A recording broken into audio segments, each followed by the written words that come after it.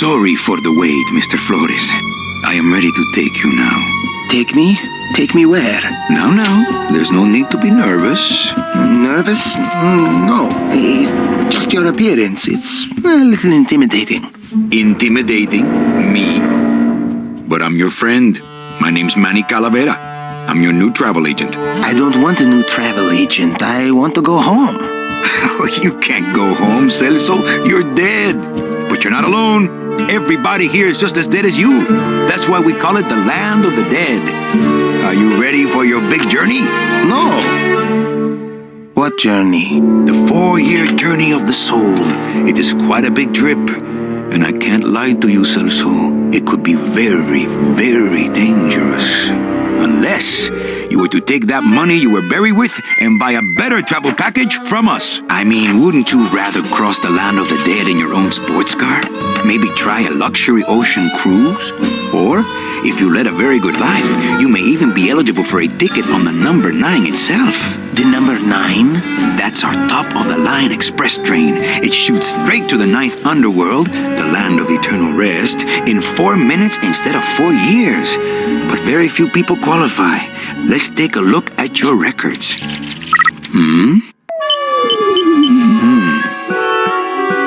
Well, the bad news is the train appears to be just out of your reach, but I still got a couple of tricks up my sleeve here. Yaha! Yes, that's the ticket. The Excelsior line. Yes, she's a beauty. That compass and the handle will sure come in handy, too. Oh, you're going to have a great trip. Wish I was going. Why don't you? You could give me a lift. Oh, I can't leave here until I've worked off a little debt to the powers that be. Community service, eh? Well, I guess there are some folks worse off than me. Oh, I'll be leaving here soon enough. No thanks to dead and no commission low-life cases like yours, Menso. Hey, Manny, the boss told me to tell you not to leave early tonight. He wants to talk to you about something when he gets back from his trip.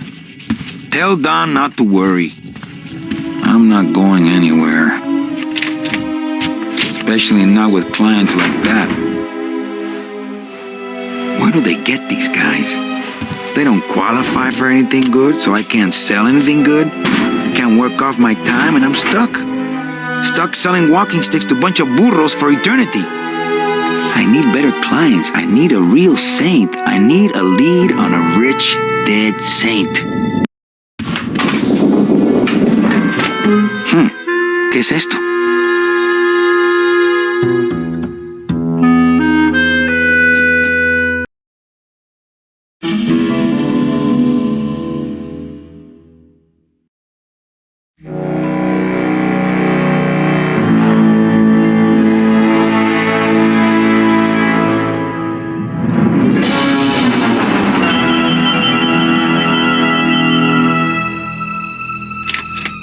Sorry for the wait, Mr. Flores. I am ready to take you now. Take me? Take me where? Now, there's no need to be nervous. Nervous? No. Just your appearance. It's a little intimidating. Intimidating? Me? But I'm your friend. My name's Manny Calavera. I'm your new travel agent. I don't want a new travel agent. I want to go home. You can't go home, Celso. You're dead. But you're not alone. Everybody here is just as dead as you. That's why we call it the land of the dead. Are you ready for your big journey? No. What journey? The 4-year journey of the soul. It is quite a big trip. And I can't lie to you, Celso. It could be very, very dangerous. Unless you were to take that money you were buried with and buy a better travel package from us. I mean, wouldn't you rather cross the land of the dead in your own sports car? Maybe try a luxury ocean cruise? Or, if you led a very good life, you may even be eligible for a ticket on the number 9 itself. The number 9? That's our top-of-the-line express train. It shoots straight to the 9th underworld, the land of eternal rest, in 4 minutes instead of 4 years. But very few people qualify. Let's take a look at your records.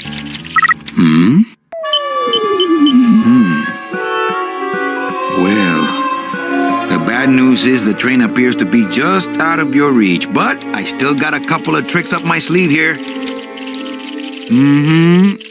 Yaha! Yes, that's the ticket. The Excelsior line. Yes, she's a beauty. That compass in the handle will sure come in handy, too. Oh, you're going to have a great trip. Wish I was going. Why don't you? You could give me a lift. Oh, I can't leave here until I've worked off a little debt to the powers that be. Community service, eh? Well, I guess there are some folks worse off than me. Oh, I'll be leaving here soon enough. No thanks to dead and no commission low-life cases like yours, Menso. Hey, Manny, the boss told me to tell you not to leave early tonight. He wants to talk to you about something when he gets back from his trip. Tell Don not to worry. I'm not going anywhere. Especially not with clients like that. Where do they get these guys? They don't qualify for anything good, so I can't sell anything good. Can't work off my time, and I'm stuck. Stuck selling walking sticks to a bunch of burros for eternity. I need better clients. I need a real saint. I need a lead on a rich, dead saint. ¿Qué es esto?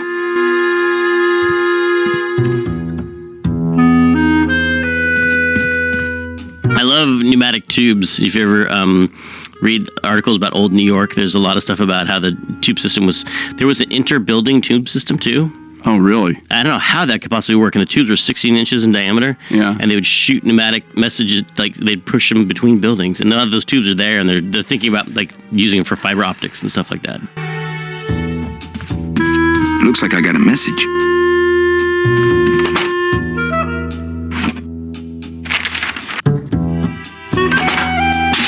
It's some sort of special work order. To all agents from Office Manager Don Copel. All right, you boneheads, thank your lucky stars and get to your friggin' cars. We have a mass poisoning on our hands. Too many dead to assign specific cases, so all clients are first come, first serve. So let's see some hustle out there. Whatever you say, Jefe.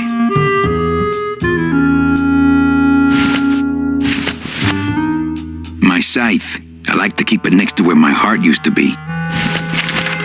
It's some sort of special work order.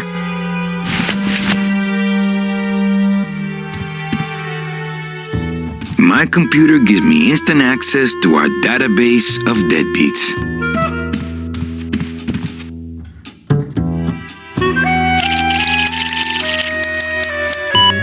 Here's Celso's file. That walking stick was too good for him.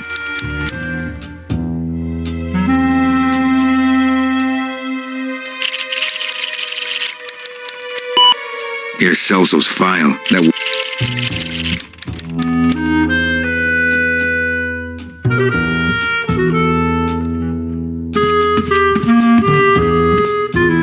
The old files, the old clients, the glory days when people died with dignity and Domino Hurley didn't exist. I don't want to reread the old files. It'll just make me sad. Not picking that up. When people died with dignity and Domino Hurley did. This end cabin is where I hang my cloak. Nothing in there but my cloak. I'm gonna let it air out some more. Not picking that up.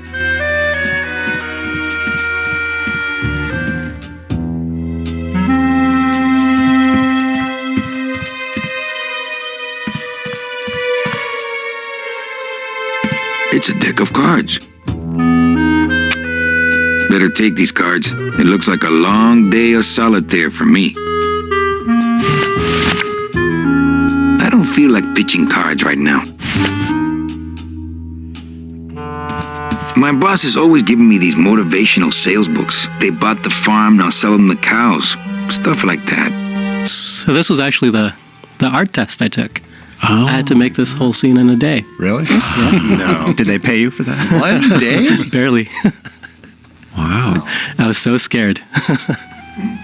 How much did you get done? I think almost all the geometry. Oh. Wow. In some cases, it used to be an overnight render. Read them already. Didn't help. Read them already. Didn't help.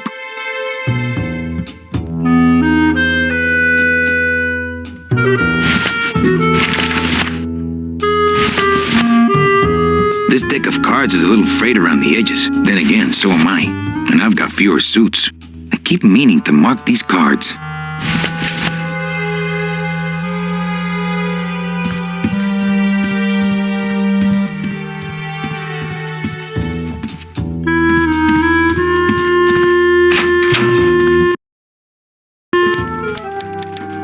So this was the first scene in the game that we ever actually did with some test assets. So I had, this is when I was proving out, okay, yes, we can do this. There was this hallway scene. We had Manny running up and down. We had the security cam, kind of camera switching. We had text on the screen. We had animations. We had geolocation of the sound relative to the camera as the typing was down the hallway. And we had Manny running up and down. It was a really good test scene, and it kind of came to it at the very last second. Like, literally, I was compiling code as people ran in the room because I had a awful bug. But this was sort of like proof that, yes, we have all the elements to make this work. This was the first scene ever put together. And Manny, notice in this scene, Manny hardly ever clips behind anything, and that's partially because I didn't have the buffers working yet. But it was good enough that when people saw it, like, they were really impressed, and I was kind of surprised because I was like the new guy at LucasArts and was kind of half-assing my way through this and somehow made everybody really impressed. So I thought, at that point, I thought, okay, we can do this.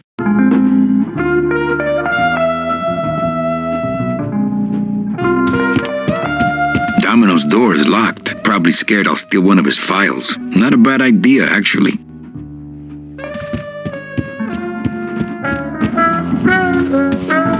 So, is there a reason that a lot of people who are in administrative positions of power have New York accents? Is that a Everyone in the jazz era was from New York. Well, yeah, that's true. A lot of people don't know that. Big Mr. Boss Man doesn't want to be disturbed today.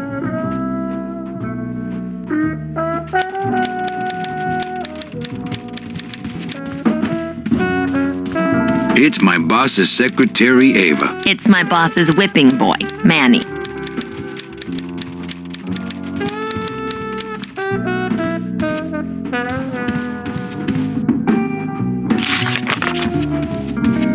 It's my boss's secretary. It's my boss's whipping boy, Manny.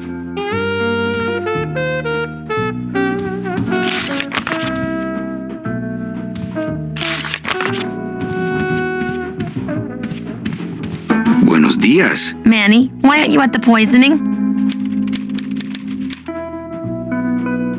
What poisoning? The Code 3 gazpacho poisoning that everybody's at but you. Why do I send out memos if nobody reads them? Where was the poisoning again? Just ask your driver, for crying out loud. He'll know. I forget. Am I supposed to be somewhere right now? Manny, do I have to explain your job to you again? Yes. Well, the Manny Calavera that I know picks up people in the land of the living, Dead people? preferably, and he brings them here and tries valiantly to sell them the best travel package they qualify for. If he sells them enough premium packages, our hero will be free to leave the land of the dead. Until then, he and I are stuck here, having the same conversation over and over again for eternity.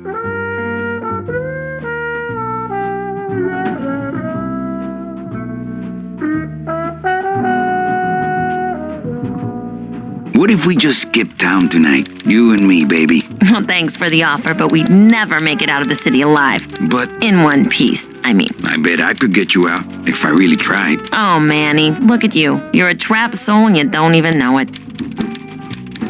Why do some clients qualify for better travel packages? They led good lives. ¿Qué traes? How do you define a good life? Better than yours and mine. So what did you do in life to get stuck here? What I did back in the fat days is none of your business. You know the rules. Well, enough about me. What's your job like? Like babysitting, except I don't get to watch TV.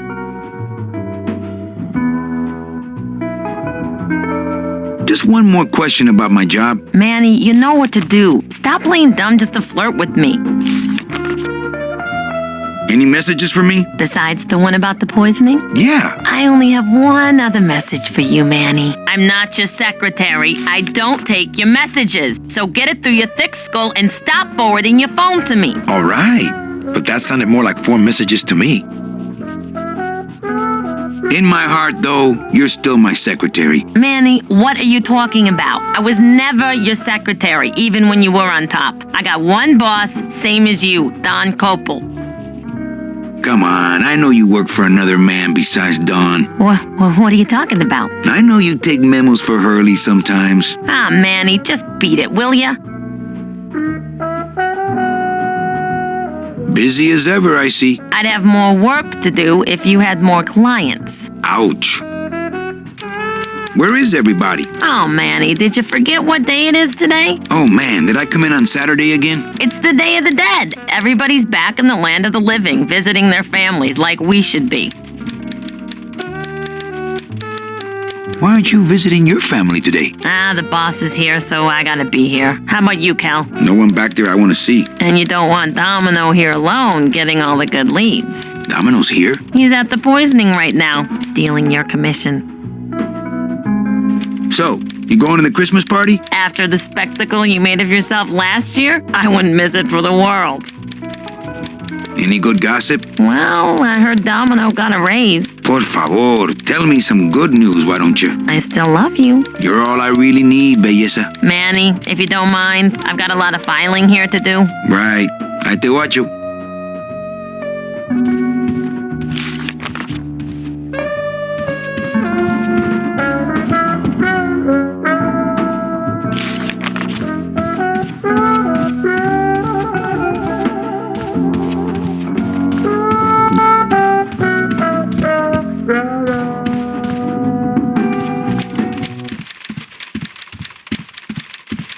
So, is there a reason? So,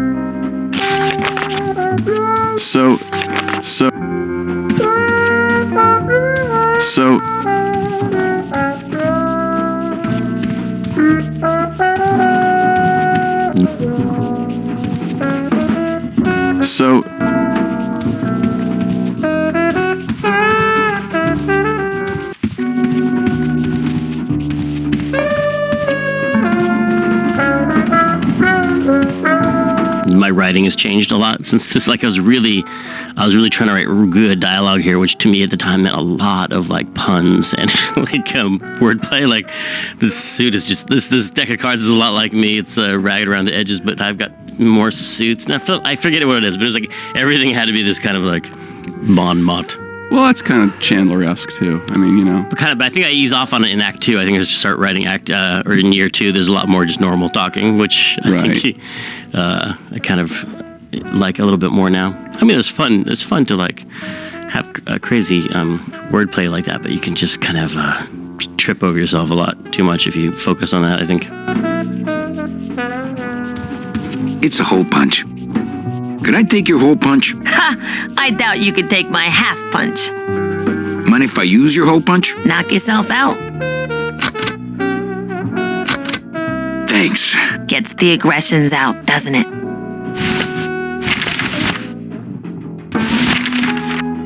Memos are for reading and throwing away, and not much else.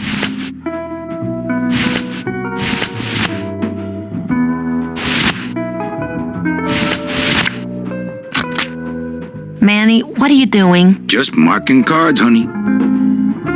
I don't feel like pitching cards right now.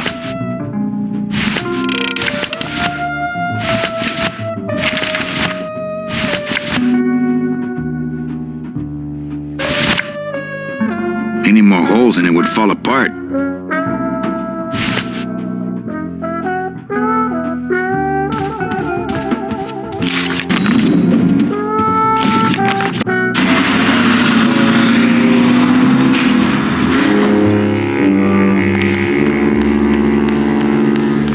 You hear reverb on the steps, and you hear the reverb on his voice, and that was real time. It's his real-time reverb in a time when we never did that. We always pre-baked the files with reverb, and Jeff really had to fight for, I think it was like 5% of the CPU. But now anything that happens in this garage goes through that reverb. And like to modern game folks, audio people, it's just totally basic, no big deal. But back then it was such a big deal. And he really had to jump through hoops for it, and it's so great.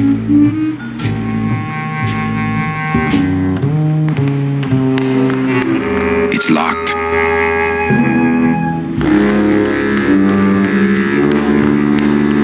Can't go through on foot. People have tried, but they never came back. Through there lies the Limbo Highway, and on the other side of that, the land of the living. Not picking that up. Can't go through on foot. People have tried, but they never came back.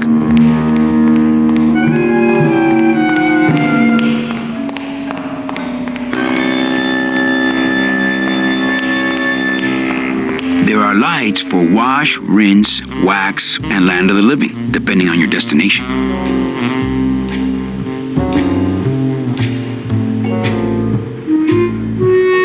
The driver demons operate this somehow, and the company won't tell a salesman how it works. Gotta keep us down somehow.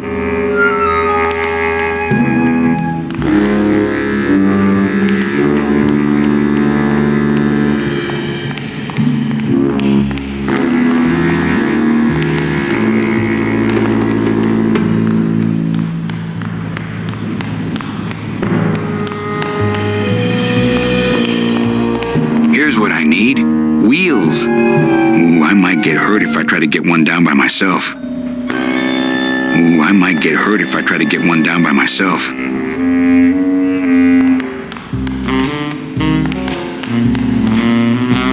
Mark Hamer, I remember animating that Glottis coming out, and he had to put this thing called the lattice on his butt. And he was like, "What are you working on, Mark?" I'm working on the Glottis butt lattice. And he was always like working on the Glottis butt lattice to like morph and squash and stretch his butt as it came out of the door. And so, 3 cheers to Mark Hamer and his Glottis butt lattice. Amazing work, still remembered to this day.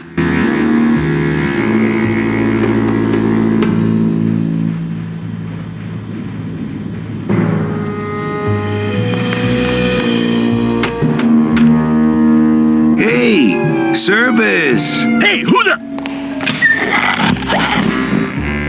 Oh, sorry, sir. I didn't expect... Sales agents usually don't come over to this part of the garage. I'm Calavera. Manny Calavera. My name's Glottis. I don't get many visitors. Hey, I got a message for a Mr. Calavera. Your driver said that Mr. Hurley said that he could have the rest of the day off. Domino sent my driver home? Yeah, wasn't that nice? Glottis? Is that a German name? Oh, no. My roots lie not in any earthly nation's soil. I am an elemental spirit summoned up from the land of the dead itself and given one purpose, one skill, one desire. To drive! Or to change oil and adjust timing belts if no driving jobs are open. Nice hut. Yeah, I wonder how nice it would seem to you if you were trapped in it all day like me. If you hate your job, why don't you quit? It's not just a job. It's what I was created to do. If I get any farther away from cars than this, I'll get sick and die. It's like I'm not happy unless I'm breathing in the thick, black, nauseating fumes. Can't imagine. Hey, you a driver? Me? Ha! No. I don't ride them. Just wrench them. Looks like I need a new driver. Oh! I would agree with that. Yes, you do. You want to be my replacement driver? Me? Oh, no. Sorry. Can't. Rules. Come on, Glottis. I need you to be my driver. No, I can't. I'm too big. You're not too big. You're just right. No, they told me again and again, I'm too big to drive.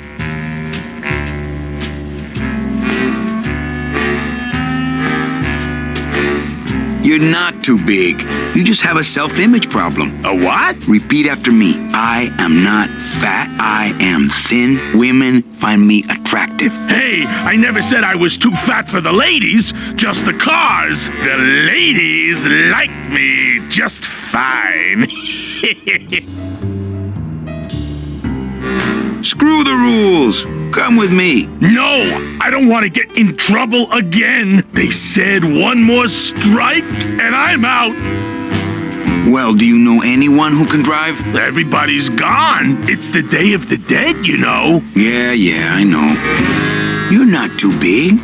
The cars are just too small. Yeah, those dang compact cars. Hey, that gives me an idea. I could alter your car just a bit with just a quick torch job to let out the seams, you know? But I'm not allowed to modify the cars without a work order from upstairs. I could lose my job. A work order, huh? Yeah. I can't torch anything bigger than a cigarette without one of these signed by the boss himself. Hey, that's my line. Getting people to sign. Back in a snap. Yeah, too small. I'm not too big. Everything around here is just too small.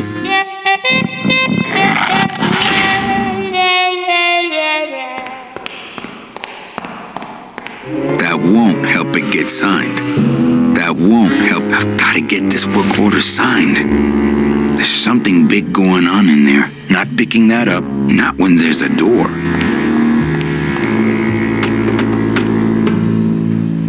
Hey, Manny! Did you get that work order signed yet? No. Can't we just do it without? I told you I could lose my job! Manny, if I lose my job... Hey, don't worry. Just go on back to work. I'll get that work order signed. Somehow. It's a tool cabinet. Not picking that up. It's locked. Hey, Manny! Did you get that? No. I don't... Hey, I'll get that work order signed. Somehow.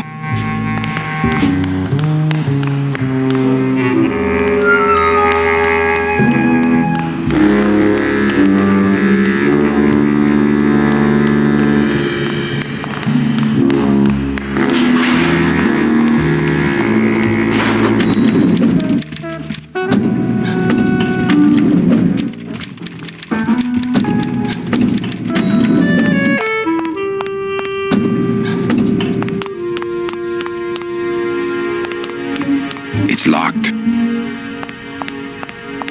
Ah, the old head of the department. Way before my time. I heard he was a total slave driver. Savvy viewers will note that the lobby is based on a real building in San Francisco. Really? With Mexican architecture, or Mayan Deco architecture. 450 Sutter.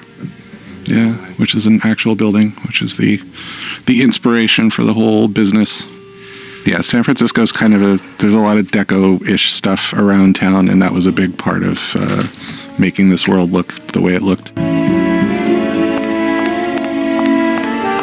Not that I have a choice, but I wonder if I'd be happier working on a ship. Then again, I'm so competitive, I wouldn't be able to relax until I was captain. Yeah, right. Not that I have a choice, but I wonder if I'd be happier working on a ship. Then again, I'm so competitive, I wouldn't be able to relax until I was captain.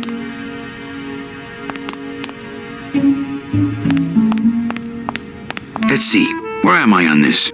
Don Copal, Domino Hurley, Junior Sales Associates. That better not be me. It's attached pretty well. Let's see, where am I? Junior Sales Associates. That better not be me. Now this guy, I don't know who this guy is. I think he just paid for the lobby renovation. Yeah, right. Good afternoon. It's locked. There she is, the number 9. One of these days, I'm gonna ride her right on out of here. There she is, the number, don't think so.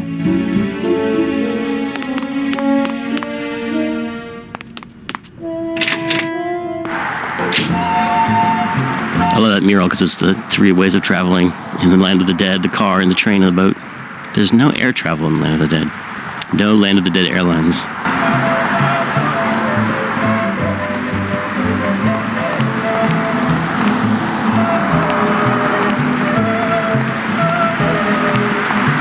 I remember the year they built that, mostly because it cost so much we didn't get bonuses that year. Tacaños. Yeah, right. I remember the year they built that. No parking. Client car pickup only. No parking. It's bolted down. Oh, I sold so many car travel packages when I was first starting out. When did I lose my edge? I left my tow truck back in my other suit. We can't operate cars. That's how they keep us from skipping town.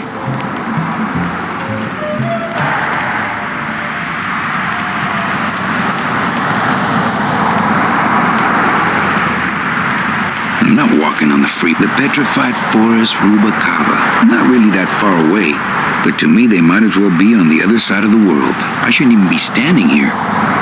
The petrified forest Rubalcaba. Not picking that up. I'm not walking on the freeway. I shouldn't even be standing here.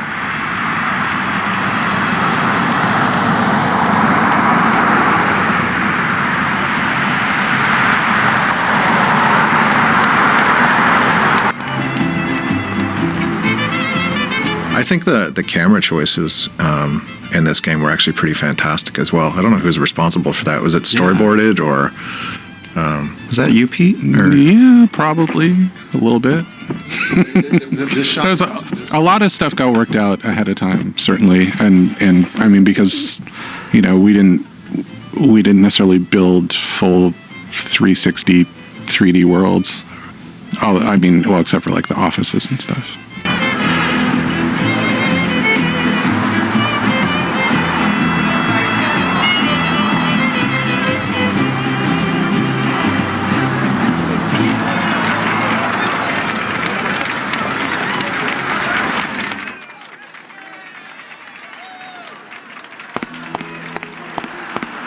I don't like the way that eye is looking at me. Not picking that up. Hello?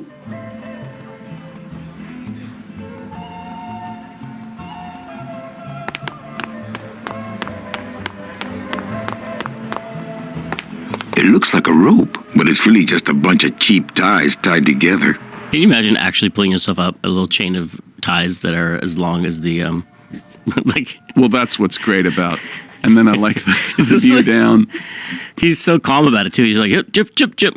Many stories. I mean, part of it is, I guess, he probably won't die. He's already dead. He's already dead. He's already dead. So it's really just. And I was thinking, does he have the muscles to do that? Whereas, no, he doesn't have any muscles. He's just a living skeleton.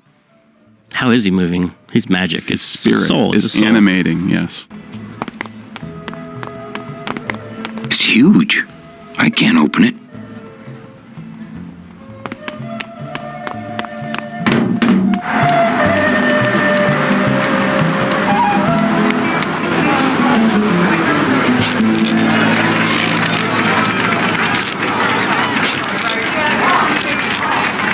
Bread of the dead.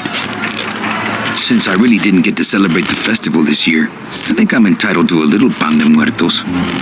I get crumbs all over.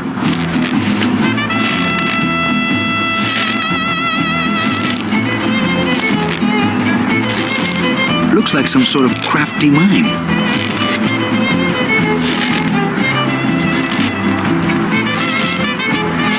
Those crates are completely blocking the sidewalk. What if there were a fire? I don't need the hernia. They're just full of party favors, and I'm not in the party mood. Hey, what's going down, clown? Hey, back off, suit. I'm practicing. Practicing what? Wringing your neck. What does it look like? Can I walk through your tent? I want to see the parade. Well, walk through someone else's tent, all right? Do I look like a turnstile to you? Some festival, huh? Yeah, pretty busy. My carpal tunnel syndrome's really acting up. But you don't have any tendons. Yeah, well, you don't have a tongue, but that doesn't seem to shut you up now, does it?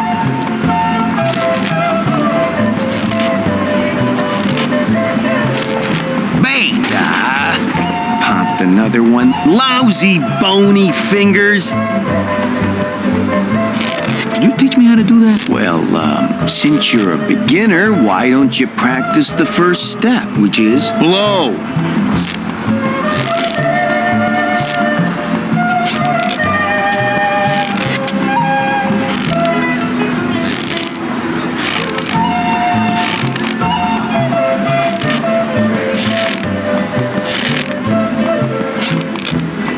Twist me up one of them, huh, fella? Yeah. Twist this, all right?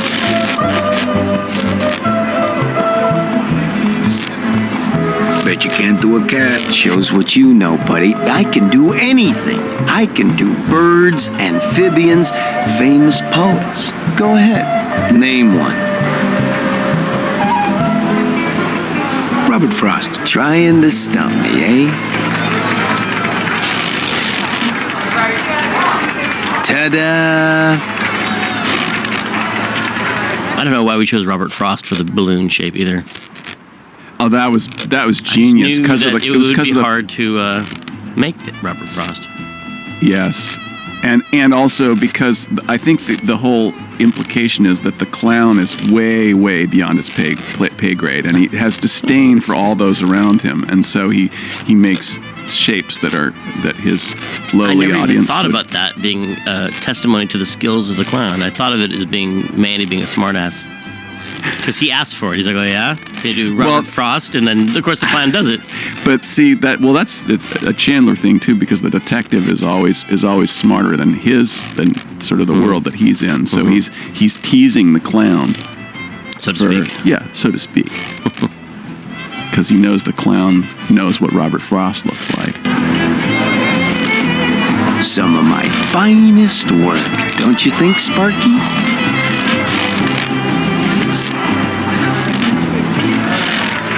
My kid? A dingo? That's my specialty. Ta-da!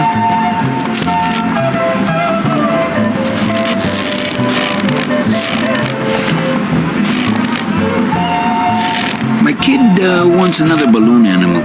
Jeez, what now? A dead worm. Heck, that's easy. There's no limit on those. That's not what balloons are for. My kid, do you have any more dead worms back there? Well, sure.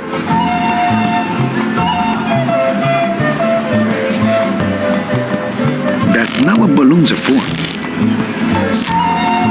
My kid. Okay, a cat. No problem. Ta-da!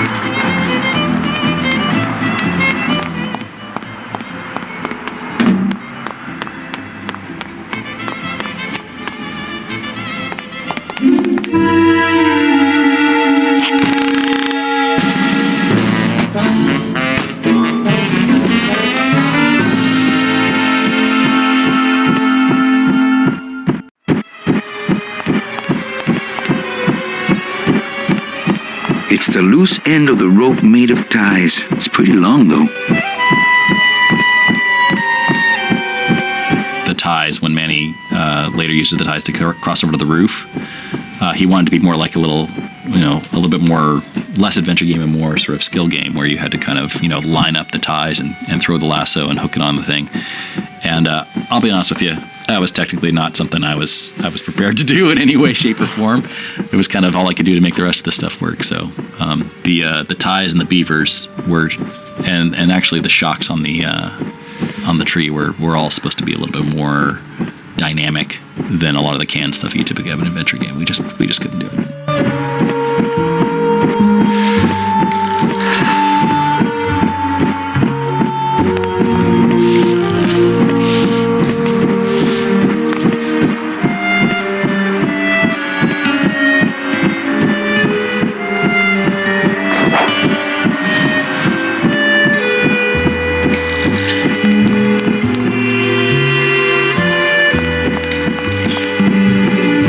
Liked the music up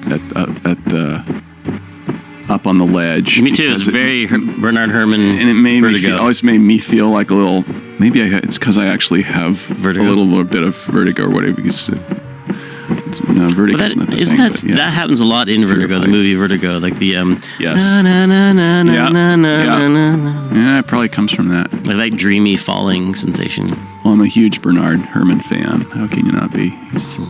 He's really he was the guy who really brought kind of a seriousness of classical music to scoring. I mean, the guys before him, there were great composers before him. They were a little more sort of kind of the entertaining aspect of orchestral music, and I think he was really very serious about it.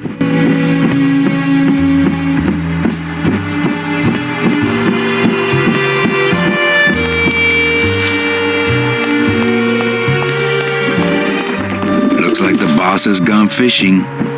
No use for it. Not picking that up. Looks like the boss has gone fishing. Aha. There's nobody in Domino's office. Not picking that up. Domino locks his window. Fear of pigeons, probably.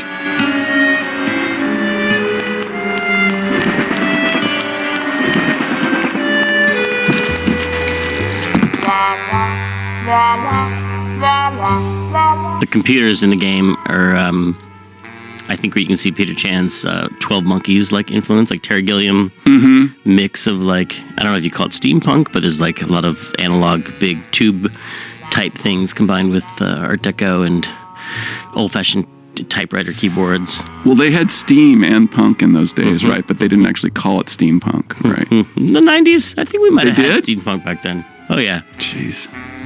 See, I told you I was from the Mad Men era. I'm so glad they made a show about you guys.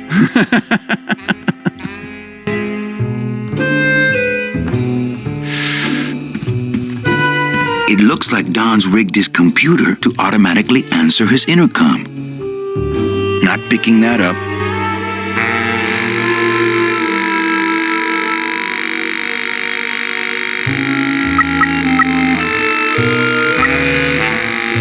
I'll just change his auto response here. Ah, cripe, Saber, just sign it yourself, will you? I'm busy!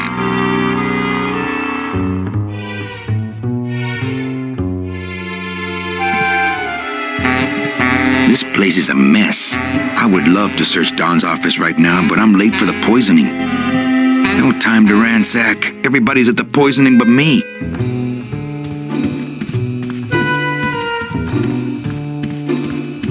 To all employees of the Department of Death Bureau of Acquisitions, employees who have made their sales quotas are invited to take the Day of the Dead as a holiday, as long as they make up the time lost on the following weekend. Idiota.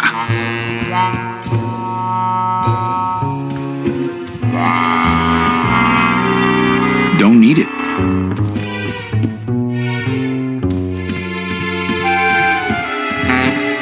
To all employees of as long as they make up the time lost on the following weekend. This place is a mess. I would love to search Don. No time to ransack. Everybody's at the poisoning but me. Memo from the desk of Don Copal. Hey! Work orders are assigned by my office and are not exchangeable among salesmen. Swapping, selling, and specially stealing work orders will result in severe disciplinary action.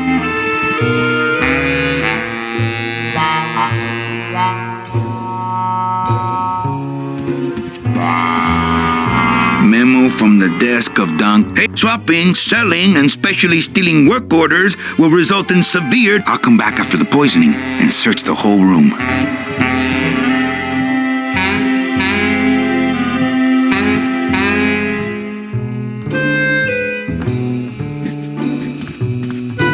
Just thinking about Don's file system gives me a cold chill. I'll come back after the poisoning and search the whole room. I'll come back after the poisoning and search the whole room. More junk I don't have time to look through. I'll come back after the poisoning and search the whole room. I'll come back after the poisoning and search the whole room. More junk I don't have time to look through.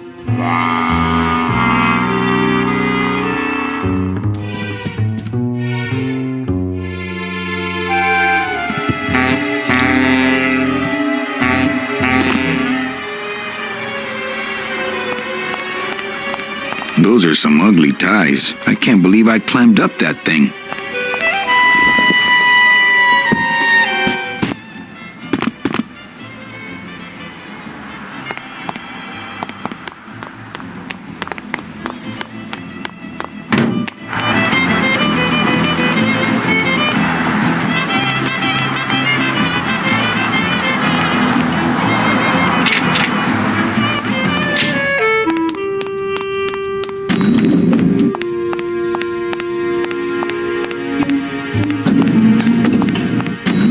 Elevator code.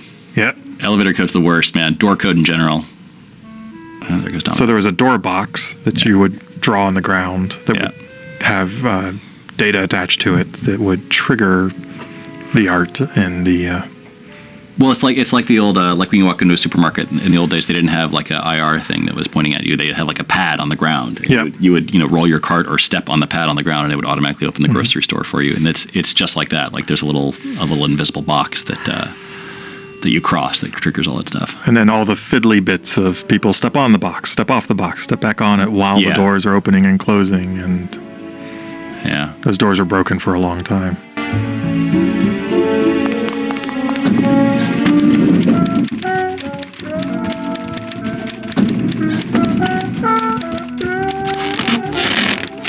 What is that horrible squeaking noise you're making? New shoes. You know, Copal's not really in his office. Sweetheart, I know what you're up to. Huh? You're trying to get me away from my desk so you can link all my paper clips together again. Grow up, darling. I can't find my driver. Manny, you know what to do. Stop playing dumb just to flirt with me. Well, I gotta go hit the bricks. Okay, you show those bricks a lesson. Big Mr. Bossman doesn't want to be disturbed today.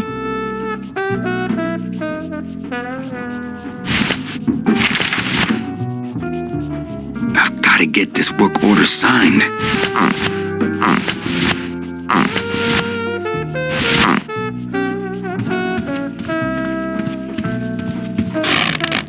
Oh, that's what's making that terrible noise.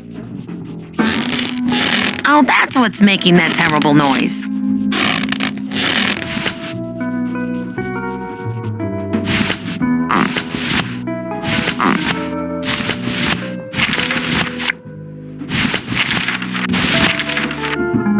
Eva, I really need the boss to sign this work order. I'll give it a shot.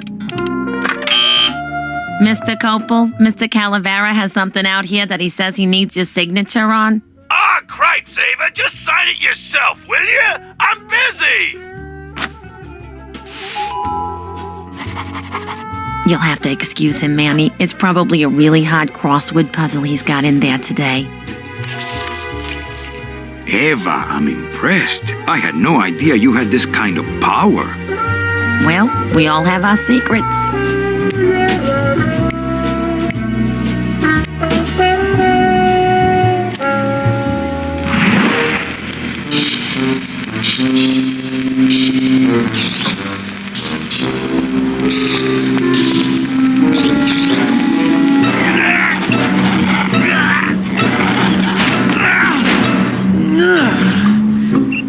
Hey, I look good in this, don't I? Yeah, well, they say black is slimming. I'm driving, yeah! I'm driving!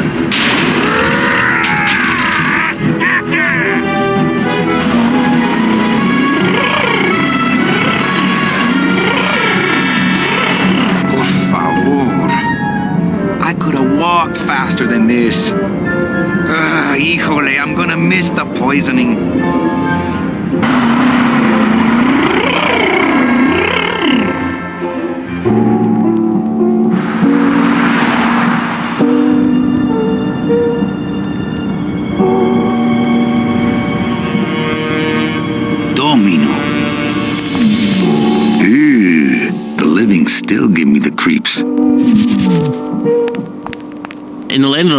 the people look horrifying because of that. Have you ever seen that optical illusion where you take a picture of someone from a magazine, you cut rectangles out of their eyes and their mouth, and then you turn them upside down, and they just look like demons? Oh, yeah, totally. That's Land of the Living. Yeah.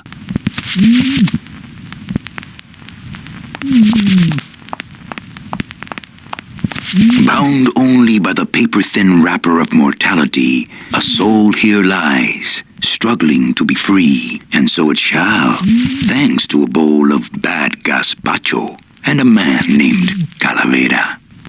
What is this crazy music? How did you get it all warp sounding? Well, that's a great... See, remember that I used to, when I did all the themes for Grimm, I carried around a little handheld cassette, right? So I'd go for my hike in the hills in the morning, and I'd carry my little cassette with me, and if something popped in my head, I'd hum into it. And it drops into a puddle? Well, those cassettes, I don't know if you remember much about cassette technology, because, you know... I remember cassettes. You do? I made some mixtapes.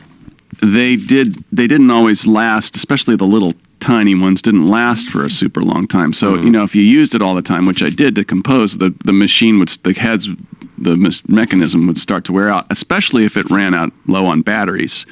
So yeah, that was me sitting at the piano working on that theme for the Land of the Living, which I recorded on the little handheld cassette and then played it back with batteries that were running out and recorded Super that neat. into the digital system for And the so game. that's awesome. Was that an accident at first?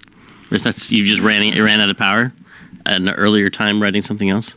You know, I can't remember. I think, it was an accident, but, you know, I kind of meant to do it too, you know.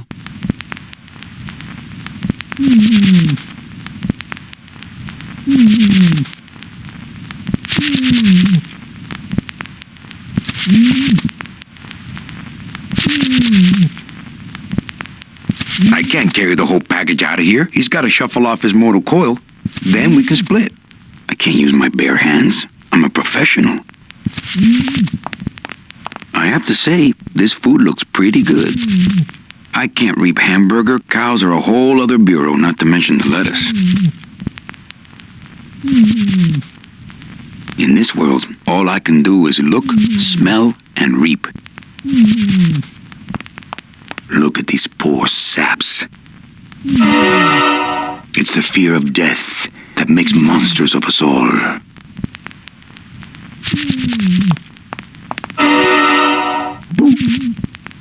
Smiles as bright and wide as the blade on my scythe. Soon I'll be coming for them. Scaring the living is technically against the rules, but we all do it. Did I look like that when I was alive? If I scare them to death, then they'll become a customer, but I'll get nailed with a conflict of interest rap. Psst, it's me, Death. I'll see you soon, okay? I know you can't hear me, but try to feel what I'm about to say deep down in your soul. Don't eat the gazpacho.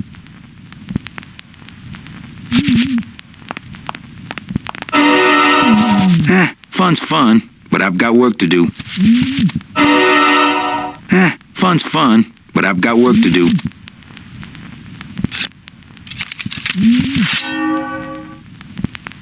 Can't take the living. They gotta go through channels. I don't want to mess up my blade. I don't want to mess up my blade. I don't want to mess up my blade.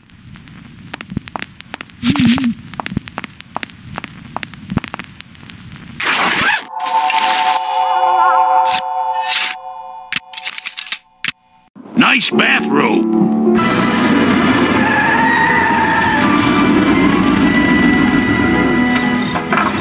But we offer several travel package upgrades if you care to... Cut the yap. I want something cheap where I can get some rest, and that's it.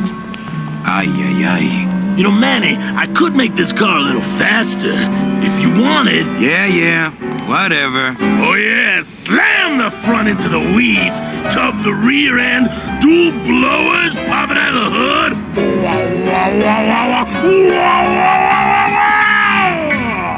You'll get plenty of rest this way, Mr. Martinez, and you'll be safely padded by the foam created when these two chemicals mix, like this.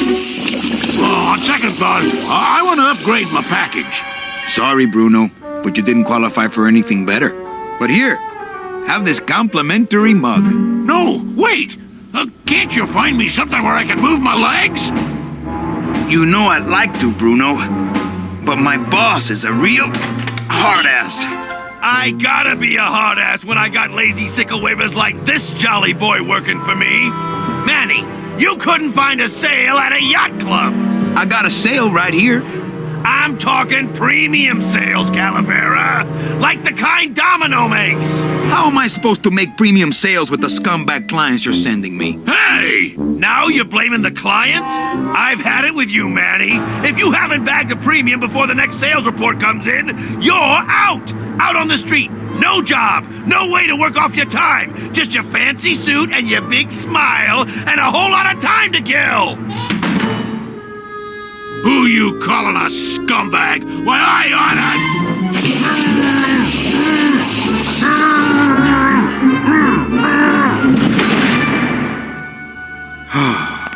I'm sick of waiting around for a good lead. Like it's gonna fly in here tied to a brick. It's time to take one.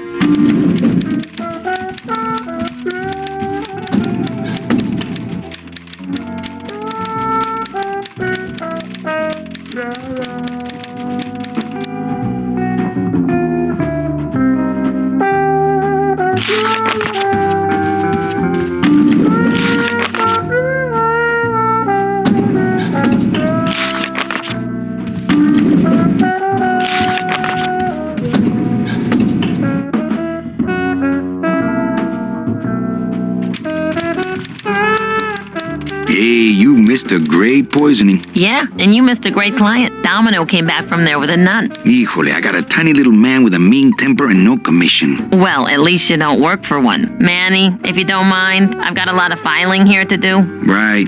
I te watcho. Manny. Right. I te watcho. Big Mr. Bossman doesn't want to be disturbed today.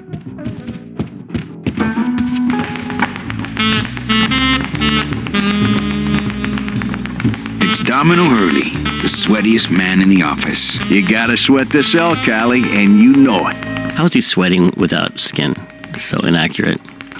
Try to get it really accurate with the punching. You know, left, left, right, right, left, left, right. I think that's how you do it. Oh, is left. Well, you don't just do 1, 2, 1, 2 with the speedball. Yeah, I think you're right. Yeah, it looks better. In my boxing history. My grandpa used to have a boxing bag in his basement. He showed me how it worked once.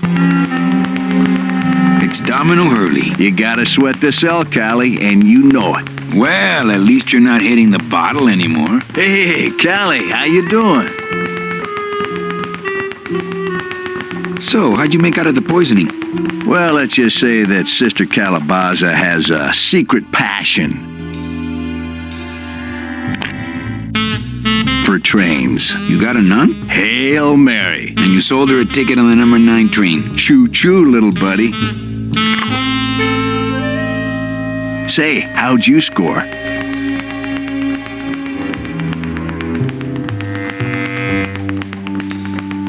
I got 2 nuns, actually. Hey, that reminds me of this really funny joke. Heard it.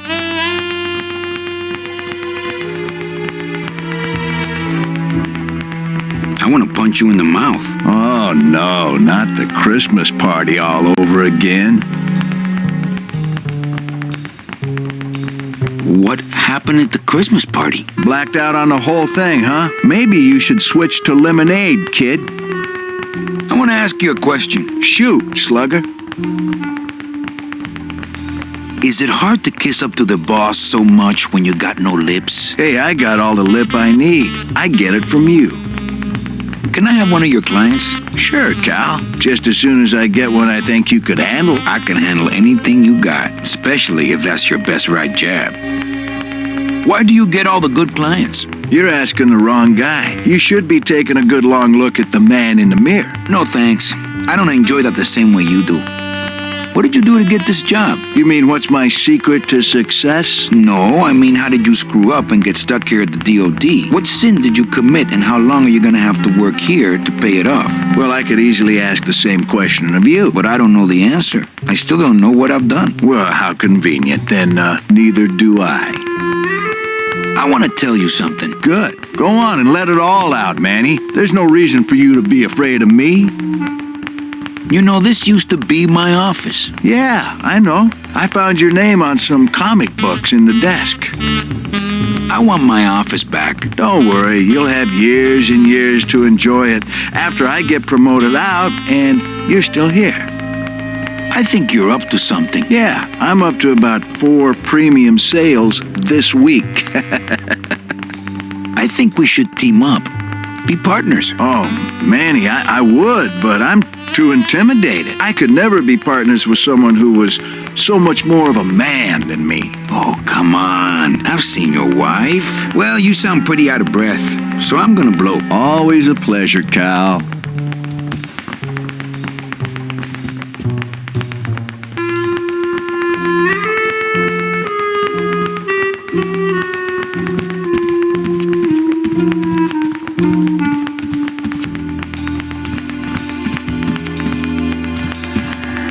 So there's a scene here. So there's the wine bottle there on the side, or sorry, the bourbon bottle, and there's the taking a slug of his booze, and that was actually like we had lots of math problems early in the game where we were lining up camera angles, like you mentioned, and these camera angles, if we had it off between the real time and the pre-render stuff, things got kind of messy, and so that was one of the first scenes we had where Manny, as one character, goes and interacts with another item in the scene, and it also has to be placed very precisely in the scene because it has to appear to be on the shelf. And it was really difficult to coordinate. You know, he has to walk to exactly the right spot, line up to perform his animation.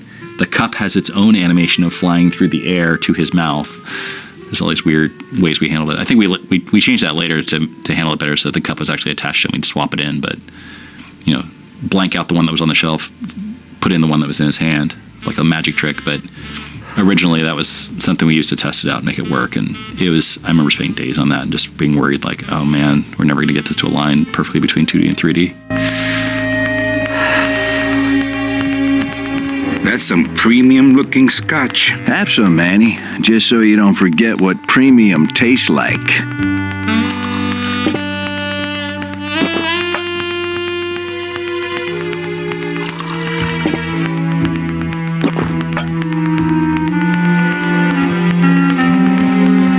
Desk drawers? I don't have desk drawers. Yeah, I remember something about the mural. This would be the mural in what's that guy's name? The Nemesis office. Domino. The mural on the ceiling of Domino's office is there was something. I think maybe that angle wasn't planned or something in the game, and then whoever did the textures for that room put this crazy mural on there, and so it was like, oh, we have to show the mural. We have to get that up there. I remember there was some sort of fiasco around that mural. Usually it's the other way around. Yeah. Usually artists put a bunch of beautiful work into something, and then someone turns the camera the other way and doesn't show it. Right, exactly.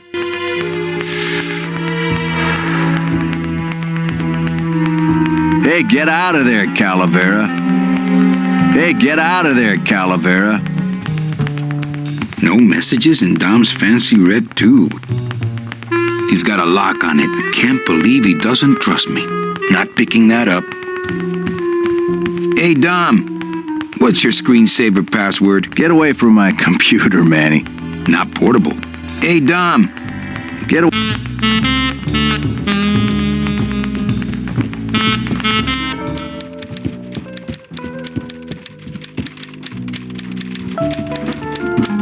Manny, if you don't mind. Right. I te watch you.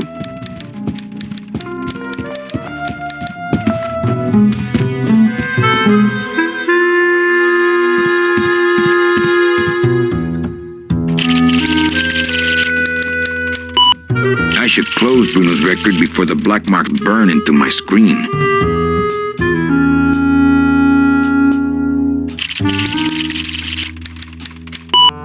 I should close.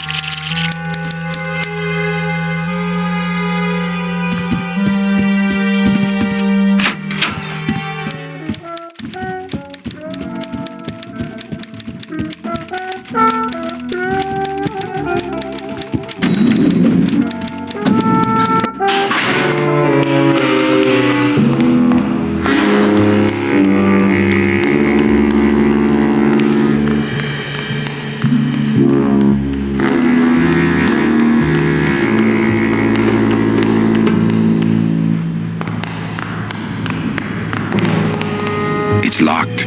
This sign says, I'm at the junkyard. Woo! Not when there's a door. It's locked. Not picking that up. It's a tool cabinet. It's locked.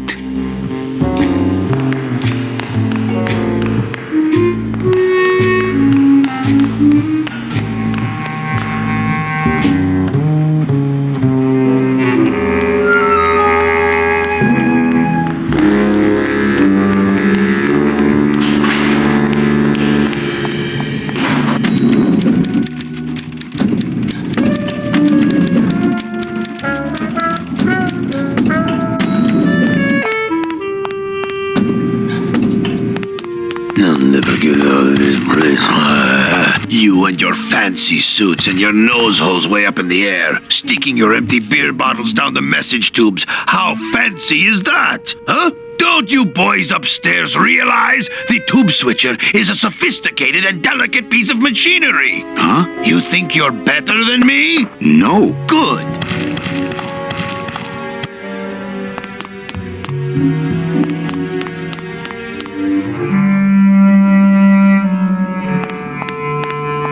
For those who enjoy no-hassle travel.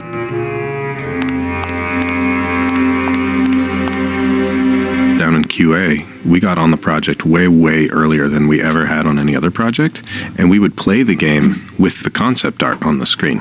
But Manny was modeled and done and lit. Or, well, maybe he wasn't lit, I don't know, but he would zoom around the concept art, and it was all black and white. And that's why it was... Oh, that would be neat. Yeah.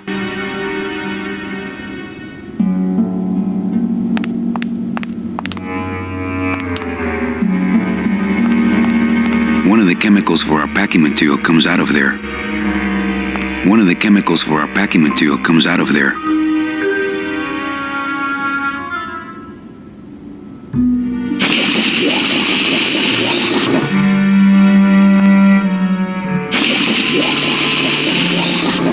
Ugh, that smell.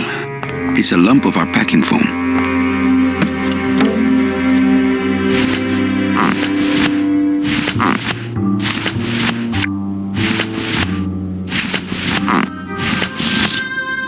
It's a deflated balloon.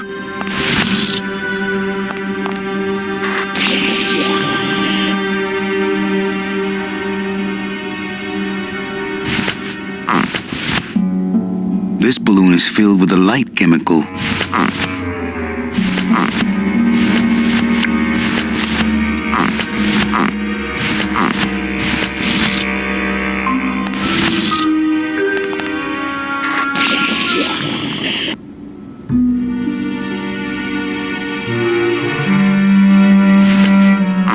This balloon is filled with a light chemical.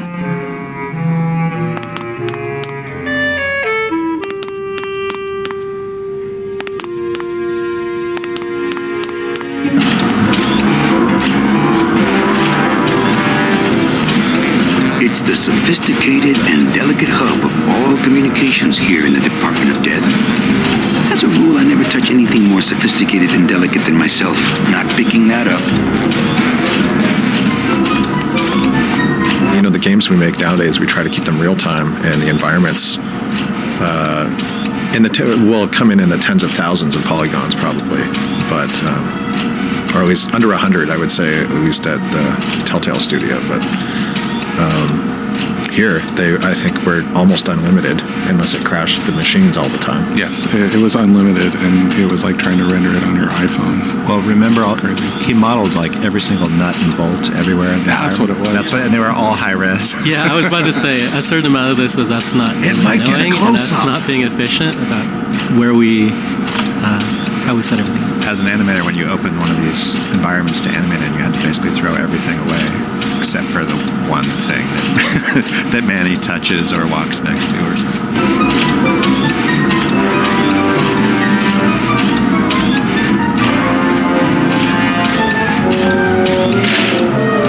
The wheel won't turn and the door won't budge. That wheel should open it, not picking that up.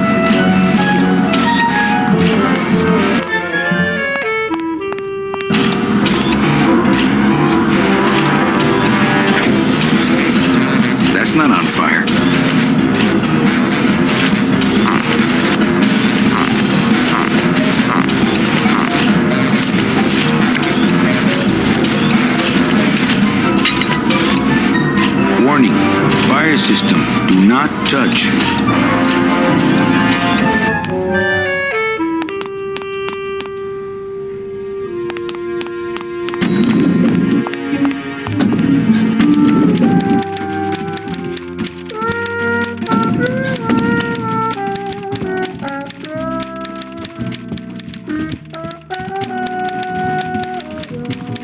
Manny, Right. I te watcho.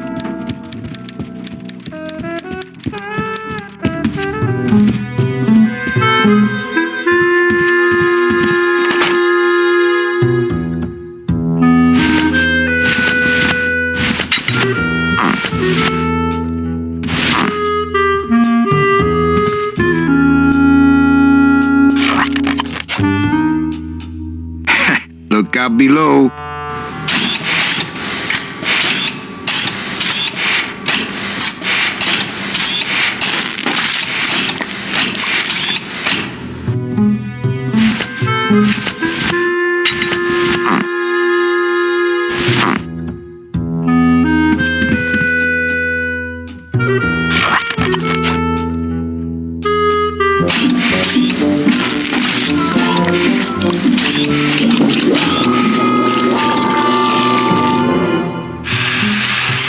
That doesn't sound good. There's no air pressure. Server must be down.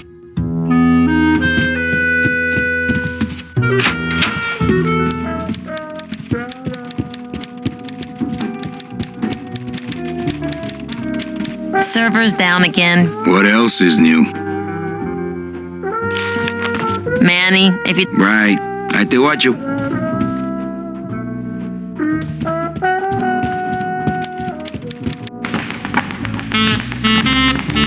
Hey, Hurl. Yeah. Well, you sound pretty out of...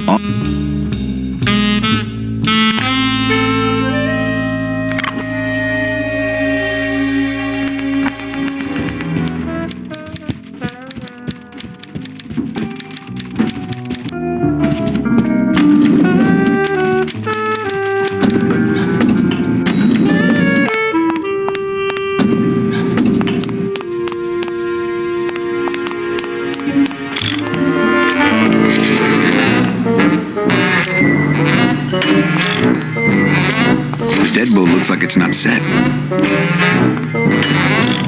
This line that he says a lot actually comes from the old IT guy at LucasArts. Where we say, "Hey, the server's down." He goes, "The server's not down. It's never down. You just can't get to it right now." Like or something.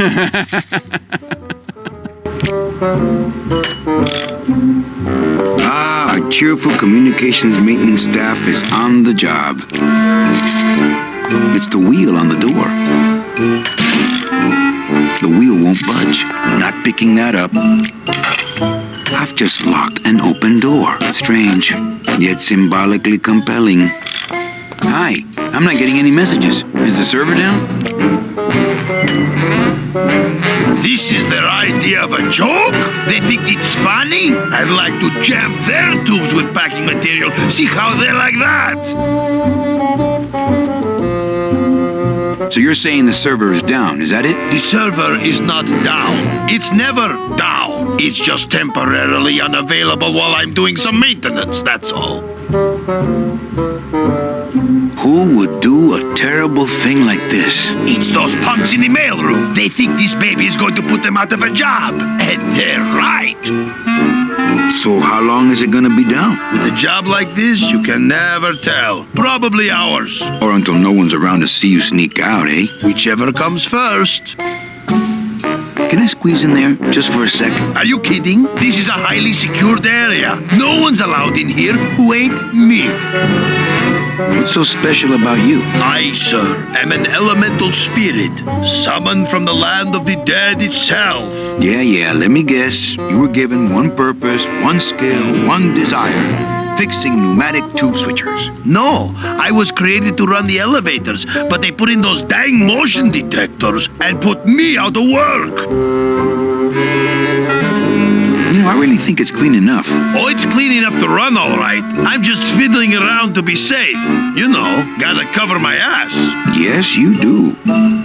Just curious, how'd you get in there? I squeezed down one of these tubes like a pixie. How do you think I got in here? Through the door, just like you. Say, chatty Cathy, I got a lot of tubes to flush here. Hey, me too. I'll let you go.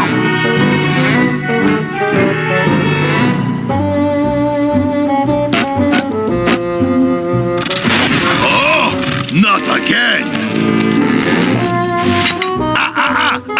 You trying to blow this joint sky high? That's a magnesium compound fire extinguisher! Spray that on this packing foam and we'll both be riding the giant Roman candle out of here! What? Why would they put something so dangerous in here? I guess they didn't expect this room to be full of hazardous waste!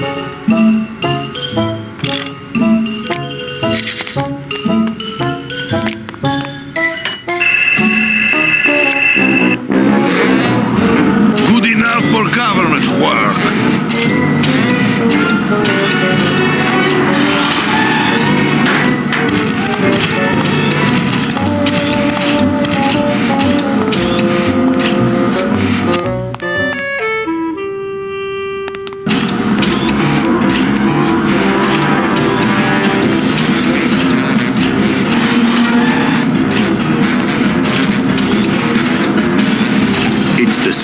As a rule, I never touch any. Not picking that up. That red tube looks familiar.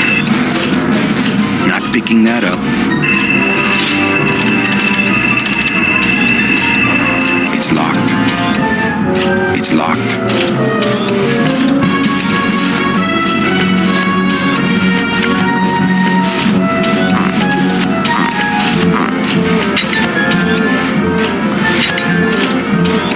That's not on fire. That's not on fire.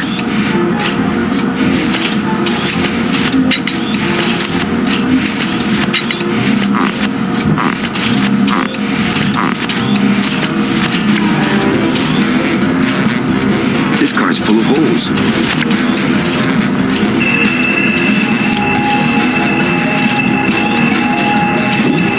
Mercedes Colomar, client number 9308, blah, blah, blah, died of chickenpox, time of death, yada, yada, yada. Aha! Positive attributes. Volunteered time reading stories to dying children. That's good. That's really good. I think you're it, Mercedes Colomar. I think you're the one for me.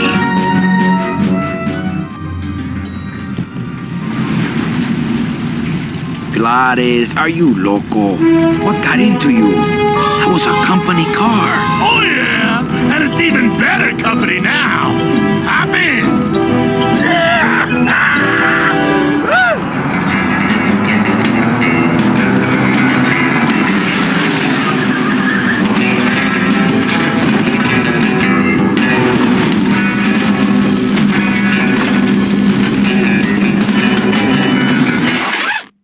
Buenos días. You're not the nurse? No? You're not here to give me my medication? No, but I am here to ease your pain. Guess they couldn't save me, huh? No, but there's still a chance you could save me. That's a lot of responsibility, Mr. Calavera. What makes you think I've been all that good? Miss Colomar. Meche, please. Meche. I can see it in your face and in your file here, where it says you're entitled to a first-class ticket to... nowhere? What? Did I do something wrong? Not according to your bio. It was spotless. At least the part I read was. I'm not sure I like the implication, Mr. Calavera.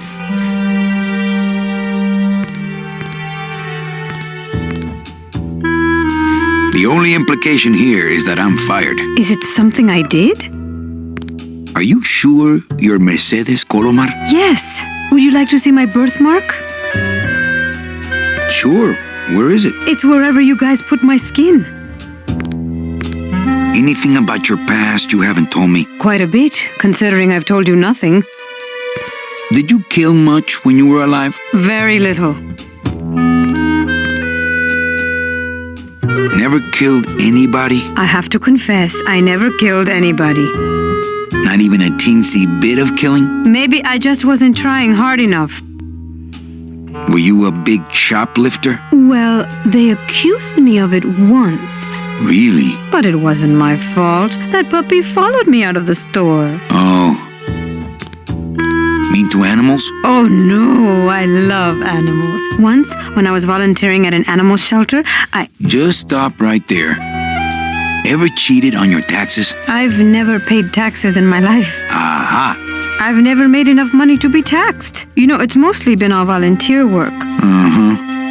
Ever cheated on your husband? Mr. Calavera, there's no ring on my finger. There's no skin on it either. I guess you'll just have to trust me then. Litter? Oh, Manny, is that the best you can do? Work with me, Meche. Give me some dirt. Well, I could do something bad right now if that would help. Wouldn't count. Sorry, I give up.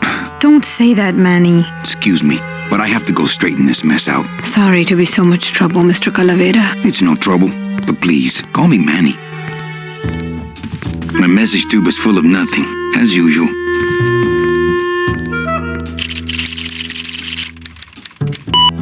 I just don't understand it. Why can't I find anything good for Meche?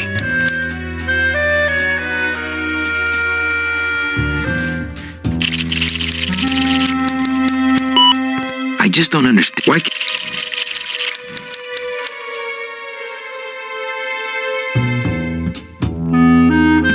She looks fine to me.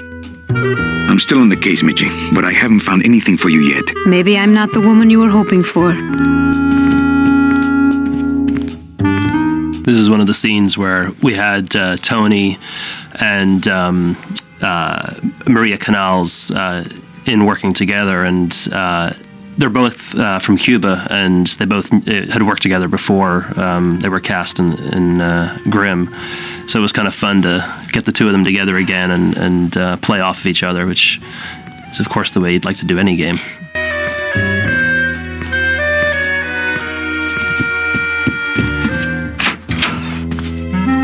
I'm sorry I let you down, Manny. Domino's door is locked.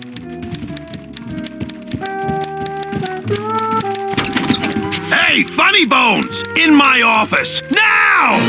You vandalized company property in order to obtain secret information so you could take your illegally modified company car and your unregistered driver and run Domino here off the road! All in order to steal a client from her legitimate agent! There's nothing legitimate about this place. You give all the good clients to Domino. Manny, now I'm embarrassed for you. You've embarrassed the whole office. I'm going to call the woman in here so you can apologize to her yourself. Ava, send in Ms. Colomar, please. She left about 15 minutes ago, sir. She said she had a long walk ahead of her and she wanted to get started. Walking? She had a ticket on the number 9. Why does she think she has to walk? That's the best package I could find for her. Now you see why I give all the good clients to Domino. That woman was a saint and a shoo-in for a double-end ticket that she's not going to get because you just couldn't find it. And now, because of your little stunt, she's out there, on her own, walking by herself through the petrified forest, facing the demons of the underworld, alone and unprotected. This is her reward after a lifetime of hardship and public service? Her destiny stolen by some overreaching salesman looking for a fat commission he didn't deserve! Get in there and stay put until the boys downtown tell us what they want done with you. Someone's gonna take the fall for this, Calavera, and it ain't gonna be me! I didn't realize how weird it was that he gets locked into a room by his boss, which I don't think is legal. But you know, back in the 30s, you could do all kinds of stuff. You know, rubber hoses for cops and so on. You know, I mean, it was just 50 years after the Old West. Well, that's weird to think about. Yeah.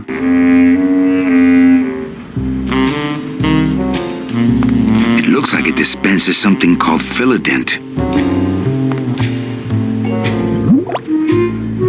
Ooh, ick.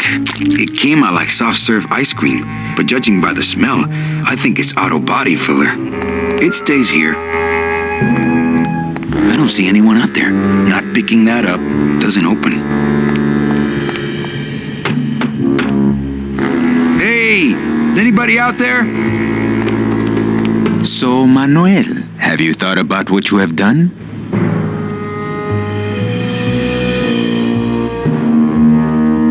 Who's out there? I'm you, or rather, I was you, years ago. Yeah, well, I'm me now, so get lost.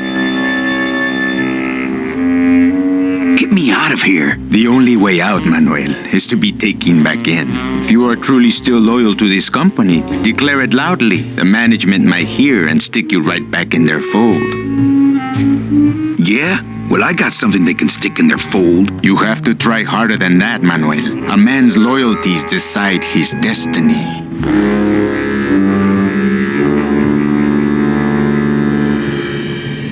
Look, I did what I had to do. So what? You have to try harder than that, Manuel. A man's loyalties decide his destiny. I ain't saying nothing until my lawyer gets here. Lawyer? Oh, Manny, that is quite humorous.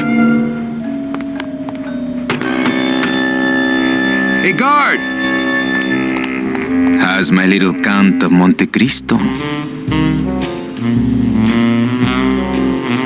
No, really. Who are you? I'm a fellow prisoner, my friend. Maybe, but your cell's a lot bigger than mine, jailmate. What are they gonna do to me? I don't want to alarm you, Agent Calavera, but have you ever seen a man sprouted?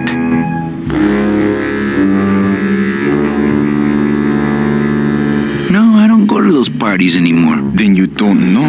There's nothing more horrible than the bite of the sprouter. Its deadly stinger spreads a green disease through every calcified pore on your body, leaving you veined with roots and flocked with grass, steadily growing thicker and thicker until you crash and bloom out in a horrifying bouquet of pain and fragrant suffering, screaming until your mouth fills with petals and your nostrils shoot out thorny stems, and the bulbs sprout in your eyes, leaving you nothing but a patch of wild flowers on the ground swarming with butterflies. Are you done? Yes. No, I've never seen that.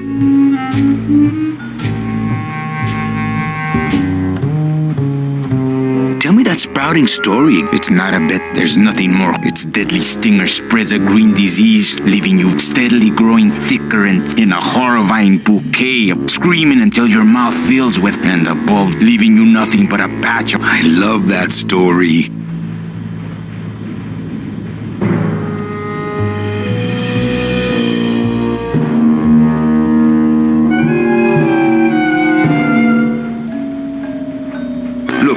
Open the door for me, amigo. If you are still loyal, lay down and roll over and bark the company fight song. I know. The DOD runs a crooked game, and I intend to prove it. You would do that? That could cause this agency a lot of trouble.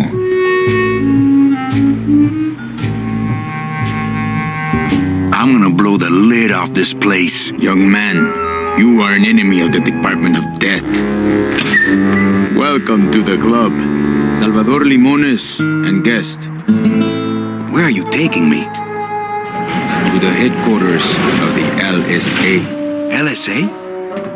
The Lost Souls Alliance. We're a small group, Manuel. We're always looking for new soldiers. To do what exactly?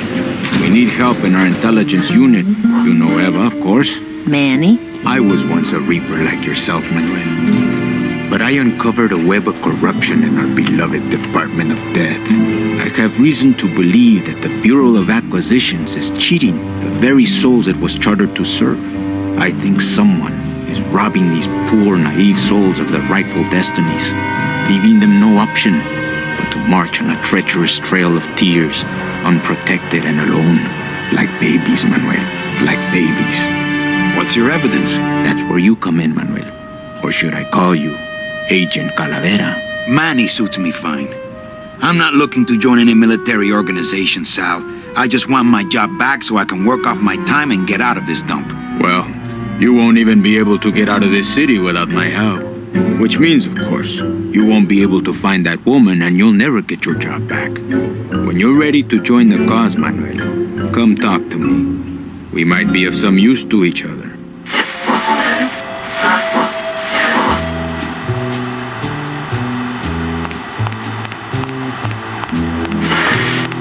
I don't get it. Nor do I, Manuel. Not yet. Not picking that up. I'd put on a hand shadow show, but the mood just doesn't feel right. It's a slide projector. There's some concept art there in the PowerPoint. Yeah, because I remember. Yeah, I just took Peter's stuff and like inverted it to make it look like a plan. Oh, really? You took someone else's textures and reused them. Great artist borrow. No, wait. Good artist steal. Yeah.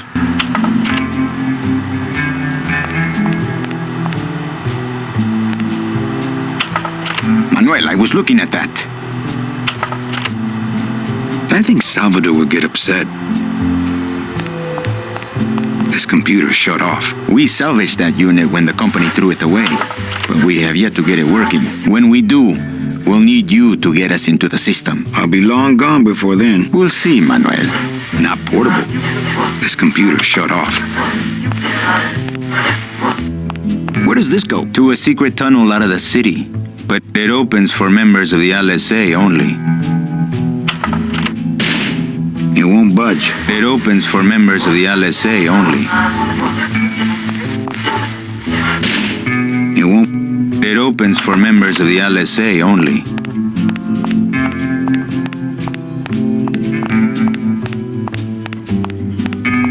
Oh, the secretary has a dual identity. It's always lots of fun. Always lots of fun with dual identities. Yeah.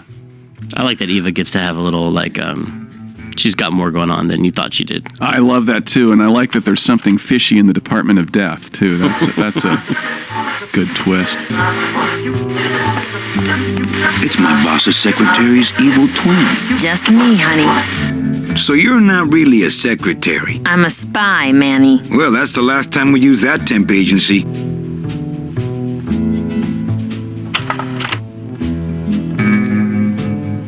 Any messages for me? Yes. Join or die. But I'm already... Again! Eva, you gotta get me out of town. They're gonna sprout me. You can't leave, Manny. We need access to the DoD computer network if we're ever gonna find out what's going on. And we can't access without a salesman like you. The computer IDs you when you log on. How does it do that? Fingerprints? I don't have any. Your teeth, Manny. Haven't you ever noticed your computer scanning your teeth when you log on? I thought that was just a power search. We need your teeth, Manny. We can't let you go. Sorry. Doesn't Cabal wonder where you are? Don and Domino are both locked up in Don's office with some bigwig from downtown. Some fatty in a fez. Who is the fat man, I wonder? And how does he fit into this sinister puzzle? How long have you been a spy? Salvador recruited me about a year ago. I couldn't resist him. He's just so noble. What are you working on there? I'm trying to get this radio working so we can use it in the field, but it looks pretty hopeless. Salvador's right. We need good old-fashioned homing pigeons to communicate with our field agents. You have field agents? No, it's just Sal and me right now. But someday, Manny. So, you won't help me out of here? Sorry. I'll help you out, but not your teeth. Think it over. Why won't you help me out? I need your teeth, remember? Why won't... I need your...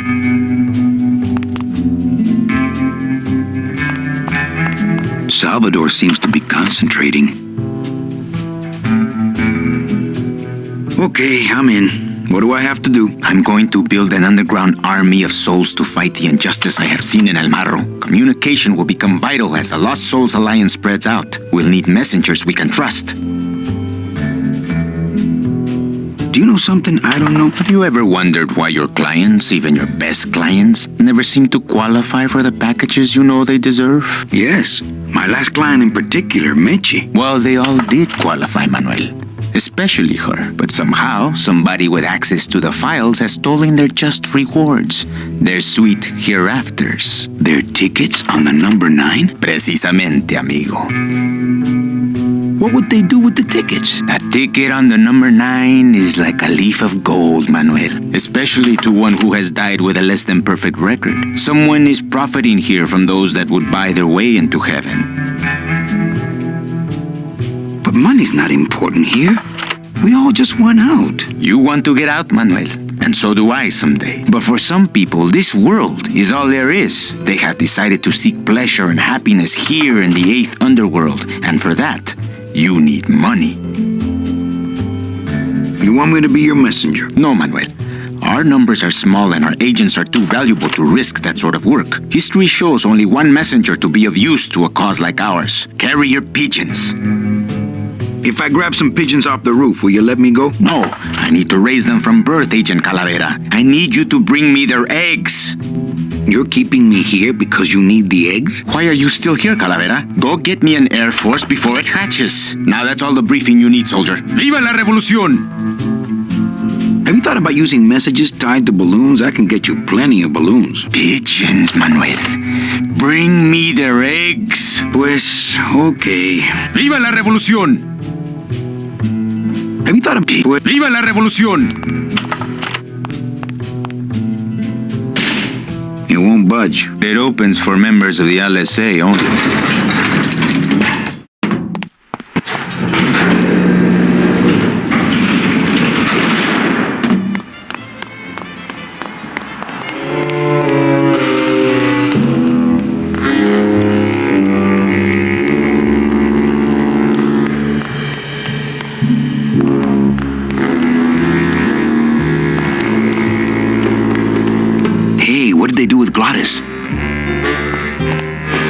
It looks like it dispenses something called Philodent.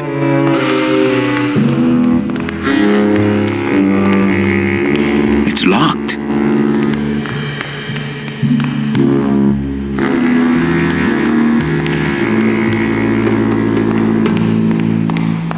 Ooh, I might get hurt if I... Ha! Regular cars. Ooh, I might get hurt if I try to get one down by myself.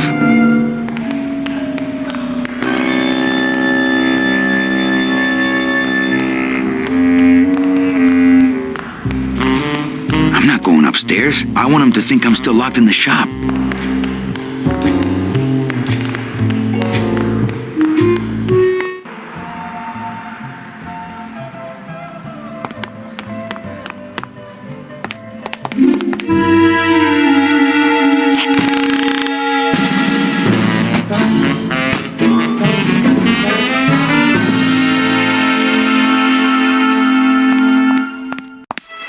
It's locked.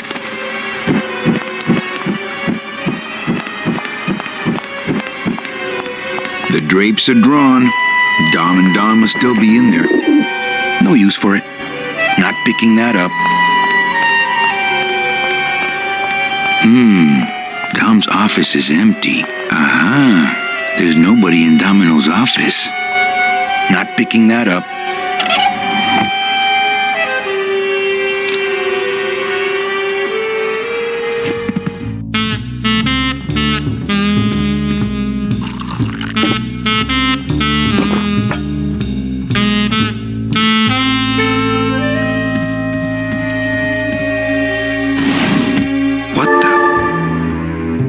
There's something glowing in there. It looks like a glowing hunk of coral. Doesn't do much but glow. Nothing else in there. He's got a lock on it. I can't believe he doesn't trust me. I'm gonna try to guess his password. Nope. It's not Golden Boy. I'm gonna try to guess his password. And it's not Mr. D either.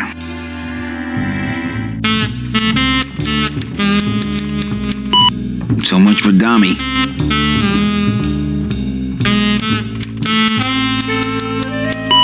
Arrogant fraud doesn't work.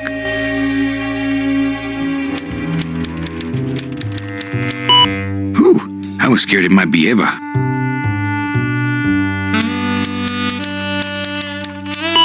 Well, he likes boxing too, but that ain't it.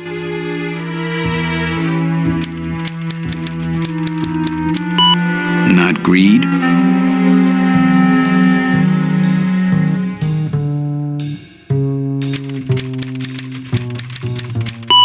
Not vanity.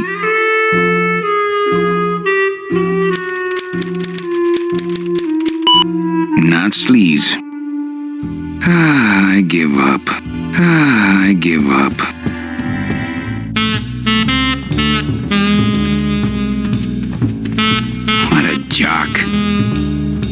It's attached pretty well.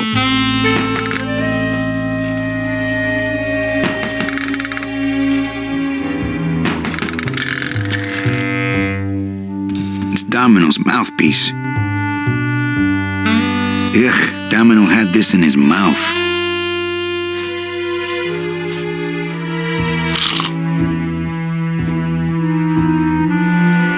Ugh, well, now I know what Domino tastes like.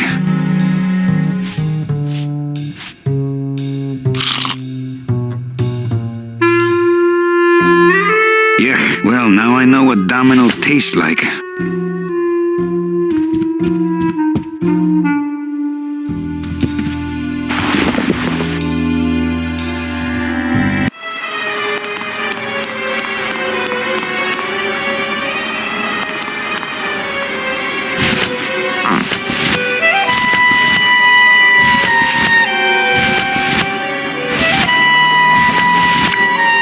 I don't feel like pitching cards right now.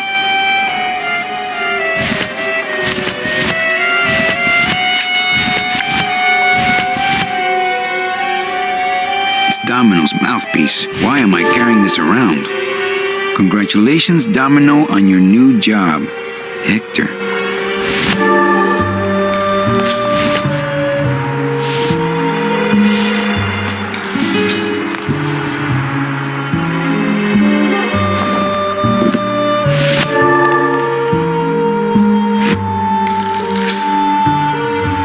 I wonder if that's how Domino meant it to be used. I wonder if that's how Domino meant it to be used.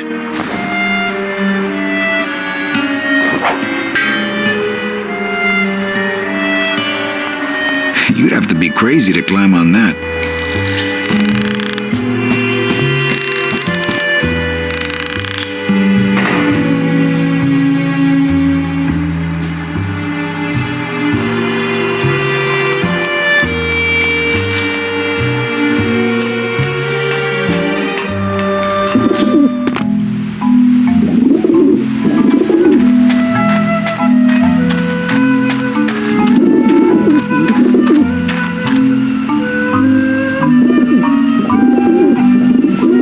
I used to work at a doctor's office, and one of the jobs that I was doing, just terrible jobs there, and one of them was the roof was covered in like 6 inches of pigeon guano up there. They had a flat roof, like the roof of this building, and they're like, look, we got to get that stuff off the roof. It's going to break the roof. There's so much pigeon crap on the roof. And I had to go up there with like this flat shovel and cut. It was kind of like cutting brownies out of a pan. Yeah, yeah. I was just chopping up the bird poop and just scooping it up and throwing it off the roof. And but in chopping it up, I occasionally find like in sedimentary rock, like an archaeologist or a paleontologist, I would find the bones of a dead pigeon just inside this weird brownie of guano on the roof. Wow. So I had my fair share of bad jobs. So this was really a kind of therapy to get that. Yeah, man, really, there's not experience. enough poop on the roof to make this really.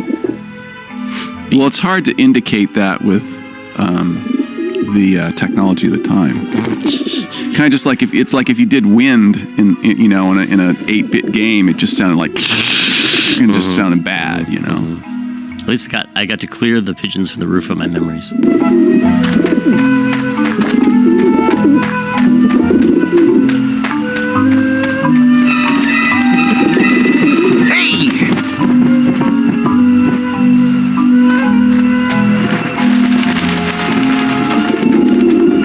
I don't like the looks of those pigeons.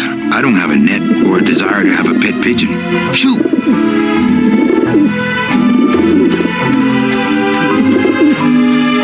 The pigeons obviously like this dish vent. It's part of the roof. I prefer to eat out of clean dishes that aren't nailed to the roof.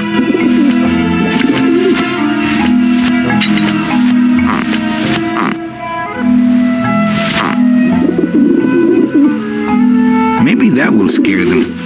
Eventually.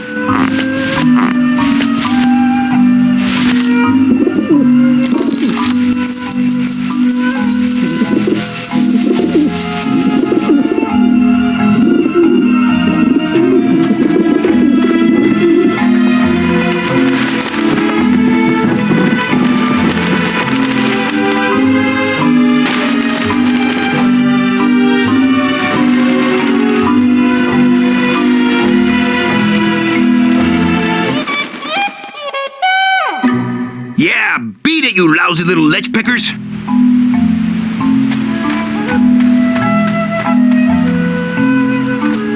So that's where the vermin come from. You must come with me, young ones, for I am the Grim Reaper. I only eat them poached.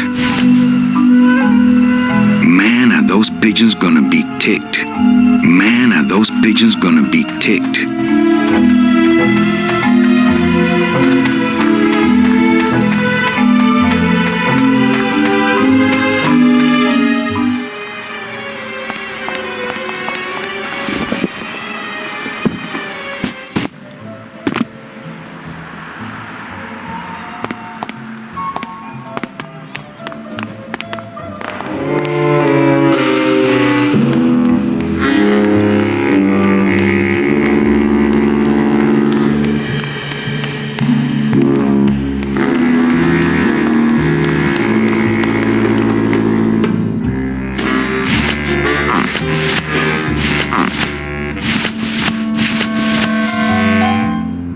These babies are going to war.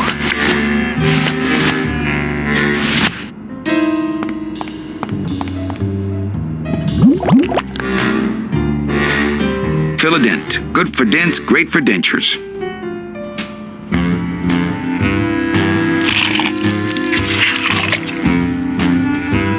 Wow, that made a perfect impression of my teeth and left quite a chalky aftertaste too. Yep, a perfect fit.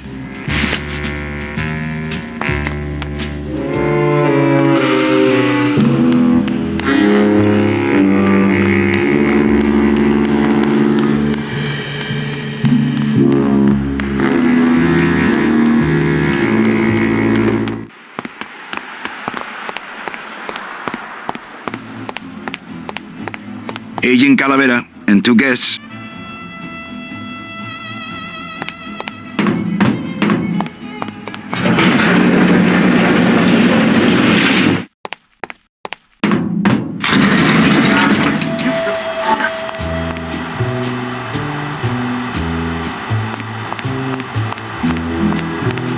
Check these babies out. Excellent, Manuel. With these, I can breed an entire army of winged messengers. Our revolution can spread now across the land, carried on the shimmering wings of justice, thanks to you, Agent Calavera. I myself would also like to spread across the land. But you can't. We need your dental work here to access the computer. I am sorry, but freedom has its price. Look, you got the... Sorry, but your teeth. ¡Viva la revolución!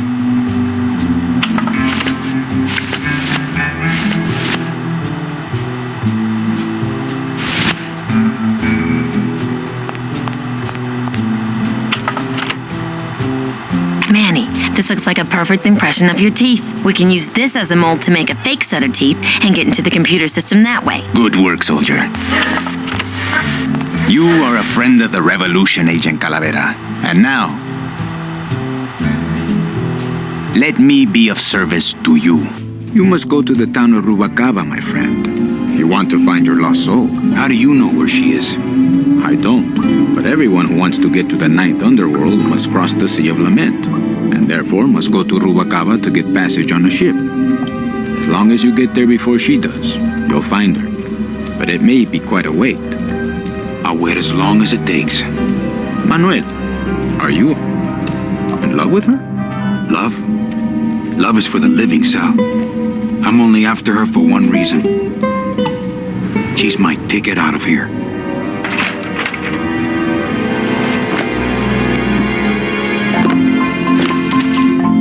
That was some tunnel. I'm all the way to the edge of the petrified forest. That line right there, love is for the living. I'm only after her for one reason. She's my ticket out of here. That was the key line that Tony and I would always go back to that kind of identified who that character was. The idea with Manny being a Hispanic Humphrey Bogart, that line evoked Casablanca in many ways, and that was kind of just we worked on that line more longer than we should have, but it was just one of those that we just felt was important to kind of nail and help define Manny. and you could see Pete's musical treatment of it. He kind of suspended the music and had this little classical guitar melody that had a feeling of being like a pocket in time to further highlight that line. Right. Yeah.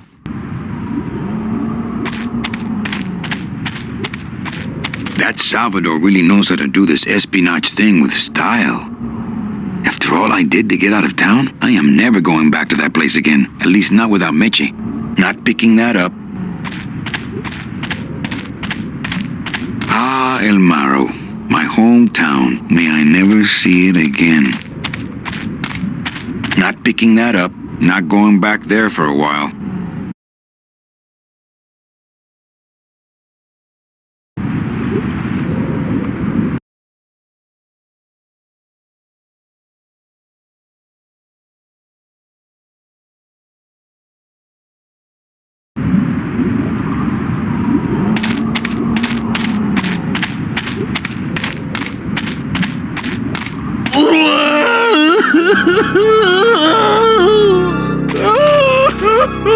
Gladys, my friend, why are you crying? Manny? Oh, Manny! They fired me!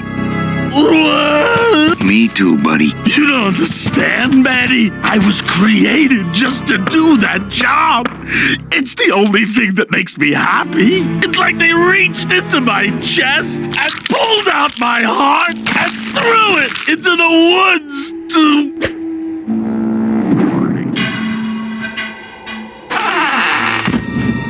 Gladys, what have you done?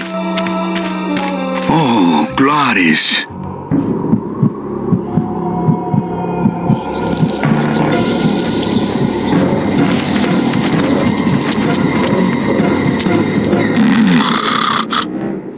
I always like Glottis because he's just so pure in his. I mean, he's by definition pure in that he's just the spirit of driving, kind of like he was summoned from the land itself, and he has nothing but a desire to drive and go fast, and all his motivations are about like moving at high speed. He almost dies because he's going too slow at some point, and he has to go fast again to come back to life. Right.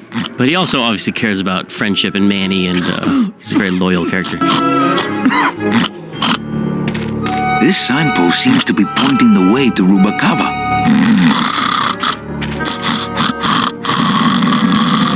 It's too well anchored. It's too well anchored. I wonder how long he can live with that heart. Wake up, buddy. Wake up, buddy.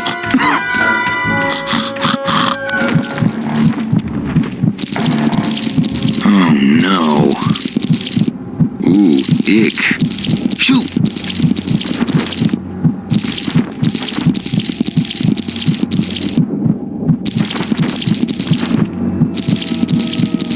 This is me playing with my own worst fears. I was realizing while we're making this game, I just randomly was thinking about how nice it is that spiders can't fly. Mm-hmm. You know, with spiders are kind of icky, but they're on the wall. You can stay away from them. Don't go in the garage. Don't get firewood ever. You can stay away from spiders, but what if they could fly? What if you had to, instead of like a bee buzzing around you or something, you had to worry about like there's a black widow. Like, wouldn't that be creepy? So we made flying spiders in the game.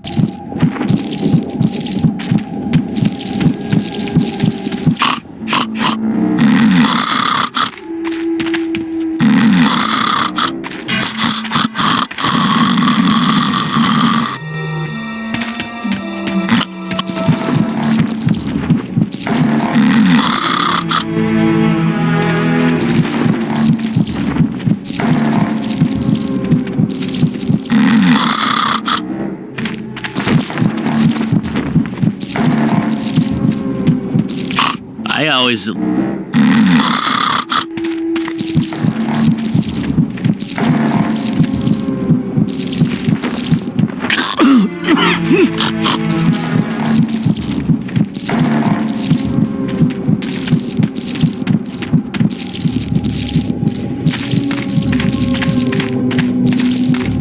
These spiders have Glottis's heart in their web. It's stuck in there good.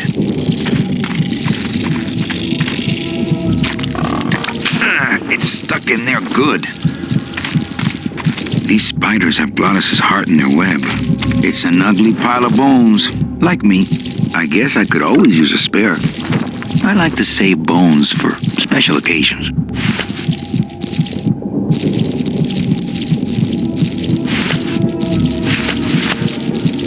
My scythe. I like to keep it next to where my heart used to be.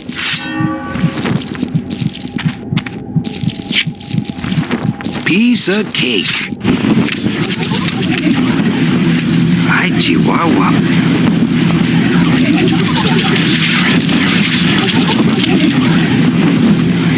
Don't think that's gonna work.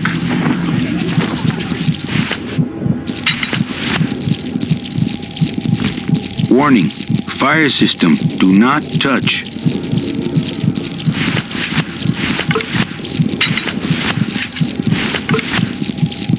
Ooh, something has sucked the marrow out. That's not on fire. That's not on fire.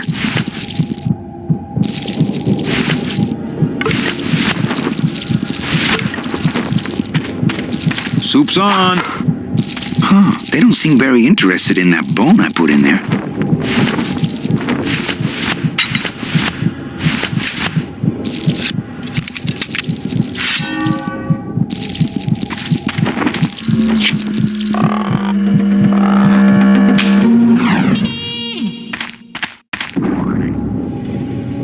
Oh, poor spiders. No more demon heart to eat. I'm not getting my hands tangled up in that. I like to save bones for special occasions.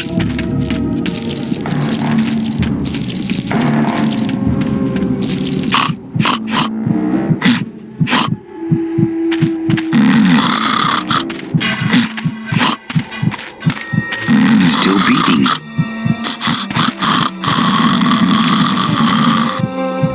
If I were Scottish, I might be able to play something on it. But I'm not. This heart belongs to Glottis. Nowhere else. This heart belongs to Glottis. Nowhere else.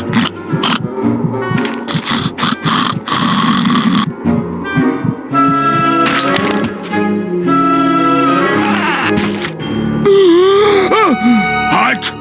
Heart is good. Be good to heart. Don't tear out heart. Heart is good. Strong, beating, good heart. Hey, is that my car?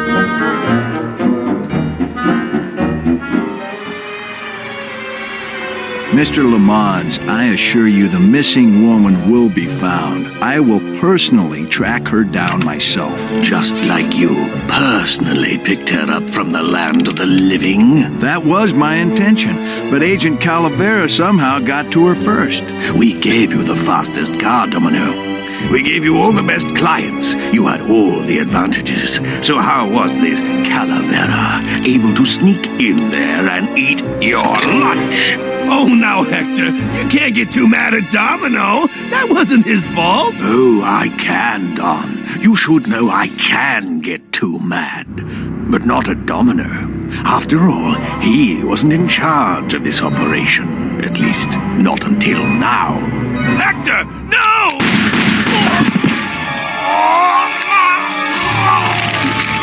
Marigolds. Funny. For some reason, I was expecting tulips. Well, maybe Mr. Calavera, eh, Domino? Why don't you personally go down to the basement and escort him up here? The sooner he's sprouted and we can get back to business, the better. Want to go for a ride? I thought you'd never ask.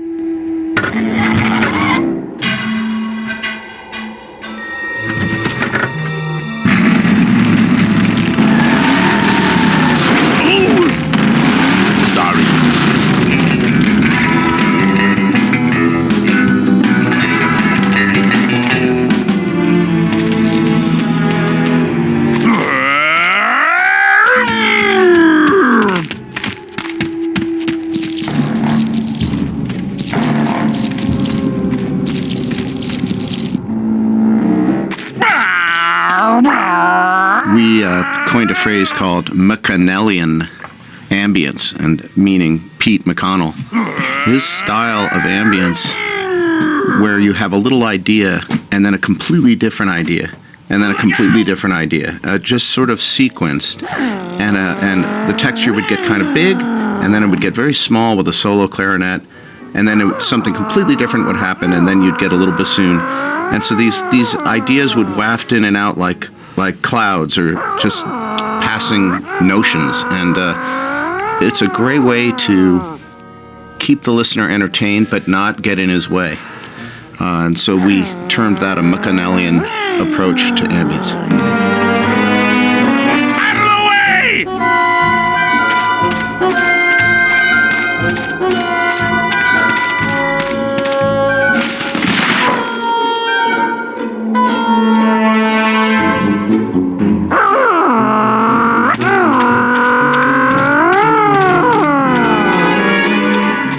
Look out! I don't really want to do that. I don't really want to do that. Not right now. Not here. That's no way to treat the bone wagon. Not here. That's no way to treat the bone wagon.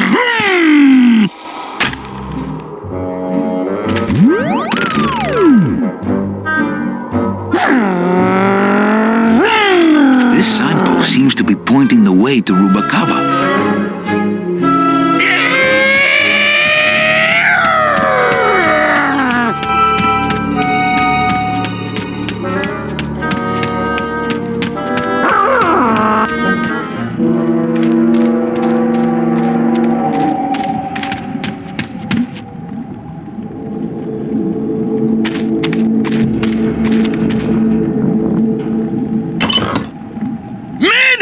What are you doing? Hey, don't sneak up on me like that. Don't you know what's on the other side of that gate? Yeah, the way out of the forest. Demon beavers, Manny. They'll make you into a dam. Relax, Geppetto. I'm not made of wood. But Manny, they don't use wood.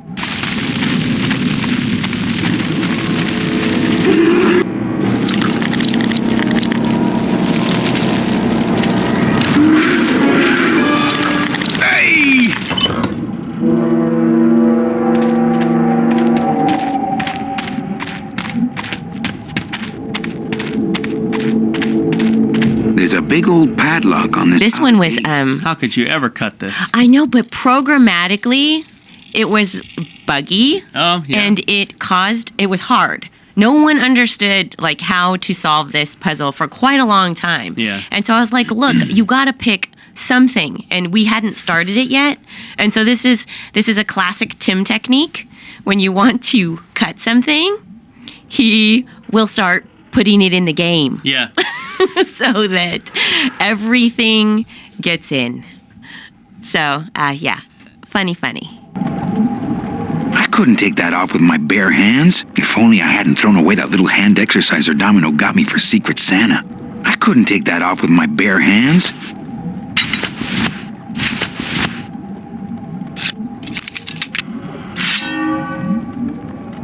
I don't want to mess up my blade. My scythe. I like to keep it next to where my heart used to be.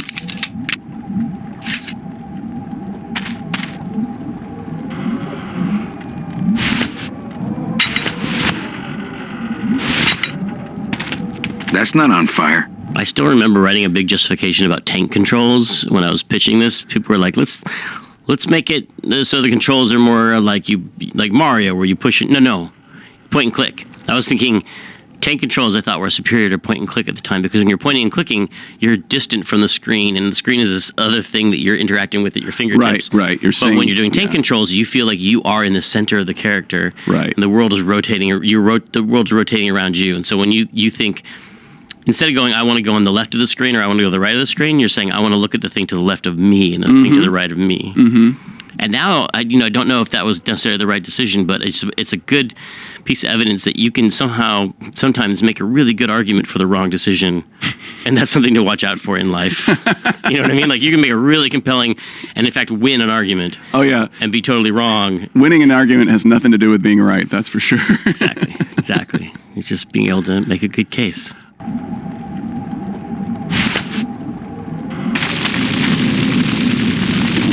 this scene, actually, this is the beavers here, another good example of like, why you have to have coroutines in games, because or at least in adventure games, you have to have like a script that just says, how's this beaver going to behave? What's he going to do? And at the time that people were making games, the scripting languages weren't popular yet. You had a lot of games in the sea, and somebody would have been trying to write in their game engine, in their game loop, and go run the beavers now.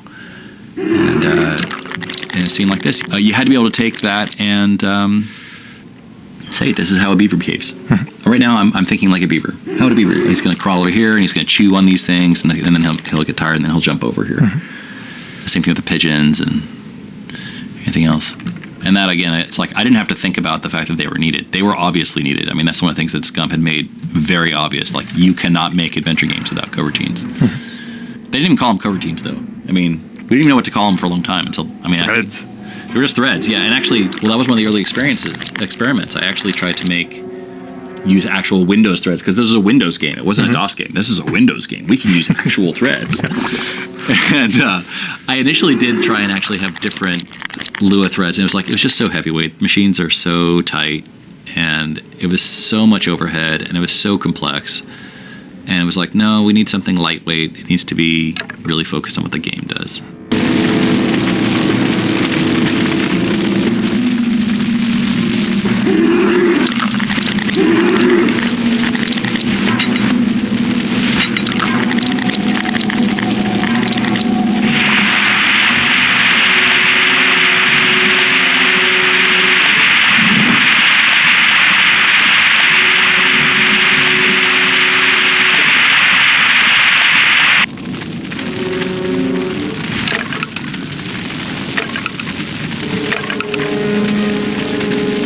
How could I leave without...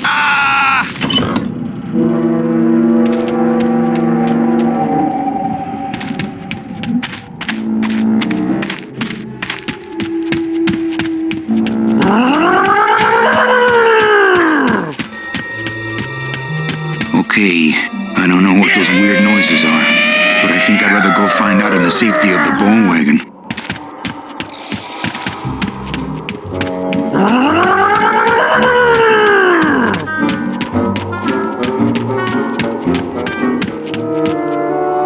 Well, this is the area that Tim and I would make a lot of jokes about because, producer type person, I need to shorten the game, cut it somehow.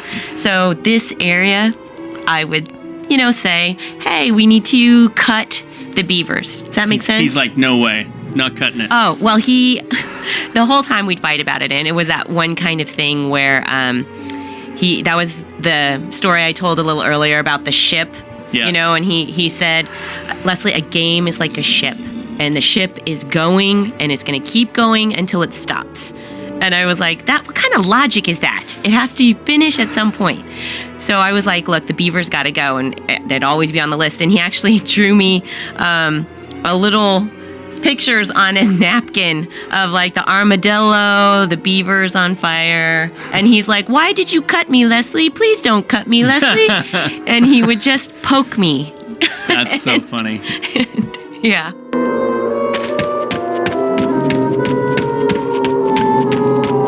Hey, wait a second.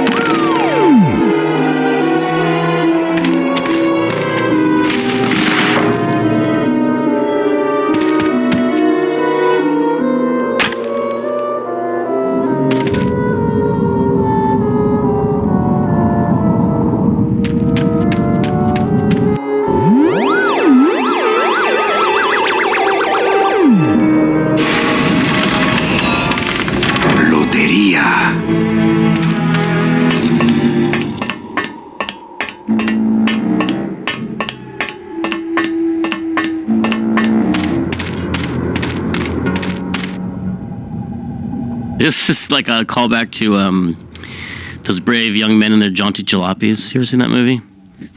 Those outrageous young men, their flying machines. No, that I remember. There are these two crazy movies from the 60s, which were all about, it was kind of like the Wacky Races, but a real-life version. Magnificent. Their flying machines. And it was like one of those movies, it was kind of like Wild, Wild, Wild World or whatever. Like a Mad World, where all these people are chasing some crazy prize, but the cars in it always had things like that. I think that is a direct lift. Like one of the cars would have these hydraulic shocks that lifted up or just crazy extending things. Right.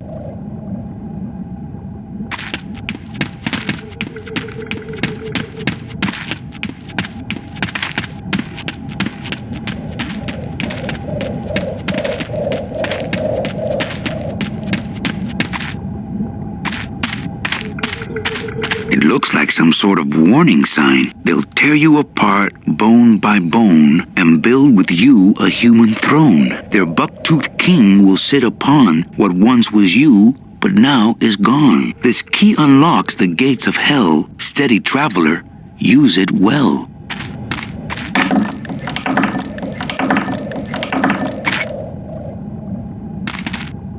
Can't pass up an old creepy key.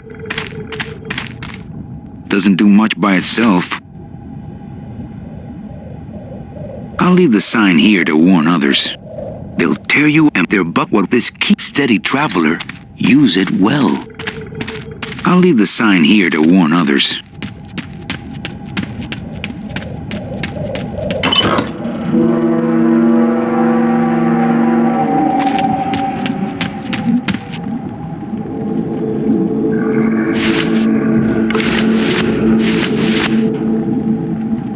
It's the key to the gates of hell, I seem to recall. With those monsters on the other side, I'm happier with this thing locked. With those monsters on the other side, I'm happier with this thing locked. Doesn't do much by itself.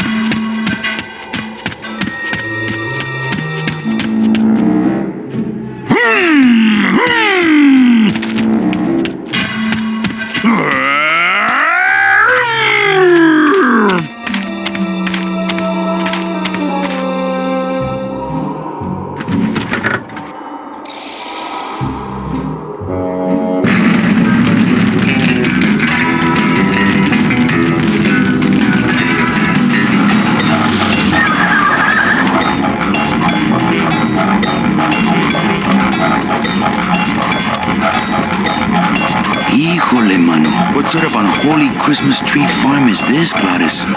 Gladys? Manny, check out this wheelbarrow, will ya? With a couple of ATV nubby tires on the back and a two-stroke lawnmower engine, we could make one sweet go-kart.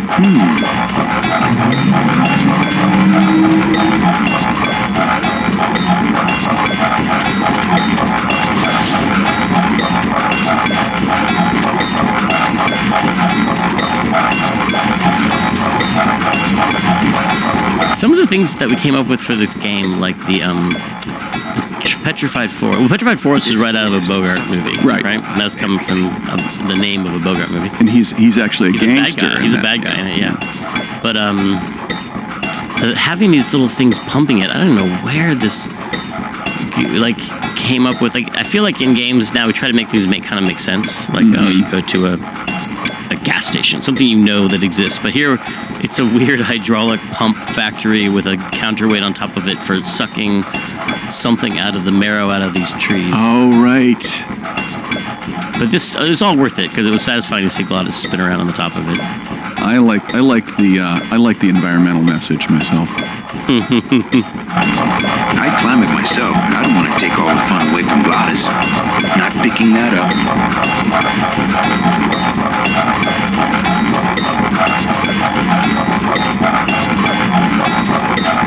He looks much better with his heart not ripped out. Gladys, what are they doing to that tree? Oh, city boy. You work all day in a 60-story skyscraper, but didn't you ever wonder what it was made of? The marrow of these trees, man. They suck it out. It's like cement. Is that why the town's called El Marro? Huh? Never thought of that. Maybe so. This place gives me... I'm ready. This place... That would make a decent go-kart.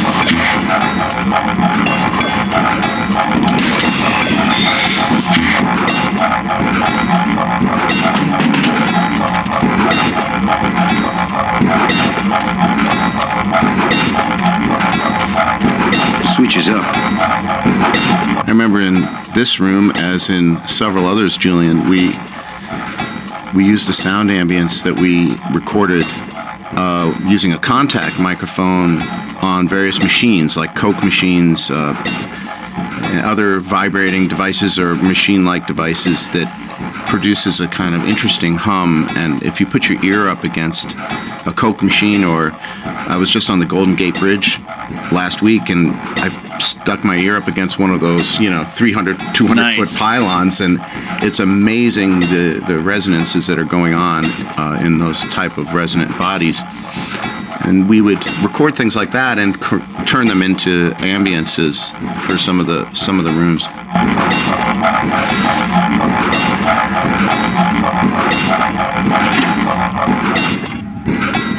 Ooh, careful, Manny! With the harmonic balancer turned off, those pumps might shake that tree apart. Oh! If we shook the tree down, those pumps would dislodge, and I could make high-lift shocks out of them for the bone wagon. Hold on. I'm going to unbalance that wheel with some of these weights. That'll shake her down for sure.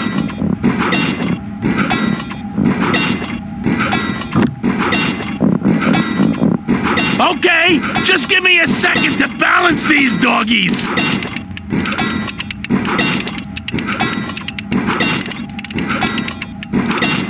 The switch is down.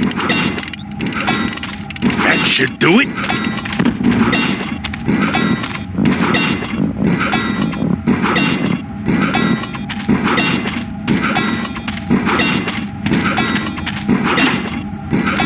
Still not enough. And maybe if I moved them around a little.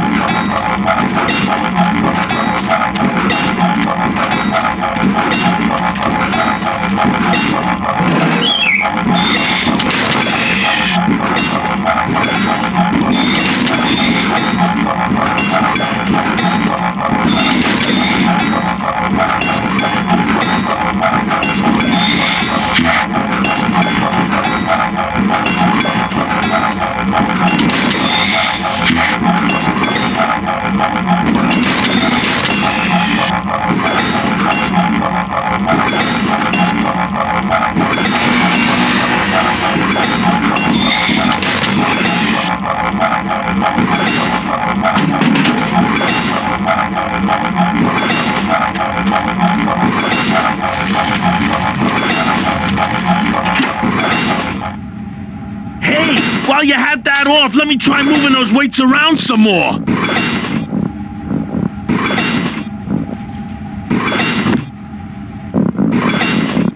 Okay, just give me a second to balance these doggies.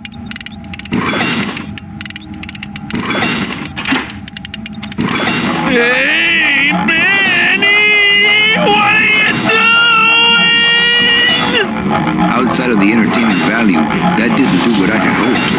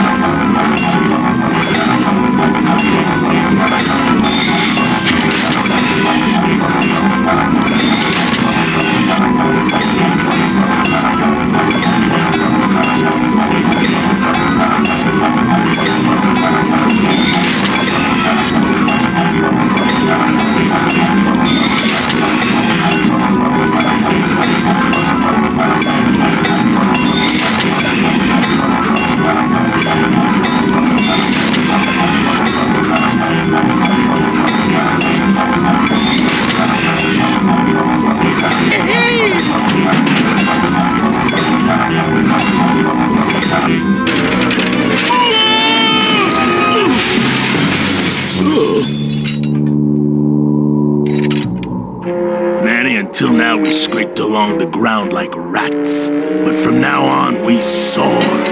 Like eagles. Like eagles on pogo sticks!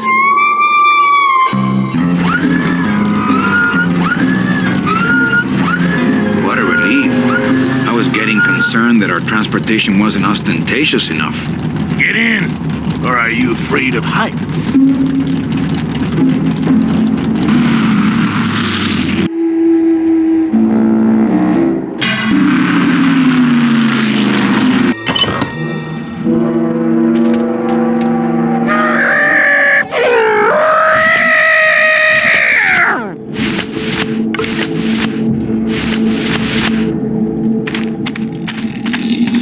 With those monsters on the other side, that doesn't look like the gates of hell to me.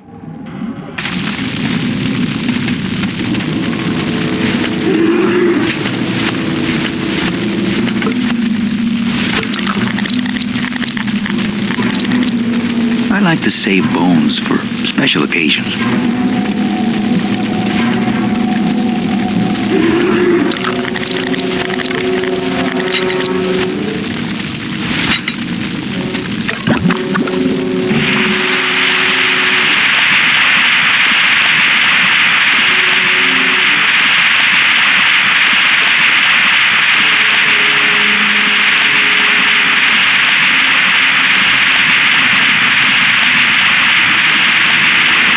That road leads out of the forest, I'm sure.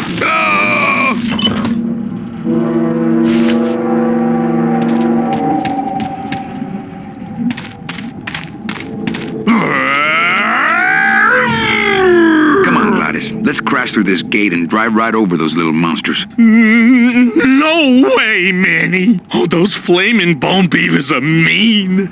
They bite, they claw, and if one of them wrapped around my drive shaft, I'd be picking flaming hunks of fur out of my U-joint for months. I'm not going down there until you get rid of them.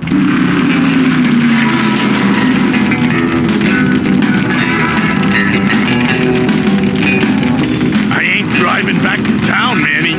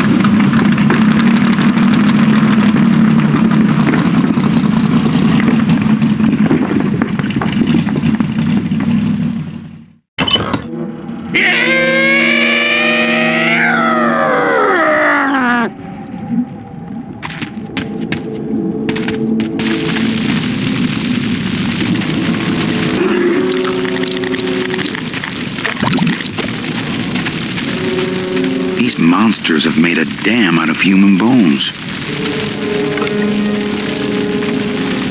I'll just drop this one. I'm carrying around too many of those already.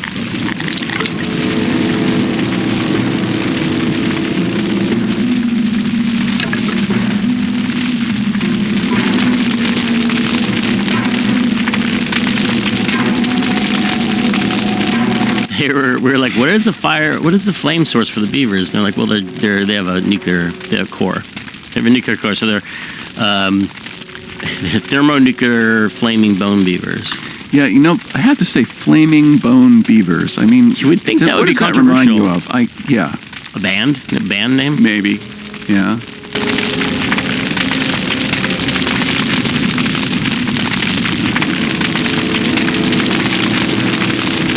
No place for a bone there.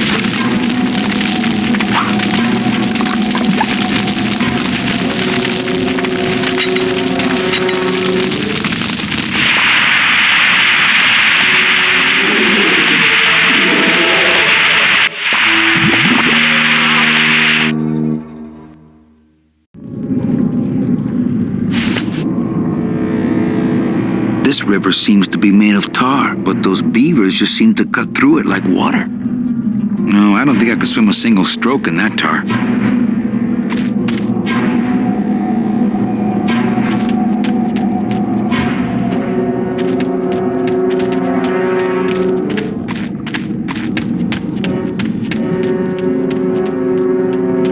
That road leads out of the forest, I'm sure.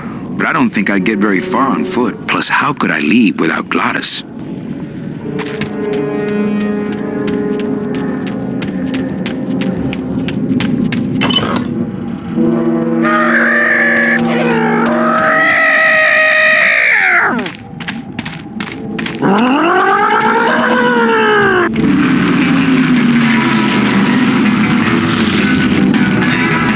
Okay, the beasts of Black River are blowing bubbles at the bottom, so let's power on through, huh, Glot? Manny, look at that badass gate. I can't drive through that. We have to find the key. Híjole.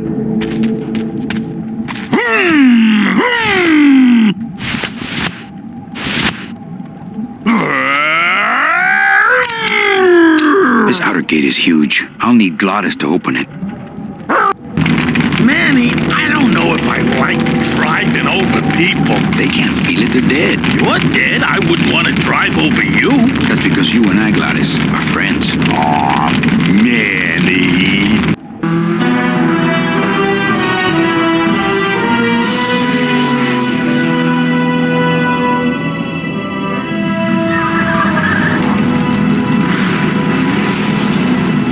Hello? Miss Colomar! We're here to save you! Hey, lay off the racket. The whole town's asleep. But I want a drag race. When they get a load of my car, we're gonna be the talk of the town. You're right.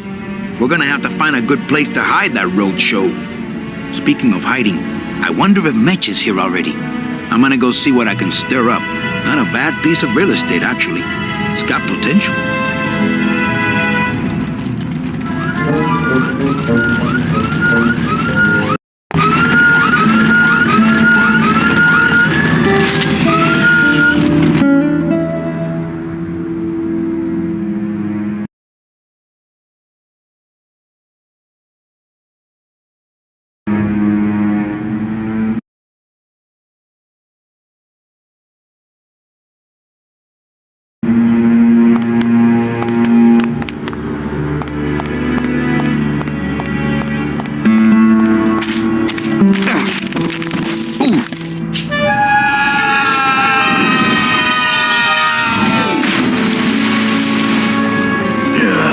Tourists.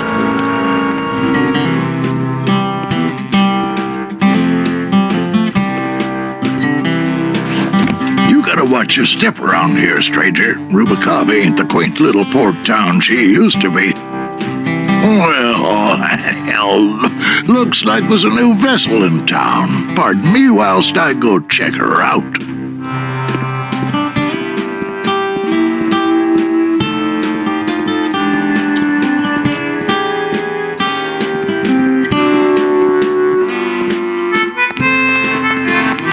I think I'll wait for the fog to clear before I try exploring town again. Well, actually, it's mostly stock with a few mods here and there. So, would those be glass packs I'm hearing, or turbos? I really wanted to have this moment of Lasco bonding with Glottis, and that, like through the magic of cars and talking about engines and stuff. And cars bring people together, talking about engines. Plus, because I never had sports. Internal combustion. I never liked sports. I was not into the manly unifier of sports. But me neither. But cars you can talk about with the toughest of dudes. That's true. That's true.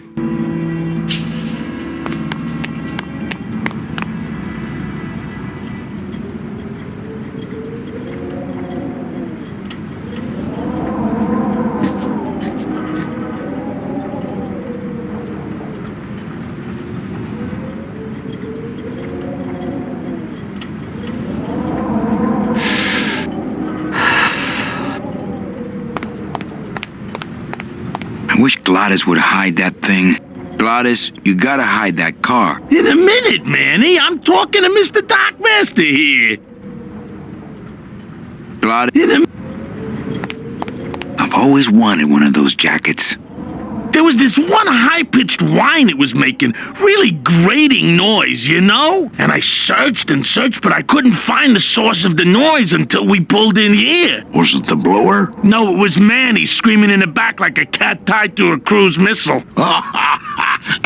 That's a good one. Hola. Hey, Manny, Dockmaster Velasco here says he's got a place we can dry dock the bone wagon for a while. Oh, yeah. We can't leave a beauty like this out in the fog, or her chrome will get pitted. Pitted? Did you hear that, Manny? You folks gonna stay in Rubacava for a spell?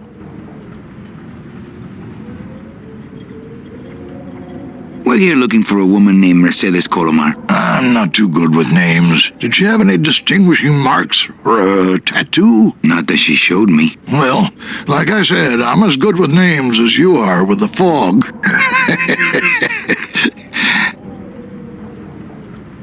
I might be here a while. Is there any work in this town? Well, there's lots of work down at the docks, but it's all union work. And I just don't see you in that union. How do you get around here with all the mist? When you've strolled these docks as long as I have, Pilgrim, you know where you are by the smell of the sea, by the sound of the lonely foghorn, by the icy touch of the cold, salty air. Wow! Manny, could I have an eye patch? Can I just ask, what is under the eye patch? Because I know it's not an eye. Oh, well, when I was alive, I had an eye patch like this. This one's just for the phantom pain. And that one eye socket used to scream like a banshee when the trade winds blew, so I plugged her. Hey, Manny, we were in the middle of a conversation here. Hey, okay.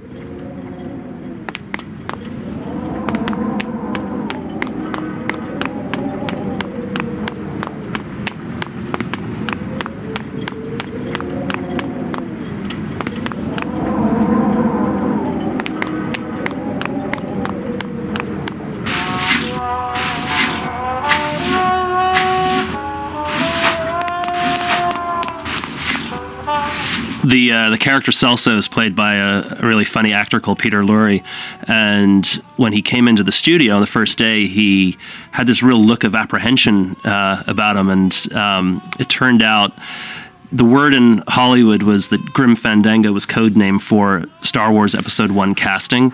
So when he was coming in for the project, people were telling him, "You're going to be going in, and George Lucas is going to be there, and they're going to be flying you up to the ranch," and he was terribly disappointed when he walked in, and the only person in the studio was me.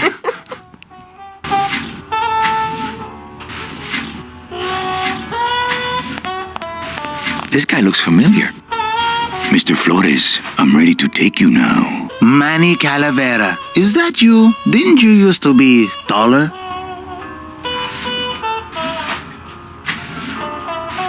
I'm here to reclaim that walking stick. I broke it over the head of some hideous monsters in the forest. I'm looking for a woman named Mercedes Colomar. Well, no one's come through town by that name, and you can take it from me. I, too, am looking for someone, so I watch the comings and goings around here very carefully. Who are you looking for? Well, if you must know, it's about my wife. I got word that she passed away not long after I, and that she too was crossing the land of the dead on foot. It is said that all lost souls come to Rubacava, so I came here to wait for her.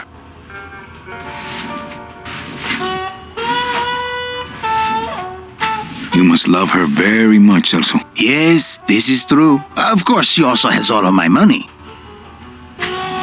How do you know your wife hasn't gone ahead of you? Oh, Manny. If she had arrived here first, surely she would have waited for me.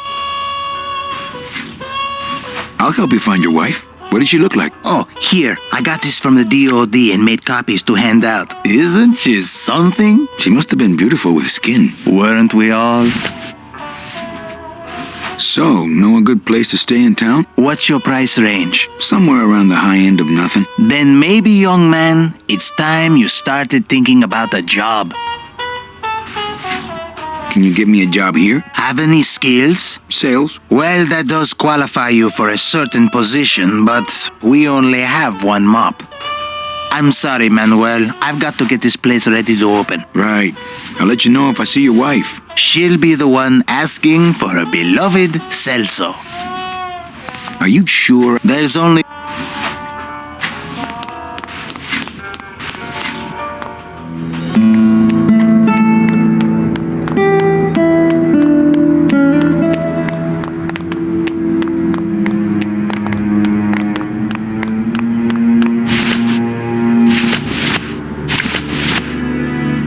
It's Celso's wife. Actually, I don't think skin would help. Ever seen this woman? Oh, if this is the woman you're looking for, take my advice. Forget about her. She sailed out of here weeks ago in a cozy portside cabin built for two, and she wasn't alone. How do you know she sailed out of here? I don't believe it. It's a tough break, Junior, but you gotta face it. Here, look it up in my port log if you want it in writing. 6 weeks ago on a Tuesday. Ticket for two, paid in full. I cracked the champagne on the bow myself. Hey, Manny, we were in the middle of a conversation here. Hey, okay. Look, I know how you feel, son. Once I lost a very special lady myself. I waved to her from the docks as she sailed out of port, and I never saw her again. What was her name? The SS La Mancha was her name, but don't make me talk about her, because I just can't do it. You sure a woman named Mercedes Col... She might have. I told you the first time. Velasco's logbook says Celso's wife took a bunk with a hunk.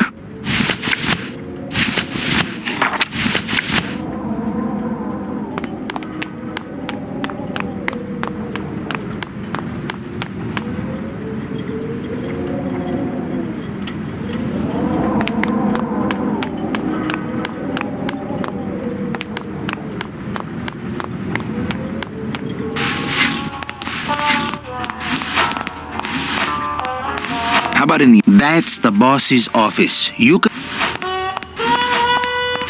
I could sleep out here on the counter. Our customers may all be dead, Manny, but we still care about hygiene.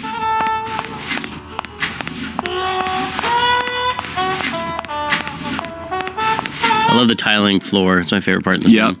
And the fact that it's a automat, which was part of a period reference too. Like those ways that there used to be these restaurants in New York where you'd go or big cities where you'd go in and the food was ready for you behind these little panels and you would just open the door and take it, which is an interesting way of serving stuff. Like just separate the server from the eater, I guess. I don't know. Oh, that is, I never... Like you don't want to see the wait staff, so they're behind this wall because of some weird social reason. That is weird. And they don't really have automats anymore, but I always thought that's what was behind that. It does seem a little impersonal, doesn't it? All these doors have numbers and pictures of food on them. Hey, how do you open these? You wait till we start serving. That's how. Hey, how do you open these? You wait till we start serving. That's how.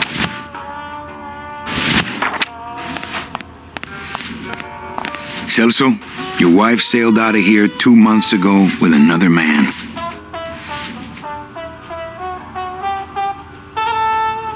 It's all in there. Oh, Manny, is there a greater constant in nature than the treachery of women? Forget about her, Celso. Have you forgotten yours? I'm going after her. You take over my job here. This mop at least will never let you down. That compass in the handle will sure come in handy too.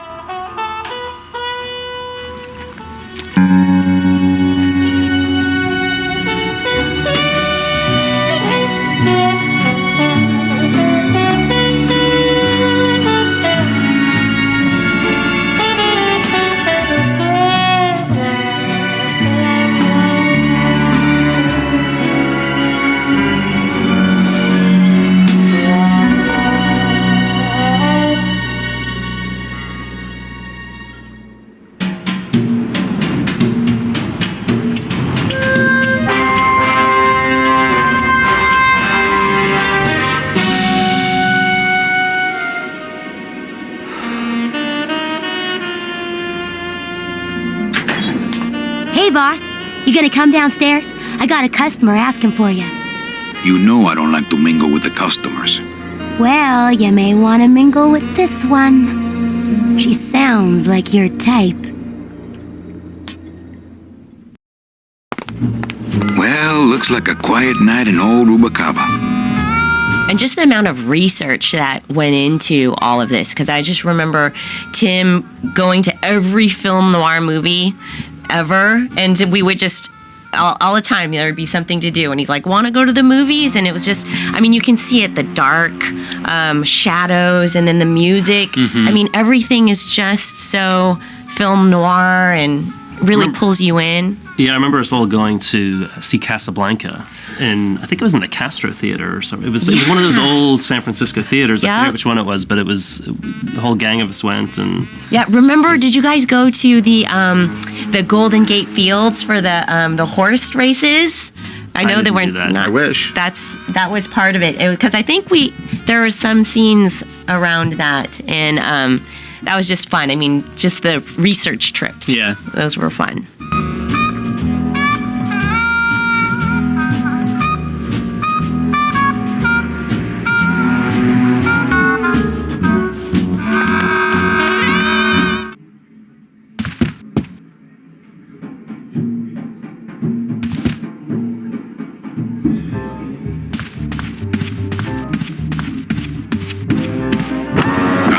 Lady Luck. Le numéro gagnant, le 31, noir, entre les passes. 31, black. So this is one of the parts in the game that was very inspired by Gilda. You ever seen Gilda? Rita Hayworth? No. It's a great noir movie. It's amazing, and it's the scene that you always see when they show Rita Hayworth, where she just flips her hair up and says, "Who, me?" So anyway, it's about it's set in a resort town where there's a casino, and the main character, there is the main character is working at a casino, and there is this kind of corrupt local law enforcement officer who shows up every night. And the way he gets paid off by the casino to start busted is that he always comes and bets on number 2 at a certain table, and then they always give him his money, and number 2 always wins and stuff. And so I think it's the same number in this game. We always use number 2. Please.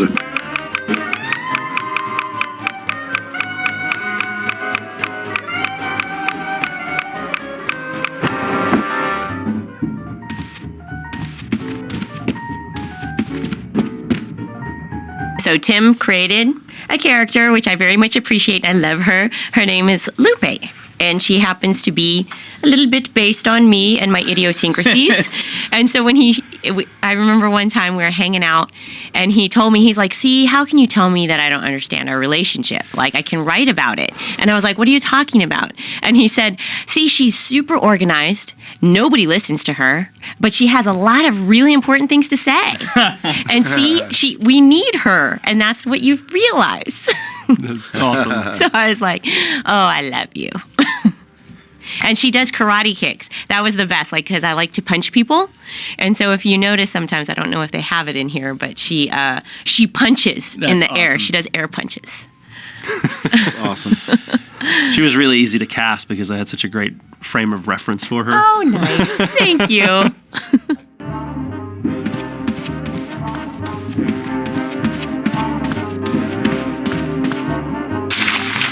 My wartime communications from Salvador. He's been sending me messages like this for the last year. Agent Calavera, I have word that you arrived in Rubacava safely. This is great news, as your service to the LSA may now continue. I am pleased to report the successful hatching of the eggs you liberated. The hatchlings, which Eva has named Manny and Meche, are quite healthy and eager to serve our cause. With luck, my next letter will be borne to you across the sky by these young gossamer wings of truth. For the revolution, Salvador Limones. I'm not done reading it yet, but maybe later.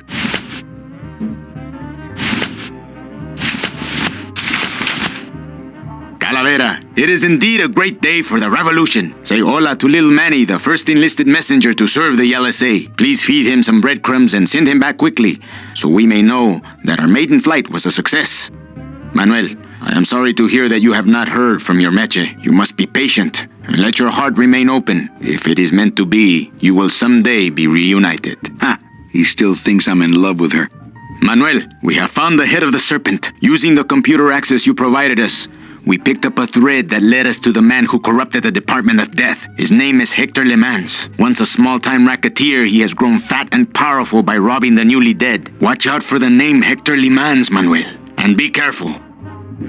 Dear friend, our movement now has true momentum, and our numbers are rapidly growing. Much of this is due to our communications and intelligence systems, both of which we owe to you. In light of your contributions, I would like to announce your promotion to Special Agent status. I, Salvador Limones of the Lost Souls Alliance, salute you, Manuel Calavera. You are a great ally in this noble revolution. Great news! We've discovered a new secret talent of our tiny messengers. We don't know how they do it, but these mysterious birds can actually find their targets just by looking at a photograph of the addressee. To celebrate, Eva has made them all little berets. I'll send you some pictures. Manuel, I am troubled by reports of you buying the automat and converting it into a nightclub. It's fine for you to be comfortable in Rubacava for your long stay, but I pray you haven't lost sight of the larger goals. It is not this world, but the next in which our true glory lies. I just got this one today. Beware, Manuel, for you are in grave danger. Somehow rumor has spread on the streets of El Marro of your presence in Rubacava. If this information reaches Hector Le Mans, he surely will send his evil operatives after you. You must give up your search for Mercedes for the time being. And please, be out of Rubacava on the next ship. I think he's exaggerating the danger a little, but I do feel pretty stupid for putting my name on the big sign. Agent Calavera, I have word that you arrived in Rubacava safely. This is great news. I am pleased to report the successful hatching the hatchlings with Salvador Limones.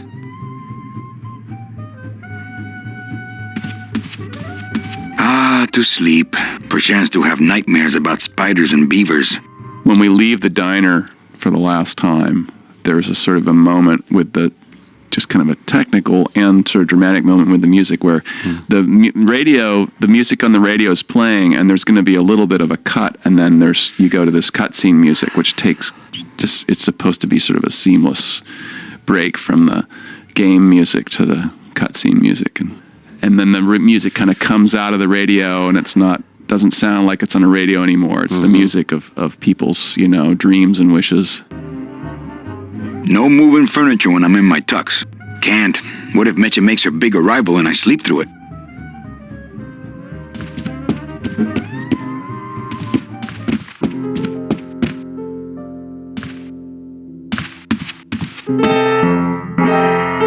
I wish you would slide down the banister, because we put a lot of effort into sliding down that banister. Come on, slide down the banister.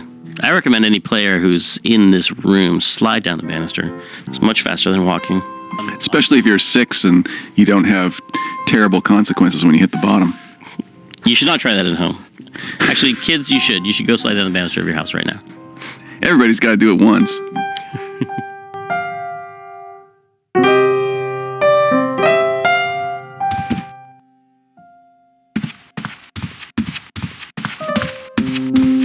Looks like Lupe's been in the sugar again. So these is like scenes are from the production of the game in a way where Leslie would come to me like, look what I made. I made a chart of every single scene in the game plus every single actor, and I coded it. Yellow means Manny's in it, and blue means this prop is in it. And she's so excited about these things that she did, and this character is doing the exact thing. Yep. You have to take things from your life and put them in your work, even though they don't read anything to anybody else. Well, that just means work will be about life rather than life being about work, right? Exactly. Evening, Lupe. Hi, Manny. I have to tell you about my new organizational system for the coats. Think she'll come in tonight? Manny, you ask me that every night. What am I supposed to say? You're supposed to say, yes, I think tonight's the night. Yes, I think tonight's the night that you finally go nuts from waiting for the grand entrance of Ms. Mercedes Calamar.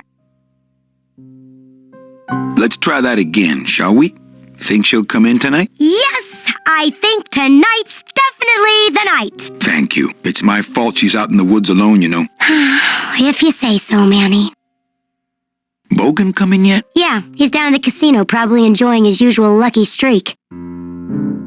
How's the flow tonight? We're dead tonight, Manny. Everybody's back home for the Day of the Dead, I guess. Except for the casino. The casino's hopping. Why is it that all the people who don't go home are the same people who just love to gamble? Well, I guess when you've got nothing to go home to, you've got nothing to lose. Hey, we should put that over the door.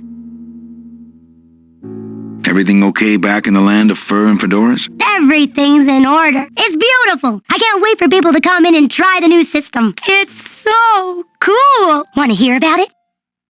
Okay, tell me all the details about your new code check system. Yay! Okay, I found all these plastic tiles in the back, left over from the automat, and guess what? They all have numbers on them. So what I'm doing is, I give one to everyone who checks a code in and...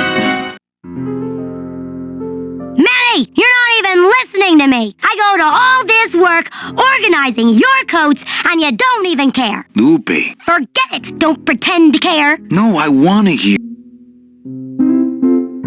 Please, tell me all about your new code check system, really. Don't patronize me, Cal. Okay, back to work. Okay. Evening, Lupe. Hi, Manny. Okay, back to work. Okay.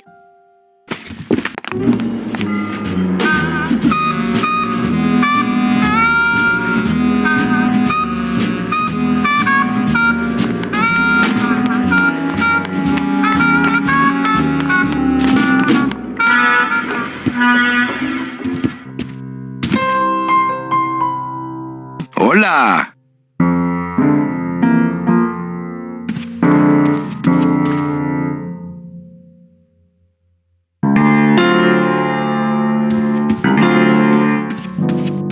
I guess Gladys is good at anything that uses keys. Quiet night, huh, carnal? Day of the Dead ain't good for business, Chief. But last night, remember last night, Manny? Oh, wait! What's that you're playing? Oh, this is just a little, love song for a special lady.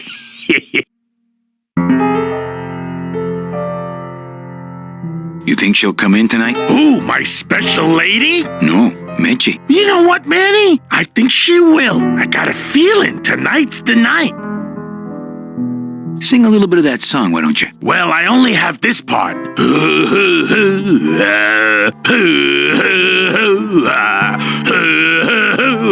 Bone wagon. I like it. You know, when we leave, I'm actually gonna miss this place. Aw, Manny, why can't we just stay here? We got our fancy club, we got 3 squares a day. Max lets me take the bone wagon out on his kitty track once a week. Plus, we look good in these clothes. Gladys, I can't live in this world forever. It's not where I belong. I've gotta find Meche and help her. Because if it weren't for me, she'd have been on that train a year ago. Okay, Manny. Well, I'll let you get back to practicing. I don't need to practice, man. I'm good.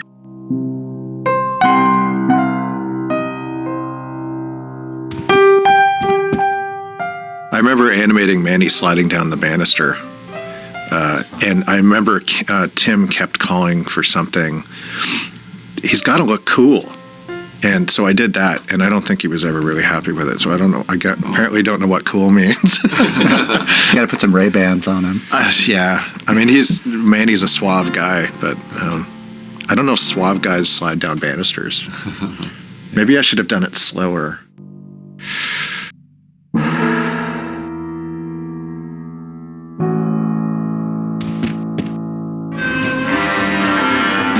Manny's music, the Casino Calavera music, is that was a big moment for me doing the score because it was done fairly early on, and it kind of it determined a lot of other stuff, just sort of stylistically. Mm-hmm. Get that sort of Gene Krupa thing going on in the beginning. And, Gene Krupa. Yeah, one of the great drummers of all time.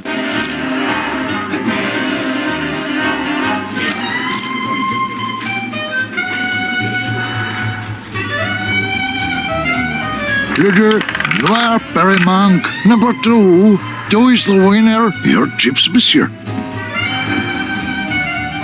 An honest roulette croupier is hard to find, and guys like this, even harder. This must be my lucky day.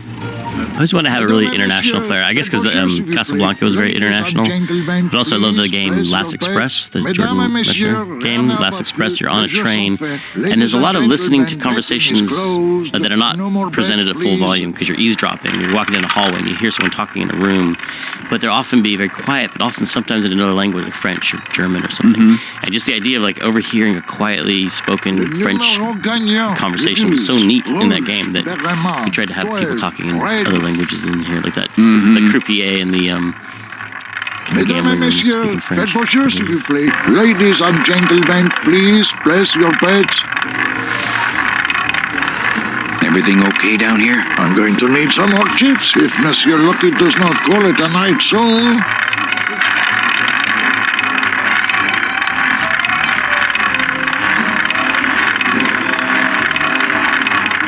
Police Chief Brogan, Rubacava's finest. Rubacava's only, for that matter. The trunk. You know, some people say you should always walk away from the table when you're on a winning streak. Oh, yes, but I'm feeling extra lucky tonight. Very pass. 30. Red. You know, some people say you should always walk away from the table when you're on a winning streak. Oh, yes, but I'm feeling extra lucky tonight. Oh wow! I forgot about that mural. That's really good. Oh well, thank you. I did that. Did you? No, I did. But it was based on like a Gustav Klimt. But then I also did those really bad textures on the roulette wheels. And, oh, they're fine. Oh. No, but I remember Adam Schnitzer actually getting angry at me. He was like, don't paint light in the paintings. Who got angry with you? Oh, not really angry. You probably felt the same way as when Tim said, man, he's not cool enough sliding down that banister. Just make it cool. Ladies and gentlemen, please place your bets. What's that about? That's now so not cool. Ladies and gentlemen, betting is closed. No more bets, please. Chowchilla Charlie in his regular booth. Mind if I sit down, Charlie? Of course not, Manny. I mean, it is your club, right? Chowchilla Charlie. Oh, yes. That name comes from an actual person I know who was from Chowchilla, which no one remembers anymore, but when I was a kid, an entire school bus full of children was kidnapped in the town of Chowchilla. Do you remember that? No. California. A school bus full of kids was kidnapped, and the people demanded ransom. And it was crazy to think about. It was on the news. It was Jeez. Chowchilla. Everyone was talking about this kids, and eventually they were found and rescued, and I don't believe they were hurt. So I can talk about that story now. Yeah. And all the kids went home. But and then years later, a friend of ours was dating this guy named Charlie, and he was from Chowchilla, and I was like, oh, wow, were you on that bus? He was like, no, I was sick that day. I was sick. I didn't go to school that day, and so I didn't get kidnapped. Wow. And we always referred to him as Chowchilla Charlie. Wow. And he's now in the game as Chowchilla Charlie, even though his personality is not as sleazy as this character. He was a fine, outstanding, although very lucky guy. Yeah. But this is our Peter Lorre character. Right. So what are you doing in it? Didn't I tell you not to come back until you can pay your bar tab? Oh, or they kicked me out of that cat track for printing fake betting stubs. So now I have to come here, Manny, which I love.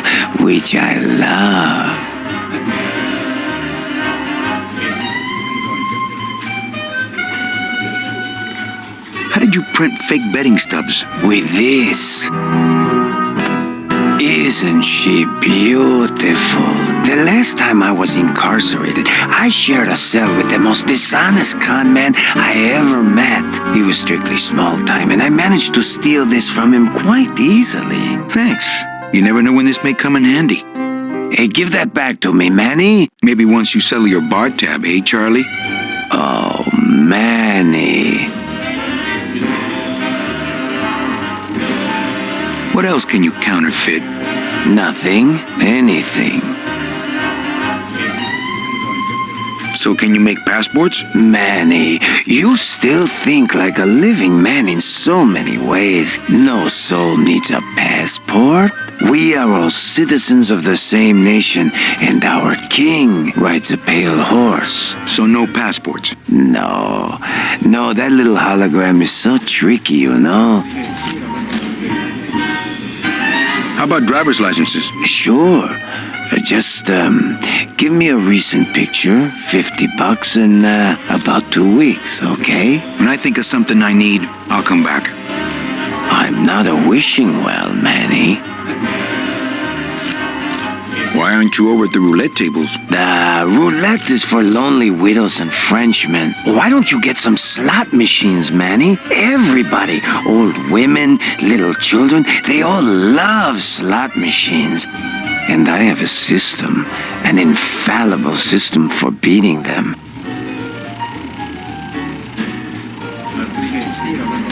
Tell me your system, Charlie. I can't tell you my secrets. Just this. You have to become one with the bandit, Manny. You have to get inside the machine and make it want to pay. On second thought, stay away from my roulette tables.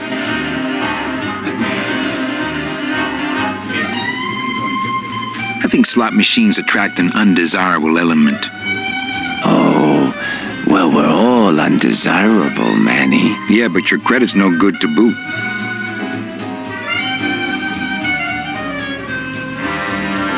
All my friends are lonely widows and Frenchmen. Except me, Manny. I'm here to keep you sane. That's a nice suit. Where'd you steal it? Manny, if you learn to play the odds like Chowchilla Charlie, then maybe you too can have a suit this fine someday. Well, I've got a club to run, so... Oh yes, please, Manny. Get on with your glamorous life.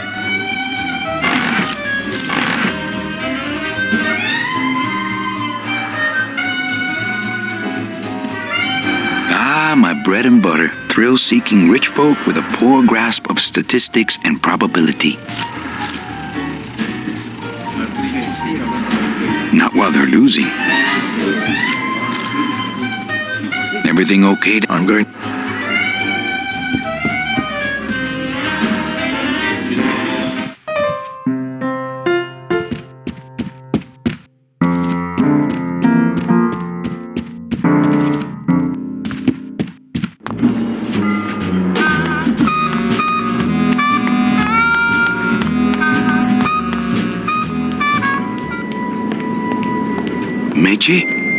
Manny, help me. I've been lost for so long. Why didn't you look for me? I did. You ran off. Why? Because you said I was no good. I've been all alone in the world for a whole year. And it's all because of you!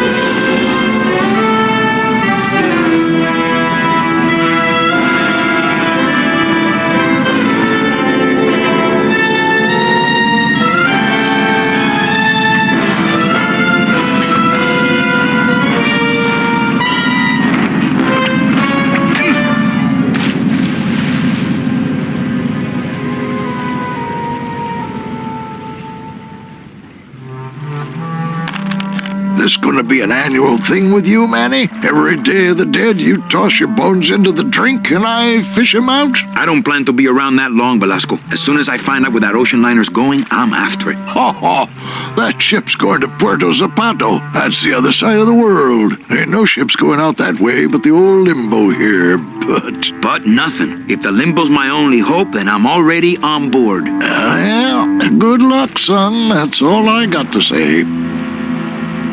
That's Kay Cuter, and Kay was, I don't know, late 70s, early 80s, and he had big, long, gray beard. Yeah. And he was a raging smoker. Oh, so yeah. You'd have to break him every 45 minutes. Oh, Otherwise, he'd start getting into a really bad mood.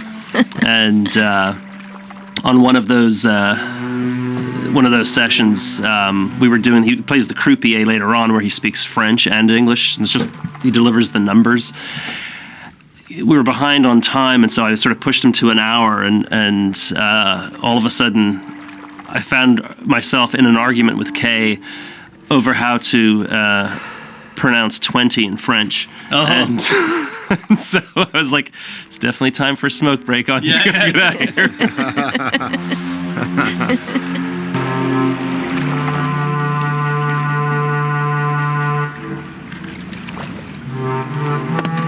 That dock master Velasco is one salty old bag of rope. You should see his wife. All right, so I'm ready to sail. On what? On the Limbo, man. Let's go. Manny, the Limbo's not a passenger ship. She's small cargo, son. And every hand on board works. I'll work. What are your skills? Sales and restaurant management. Oh, hey, there is one opening on the Limbo's crew. Yeah? Yeah, it's in the engine room. And your buddy Glottis would be perfect for it, but he'd have to get his own tools. Okay, if I get Glottis some tools, can we board? He can, yes. No offense, Manny, but there's just no place for you aboard the Limbo. She's fully manned already. In fact, her whole crew's on board, ready to sail at dawn. Except for that one guy. Who's the one guy who hasn't boarded yet? Yeah, well, Seaman Naranja's a little late, but he'll be here before they sail. What job did Naranja have? He ran the galley. Aha! Restaurant management. Yeah, it's similar to what you're doing now. Except the fish is fresher on the Limbo. What if Naranja doesn't show up? I can fill his spot, right? Manny, you're not even in the Maritime Union. I know that, and you know that, but we're two guys who can keep secrets, right? Glottis is exempt, but the captain will ask for your card. And if you don't have one, they'll serve you to the sharks like chum. And what's worse, I'll get fined. It's a tough union, boy, and I don't mess with them. So let me get this straight. If I get Glottis some tools, then I can get him a job on the Limbo. And if Seaman Naranja doesn't show up for work, but he will, and I get a Maritime Union card, which you'll never get, then I can sail on the Limbo in the morning. Jeez. I guess so. What kind of tools does Glottis need? Authentic CB equipment only. Where do I get authentic CB equipment? Why don't you ask a CB? Afraid of getting stung? Where do you think Naranja is? Probably home selecting recipes for the trip. What's going on in that bottle? A tugboat? This happens to be a perfect scale replica of the SS Lumbago. I'm just having a little trouble getting the walking beam to fit in the neck here. That's funny, because a lumbago is usually more of a problem in the lower back than the neck. Yeah, Nothing. I'd better go finish packing. Aye, you do that, son.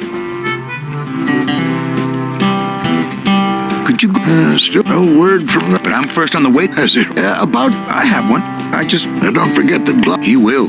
He did. Good. Don't just sit around here. Right. It's locked. I know. I locked it. Not picking that up. It's locked. I know. I locked it. The SS Limbo needs a little TLC. I never was that good at the high jump. Dang, these short legs. Yeah, maybe Velasco wouldn't notice.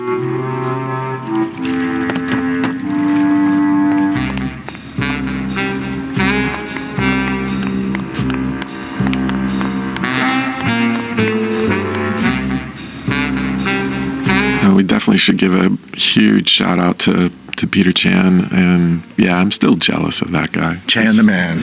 I know. Just when those packages would come, it would just be like Christmas, and you'd open, you'd see those, and you just think, oh man, and he's a nice guy too. The weird thing happy about family. that was I never experienced like the delivery of the package firsthand, but I still got excited about it. No, they're beautiful, and he's such a sweetheart.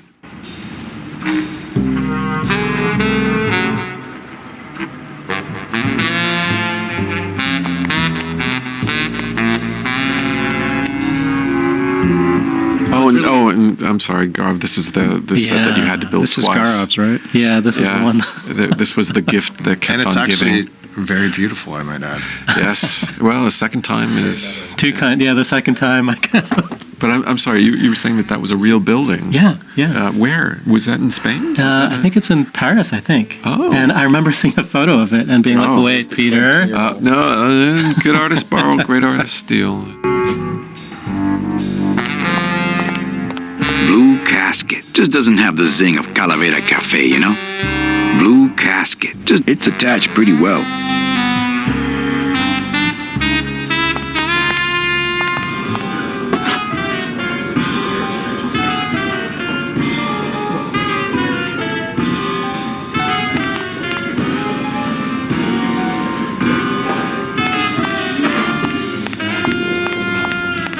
Hey, look, deadbeats. Hi, what's your name? Hi, what's your name? There's that spotlight. Open mic night. Yeah, so this was another, like, we lifted up or took the technology from Render Droid, which was in Jedi Knight, but it didn't have spotlights at the time. It just had directional lights and point lights. So that was actually one of the very first things when it's the first thing you did. Yeah, when I got hired onto the team, which I was brand new to LucasArts, and Tim and Brett brought me in, and my first thing I was like, I'm gonna put in spotlights because I know how to do that, and it's gonna matter, and that'll be my stake in the ground. And this was one of the first scenes I worked on that had spotlights. So when Manny walks off stage and you see the light, when he walks out of the light, it was a pretty important moment. Everybody thought that was pretty cool. I was like, all right, I did something. I'm in this amazing project with this amazing team, and I did something. Looks like it's open mic night. Testing. All right, who's ready to rock and roll? Maybe later then, okay?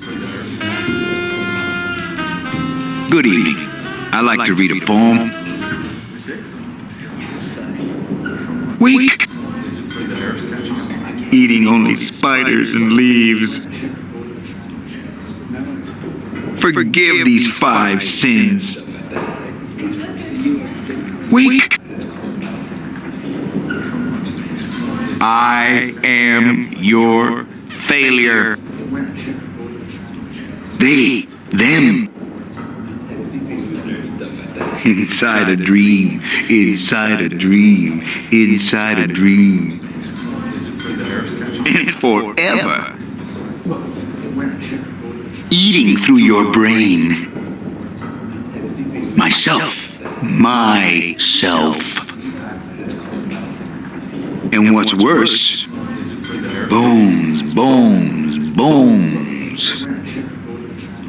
Grotesque. Eating through your brain. Ignore me. The end. Gracias. Muchísimas gracias. Testing.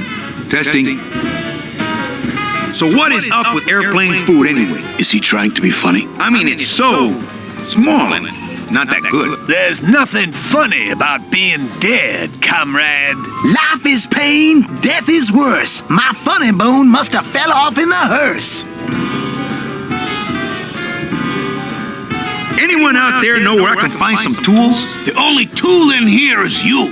Yeah, tool of the government, monkey wrench of the man. Is there an Anselmo Naranja in the audience tonight? He's down at Toto's place getting carved. If he's not passed out under a dock somewhere. Hey, can anyone out there help me get into the Maritime Union? Hey, we're into organizing labor, not sabotaging labor. Orale, you've been a great audience. Good night, Rubicaba.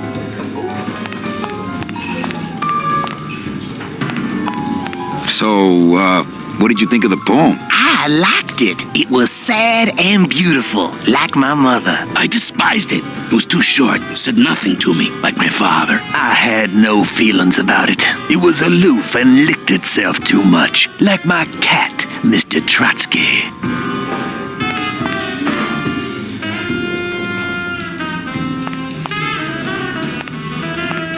And then, for some reason, I was always really interested in beatniks.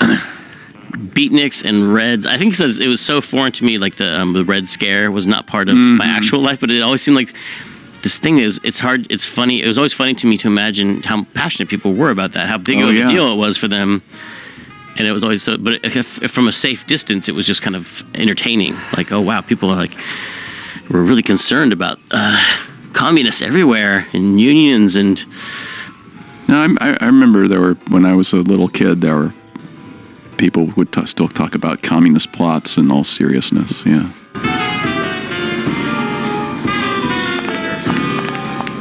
Labor organization and revolt made easy. Hey, can I borrow this book? Why? So you can freak out our plans for organizing labor and go rat us out to your pal, Chief Bogan? Hey, I'm just looking for something to read on the can, all right? No dice, Cumberbund. Hey.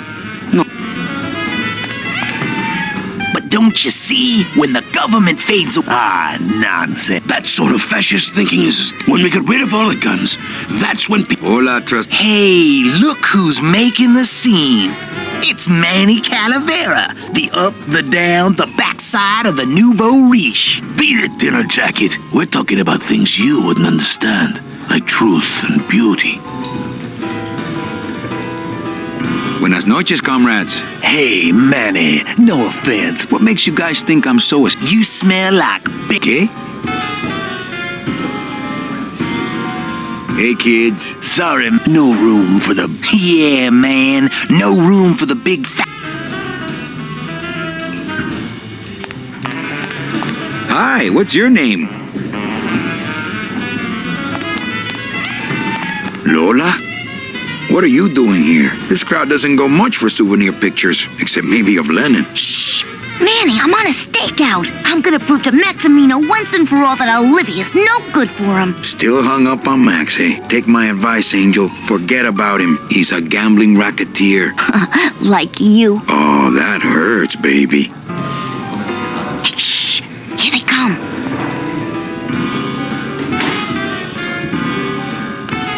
Come on, sugar. How about a kiss for the road? Oh, ick. Don't let me down, Nick. You're a lawyer. You're not supposed to have feelings. I don't, but I know a good tart when I see one. Hey! If Maximino sees that, we're going to end up in matching terracotta pots. Don't be silly. He wouldn't hurt me. He loves me. Manny. At last we're alone. Tell me, how are the bourgeoisie? Fine. How's Max? Oh, Gramps, don't start. What are you doing with a snake like Nick? I'd lay it on you, Manny, but I don't think you'd get it. Messing around with your boyfriend's lawyer is pretty dangerous. Oh, maybe I was wrong. You do get it. I'm a little worried about Lola. That's because she's doomed, Manny. She fell in love with Maximino. That's the one mistake I never made. Do you think Nick would hurt her? Only if he finds her, and take it from me. He's not good at finding things. Open mic night seems like a big hit. It always takes those timid souls a while to get up the nerve.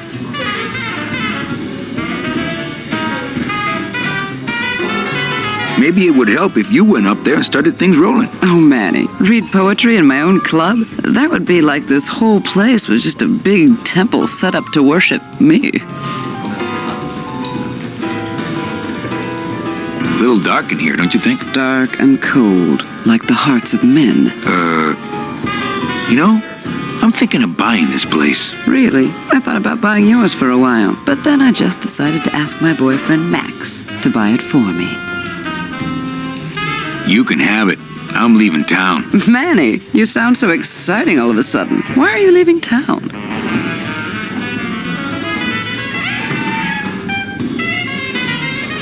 I'm chasing a woman I met once and can't forget. Well, I have a poem I wrote just for you. Pay attention because it's pretty short. Here it goes.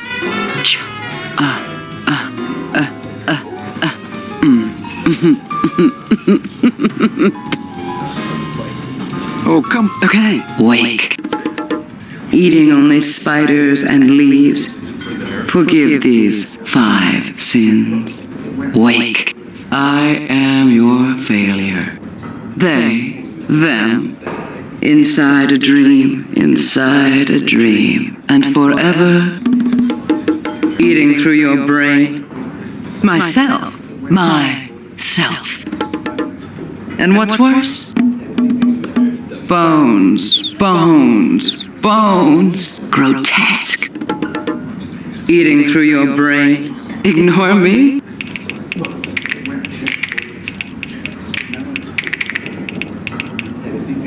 Hey, you stole my poem. Consider it an homage.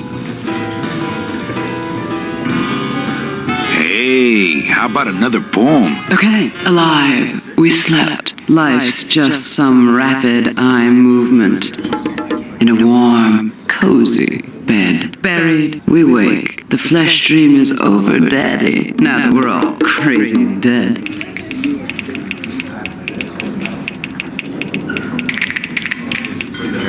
That was great. Yeah, but that's the last one. Well, catch you later, hip chick. Keep practicing that lingo, man. You'll get it.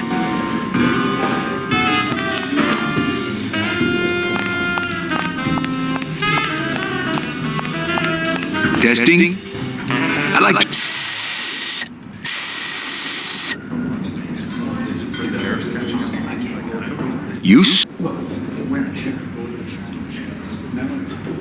The cracks. Absolute. Is it you? Woman. I am eating through and to the center. Absolutely.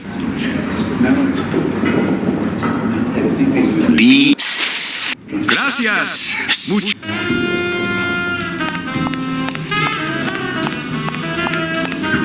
Hola. What of it, Mr. Wheeler, Mr.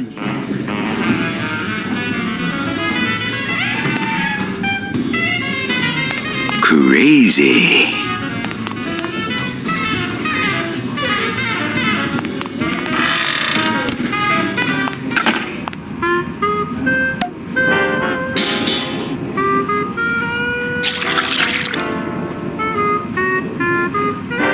Just a dab will drop you. Hey, man, you didn't see me put the secret ingredient in these coffin shooters, did you? Relax. Olivia stole the recipe from me in the first place. Yeah, she steals from the rich and gives to me to poor.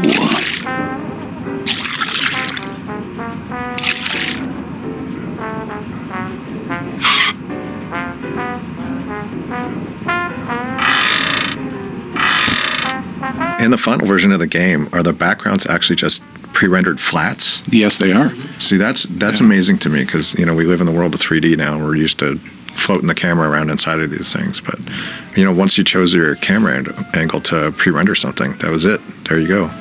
No, it's Manny walking around in a blank 3D room with Z-depth data to clip him in front of the stuff that he needs to clip in front of. The sink is full of dirty hookah water. I'm not gonna drink dirty hookah water, and I can't carry it with my bare hands. I'm not gonna drink dirty hookah water, and these plates are filthy. I'm not gonna eat off of dirty plates. and I'm not going to clean them. Dirty plates can stay put. Nothing in the dishwasher. Not to sound like a capitalist oppressor, but I have people who do that for me now. Not portable. I don't get the feeling those cleaning supplies are used much around here. Let the waiter clean up after himself. I don't really need a bunch of cleaning supplies.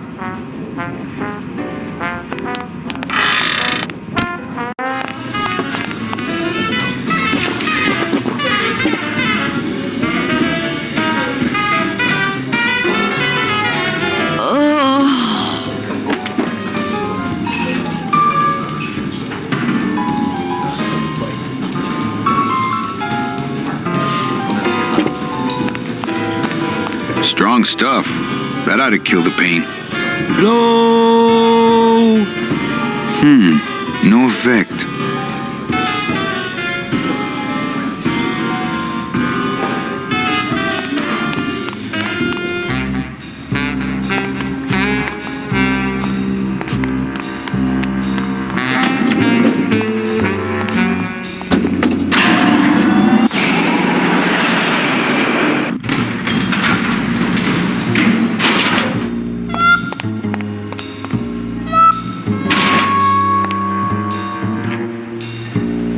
I think we're going to come up to Garv's set that I destroyed.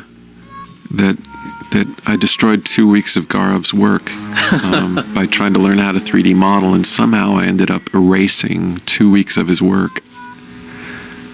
Because it was the fish place that you had to redo. Oh yeah, the elevator. Yeah, the elevator and that place with the fish.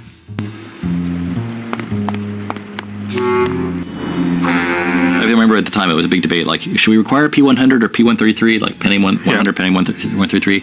It's like, nope, your target platform is whatever was on sale at CompUSA for $500 last year. It's like a P70. Yeah, it's like P60 I think is what we ended up with as the minimum spec. We ended up going for P90 at the end, but it was one of those things where it's like those kind of constraints where it's like you really could pull it off with all the kinds of machines we had in the company, but the average consumer who we wanted to sell the game to did not have a machine like that. So that's one of the vagaries of the PC market that still persists, Yeah, and you wouldn't, when you think about Grimm, you wouldn't necessarily think, but there's like all hand-coded assembly rasterizers in here. There's hand-coded assembly blitters in here. Lots of like layout asset management. This was a tricky game to optimize and to get running acceptably on the kind of machines that people were going to be running it on. But it doesn't come off like the same technical challenge as a Jedi Knight or something like that. And it wasn't. It's different kind of technical challenge, much more kind of interdisciplinary. It was really getting all this weird stuff happening at the same time.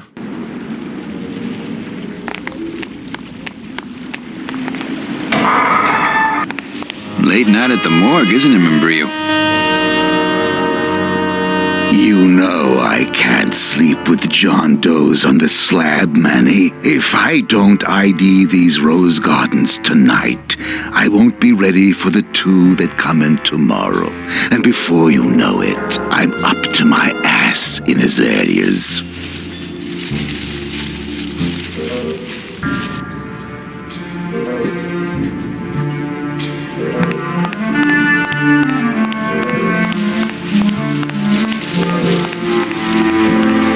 It's empty. Only until I finish up here. Not picking that up. Hey, should I close this? No, I'm trying to air it out.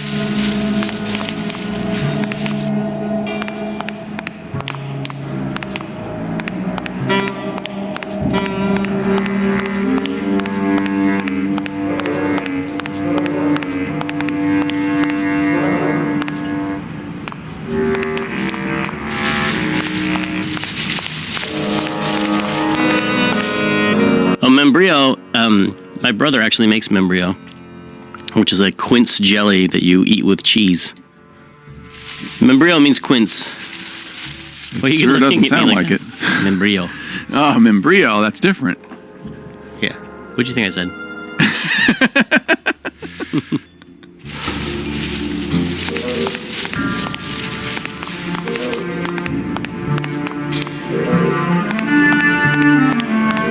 I think think Membrillo could really use a nice tropical vacation. What a sad story. These stews sprouted and no one came down to claim them? Death makes sad stories of us all. How's business? Booming, unfortunately. More crime every day. And more sproutings like these. Something's happening back in El Morro, I think. And its dark hand is finally reaching us here in Rubacava. What exactly are you looking for? I'm digging for a treasure that part of me does not wish to find. For when I uncover that sad doubloon that tells me who this poor soul is, my reward is not riches, but the chance to make a phone call and break somebody's heart. Of course, with this equipment, the search could go on for some time. Can I help? Sure. Grab hold of this leaf right here. Manny? I can't do it. I know. I was just testing. How do you do this job? Without becoming jaded, you mean? My secret to happiness, Manuel, is that I have the heart of a 12-year-old boy. I keep it over here in a jar. Would you like to see it? No. Sorry. Old coroner joke. Do you ever worry that your job is getting to you, Membrillo? Well, forensic botany is a trying job, Manny. But have you ever spent much time here with a florist? In life, they became florists because they love flowers. But here, a flower is a symbol of pain, of death within death. Their conflicted feelings build and build, and eventually, they become quite mad. Thanks for the tip. I guess I'll send balloon bouquets from now on. Membrillo, why do you stay in town? Why don't you head off toward the Ninth Underworld? Manny, you can only search for something for so many years before you stop believing in it altogether. You don't believe in the Ninth Underworld? Why do you think we're all here in Rubacava? Because you're waiting to earn off your time or you can't afford passage or... Manny, we've given up. All of us. When you've been here long enough, you will too. Well, don't let me bother you. Always nice to have visitors. Any leads? I know it's a poor coroner who blames his tools, Manny. But how am I supposed to turn up anything with the equipment they give me? Hey, I had a government job for years, man. I know how you feel. I'd hate to end up like this. Then take my advice. Buy an ID bracelet and wear it always. Wouldn't match my cufflinks. How was the lighting handled on the characters in each environment? Does anybody remember that? I think, however, we were able to set up a couple of lights. I think that was it. I mean, wasn't there some information that you guys would take the set? Because didn't we have to save a copy of our sets with, like, you know, the key light and the fill, or just I thought we would save a version of the very simple. That's possible, yeah, as a like a starting place. But I mean, it was all very kind of rudimentary. And you had to be really strategic with, you know, what is the best use of a minimal amount of lights to accommodate the character in the entire scene that he's got to be in. Yeah, there was no, I mean, for all this stuff, there was no roadmap or procedure for like, oh, this is how you do 3D forests or light character. I mean, we'd had to make everything up and solve every problem to get everything to happen pretty much in this. So there's a lot of just on the fly, different people figuring stuff out per scene, how to make something work. And as a result, some things work better than others.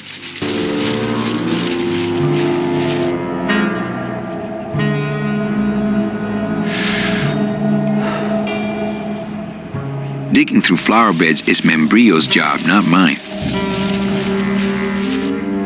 I'd hate then. Wouldn't match my cufflinks. I don't think picking flowers is really appropriate right now.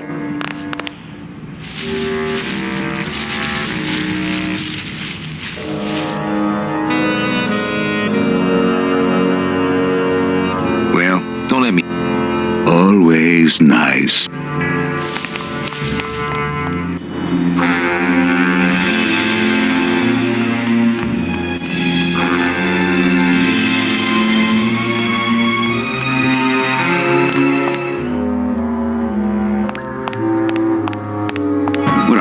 Jail cell. Then again, it sure taught Gladys a lesson that time. Only Police Chief Bogan knows how to get in there. Not picking that up. Reward offered for cargo stolen from shipyard receiving area, including a large suitcase bearing the initials HL. I remember one time showing Pete something. He said, well, I don't like it, but I don't know why. And... which is the most helpful criticism that you can ever get, because you don't know how to fix the thing. But I'm being facetious. I think I can remember that. Reward offered for cargo stolen from shipyard receiving area, including a large suitcase bearing the initials HL.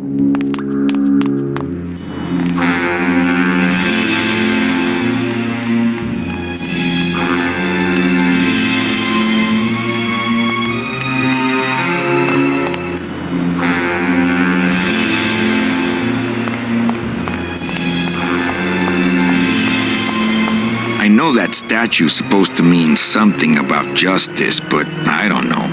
I don't know why there's so much union jokery in games that I've worked on, but I've always found it, maybe because it was a big part of like movies that air like on the waterfront, you know, and not so much unions, but mobster corrupt unions. Right. There's always a big part of that, you know, going on, and then also like worker, anti-worker, communist themes going on. Like it was all tied together. And I don't know if that all sprung out of On the Waterfront or other movies. Well, On the Waterfront, though, was kind of, I mean, it was sort of championing the plight of the working man, but it also was talking about the dark side of the union thing, for sure. But it was a corrupt union. It was a mob-run deal. That's true. Not picking that up. Could be a statue of a famous Olympic gymnast, I guess.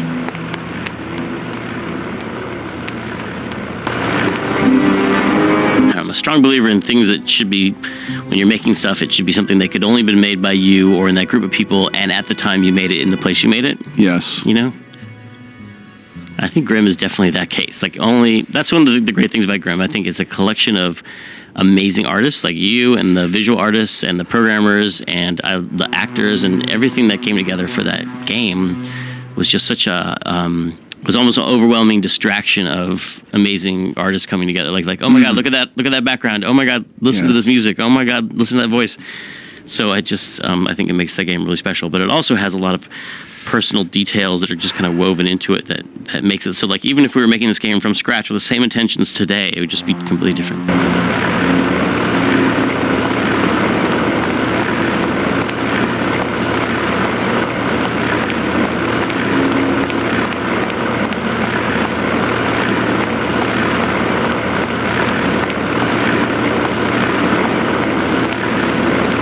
Hey, the new blimp is already in full operation. Let's just hope they fill it with something non-flammable this time. Not picking that up. It only goes to the land of the living, and there's nothing for me there.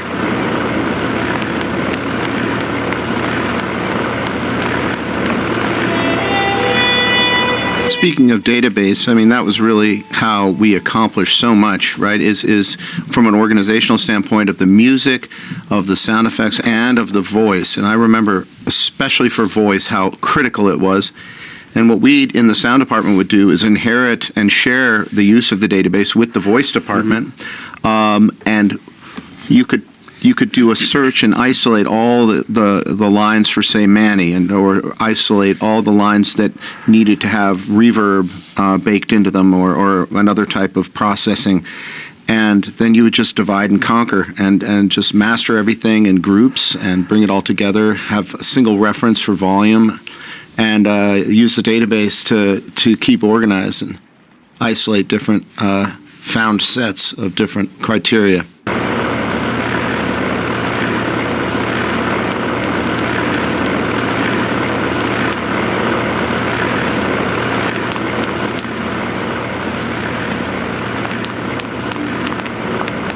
Speaking of database,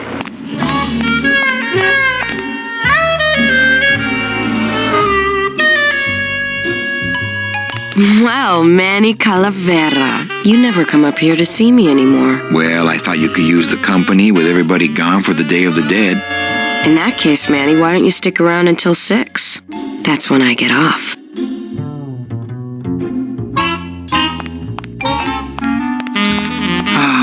Carla. Her character's a little bit inspired by, I think it's Big Sleep too, where Bogart is hiding from someone. He needs to hide in a bookstore. Right. And he goes in there, and there's a woman in there, and she's really into him. Tippa Ben-Hur 1863 edition, the one with the errata on page 47 or something. Wow, that is a memory you have. Well. And it's just really, he looks at her, and he's like, she seems like she's really attracted to him, if I remember correctly. And he like takes off her glasses and is like, yeah, okay. Like it was really kind of messed up scene. But well, it's that that was the subtext of the noir film. And then he pulls the shades. Hanky-panky. Yeah, the hanky-panky. Yeah, and they lock the door and pull down the shades. And that's a little bit what this scene is all a reference to or inspired by. Because she's telling him her story. Mm-hmm.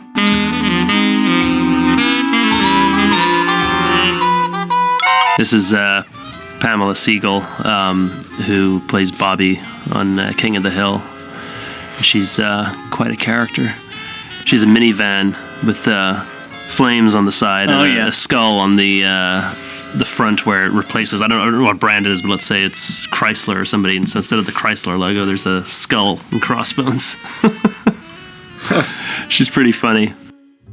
Did she just do this as one big long?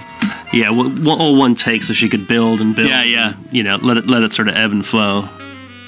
and obviously Pete's quotation of home, there's no place like home, is something we all admired in Carl Stalling, who did a lot of the composition for the Merry Melodies, Looney Tunes cartoons. And anytime, as you may know, that a chicken comes on screen or something, he'll play Turkey in the Straw or various public domain songs that were relevant to the subject of the moment. So she was reminiscing about home, and Pete strikes up. That's really cool. There's no place like home.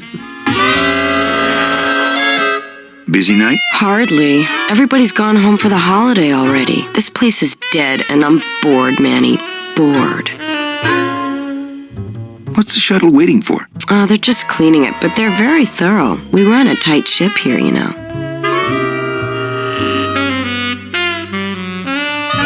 Can I try out your metal detector? What's your sudden interest in metal detectors, Manny?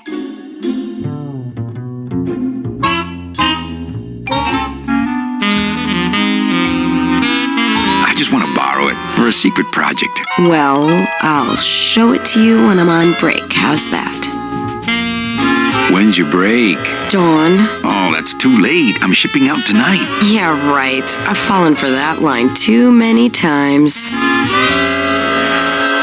Why don't you come by the club anymore? Well, to tell you the truth, Manny, it's your little coat check girl. All that bubbly energy, I just want to strangle her. I've tried that. It doesn't stop her.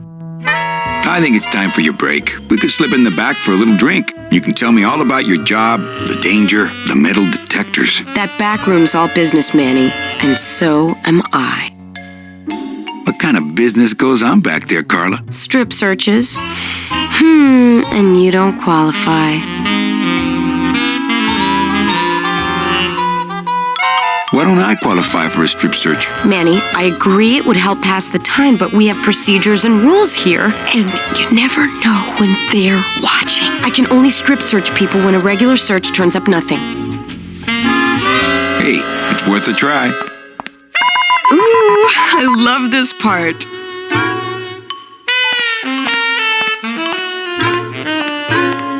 Sir, if you will, please place all of your belongings on the security desk.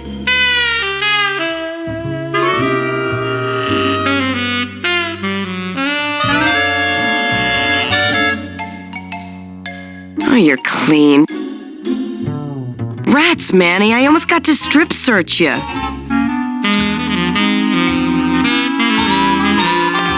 lot of paperwork. A lot of passengers. Everybody's back home but you and me. Hey, official documents, don't touch. Hey, official documents, don't touch. When did you put in a floor safe? That's our new contained detonation chamber in case someone tries to come through here with a bomb. Since when does Rubacaba have a terrorism problem? This town's changing, Manny. It's getting tougher every day. Not portable. It's locked.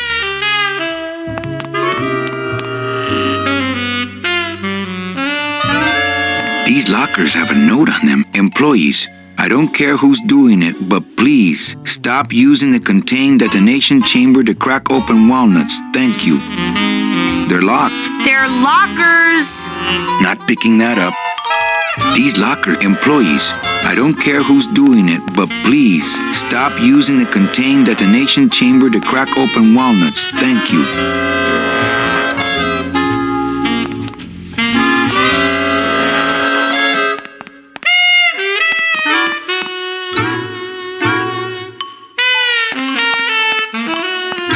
Are you sure I can't just... Don't touch.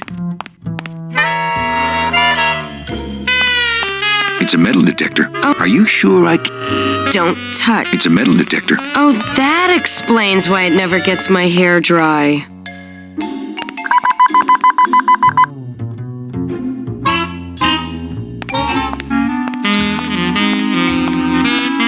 Sir, if you will, please place all of your belongings on the security desk.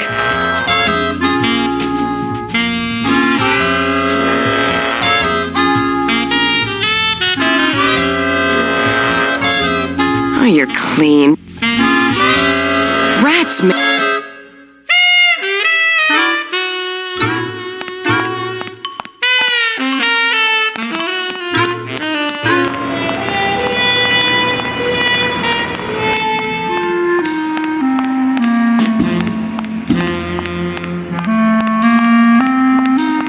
Hey!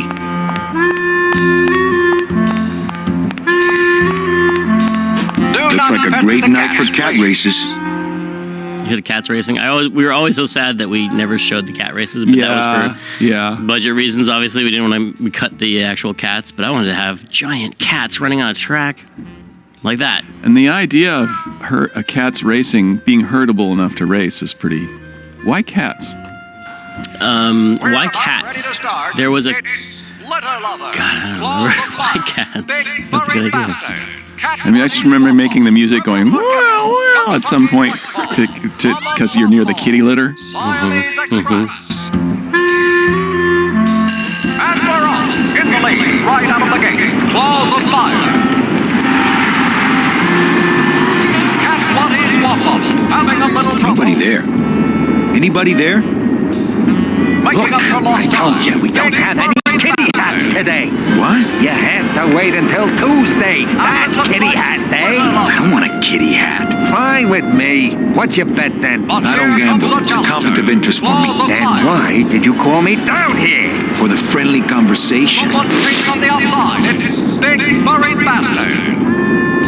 You know, there's all these background scripts that do things as you enter a room. It's like, it's, you know, start all these scripts when you enter the room, like that do all these background actions. Then when you leave the room, it's just to stop all those scripts. And it was all, you know, left to chance because, you know, had left to programmer error. And there was one. So we were talking about this earlier. There's a script that runs the cat races. And it runs the announcer for the cat races. And it actually, true to Tim's attention to detail, he wanted it to actually simulate cat races. And there are actual cat races going on. There are cats that are being raced, and the same name will show up, and you'll hear this cat getting hit. And I think Chris Burris did that. Yeah, and the odds are real. The winnings are real. Yeah, Manny's wallet fills up. No, the cat races are running, and so it's in the background. The announcer's running, and it's the simulation of these cat races being run. And yeah, they never killed that script. So you play the rest of the game from the cat scene, and the cat race simulator script is always running. Yes, from the moment the cat races start to the end credits of the game, the cat race simulation is going on in the background. There are still kitties racing today. Big Furry Bastard. big were those when you drew them? Like the posters and the murals and stuff? We could actually work rather big. Did you have Photoshop back then? We had Photoshop, but I don't know if we had layers back then. Oh, we had layers. I think we did. Oh, yeah, we had layers, but maybe Paul only. just didn't know what they were. No, but I think too. You only had one undo or maybe two undos. Oh wow. Oh, sorry, monsieur, but this is the elevator to the High Rollers Lounge. That's where I'm going. It is members only. You must be new. And you must have a VIP pass to come upstairs. Adieu. We have a winner! You again? I was just about to say the same thing. Sorry, monsieur, but you cannot... For remastered.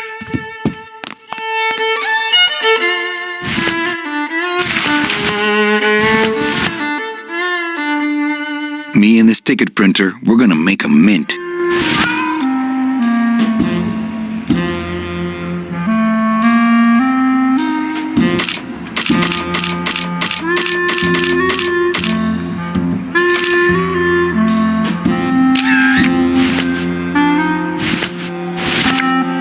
It's a betting stub for, let's see, Monday, week 12, race 2.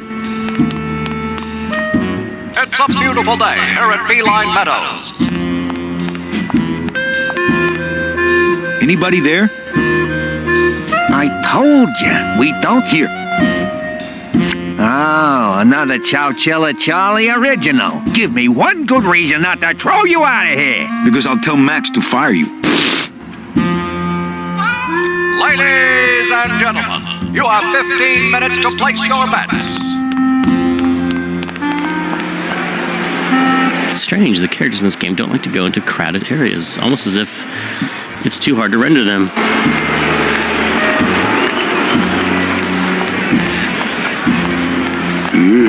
I'm not sure what I hate more, crowds or cats, but I'm definitely not going near either one today.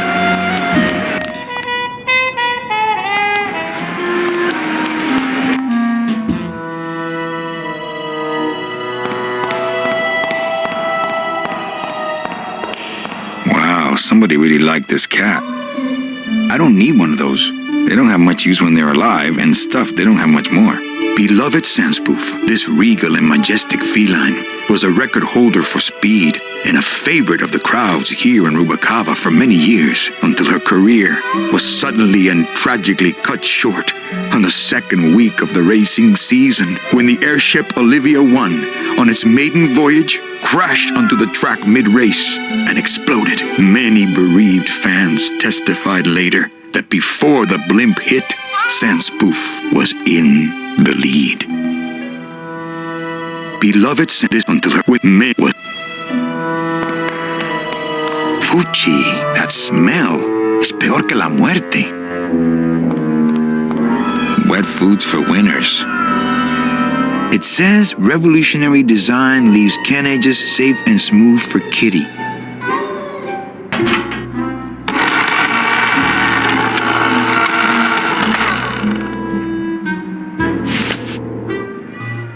I could open it with my teeth. I don't need the hernia.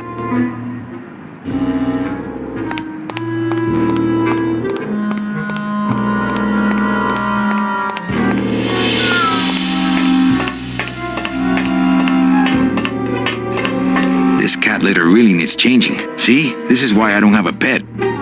Tempting as it is, I just can't bring myself to jump in the giant unclean kitty litter.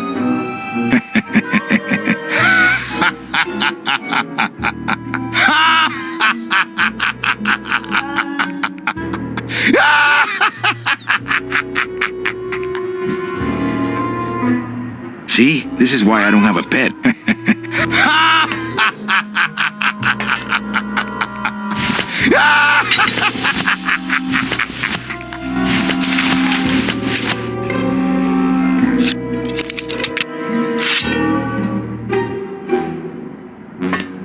Nah, they have people with giant spatulas who clean these out. I don't need to. My scythe, I like to keep it next to where my heart used to be.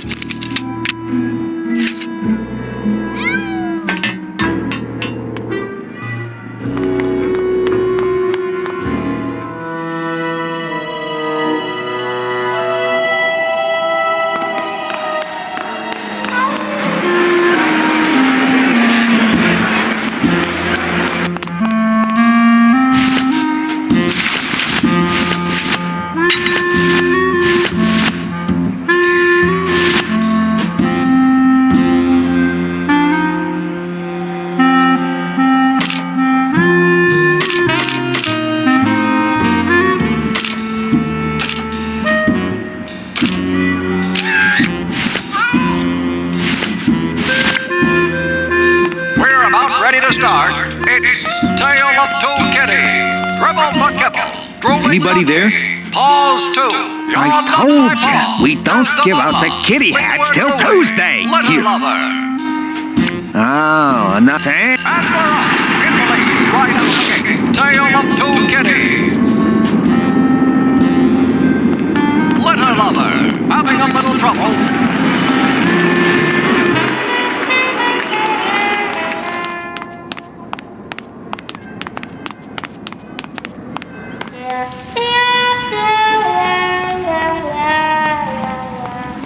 That's the folding bridge that connects this pier to the base of the cat track. Not picking that up.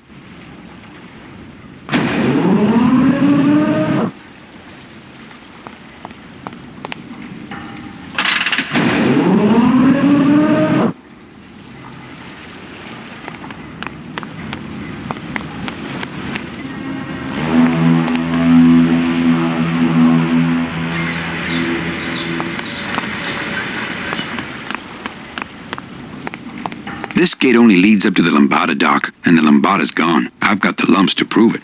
This gate only, I've got the lumps to, it's locked, but there's nothing. This gate only, I've got the lumps to prove it.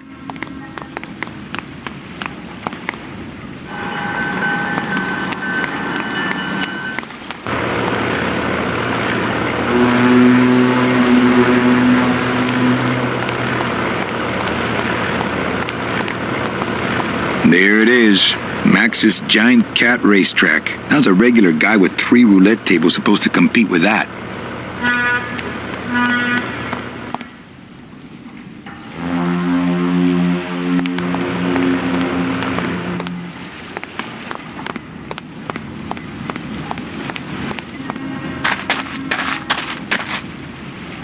To some extent, Grim Fandango is a bit of a mutt. It's got pieces of Jedi Knight, it's got pieces of Scum, it's got pieces of Outlaws, it's got pieces of, it's got IMUS coming in, and it's got the Lua language. So it was a game kind of made on a shoot, for all the technical challenges in it, a lot of pieces were sort of pre-existing, and kind of it was a matter of maybe a new era of game development where you don't write everything from scratch, but you kind of put it together in the best possible way. Well, and one of the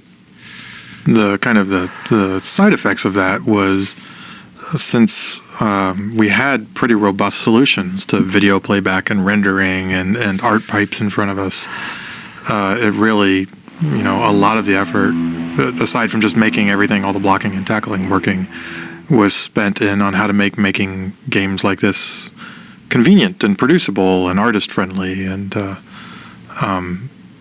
you had built some tools that were really unlike the things that appeared in RenderDroid or Smush or some of the technologies it was built on. So it's a bit of a mutt in that we borrowed a bunch of really great technology, but there's also a lot of really innovative stuff.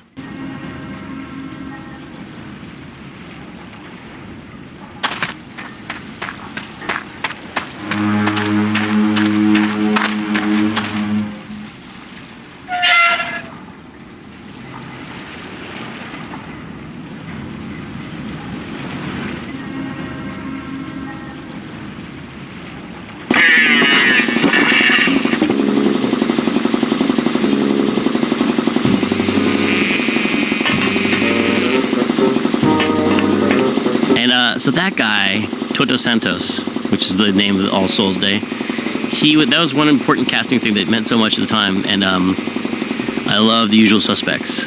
Yes. And there's a burn victim in the very beginning of the game, a guy who was burned on the ship. Right. And he's in the bed, and he's the first guy who says, "Guys are Sose." Right. He's this Hungarian or Polish. Yeah. And we got that actor to do Toto Santos' voice, because I was like, I want him to sound like that guy from Usual Suspects.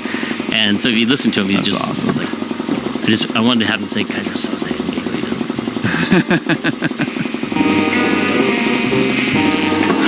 And he It's Toto Santos, Rubalcaba's friendly scrimshaw artist.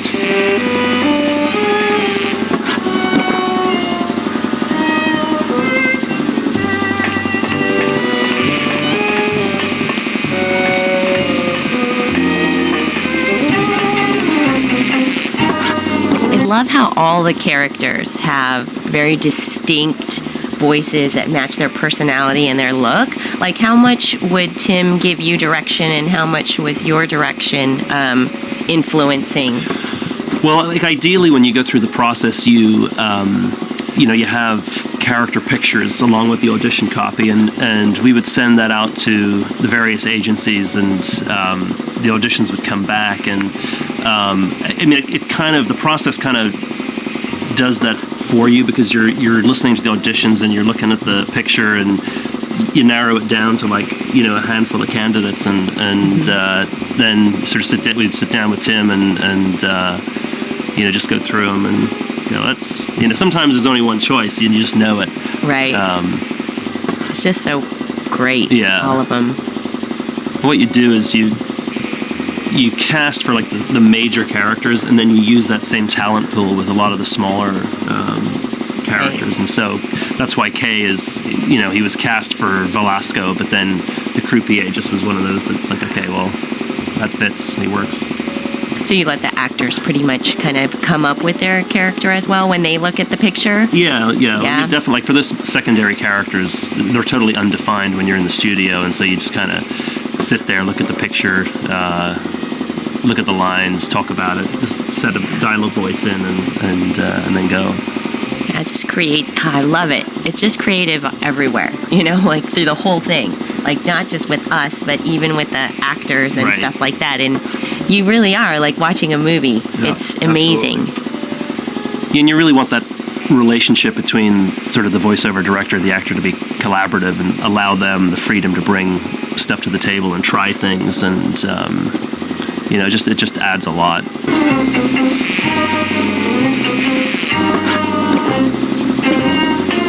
Hola, Toro. ¿Cómo estás? Not now, Manny. I'm in the middle of something with Naranja here.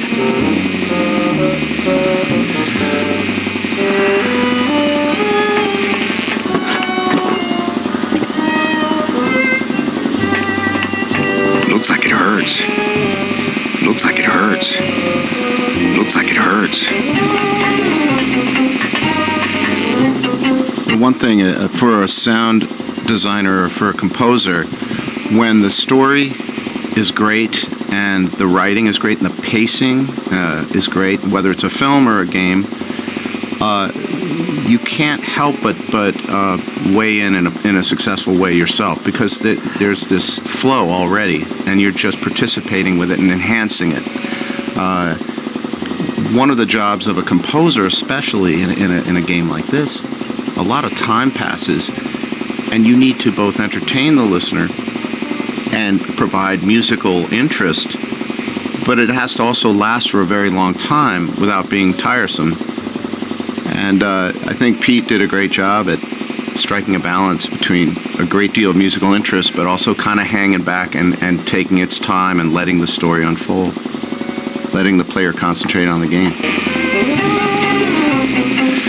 I think these are binders of tattoo designs. I told you, Calavera, not now. Oh, that reminds me. I forgot about my date with Inez. Not picking that up. Hello, operator? Yeah, it's me, baby. How'd you know? Hey, don't say that, sweetheart. You know I meant to stop by and... I'm more happy about leaving town every minute. I think I'll stay off the phone for a while, just until Inez calms down.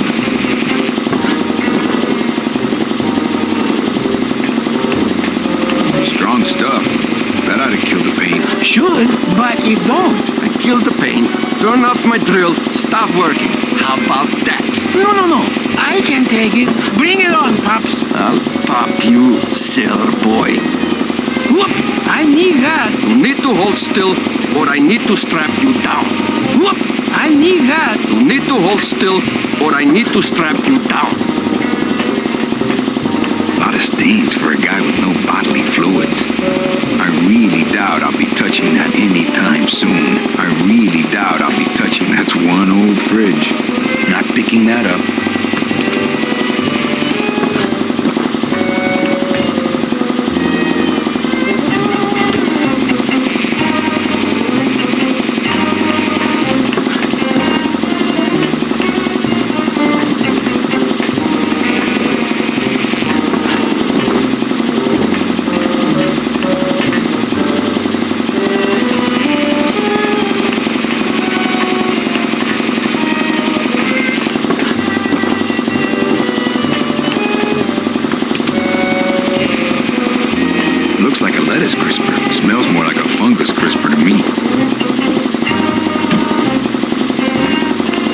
It's empty.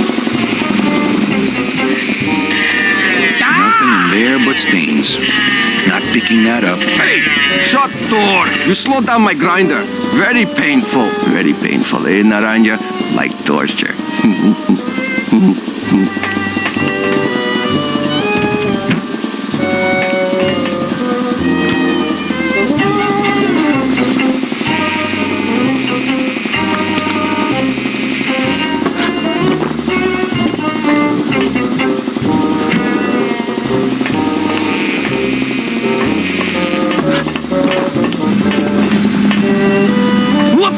You need to hold still, or I need to strap you down.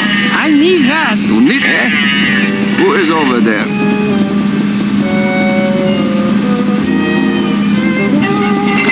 Tattoo big, floppy ears on the side of your head.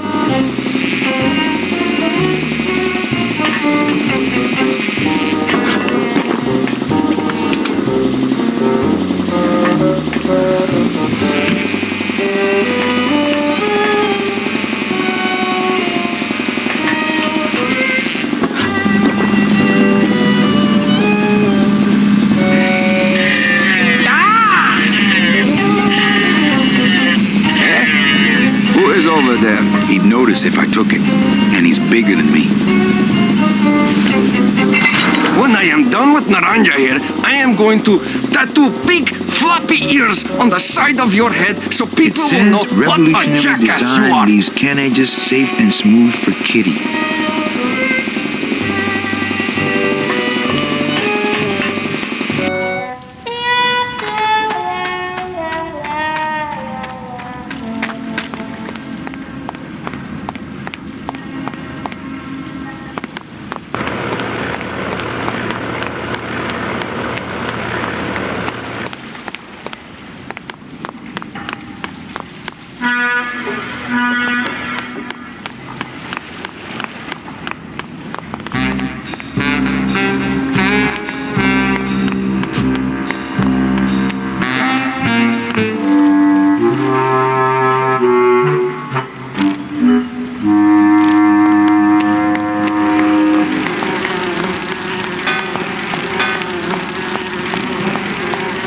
This is where I had never heard of actual sea bees before, and someone made that. I talked about how they could be these bees down there, and they're like, oh, like sea bees, and I was like, what are sea bees? Yeah, they were a Navy thing. Yeah. And wait, does that come from the letters CB? Like, I don't know. Or construction brigade or something. Yeah, good. Like Jeep comes from general personnel vehicle. Yeah. So, and this bee is called Terry because of the character from On the Waterfront, Marlon Brando's character named Terry. Mm-hmm. So that's where we got all that stuff.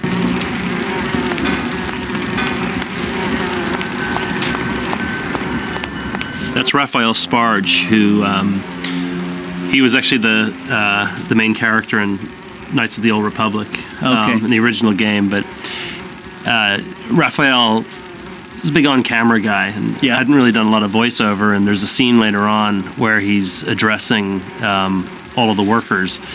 And the thing about Raphael was that he physically performs when he's in the studio. Oh, right. So as he was addressing the field, he kept on going off mic. And so the engineer's like, oh, we got to keep him on mic. And so I said, hey, Raphael, can you stay on mic? He's like, oh, really sorry. We re-rolled, and all of a sudden his energy just went down. And so it just wasn't working the same way. So we pulled out another 2 mics and put him out. Oh, that's great. So that he could then go, you are the fat cats of industry, and he could kind of move his head, and we still caught it. And so then we just cut around the 3 tracks to get the final take. That's so crazy. Yeah, but he's a great actor.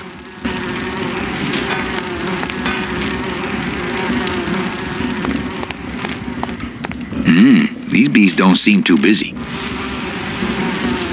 Cold one, huh, Terry? Yeah, it's always cold when you're unemployed, Manny. Who's unemployed? Aren't you guys in the union? The union? They don't look after us little guys. They're run by the coppers. And you of all people should know, Manny, that the cops are in bed with the gambling joints. Hey, I run an honest joint. We ain't in bed with nobody. What about the protection money? We pay every week. On the nose, through the nose, like an honest place should. See what I mean? This town is just a big conga line of hustlers, all laughing and dancing and scratching each other's backs.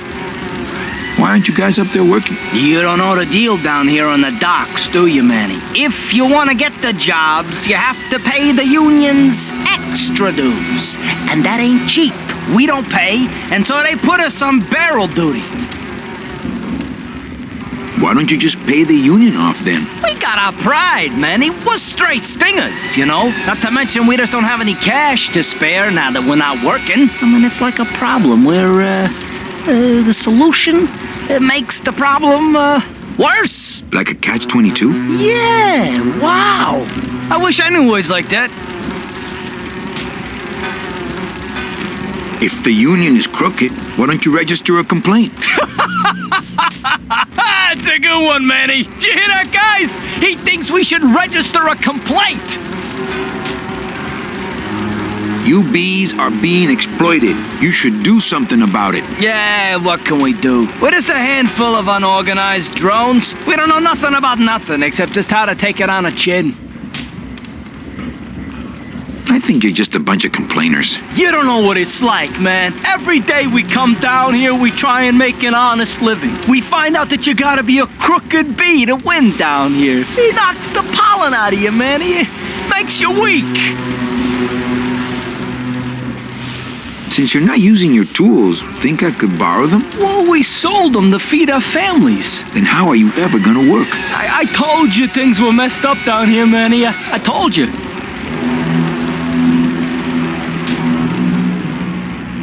If the cops own the union and gambling's in bed with the cops. Yeah, and then who really runs the gambling, right? Well, no offense, but Maximino is really the big boy in town, obviously. But word is, he gets his orders from some hardcore gangsters in El Mero. Yeah, that fancy cat track is really just a big laundromat, if you get my drift. Hey, can I borrow one of your union cards? What, are you kidding? You know how much I had to pay Chow Chilla Charlie to get mine? You guys know a seaman, Naranja? Nah, CBs and sailors don't mix. But you're in the same union. Well, maybe so, but some traditions are sacred there, Manny. You bees gotta be strong. Things just aren't the way they should be down here, Manny. It's like the worker bees. They do all the work, but we can't affect it's like the way that things are produced should be controlled by, we should, forget it. I'm just a dumb, hungry, out-of-work bee. What's the buzz? It's bad down. It's like we want to, You bee. Easy feet. What's the buzz? And you bees. Easy.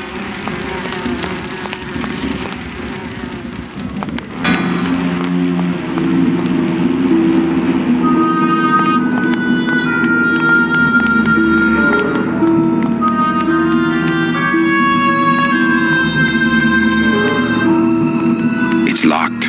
It's locked. It's locked.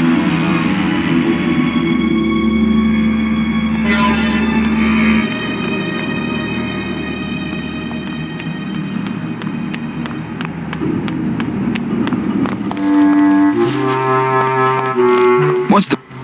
It's like the big union, guys. We don't... we're just... You bees. Easy.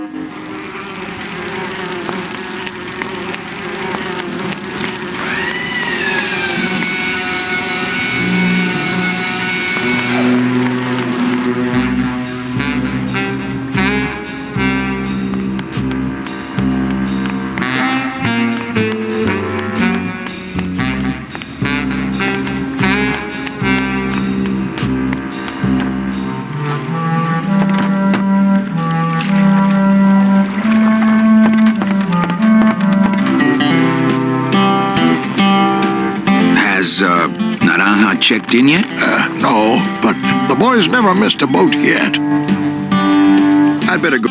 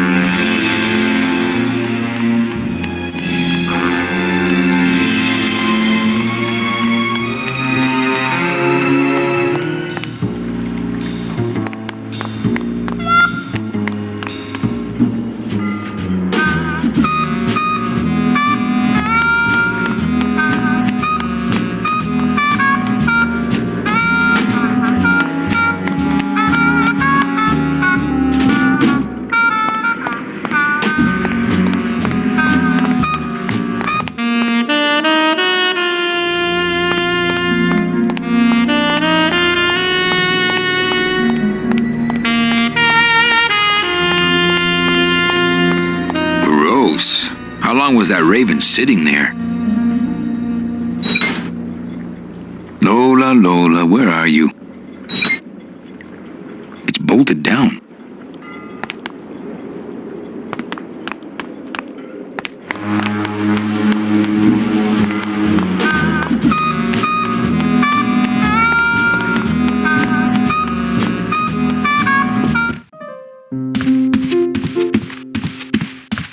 Evening, Lupe. Hi, Manny. I have a note for you from Lola. Lola? Yes. Now, where is it? Where? Oh, here. No, wait. Dang. I have a whole new system for messages. Just let me... Here. No, wait. Be quiet. Here it is. Wait a second. It's empty. There was something inside. It felt like a key. A key? Yes! But did somebody come back here and snake the key while I was sorting the coats? Who would do that? They messed up my whole system! Evening, Lupe. Hi, Manny. Okay, back to work. Okay.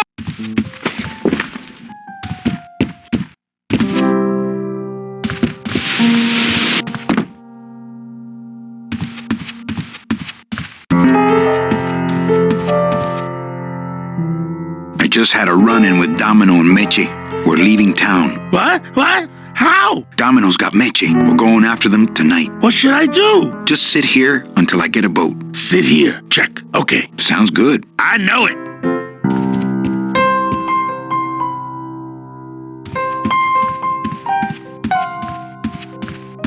Amarillo de Oro. A very fine liqueur filled with solid gold flakes. Nothing but the best for my customers. My rich customers. Yes, I better take this with me for safekeeping. Well, maybe just a sip.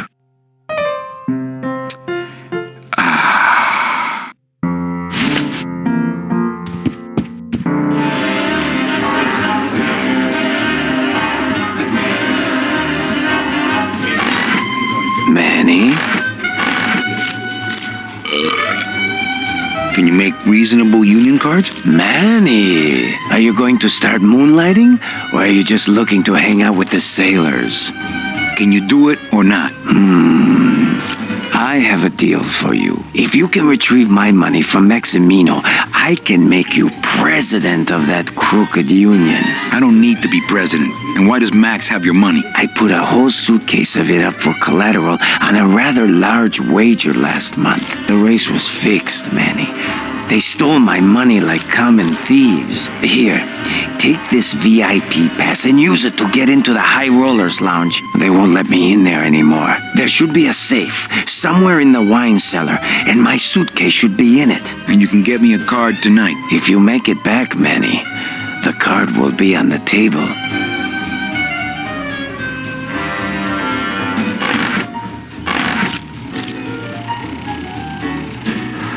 You know, some people say you should I'm always feeling work. extra lucky tonight. Everything okay down here? I'm going to need some more chips if Monsieur Lucky does not call it a night soon.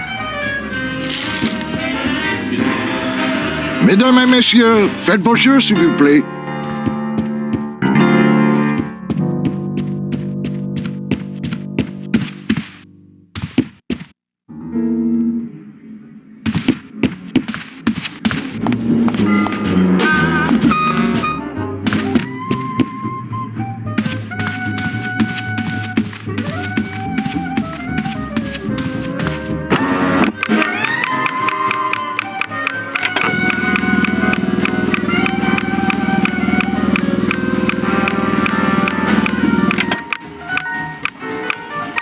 Le numéro gagnant, le 4, noir, perd un manque, 4, black.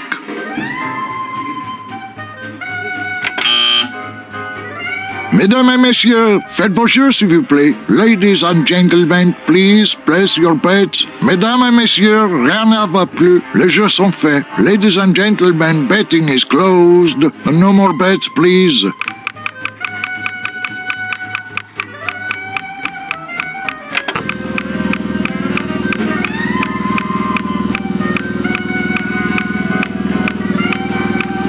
Le numéro gagnant, le 26, noir, Paris, 26, black. Mesdames et messieurs, faites vos jeux s'il vous plaît. Ladies and gentlemen, please place your bets. Mesdames et messieurs, rien ne va plus. Les jeux sont faits. Ladies and gentlemen, betting is closed. No more bets, please.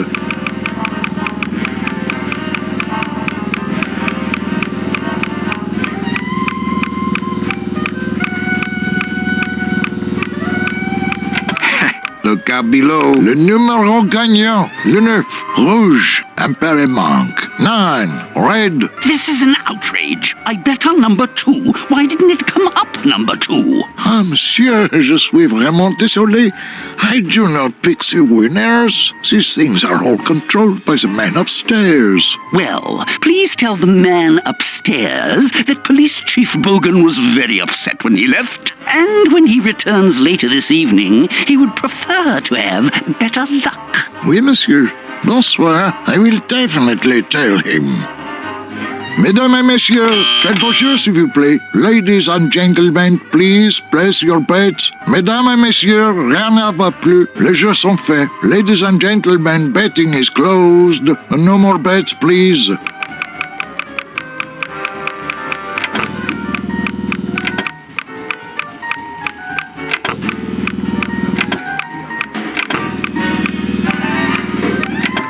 Le numéro gagnant, le 25, rouge, Empereur et passe. 25, red.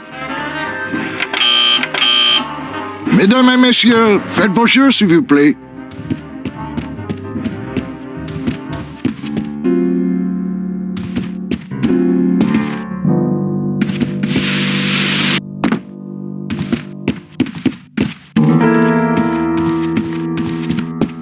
Mesdames et messieurs, faites vos jeux s'il vous plaît. Ladies and gentlemen, please place your bets. Everything okay down here? What happened to Monsieur Bogan's lucky streak? It ran out. Well, so did he. Everything okay down here? What happened to Monsieur Bogan's lucky streak? It ran out. Well, so did he.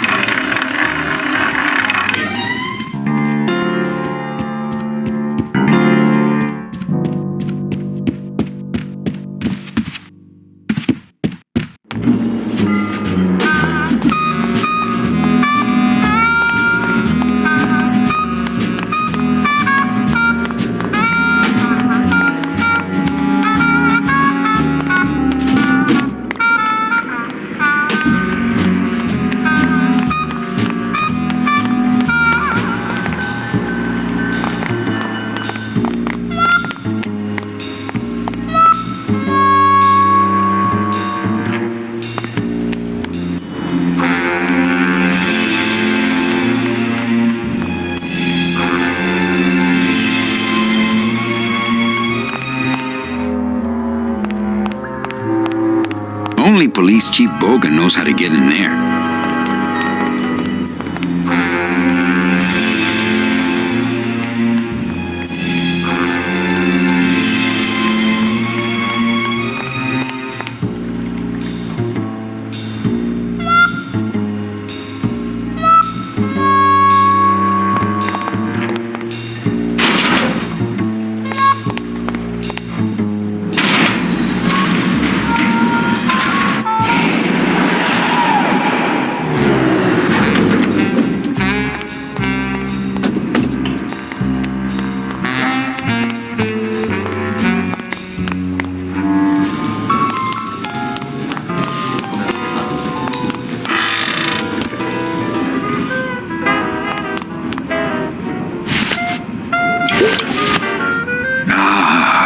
Amarillo de Oro. A very fine liqueur filled. I don't really want to do that. Well, maybe just a sip.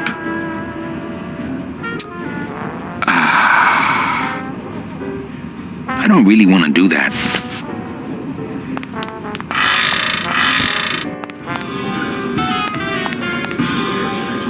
Hey. Okay, you said this to me in your sleep. The cracks in my skull. Absolution. Is it you? Or am I you? Woman, I am more than dead. Eating only spiders and leaves. Eating through your brain. And tomorrow, the Senate.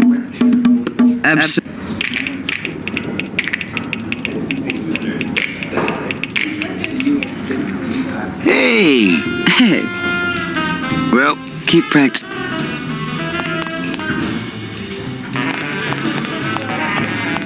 Hola! Get a whiff of your hot vomit, but there's no...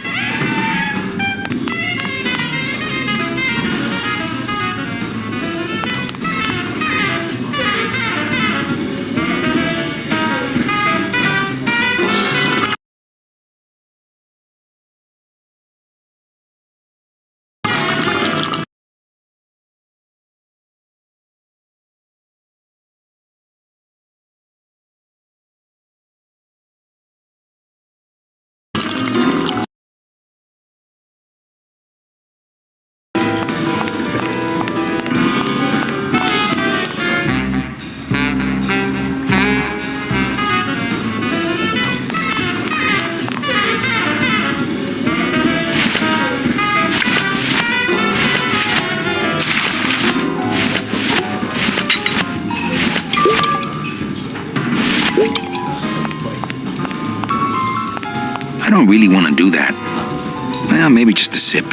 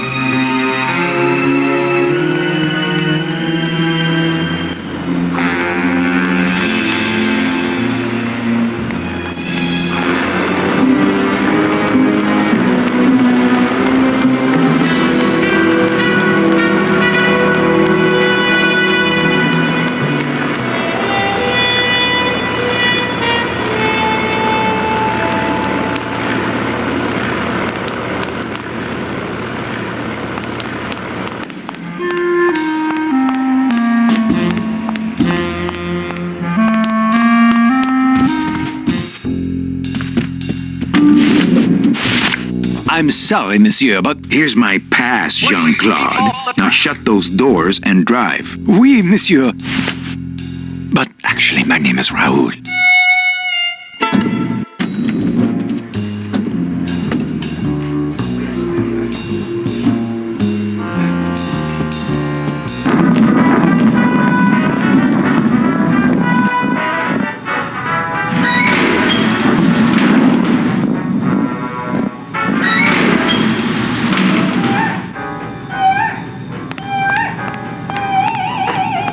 Looks like cans of some sort of canned meat. Oh, I really hope this isn't where the old race cats end up. I don't need any cat meat. I don't need any cat meat. Looks like more of that cat meat or whatever that is.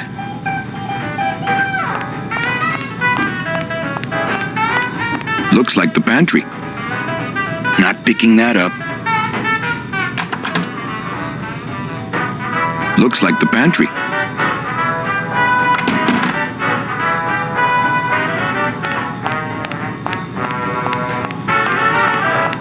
Looks like a turkey baster. It's empty.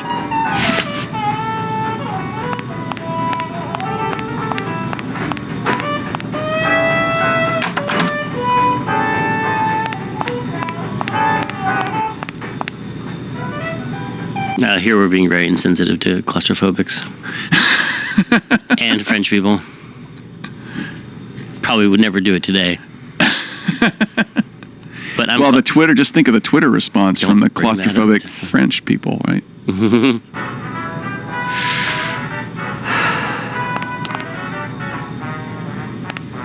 Looks like more of that cat meat or whatever that is. I don't need any cat meat. Looks like more of that cat meat or whatever that is. Looks like more of that cat meat or whatever that is.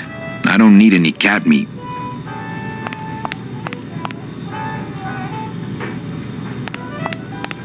Looks like more of that cat meat or whatever that is.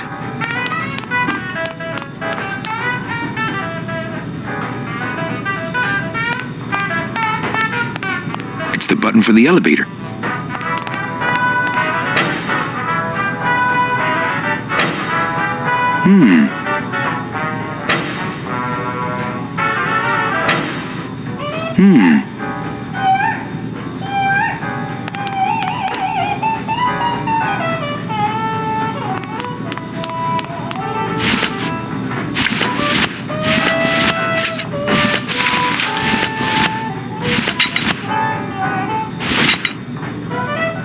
The can opener wouldn't work there.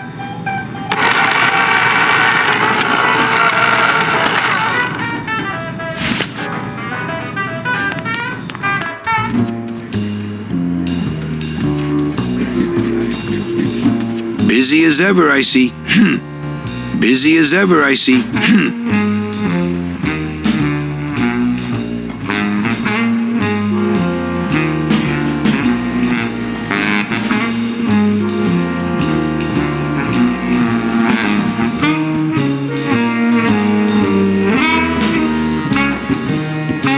Well, I remember, speaking of VO, I remember you casting this, and then I remember you vanishing.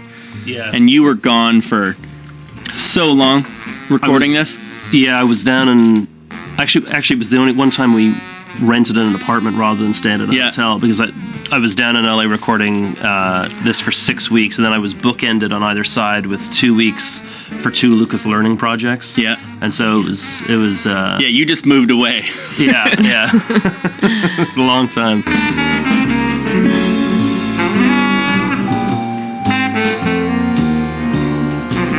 Boy, that Nick sure gets around.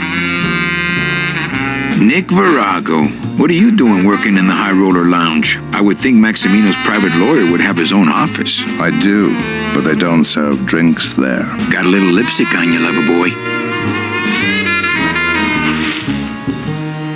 I already got rid of that, and I can do the same to you, Calavera.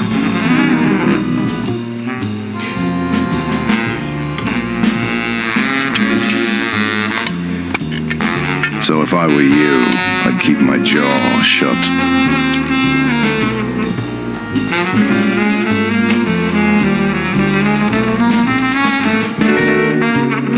Nick, I need a lawyer. You get yourself in some kind of trouble, Calavera.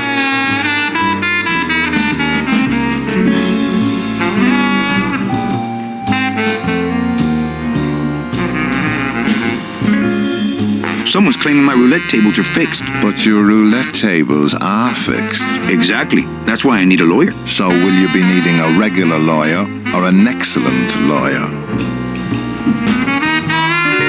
An excellent lawyer. Any excellent lawyer or the best excellent lawyer? The very best is good enough for me. And who would you say that would be, Calavera? Who would you say is the best lawyer you know in all the land of the dead?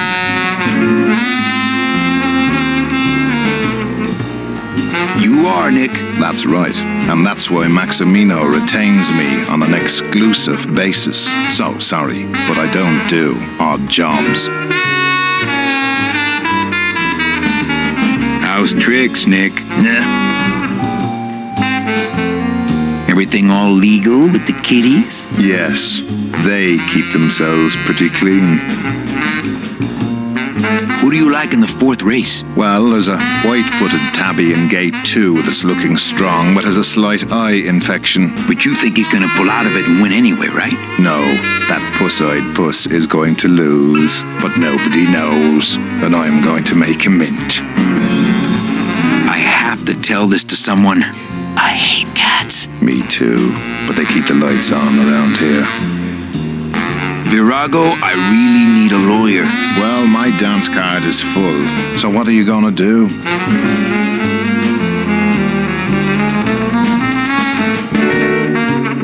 could tell Max about you and Olivia. That sort of claim could send a man like Max into quite a rage, especially if the messenger had no proof.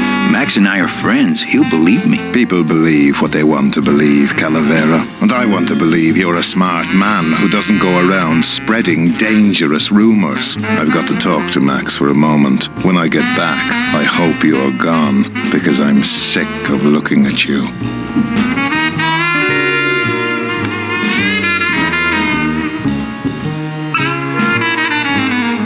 It's Virago's cigarette case. Man, this is gonna get me in trouble.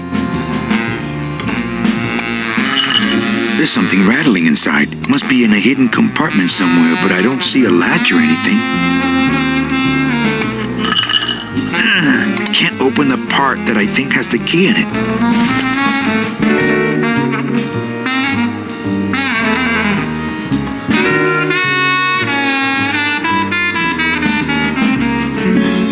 Who needs a giant 24-karat gold cat? Who needs a cat, period? Is that cat actually modeled, or is that a painting? No, that's a modeled cat. The lighting is so soft. It's. Mm-hmm. I think I might have even. Oh, please, did I do that? Did I model that cat? I might have modeled that cat. It's a cool-looking cat. Just the lighting. Thank you. He's one sexy cat. I think they'd notice me walking out of here with that. Good kitty.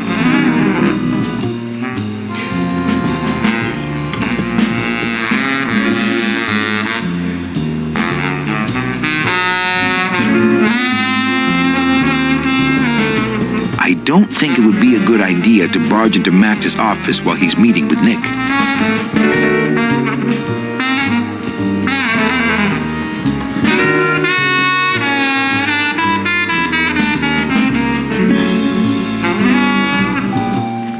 Race results. I don't have the remote, and I don't think they get any other channels anyway. Not picking that up. Race results.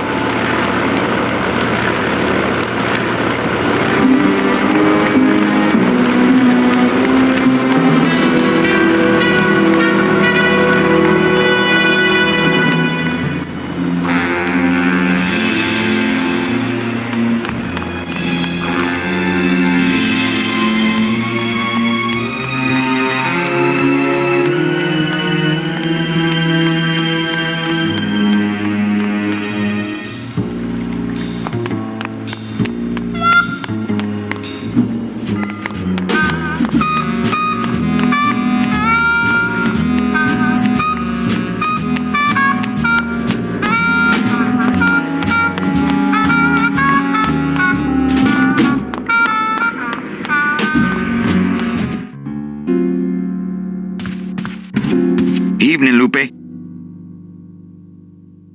Hi, Manny.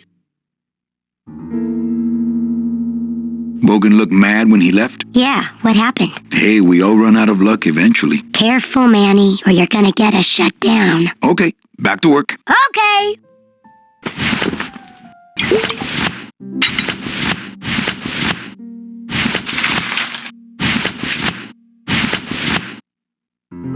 It's Virago's cigarette case.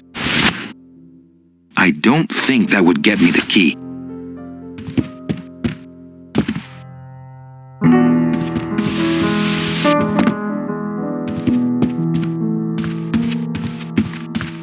Manny, the police chief walked through and I tried playing a song for him and he yelled at me. Oh, don't sweat it, Mano. He's just mad because he lost at the tables. Isn't he always supposed to win so he keeps liking us and never raids us? He wouldn't raid us. It's a holiday.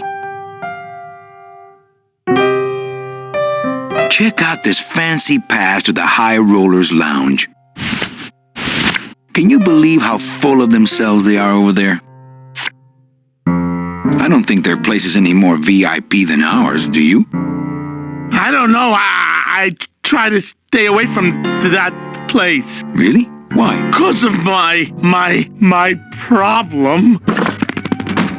Gladys? Compadre?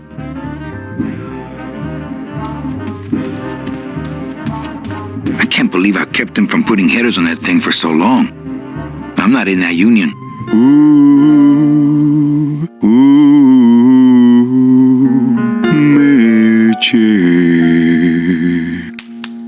Whew, yeah!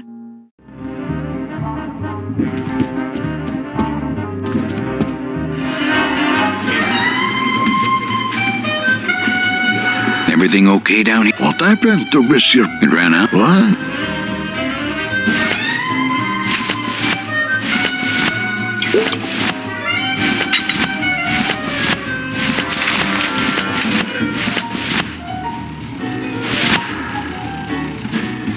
I don't think that would get me the key. I don't think that would get me the key.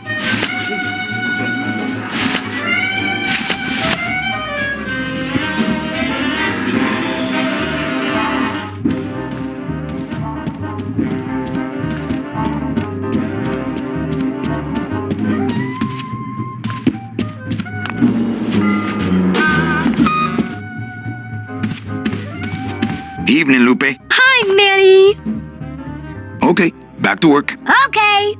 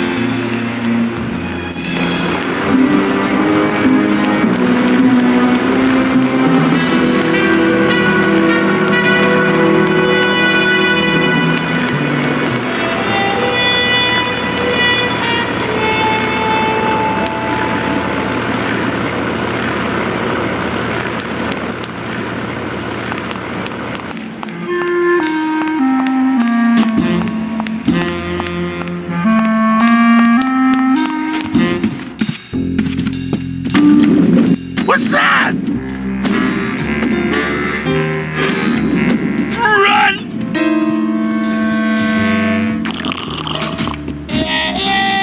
Wait, why did Cataglotis leave the piano playing thing and come down here? Oh, you got him the pass. You gave him a pass. Right. So now he's a high roller. And he's an alcoholic and a gambler because of you. Right. But it's all for good cause, adventure game playing.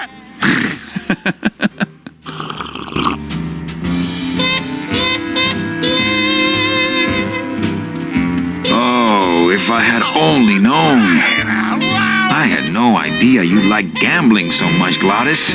Well, the doctors made me promise I wouldn't do it anymore.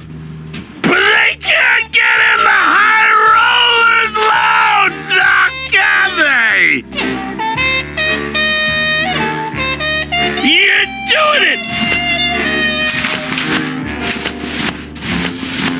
You're doing it! You got it! I don't really want to do that. Run! You're doing it! Go, go, go! I don't think it would be a good idea to barge into Max's office while he's meeting with Nick. You're doing it! Pretty bad.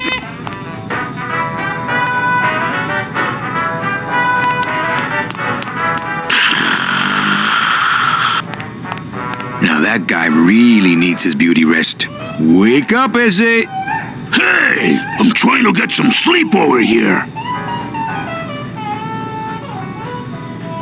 Going down? Probably later. Maybe you could take me down now. Oh, yeah. I could take you down, but I can't eat customers anymore. Sorry, don't mind me. Just passing through. To where? The elevator. Doubt it. Can't I go down to the cellar? It's a wine cellar. Wine goes down there.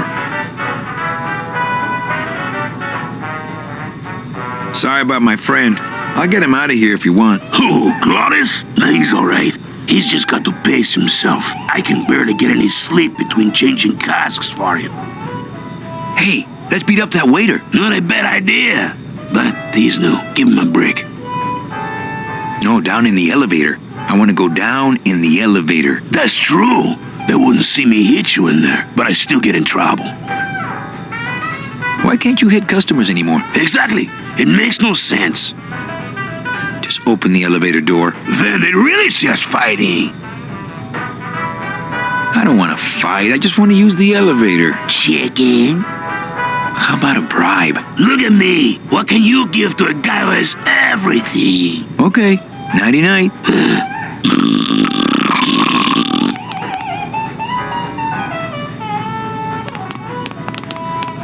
Punch it, buddy! That's a good cat!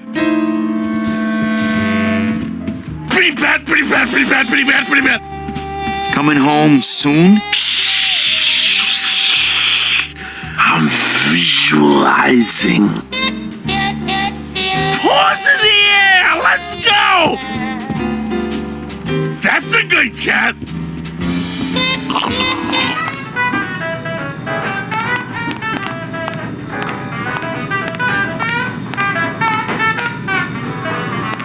This cask is sealed on the top, too. I don't need the hernia. There's no opening up here.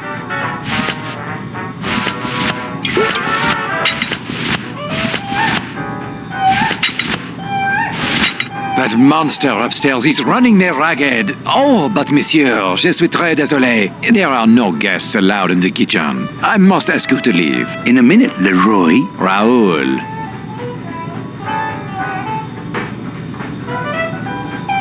I'd better not open it when it's full. That could spill a lot of juice.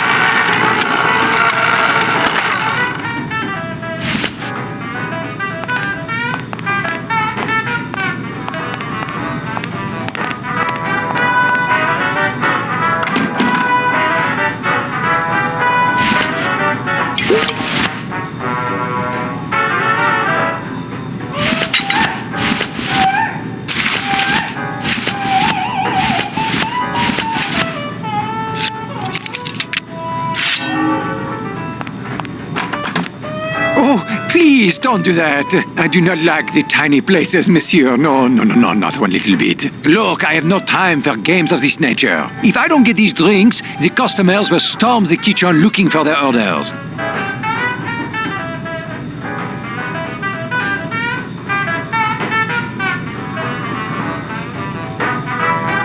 My scythe. I like to keep it next to where my heart used to be.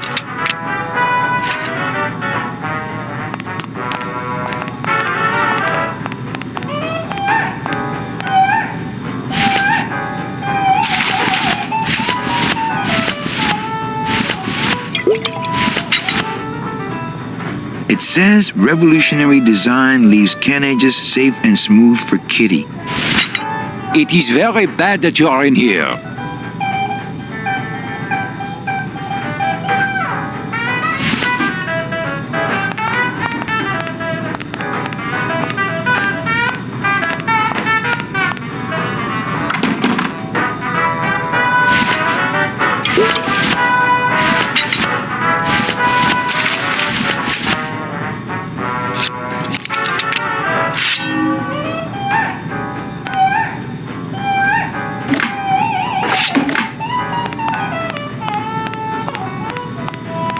Hello? Hello out there? Could somebody please open the door? I seem to have locked myself in this teeny tiny room. I am actually very claustrophobic, so if somebody, s'il vous plaît, oh, let me out of here, immediately! Oh, Almost there! Hey, I'm thirsty. Where's that waiter?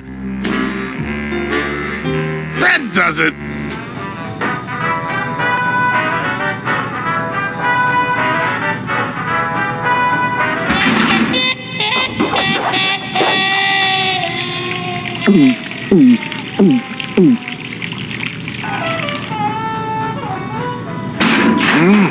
Fruity, but voluminous.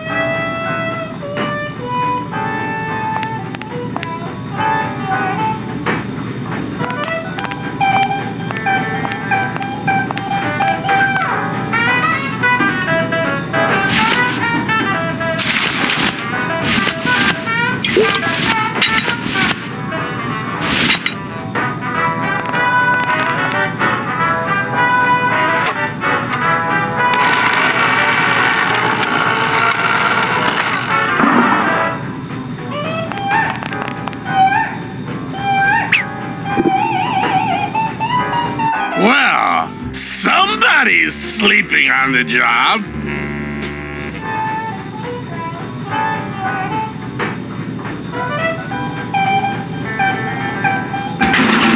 Ah, it's empty.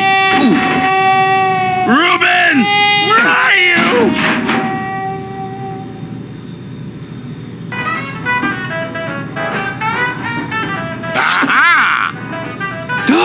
Mon Dieu! A little nap-a-vous, eh? Well, le keg is empty, so toot sweet, Buster. Yes, monsieur. Merci, anything you say. Eto, more wine. Oh, I'm going to fire him for ignoring my pleas, and then I believe I shall quit. Oh, I can never look at that pantry again. No man should ever be locked up in such a small, dark place.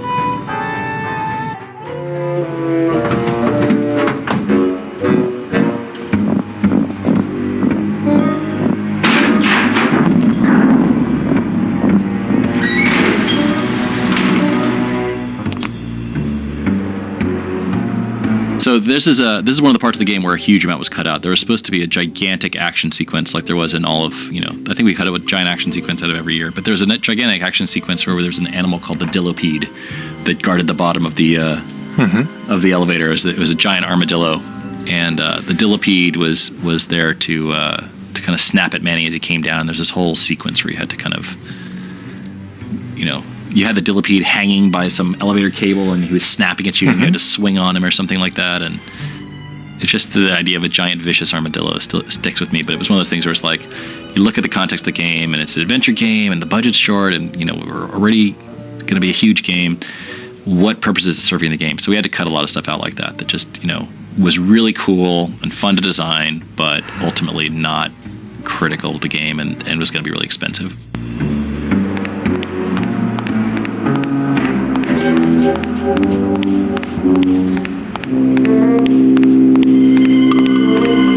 I never want to go near another one of those. I never want to go near another one of those. I never want to go near another one of those.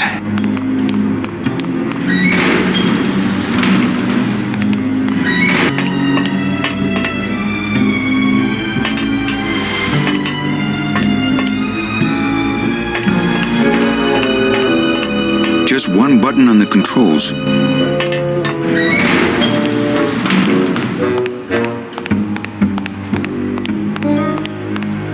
I bet that thing's really easy to control if you're a big demon.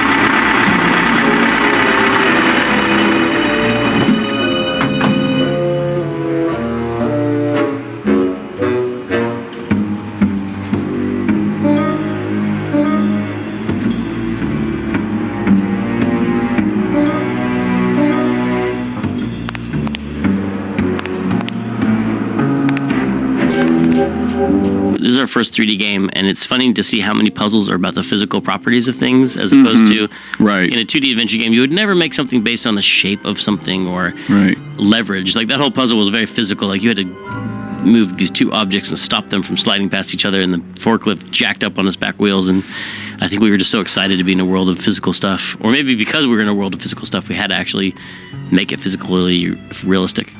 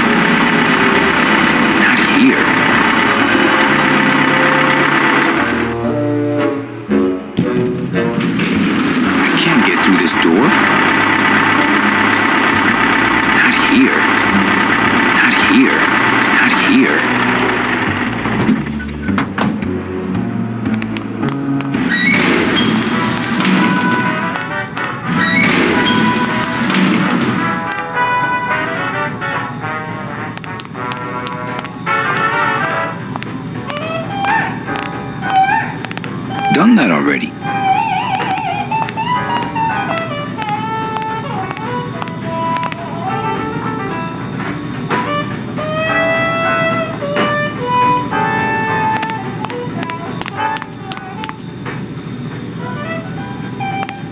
I don't need any cat meat. You can do it!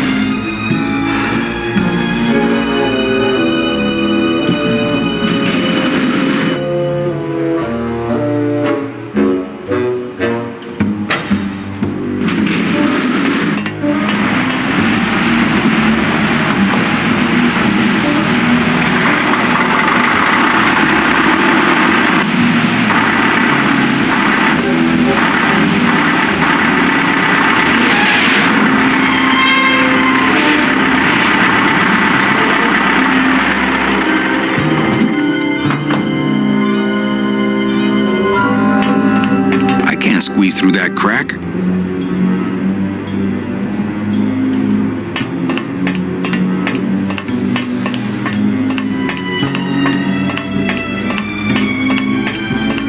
the blade control lever.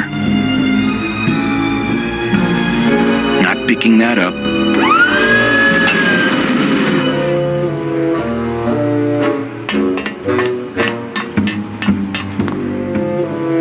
No, and I think this is one of my first sets. Oh, yeah, I remember this is, both of those were, well, it was one of the first ones that I ever modeled.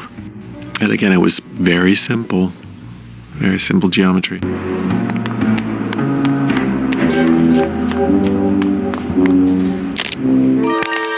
Dios mío, it's full of double-end tickets. This could get 100 souls on the number 9 train. Something's not right about this. I get the feeling this suitcase belongs to someone more important than Chowchilla Charlie.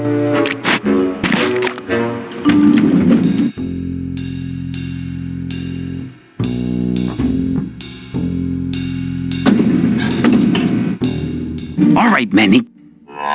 Give me the case. Charles, I thought we had a bargain. No, we do. But I thought I'd bring some muscle along just in case. What's the matter, Chuck? Can't afford to hire goons to do this sort of work for you? I'm all the goon I need. Now drop it.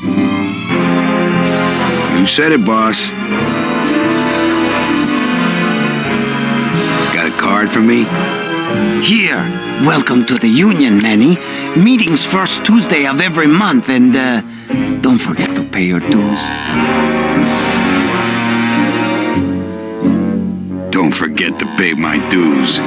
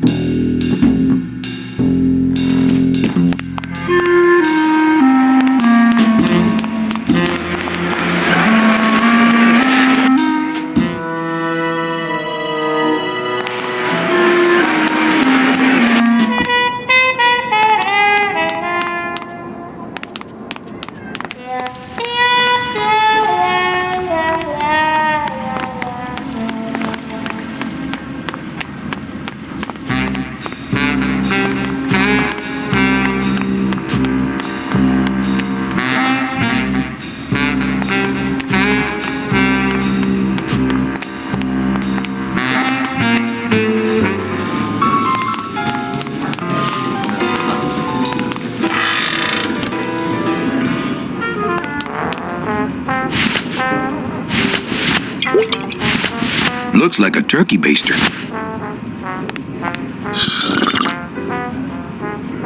I don't want to squirt all that hookah water here.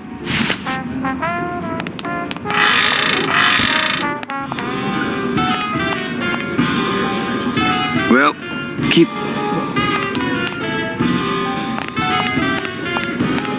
Hello? No effect.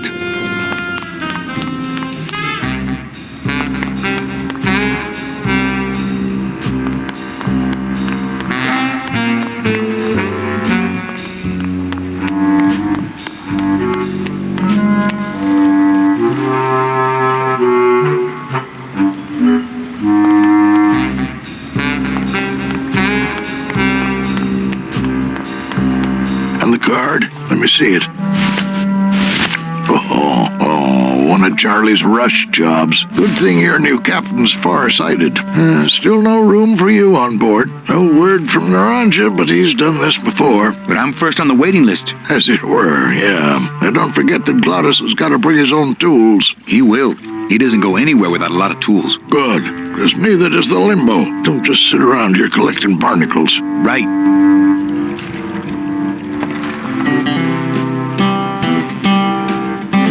Has Naranja checked in yet? No, but the boys never missed a boat yet. All right, so I'm ready to sail.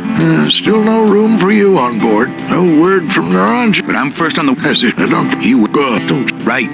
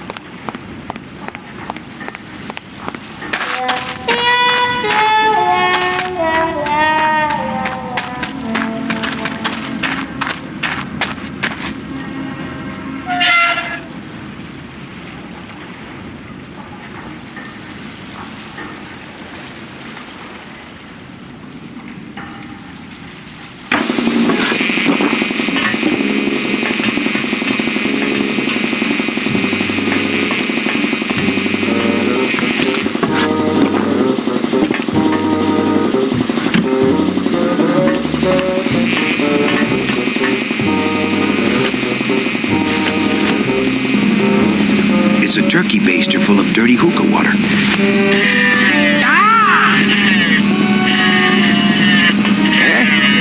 Who is over there? Look, you broke it. Now it won't shut.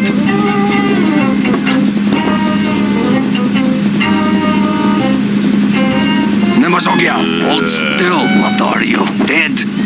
Kaifa, wake up. I don't work on drunks. Resek Chavargo. What kind of sailor are you? Can't handle booze, huh? Hogyha te azt gondolod, hogy engemet te nem fogsz kifizetni, te teljesen bolond vagy. Well, let's go. Toto, I got your boy Naranja here. MIA he is. Well, he's sobered up. I send him to limbo. Yeah. You'll make it there by morning. Promise. Oh, yeah. That is what I told him. Doesn't look like you'll be showing up to work in the morning. Are Let's you see what you kidding got me? on you. Sailor? Seaman, I gave him the idea in first place. No, I stole them. They're mine. I could put them on, but I don't think that would change fool his Velasco. stripes. So, I already searched him pretty thoroughly. Doesn't look like you'll be showing up to work in the morning. Listen to I don't me. think that would shed any light Take on care of things. yourself. Yeah. Hey, Velasco! Manny, do you mind? Artist at work here, eh?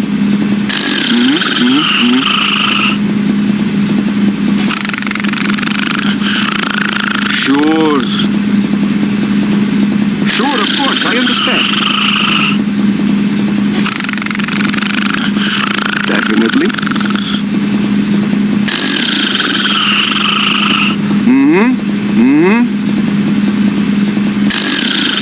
You said that.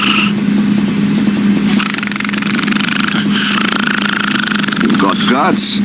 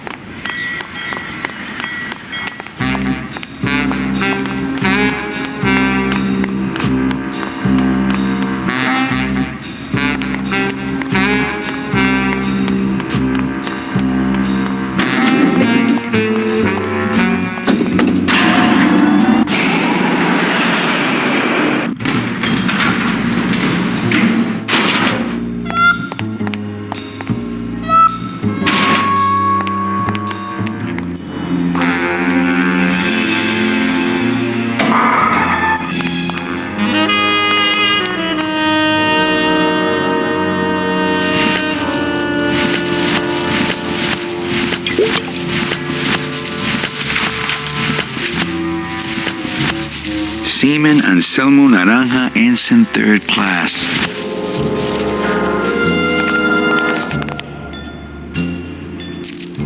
Are you sure you're looking hard enough? Look, Manuel, these old eyes are tired. I'm doing the best I can, but the average retirement age beachcomber has more sophisticated equipment than I've got here.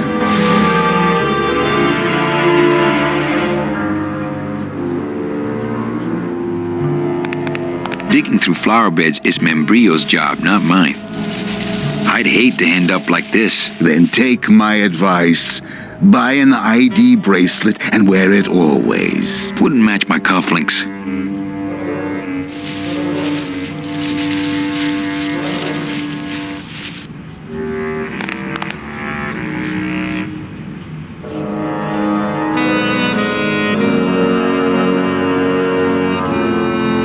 Well, don't let me...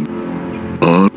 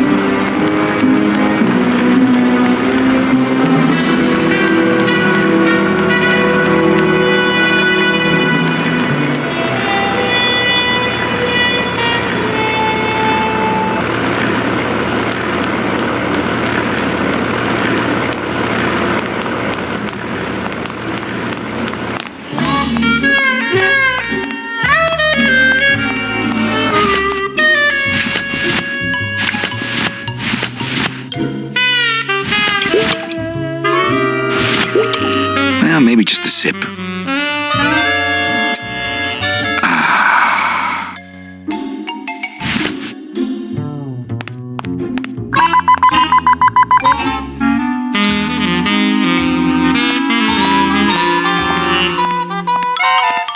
Sir, if you will, please place all of your belongings on the security desk.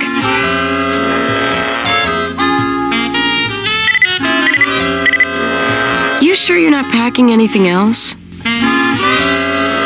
Nothing that would set off that thing. Then, sir, I'm afraid you'll have to step into the back with me. Rules are rules. And of course, with my dad being in the military, we moved around a lot. Mm-hmm. I remember this one town we moved to when I was in the 1st grade. Oh, really? Yeah, the only industry in the area was figs. Acres and acres of fig trees everywhere you looked. I myself never really cared for figs. I always liked dates more. Or prunes. Don't you just love prunes? They have such a great texture. They're all wrinkled up like my Grandma Hedwig's face. Oh, poor Grandma Hedwig. She was always forgetting things. I remember one time back when I was 6. Or maybe I was 7. No. I had to be 6 because Mr. Rufus was still alive. Now there was a good dog, Mr. Rufus. He was such a sweet little puppy. We didn't care that he was deaf. He was as deaf as they come, but he'd still try to bark. And it would come out sounding like a cat. I remember I had a dog coughing once. up a hairball, which our cat often did. He had such long hair. I don't really like long-haired cats, do you, Manny? They're just so... I like short-haired cats. They seem less stuck up. People think I'm stuck up sometimes, believe it or not. No, they really do. I don't know why. I guess it's because I'm so shy. I was shy all the way through high school. I never went to a single dance. Can you believe it? No, don't get me wrong, the boys would ask, but I'd just run away. My mom said I could have been homecoming queen if I'd just smile once in a while. She always said, a smile is the most important part of any outfit. Well, maybe I would have smiled more, Mom, if you hadn't drank so much. Was I supposed to smile when the cops called us in the middle of the night to tell us to come get you out of the drunk tank? Maybe if I had smiled more, Daddy wouldn't have left us. We'd be together right now, you, me, Daddy, and Grandma Hedwig, and Mr. Rufus. And I'd be wearing my homecoming queen crown and eating figs and I'd... Oh, Mother! I'm so sorry!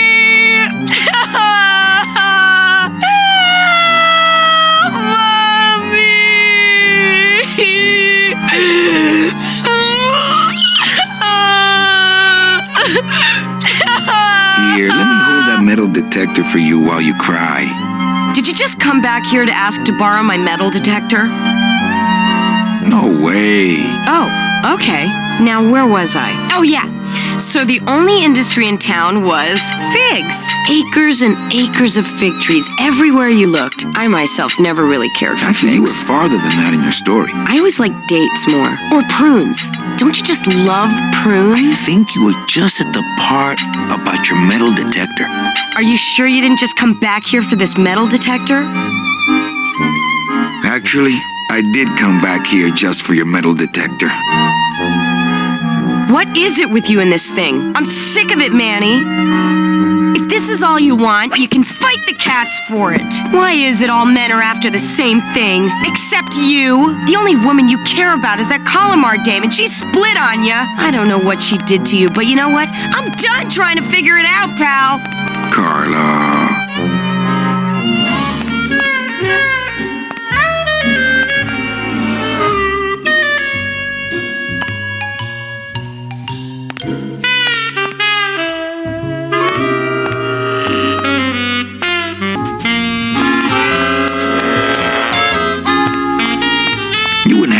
Second metal detector around here, would you? You wouldn't happen to have a second metal detector around here, would you? Sir, if you will, please place all of your belongings on the security desk. And then jump out the damn window. Oh, Carla. Bye, Carla. Drop dead!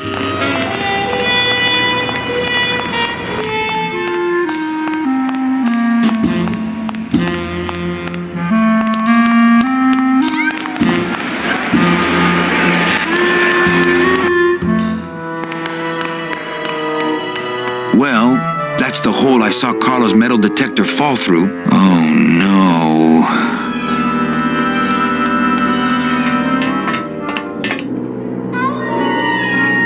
I'm not going in there.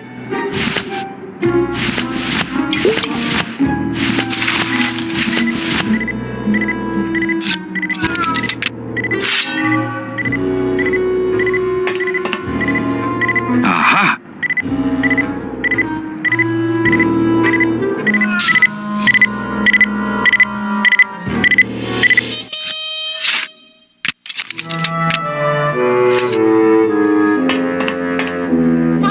A little stinky, but it could be worse. I think it's just picking up my blade.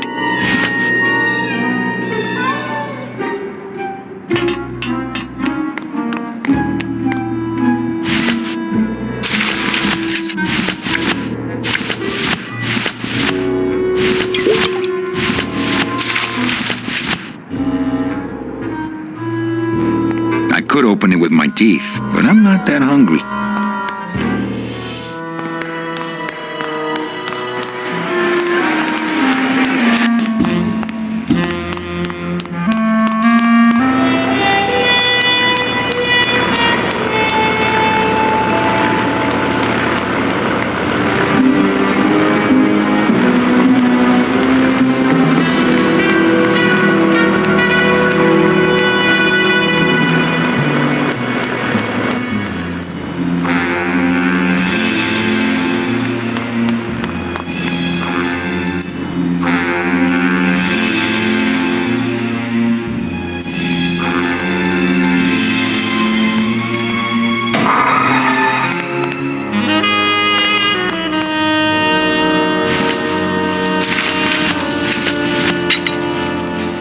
Next beach I see, I'm finding me a watch.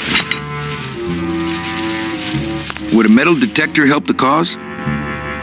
Hey, just like downtown. You never know what this'll turn up. An engraved ring, a belt buckle with somebody's name on it. Who would wear a belt buckle with the... Oh.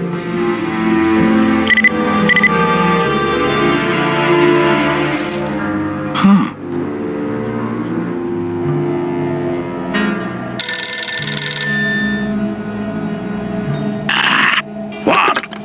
Velasco, it looks like I've got one of your boys down here in the morgue. A sailor by the name of... Naranja. What? How? Sprouted? But, this town's going to hell. Sailor can't even take a 2-day shore leave without watching his back. Yeah, I'll come down in the morning. All day long, Manny, I sought through pure sadness. I find evidence, and I piece together stories. But none of my stories end well. They all end here, and the moral of every story is the same. We may have years, we may have hours, but sooner or later, we push up flowers.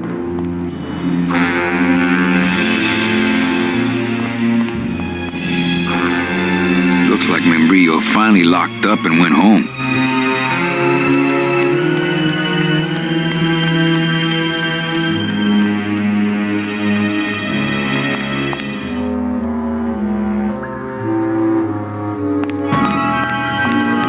Only Police Chief Bogan knows how to get in there.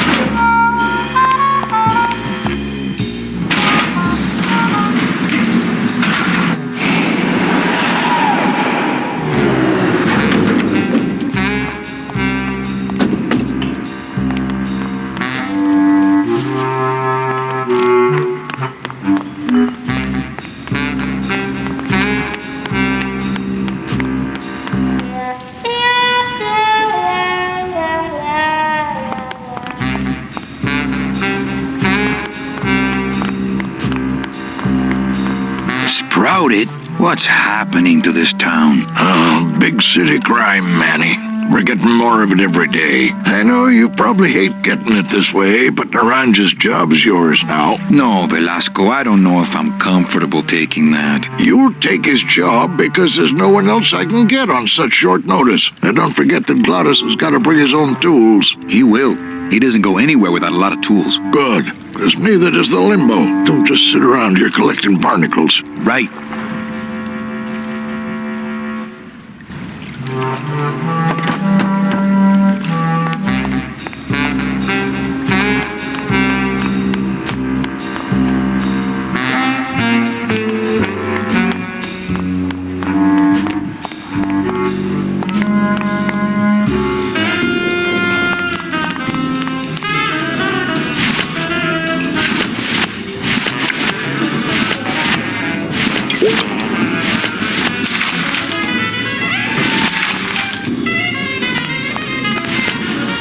Hey, did I ever tell you guys that you remind me of my friend Salvador Limones? Salvador Limones is a fairy tale, a spook story the man tells the masses as he puts them to sleep. Idiot! Salvador Limones is a very real and a very great man.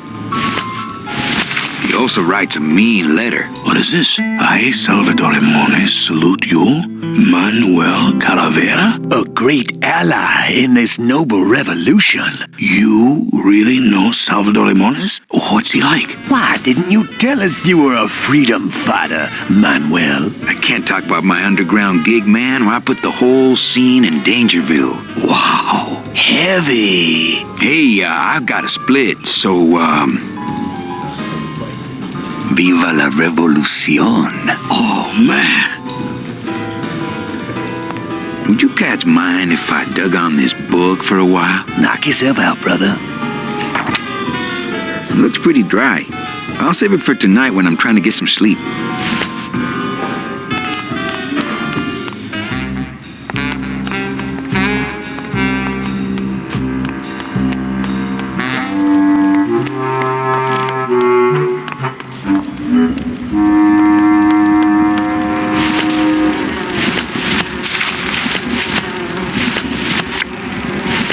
Labor Organization and Revolt Made Easy. Chapter 1. The workers shall control the means of production. Ooh, better not show that to Glottis.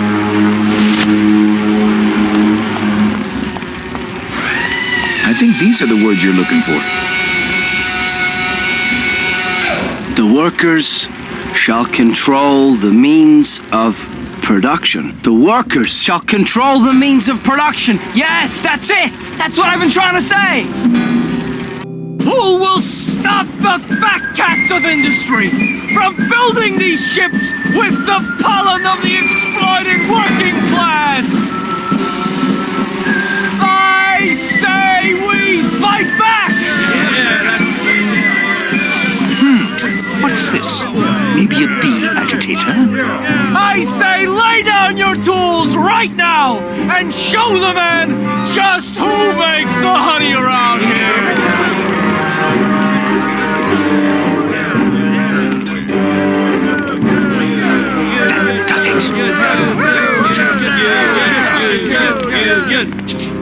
You know, I always thought bees came in two colors, yellow and black. But you look all red to me, my friend. Ah! Hey, what are you doing? We've got the right to assemble peacefully. Good. You're going to need a lot of assembly after we take you apart, comrade. Manny! Get me a lawyer! Get me a lawyer! Logan, that's gonna make it tough to spring the kid and get him back out here. Good thing I know a lawyer who owes me a favor.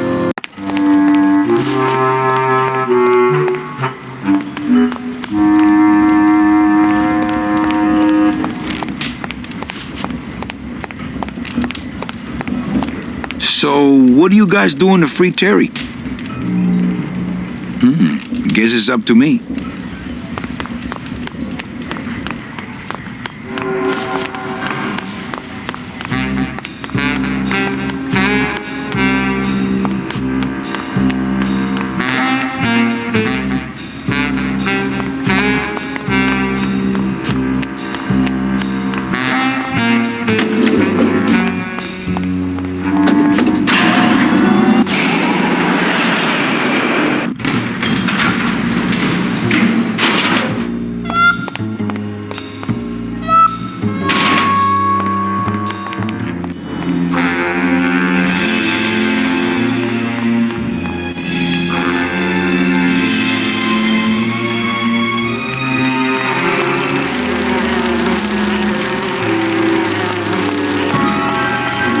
Terry. This is all my fault. We wanted them to show. Eventually, you're going to see him do a bee dance, which we were really proud to get. I had to actually do some dancing for the animators to get that to be accurate as possible.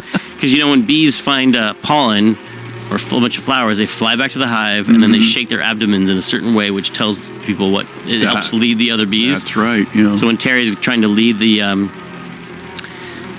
this right here, he's like trying to lead the other bees, and so he gives them a speech, and then he shakes his abdomen a little bit to tell everybody where to go. Shake, shake, shake, shake. I can do that dance really well.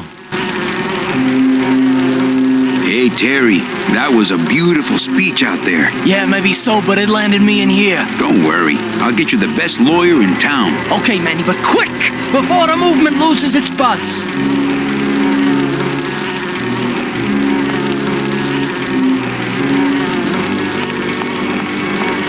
Reward offered for cargo stolen from shipyard receiving area, including a large suitcase bearing the initials HL.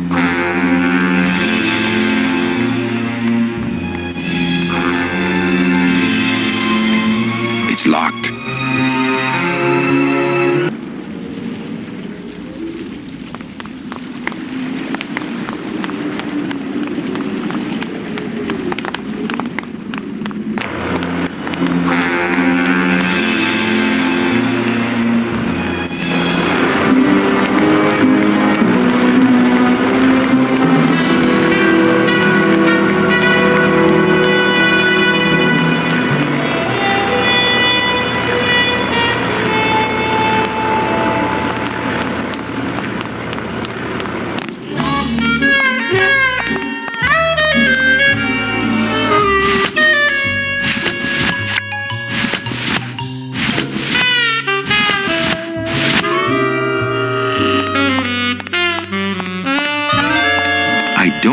That would get me the key.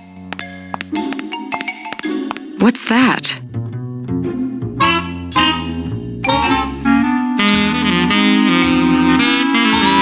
Cigarettes? What does it look like? Don't try to make nice, Manny. It's too late. What? It's a new compact for your makeup. Manny, I don't wear makeup. You know that. And I'm not saying you need to. Good. What? It's a little something special I bought for you. Don't try to make nice, Manny. It's too late. What? I don't know. I found it under your desk. Unattended? No, there was a shifty-looking guy with crazy eyes who put it there. Oh my God. Give me that! It's a bomb!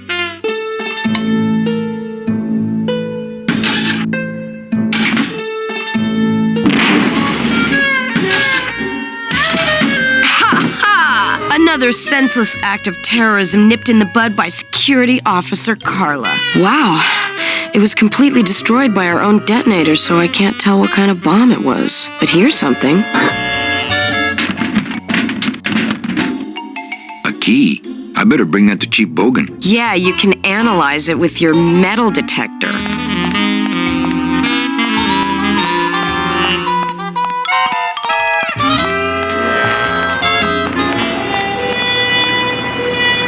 What was Nick doing with this key?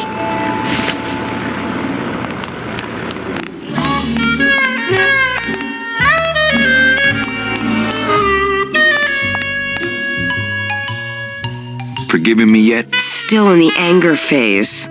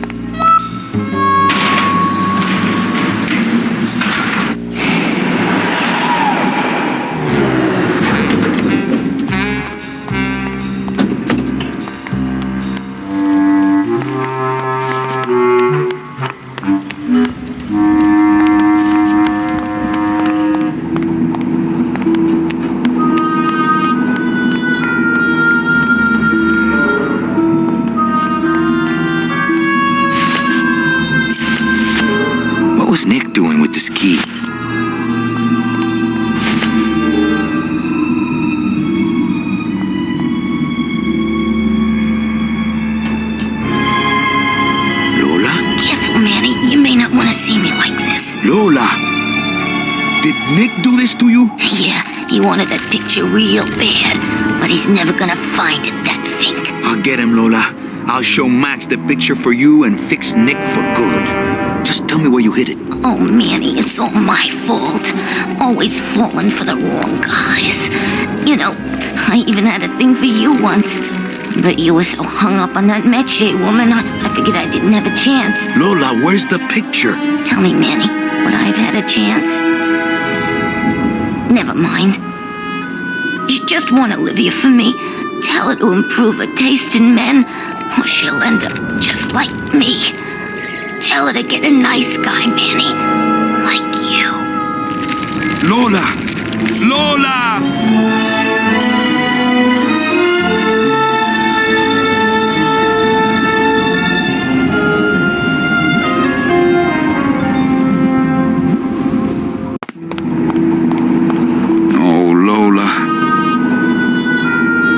Hey, there's a picture of a tongue on it, and it says number 22, lengua. With what?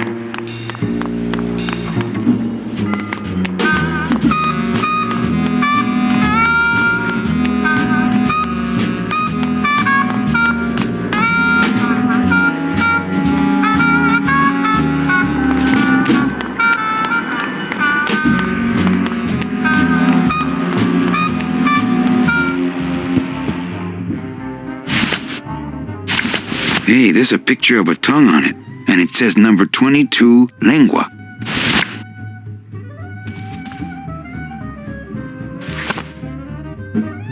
Hey, this is a card from my new code check system. You do care. Can I have my code, please? You bet. This is so exciting. Okay. Hold on.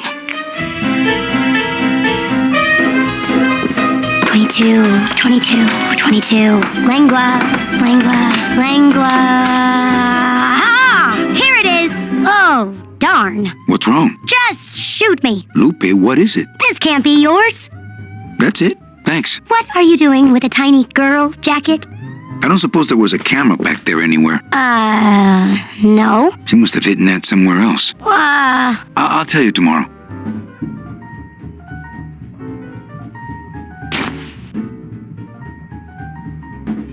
There's a little slip of paper in one of the pockets.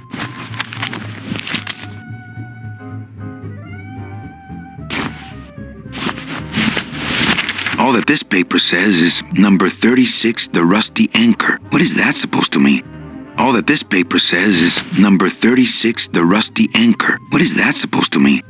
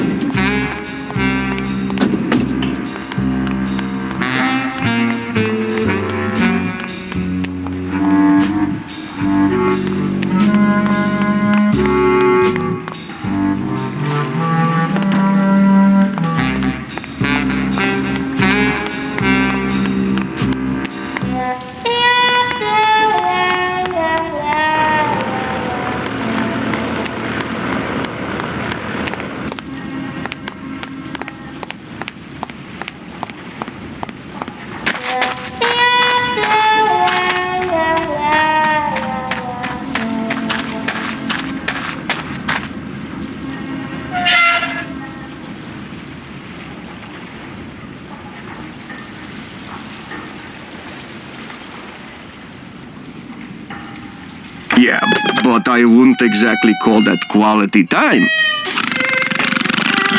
So, what happened after dinner? Hey! Velasco! Manny.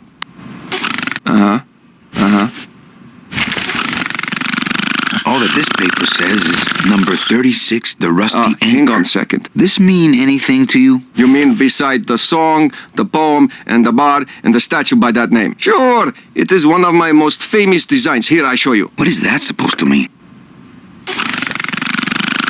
Let's see, number 30, Harmin Sedge, Harmin Sketter, 36. Here, hey, what is this?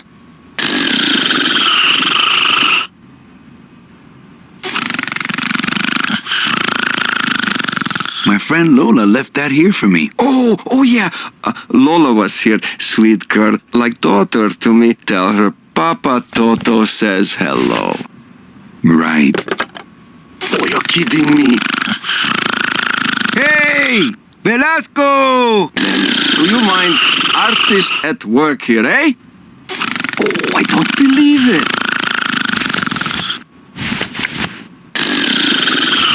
Looks like these cats are almost scruff and scruff.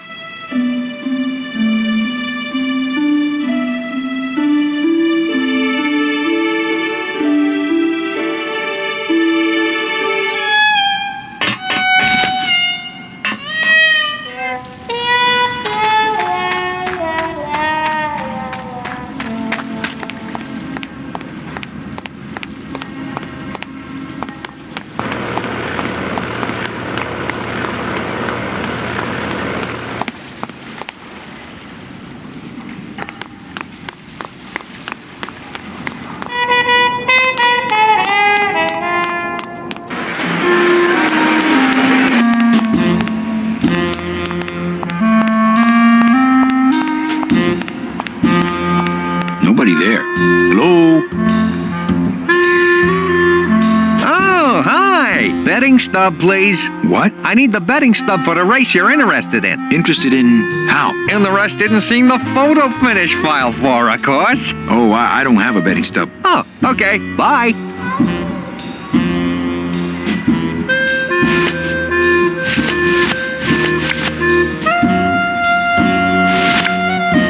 I don't think that would shed any light on things.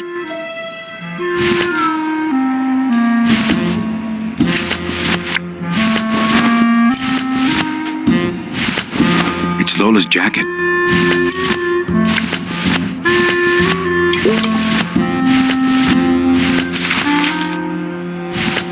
Me and this ticket printer, we're gonna make a mint.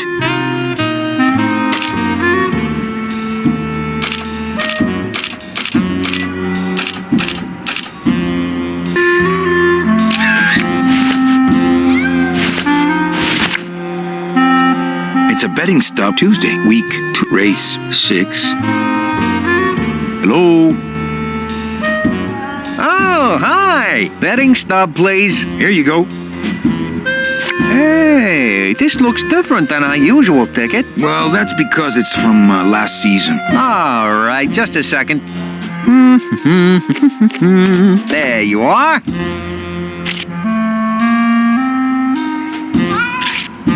Aha! What? Are you a winner? Big winner.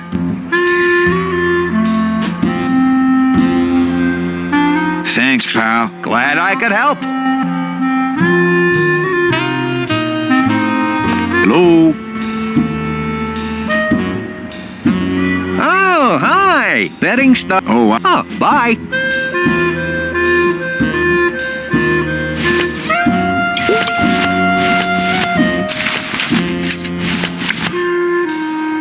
It's Lola's last work, a juicy photo of Nick and Olivia kissing.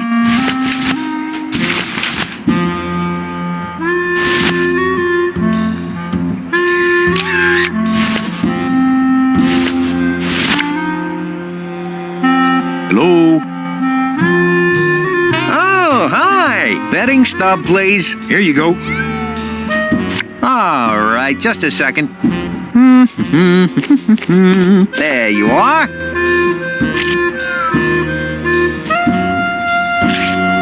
It's just a bunch of cats. Yeah, but look. Sorry, sir. I'm sure you'll be a winner next time.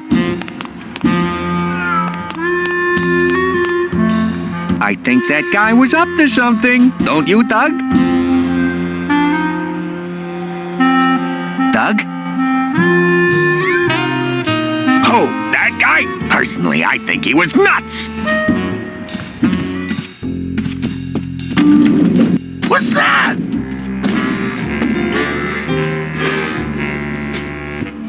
You can do it! Meow, baby!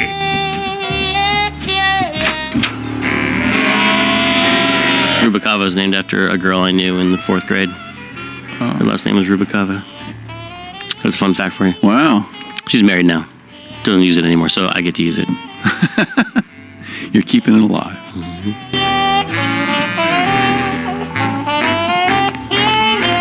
You know, I'm getting the feeling Max ain't much of a dog guy. You know me better than I thought. Hello, Maximino.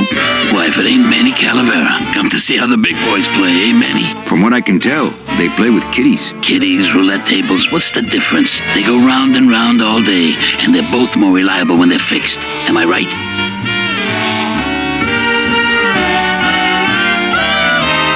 Look, you gotta cut Glottis off. He has a problem. As long as he's got credit, then he's got no problem. Credit? How did Glottis get credit? He's part owner of your club, ain't he? Half owner, actually. Well, he put the joint up as collateral. So as long as you're in business, he's in business.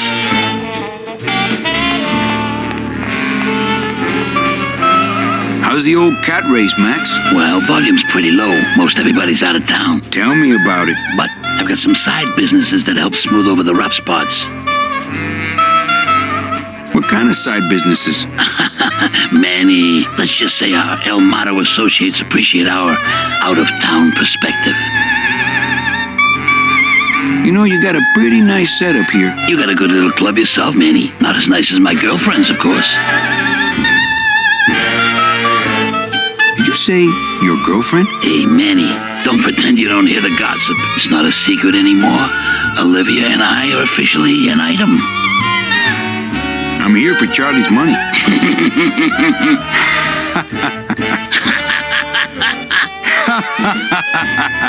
No, seriously. He says you have a lot of it. Oh, I got a lot of it, but none of it's his.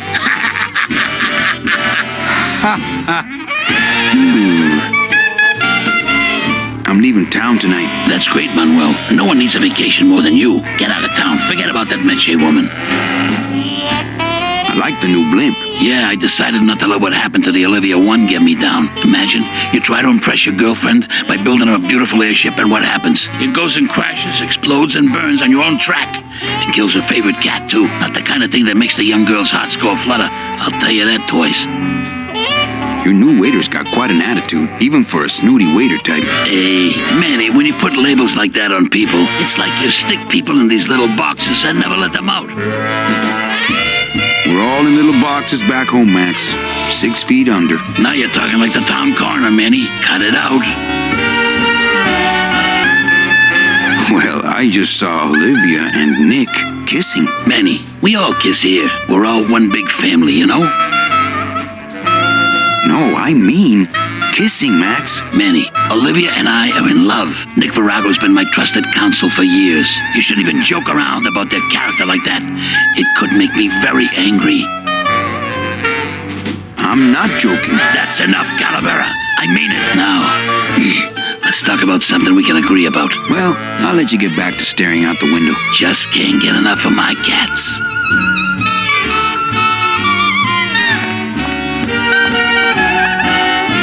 If I know Max, these will be wired to an alarm. You know me better than I thought.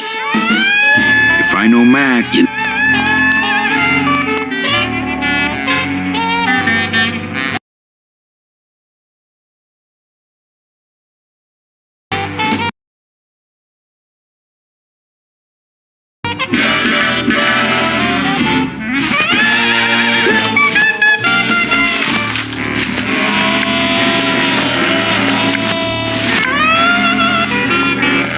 This is gonna get me in trouble. On second thought, I better go.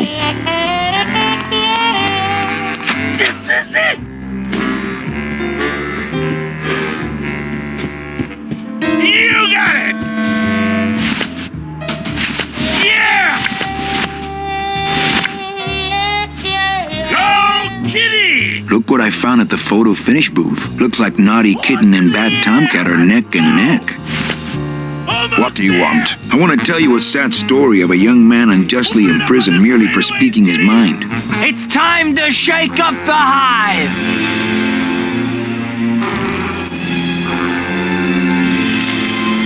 I guess our business is settled. Almost. What? Was that for the photo girl? No, that was just for being you.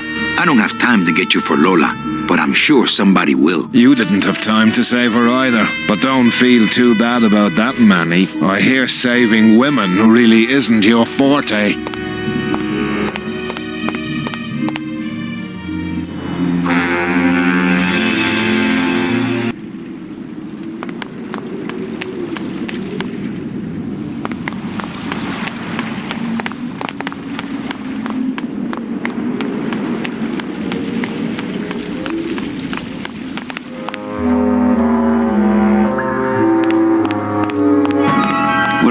Jail cell. Then again, it sure taught only Police Chief Bogan knows how to get in there.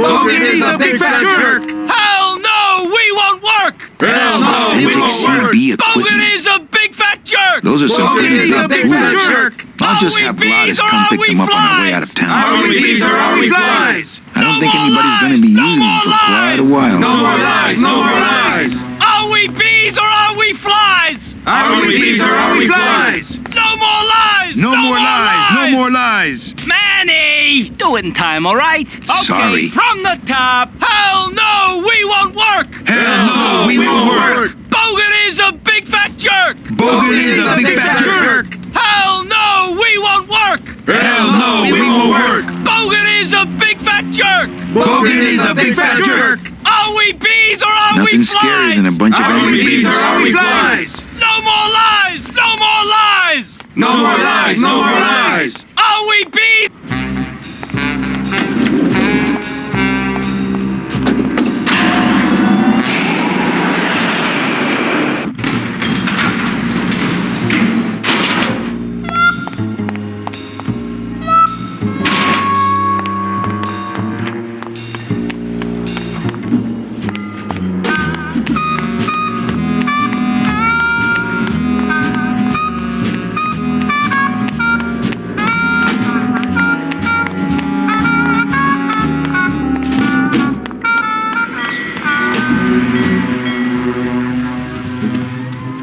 Evening, Lupe. Hi, Manny.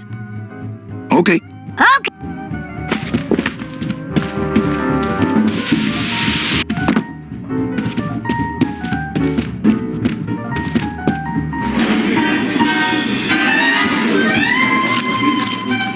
Police Chief Bogan, Rubacava's finest. Rubacava's only, for that matter. I knew you couldn't stay mad forever. Oh, I'm still mad, but nothing cheers me up like winning. Everything okay down here? He seems to have forgiven us. Please, let his luck continue. An honest roulette croupier. Everything okay? Let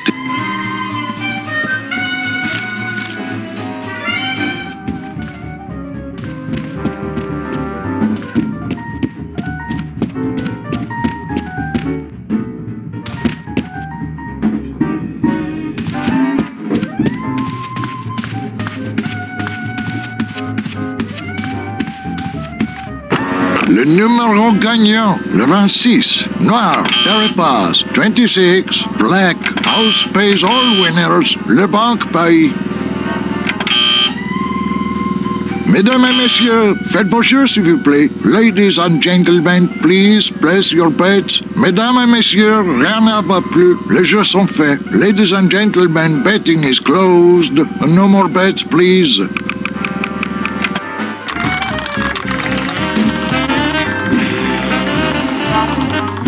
14. 14 is the winner. Le 14. Numéro 14 est le gagnant. I think you mean 2. Am I correct? No, monsieur. 14 is the winner. I think you've made a mistake. I'm sorry, sir. 14 is the winning number. Better luck next time, eh? That does it. That Calavera's getting too big for his britches. I don't like raiding businesses and shutting them down. But someone's got to teach Manuel a lesson in law and order. This way, back here. Open those paddy wagons up and start filling them. And somebody find Calavera. I want to interrogate him personally. Raided? How long are they gonna close it for? Yeah, you better cut off the big guy's credit then. Yeah. Throw the drunk out on his big orange butt. And bring me Calavera so we can talk about his debt. Hey, come on! You gotta let me back in! I'm a VIP! Does that stand for very inebriated pianist? Oh, Manny, I don't want to be a pianist anymore. I'm a mechanic. I know. That's why I got you a new job. Come on, let's go pick up your tools. And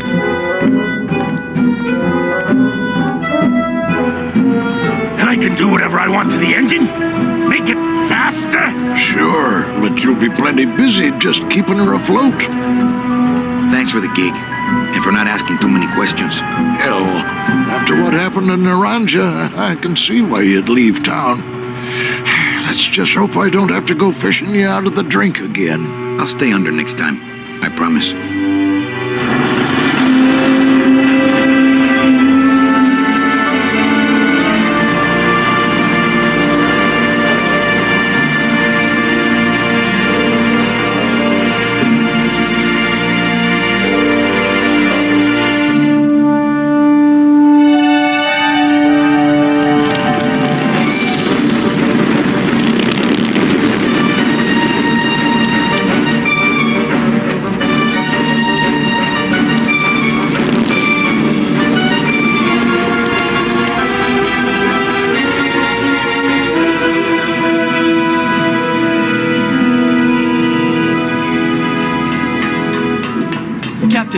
Captain Calavera? Puerto Zapato, sailor. We're here at last. Beautiful port, isn't she? Yes, sir. Well, there's some customs officials down below, sir. They want to search the ship. Fine. We've got nothing to hide, eh? No skeletons in our closet. Yes, sir. Secure the bow, boys, like a rock this time. Manuel. Salvador? I hope this very urgent message gets to you in time. Our man in Zapato says Miss Colomar never made it to the port. It said she threw herself overboard at the Pearl. I don't know if you believe that. Whatever you do not land in Puerto Zapato. It's a trap. Assassins will attempt to board your ship disguised as customs agents. Beware, and viva la revolución!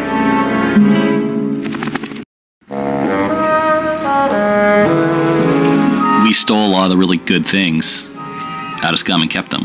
We kept the idea of the chore tool, which I just called chortle, but they had cyst and bile and all these bodily humor flavored tools from Scum, cyst, bile, phlegm, mucus, and we kept. But there are analogs, like the chore tool is the really big one, but it's the analog to what they did in Cyst, which is the costume editor for all the other adventure games. Mm-hmm. And we kept those paradigms. You know, they manipulate 3D elements and 2D elements and movies and things together on one timeline, but that really is harkening back to exactly what they were doing in the 2D game. So Lucas is remembered for the great art and the funny writing and all of that, but it's all built on just tech. Amazing tech.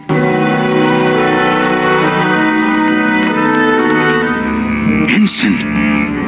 Oh no, all the sprouted sailors. But what happens to their souls when they're sprouted? I was wondering that myself. I think the idea was they take the flowers and bring them back to the land of the living. They gets recycled. They get reincarnated, which is sort of what you don't want to do here.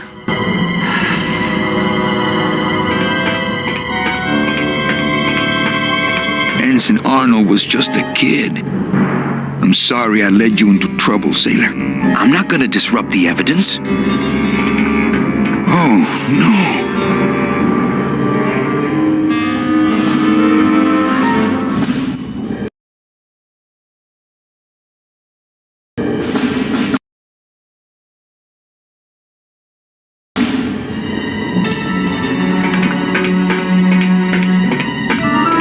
This can't be happening. Hey, he's back here! Sack him!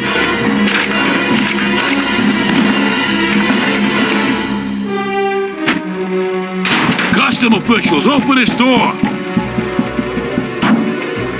Yeah, we want to check your bags. Don't worry, Captain. We're safe in here. Okay, let's just set the explosives and get the hell out of here.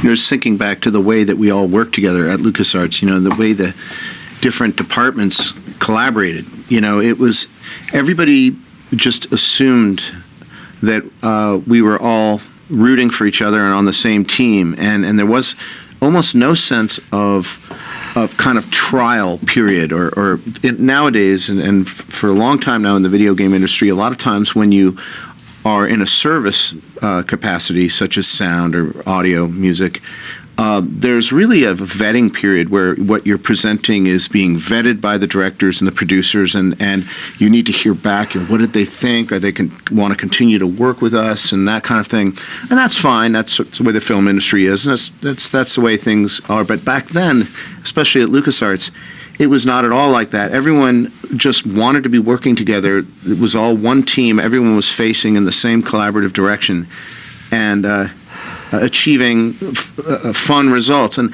I think that creates an atmosphere in which people feel comfortable creating and taking risks. So it paid off, I think.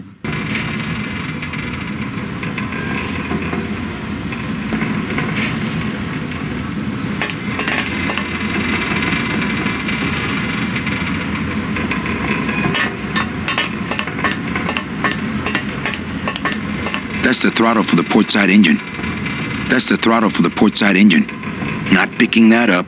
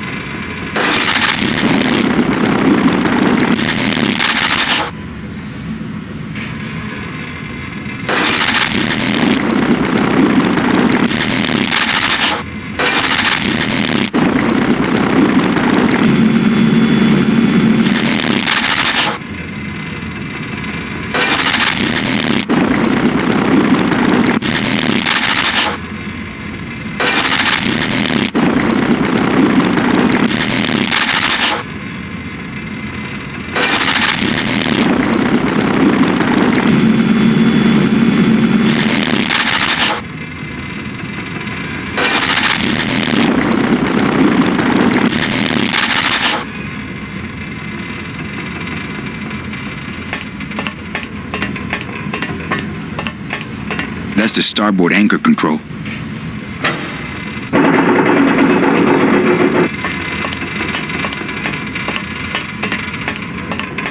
That's the port anchor control.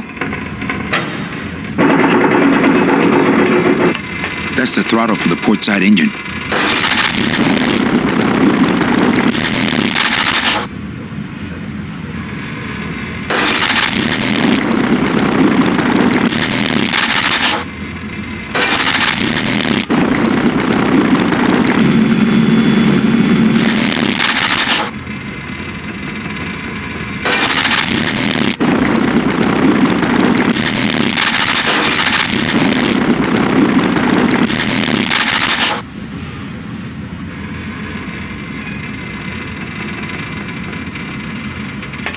What do these readouts mean? That we're gonna blow up, Captain, and it's gonna hurt!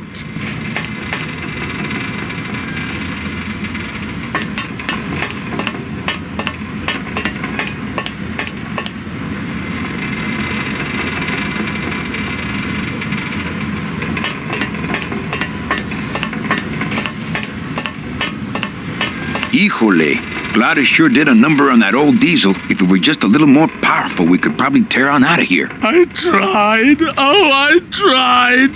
But I failed. It's not powerful enough. Hey, maintain, sailor. I think the best way to use this engine would be the controls over there, as opposed to the hands-on method. It's bolted down.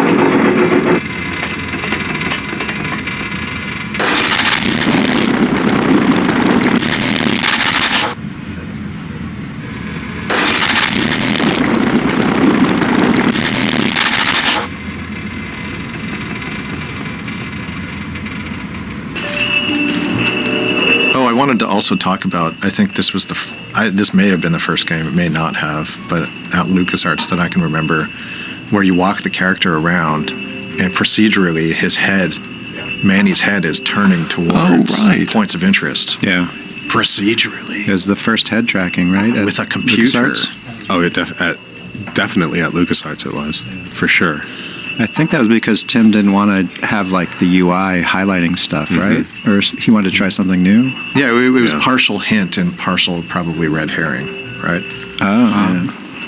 Like show the player that they're in the point them in the direction of interesting subjects in the environment. And I mean, it shows you everything you can interact with, and not everything you can interact with is a solution either. You know, so there's no UI in this game, if anyone didn't notice, and that was by design. They're locked together like plastic monkeys from a barrel. Can't reach. Can't reach.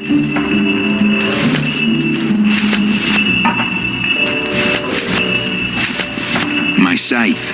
I like to keep it next to where my heart used to be.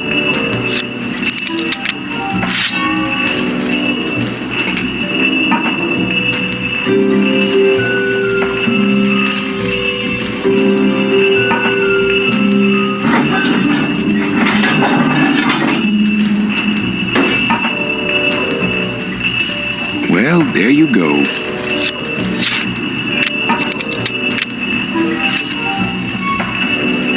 They're locked together like plastic. Can't reach. Can't reach.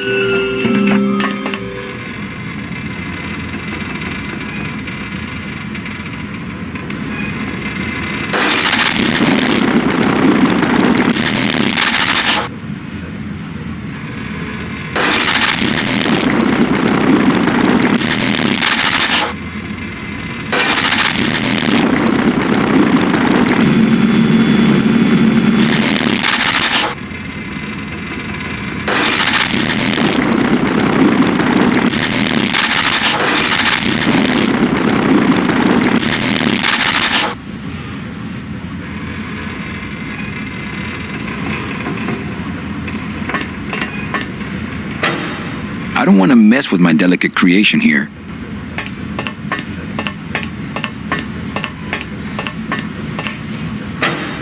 Glottis, cover your ears.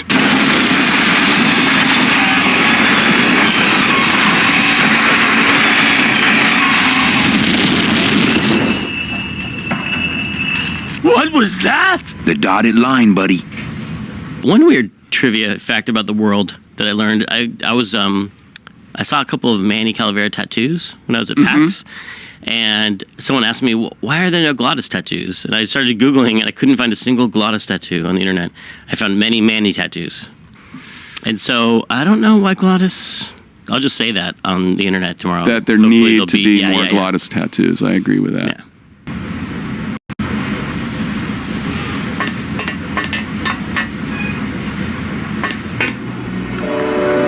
If I mess with these anchors anymore, we might go down with the ship. Can't reach. Can't reach.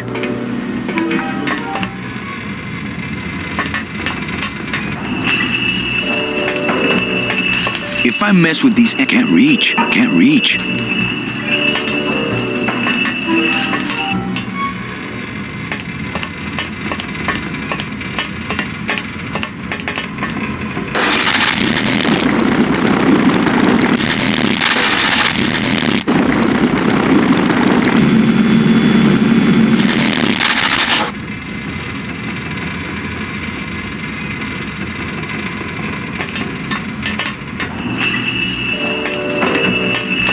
Reach.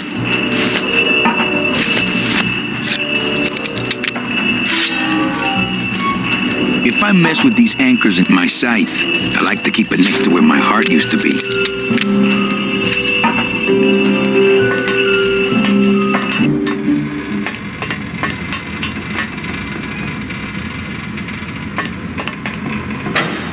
If I mess with these anchors anymore, we might go down with the ship.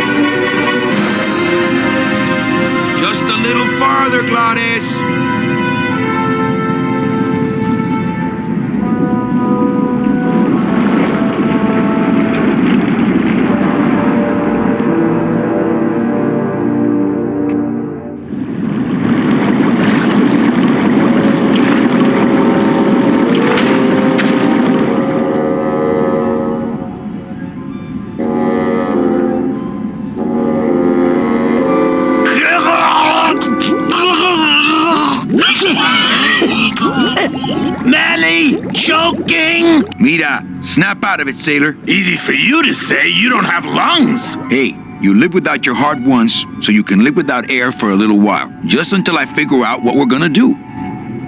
The sort of whale sounds in the music are overblowing on the contrabass clarinet.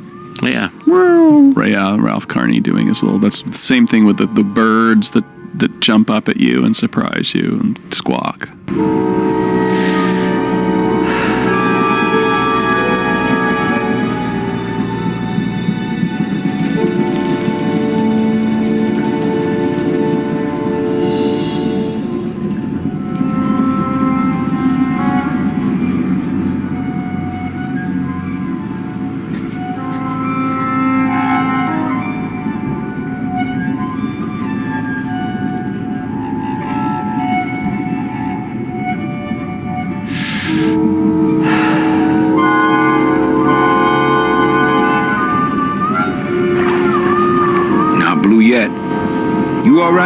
spirit of the land, Manny, not of the sea. Hang in there, Mano. Oh, Lola, looks like I let you down again. Oh, I think her days of use are over. Hey, sorry. Oh, I think her days of use are over. Beware, brave captain, here in the heat. All right, I'll just quit it with the creepy spirit of the land voice, huh? According to our... Here comes one now. I'd definitely go over there first chance I get, but there's a lot of dark water between here and there. Híjole, he looks like he's been down here a long time.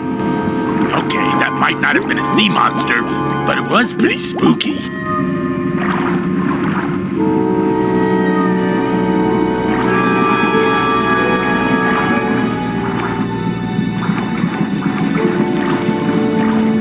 I'd definitely go over there first chance I get, but there's a lot of dark water between here and there.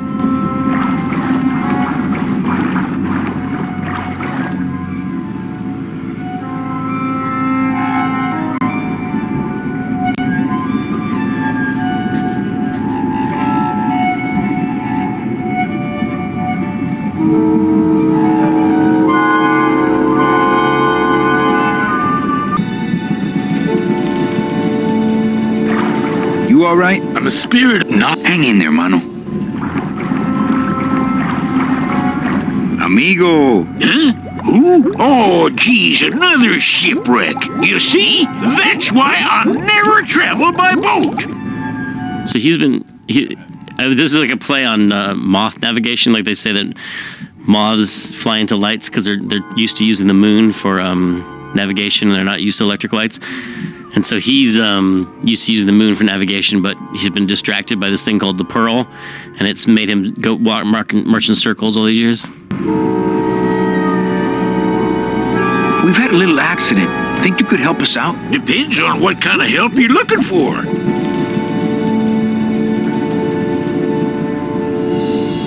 Could we borrow that light for a second? Sorry, I'm kind of attached to it.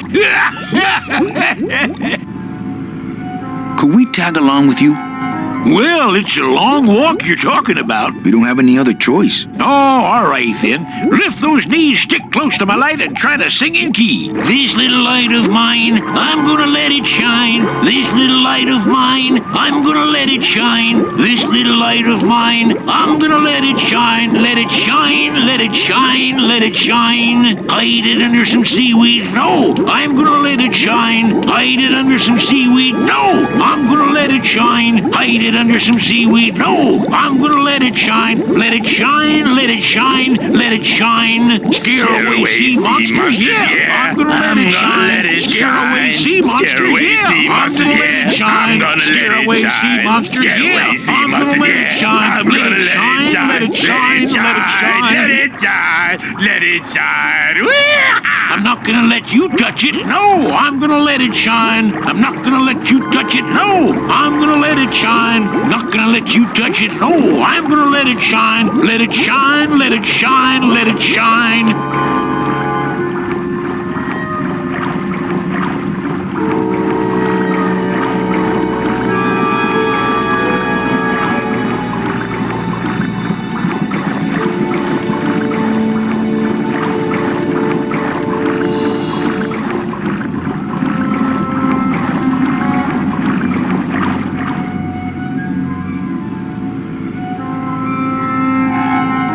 Thought that looked like our ship. That's just a trick the ocean plays on your mind, kid. Makes everything look the same after a while, like you was going in circles. Well, this isn't the kind of progress I was hoping for. Oh, well, the wet march of the soul ain't for everybody. Could you take us to the Pearl? Ha! You don't believe those old stories, do you? You think somewhere in this ocean there's a gigantic pearl that shines so brightly it can be seen from passing ships? And that sometimes sailors so allured by its luster actually fling themselves overboard to dive for it and are never heard from again? Yeah, and I think it's right over... Bah! I've been walking this ocean for years. I ain't never seen it. Could you you send for help? Oh, sure. I promise to call for help at the next phone booth I walk by. What are you doing down here? Trying to get out of the land of the dead, same as everybody else. Why are you walking instead of taking a ship? Got sick of waiting around Rubicava for a boat. Figured I'd make better time this way. Why didn't I think of that? How do you know where you're going? See the moon over there? I just keep it on my right. That way I know I'm heading in a straight line. But oldest trick in the book. Is everything okay with your eyebrows? Them is barnacles, genius. I don't move fast enough to shake them, so they tend to pile up. I don't mind, though. They're the only company I got. Ain't you, boys? How long have you been down here? Well, let me put it this way. I wasn't always this color. Shouldn't you have hit dry land by now? I'm trying to cross a big ocean here, Sonny. What do you know about it? I've already done it. In a boat. A boat? Don't talk to me about boats. What's the problem with boats? We had such a nice boat. Why is everybody always talking about boats? You got a perfectly good pair of legs. Why not use them, I say? Let me guess. You died in a boat wreck. A boat wreck would have been better than what happened to us. Led off course by bad equipment, lost for weeks, no food, no shelter from the sun. We'd started throwing the dead overboard. But then the sharks began following the boat. What happened in the end? What happened was I learned 3 valuable lessons. Stay away from boats. When it comes to navigation, trust only the moon and the stars. And when there's only 2 of you left, never, ever go to sleep. How have you kept that light going all these years? Well, I found this coral, this glow-in-the-dark coral. Damnedest thing. Glows like a lightning bug and never seems to wear out. I had some of that once. Made a nice grappling hook. I don't think you had what I got, because I don't think you've been to the place where I got it. Where'd you get the coral? Edge of the world, boy. That's the only place it grows. No, really. The pearl is right over there. You poor sucker! That's the moon! Tell me you didn't come all this way out here to pearl dive the moon.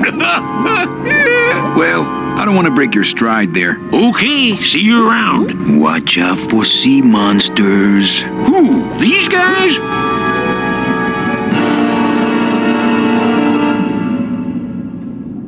Oh, they don't mess with old Chipito. I'm too bright for them. This little light of mine, I'm gonna let it shine. This little light of mine, I'm gonna let it shine. Hey, lay off. Let go. Let go. Let go. Get your own lamp, pal. Whatever happened to the code of the sea? My scythe. Right for him. This little light of mine, I'm gonna let it shine. This little light of mine, I'm gonna let it shine. Hey, lay off. What am I supposed to do with this? Follow me. Where are you taking me? To the moon.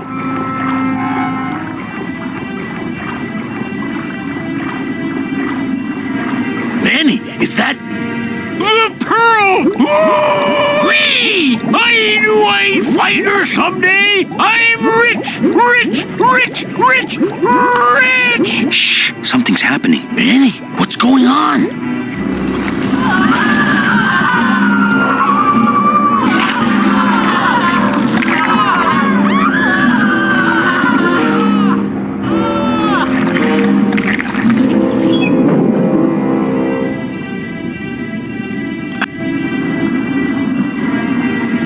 You know, Tim's really into black velvet.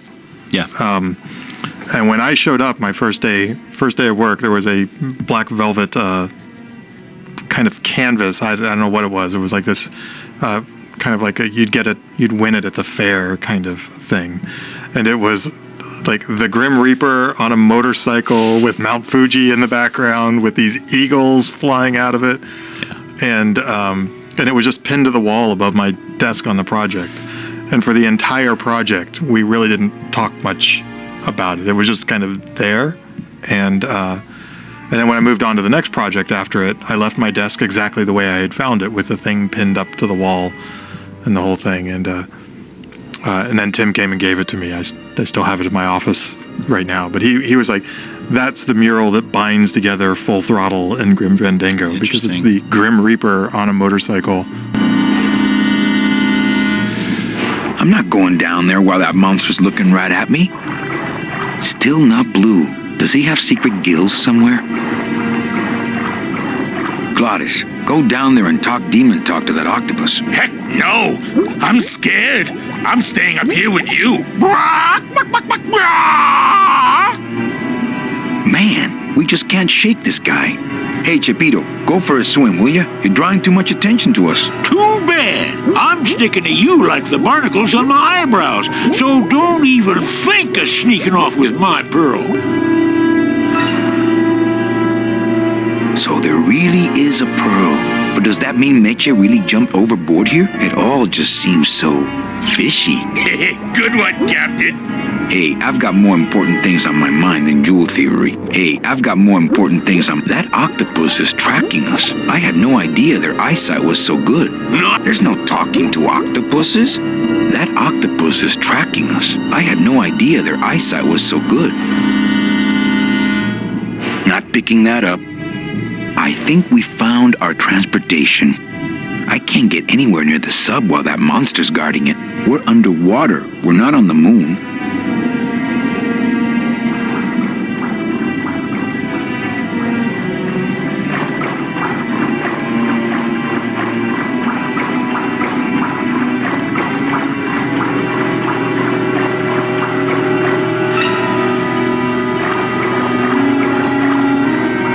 Quite as famous as the pearl is the slimy barnacle-covered old rock of legend.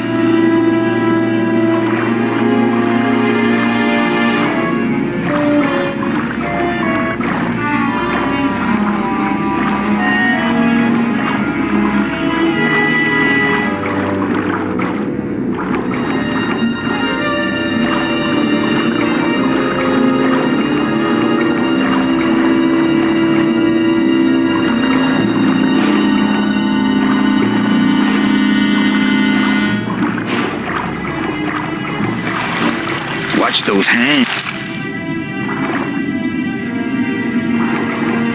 When I get that desperate for food, maybe.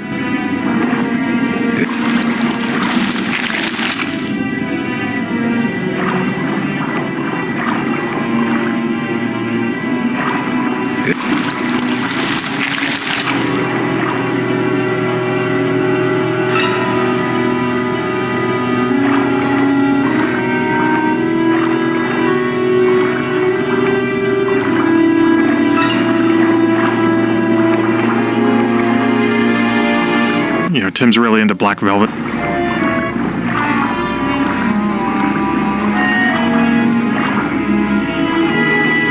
I wanted to point out that this octopus that we're seeing underwater was, I think, one of the things that Eric Ingerson took on. I was going to say that, yeah. And it is that back in 1997, that's probably like an animator's nightmare right there, I think. Trying to animate all those tentacles and not having a really intricate rig to work and keep all the curves in the arms.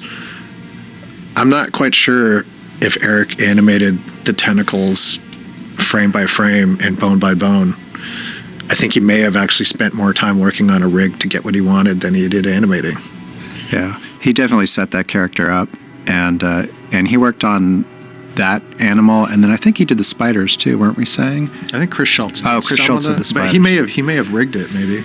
But Eric, he was really good at rigging and setting up the really complicated characters so that they would animate well. I think I remember Chris Schultz having some kind of elation going on when he got the spider rig because he thought it was cool the way it worked.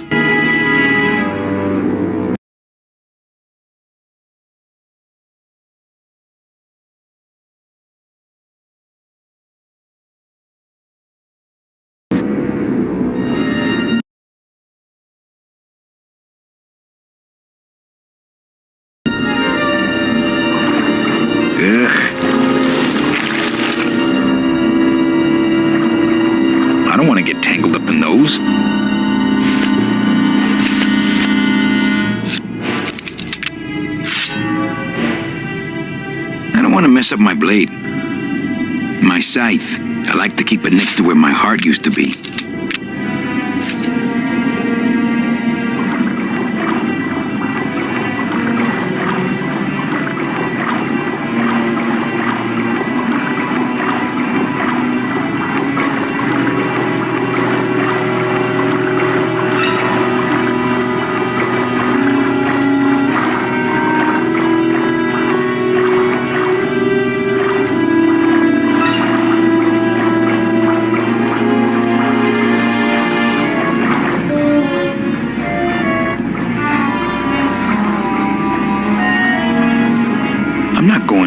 While that monster's looking right at me.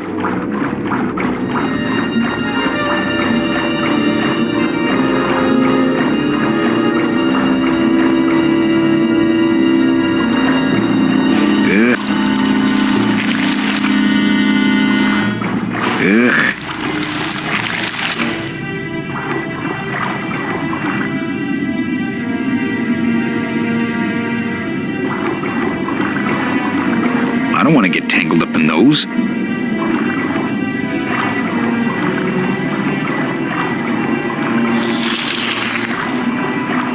Hey, lay off! Hey, lay off! Ah! Hey, where are you going? You can't leave me here all alone! Come back here!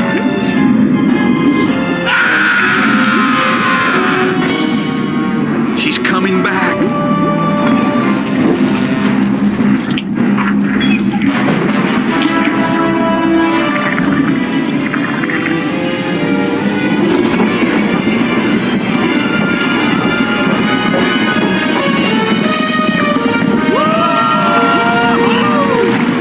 Looks like we're heading south! But there's nothing on that edge of the world! Except the edge!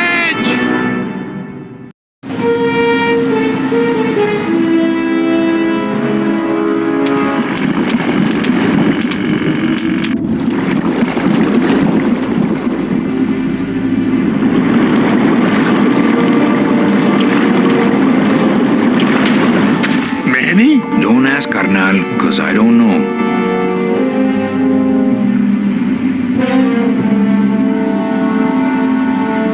And this is the part of the game I feel like is a lot more inspired by actually City of Lost Children. Yeah, right.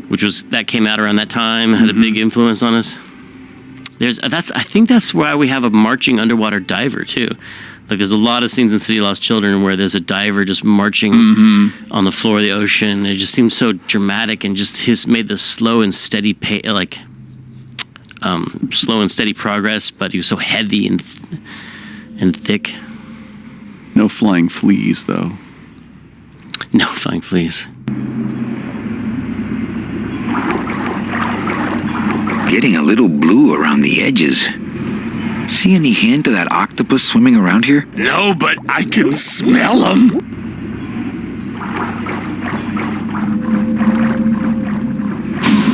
Gladys, I'm gonna sneak inside and look for Meche. What if that octopus comes back while you're gone? Poke him in the eye and steal his sub. Stupid octopus.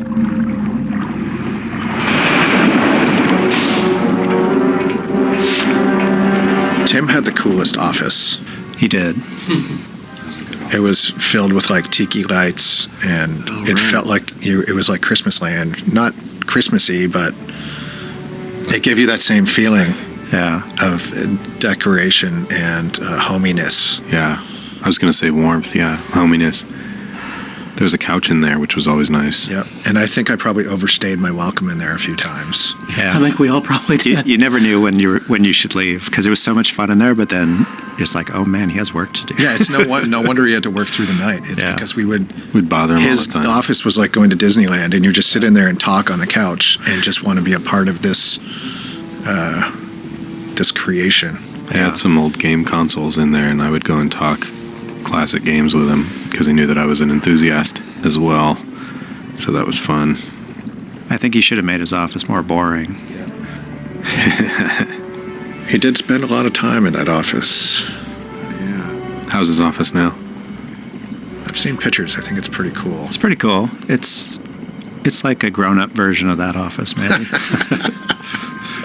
He's still got all his Rubik's Cubes on his desk. Oh, I forgot about that. I forgot he was a master of the Rubik's Cube. He is. Really?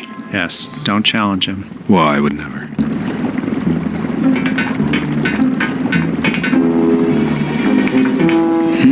This door's locked.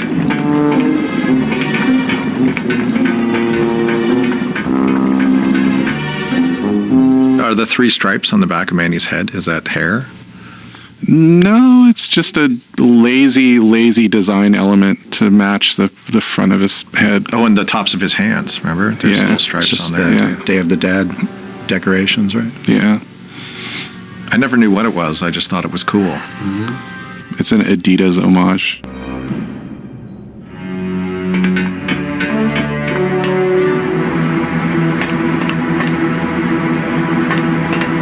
It's empty. Yeah, so people, a lot of people may know this already, but for those that don't, the game is just a big pre-rendered picture. There's no 3D geometry in the game that describes the walls and the doors and the tables and all of the props that are in the game. That's just a picture, a painting that's drawn in the background. So somebody had to go in manually and kind of make what we call walk boxes, but they're in 3D space. They're like a little model that just describes in 3D space where Manny's allowed to walk. And if you turn the background off, they just look like they're floating in space. There's nothing there, and there's boxes for walking, there's boxes for shadows, there's boxes for triggers that trigger like footstep sounds and things like that. But yeah, the image you see on the screen when you're playing the game, there is no real geometry there. So getting the illusion that Manny can walk in between tables and bounce off of walls and things like that is all smoke and mirrors. It's empty. It's empty. Man, that ashtray's so fancy you could eat caviar out of it.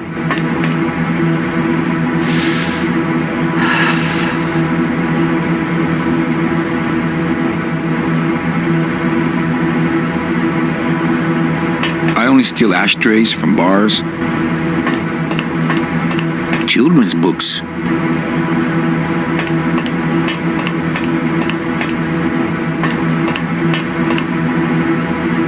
It's locked.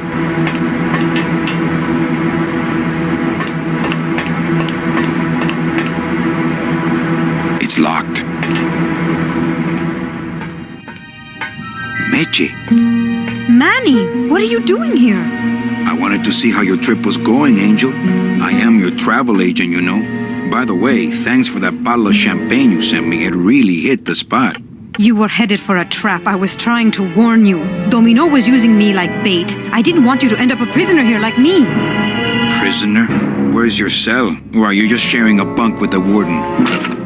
If that's what you think of me, then why did you come here? Because this is where he belongs. Here, working for me. I knew you'd come around eventually. Right or wrong, Manuel Calavera is always with the winning team, right, Manny? That's why you're here now.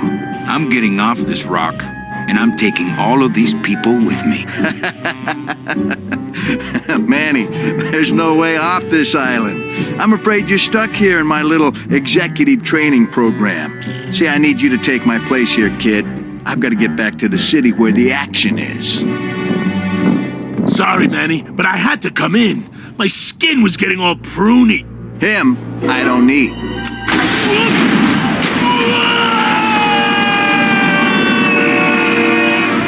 I'm gonna grind you to powder for that, cabrón. Maybe later. But for now, let me just show you your new office. Careful, BB. The new boss is waking up.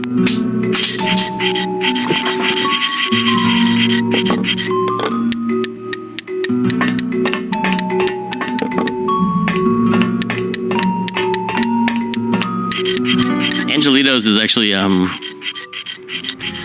little children in the cage. Comes from a term that it was a popular kind of Well, it's traditional in Mexico to take pictures of your children, even if they died very young. Yes. Like photography of little dead children. The whole in coffins. genre. Yeah, it's. I don't know if that happened in the States, but it was definitely in Mexico. Mexico, yeah, I've seen those. I think you showed them to me actually. And the word they use for children when they're young when they die is angelitos. Oh yeah. It's a dark game. It is dark. This is sad. Hola, angelitos. I'll bite you, I swear to God! Please don't bite anyone else, Pugsy. That's why they put us in the cage in the first place.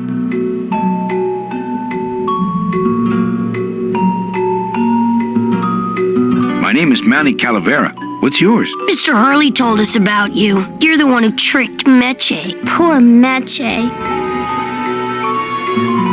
I didn't trick anybody. Mr. Hurley said he was supposed to take care of Meche, but you stole her case from him. Is that true? Let me see if I can explain this whole thing to you. You see, I had this job, selling travel packages to immigrant souls. If I sold enough of them, I got to leave the land of the dead. Now, I was in a slump, and I really needed a fat commission, so... You're a bad man. Go away, bad man. Yeah, go away. You bite me, and I'll sue your parents. Our parents?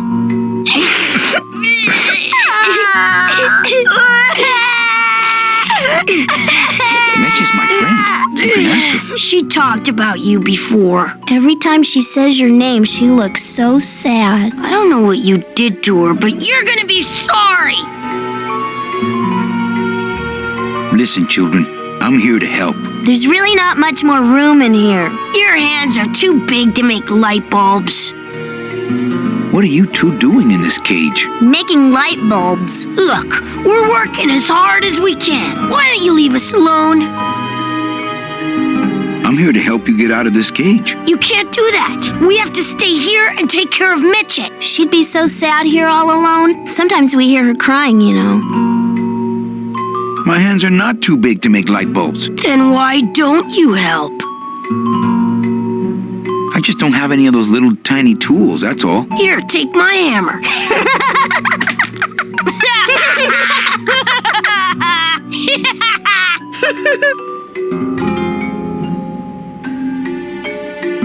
You're two bad little children. I'm glad you're in a cage. Very bad.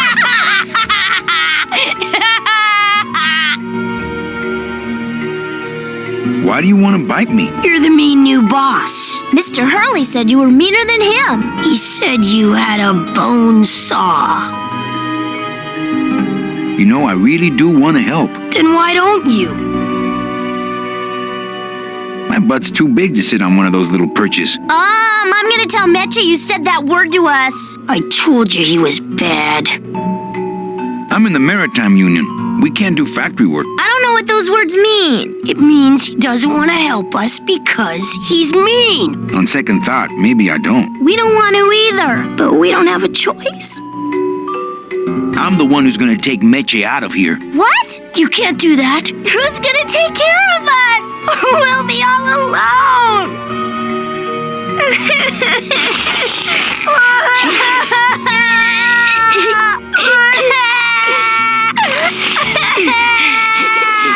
Nice cage you have here. Mr. Hurley grew demon ravens with human heads in here. He said if we ever tried to get away, he'd send the ravens after us and let them make nests out of our bones. I'm here to help you get out of this cage. You can't do that. We have to stay here and take care of Meche. She'd be so sad here all alone. Sometimes we hear her. You children just wait here and be brave little angelitos, okay? Okay.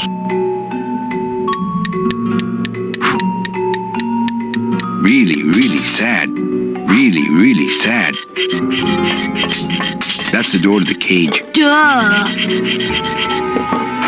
Fly, be free, go buy Domino. Leave us alone. If we get out again, he'll hurt Meche. Fine then, stay in there. He is mean. Last chance. Poopy pants. Fine then, stay in there. He is mean. Last poop. Fine then. Stay in there. He is mean. This is the tiniest little hammer I've ever seen. I could make a tiny little birdhouse if I had some tiny little nails and wood. I like my old desk better.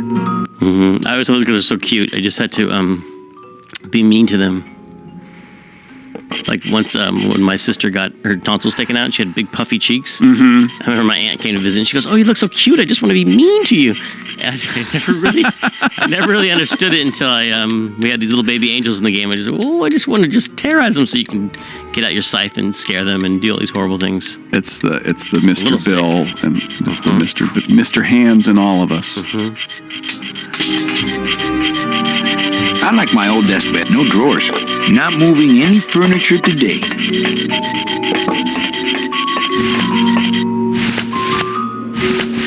No.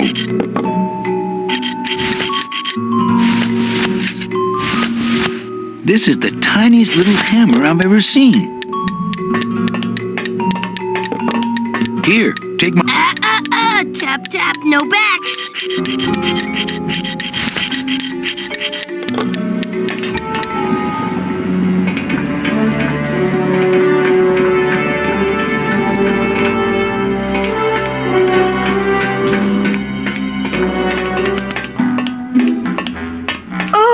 Look, it's my Prince Charming. Are you back here just to insult me some more, or do you just want some ice for your head? I like the new dress. Well, it's the best I could pull together out here. Do you have any idea how hard it is to get decent fabric and silk stockings on a deserted factory island on the edge of the world? No, I don't. See, I like that you still are not quite sure about Meche. That happens a lot in those movies. Totally. It's like just like the woman is like, wait, is she in leagues with the bad guy, or is she being controlled and being blackmailed by the bad guy? Yes, a testament to the fact that they're written by men. Nervous laughter.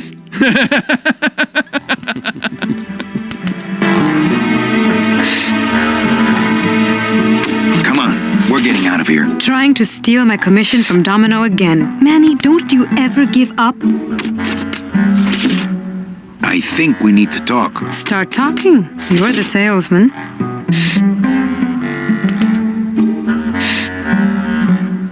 You have a lot of explaining to do.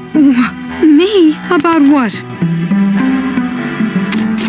Why did you take me out with that champagne bottle? I told you to stop you from falling into Domino's trap. If you had made it on that ship, then you would have ended up... Here? Yes. Why are you working for Domino? I do what he asks only to protect the children. Why are those children locked up in a cage? With the wings those angelitos have, they're the only things on this island Domino can't control.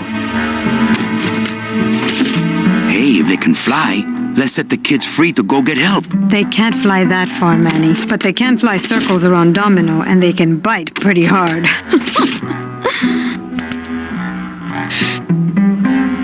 So why did you run out of my office? I felt so embarrassed, and you looked so disappointed in me. I couldn't stand it anymore. Then what were you doing that whole year I was in Rubacava? I was lost. What did you... I don't want to talk about that year, please. Has Domino hurt you in any way? Not as much as I've hurt him. Boy, can that guy take a punch. Okay, I'll lay off the questions. Great. Now if we could get you to just lay off the cologne. Hey, I'm a sailor now. We have to wear this stuff. I'm not after any commission. I just want to get us both out of here. Then why don't you just ask your boss for the day off? Can't believe you think he's my boss. He's my arch enemy. I think he's your boss. You think he's my boyfriend. We don't seem to have a good foundation of trust in our relationship, do we? I'm sorry I implied he was your boyfriend. I do trust you. Well, I'm not sure I trust you about that, but I'll tell you one thing that would convince me. Name it. Give me your gun. What? What makes you think I have a gun? You work for the most heavily armed organization in the land of the dead. Don't try to tell me they didn't issue you a gun.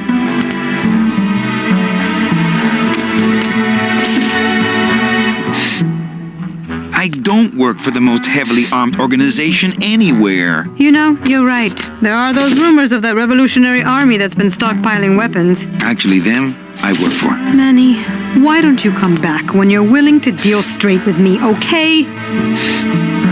Hey, about that gun. Ready to handle? I would. Right. I have a lot of explaining to do. Save your breath. Domino's explained it all to me already. They didn't issue me a gun. What, are you on probation? I'm not buying this, Manuel. Manny, why don't you come back when you're willing to deal straight with me, okay?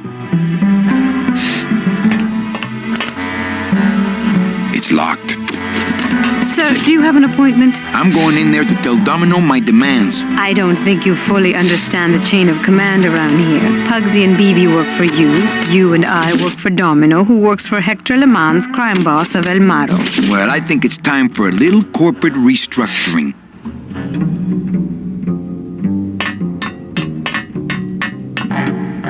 You can't hear what he's listening. What is Domino listening to on his headphones in your mind? Oh, it's not just what is. We You can actually hear have like him a little- listening. He's listening to his own theme, Bark. and it's done as a headphone. We didn't mix it so it would sound like headphones. It's very quiet, but he's listening to his own music. Domino! Taking your first coffee break already, Calavera? We got a score to settle, Issy. You know, if I ever spoke to my boss Hector that way.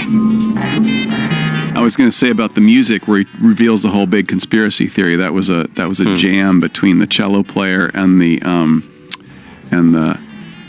contrabass clarinet player. Oh yeah. Basically, the idea was that since it's a whole complicated conspiracy, that they would just jam and jam forever on the same theme, kind of weaving it out. You killed my best friend. The demon? Manny, you can use a demon as a driver. Let him carry your messages, let him serve you food. But you can't ever start thinking of them as friends. It's just not natural. What are you doing out here on the edge of the world? Oh, I know. I ask myself that every day. But I'm going to train you, Manny, to take my place here running this 2-bit light bulb factory. How can you keep little children in a cage? Trust me, it's easier than keeping big kids in a cage. Why don't you just sprout me like you tried at Puerto Zapato? That wasn't me. That was Hector. He's so unimaginative. Just wants to tie up the loose ends, you know? But I believe, however, that you can be rehabilitated through honest work. What makes you think I'm gonna work for you? Well, there's not much to do on this island if you don't work. Take it from me. And think about it. Once I'm gone, it will be just you and Meche alone on this deserted island. Don't tell me that prospect doesn't appeal to you. I don't plan to be on this island for very long. Manny, I have all the guns. I have all the transportation, and I have all the brains. What are you gonna do? You and Hector set up a secret hideout to make light bulbs? Oh, no, that's just a side benefit. The real purpose is to have a place we can lock up all those old clients of mine. Can't have good people wandering loose in the land of the dead, telling everybody how we stole their double-in tickets, now can we?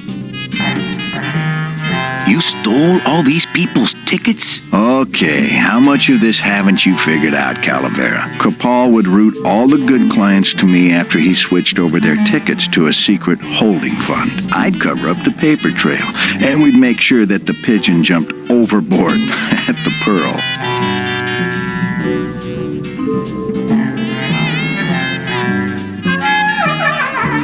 I knew it! You were getting all the good clients. I handled them all, except for Mercedes, who you hijacked from me in that ridiculous hot rod, which I saw, by the way, last time I was in Rubacava. I tell you, Manny, hot rods like that just don't look safe to me. So it wasn't my fault Meche didn't get a ticket. You stole it. Well, it's your fault she ended up in the forest instead of coming here right away, but I fixed that. I'm taking Meche out of this dungeon. Manny, before I found her, she spent a year out there in the petrified forest alone because of you. By comparison, I'd say I'm keeping her pretty comfortable here in my dungeon. Wouldn't you say? One ticket for you, one for Hector. How many more do you need? Oh, Manny. We never touch the product ourselves. We sell a ticket to unfortunate souls, unable to lead moral lives because of the crippling amount of cash they were born into. But you could just take the tickets and leave today. We found a way to make the land of the dead livable. Why would we want to leave? Nice island you got here. Yeah, the previous owners didn't know what they had here. Let us pick it up for a song. They scooped out all the coral they could reach with their crane and then abandoned the plant. But we knew we had what it would take to go the extra distance to the big reef. Are you about to lecture me about the winning attitude again? No! Slave labor, Manny. That's the real ticket to success. Well, I gotta get back to trying to escape. Hey, you do that, kid. Knock yourself out. He seems completely unaware of how close I am to escape.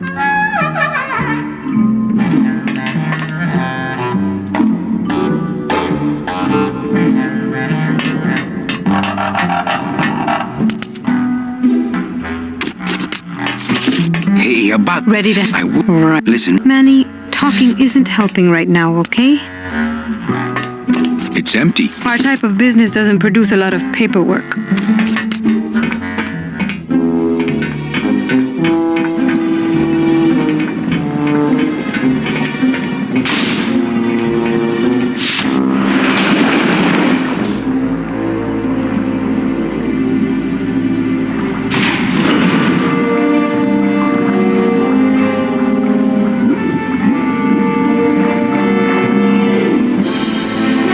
This is where people nowadays would be like, Tim, the ideas you have here about this conveyor belt where you can switch directions and rip a chain with a scoop, it's really complicated, and we could eliminate a lot of work if we just cut this one puzzle.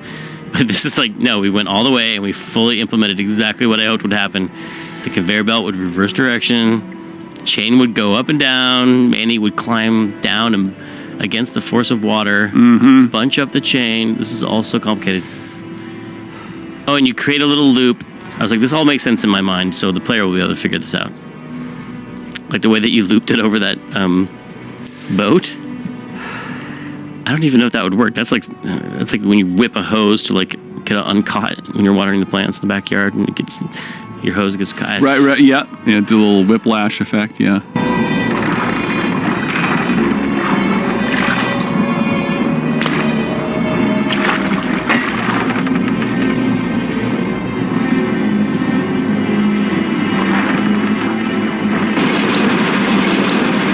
So one of the things that was another technical problem that was really interesting was the save load, because I wanted to cut a bunch of corners on save load to just make it a little easier to implement. And we had talked about things like you could only save and load, or when you load, it would load at the beginning of a room and back up content a little bit, or just do it where it was a little bit more convenient. And Tim really wanted a really high fidelity save load, and I remember trying to talk him out of it, and he threw the gauntlet down, and he was like, if Manny's in the middle of a line and there's a puff of smoke hanging in the air, and I hit save, when he restores, he should pick up from the middle of that line where he was at, and that puff of smoke should be in the air. And I was like, all right, man, if that's what you want, that's what you're going to get. And it was a big pain. It took a lot of work to get it there. But that's the way the game shipped, and that's kind of, with controls and things like that. Tim was pretty uncompromising and had a vision of what he wanted this thing to be. And as much as we were able, we gave him what he wanted.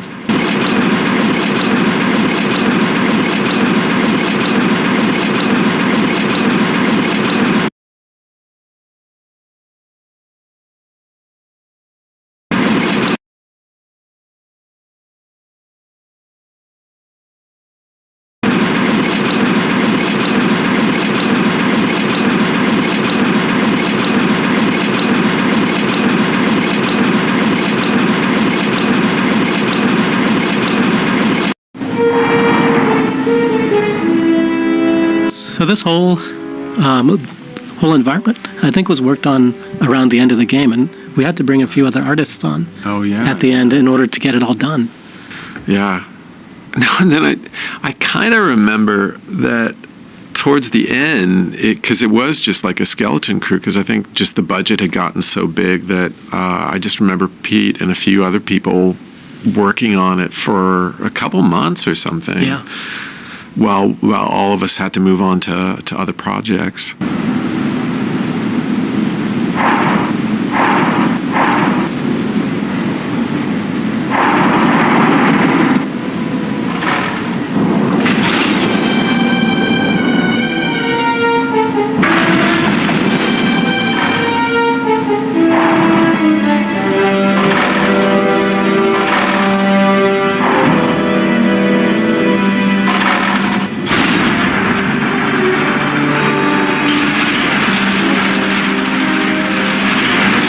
All that water is running in the Rebel Salt engine.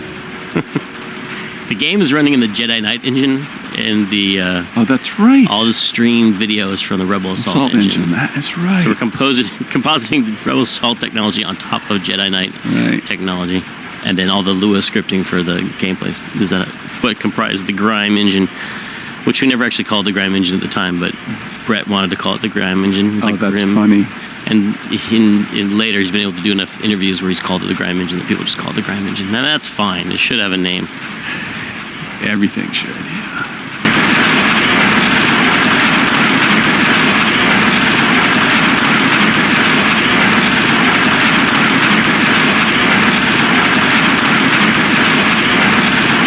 Those look like my sister's curling irons. I was just going to say, those things always scared me. They are truly terrifying. The those curling iron?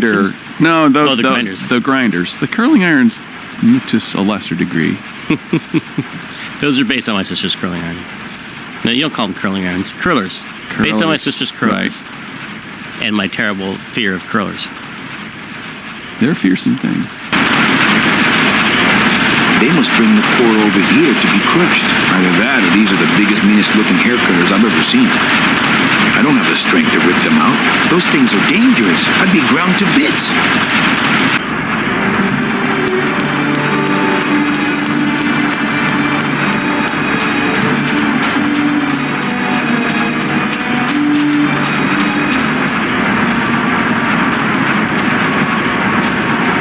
This goop looks heavier than my last ship. I can't even imagine what was going through his head at this point, because just the size of this game, being able to absorb it all before it's realized.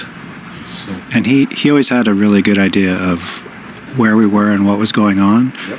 And we were talking earlier about how there really wasn't a schedule that I remember, an art schedule for this game. It almost seemed like we just all sort of chose tasks, and then we had Leslie sort of following up to make sure we were doing them in about as much time as they should take, or not getting bogged down or stuck.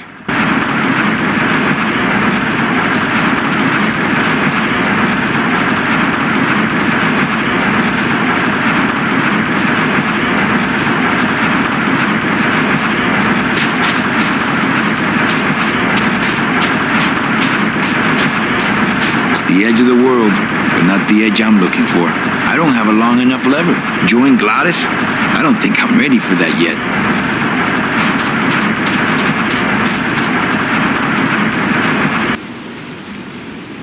The animation team was very green, and we're lucky to work under people like Pete and some other senior folks on the team, like Eric Ingerson and Mark Hamer.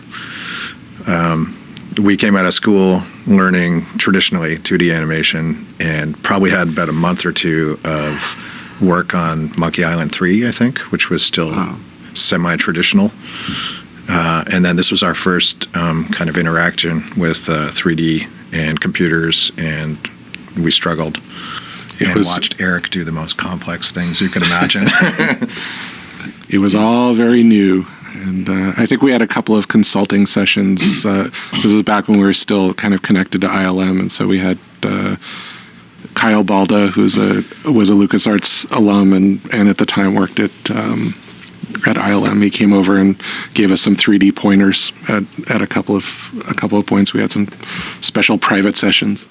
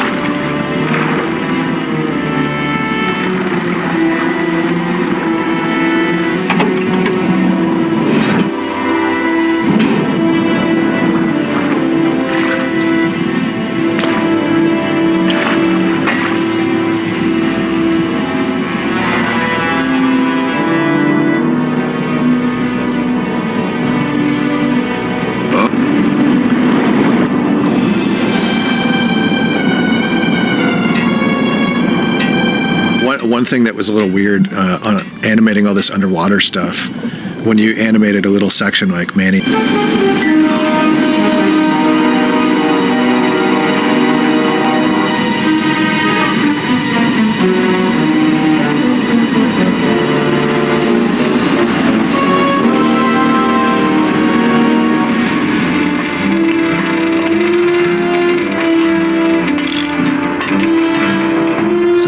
That chain that's holding the ship, at one point we had to add joints to that because I think at one point it's animated and it kept crashing and we couldn't figure out why, and we eventually figured out that you couldn't have more than 99 joints in a rig in Softimage at that point, and it had like 100 joints or something. No, but again, it's this funny thing when people, maybe see this stuff and they think of movies now that maybe look better, but we were having to deal with a lot of limitations. I'm actually really, really excited to see the remastered version because, you look at elements of this game that was made over 15 years ago, and visually it still kind of holds up to games that you can see today. It does. So, curious about what it's going to look like after the Double Fine gets finished with it. Yeah. I think it'll be pretty special.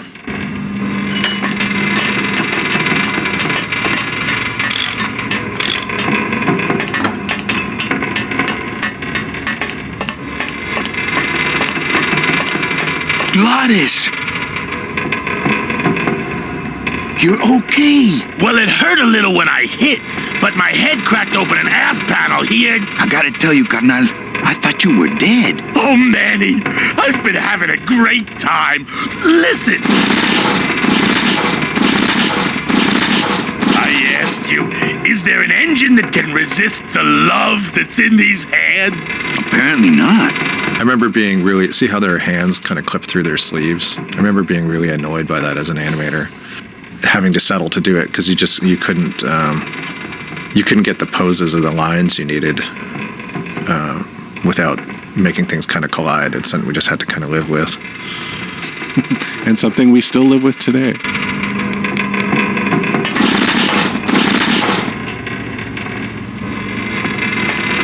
I think this baby's our ticket out of here.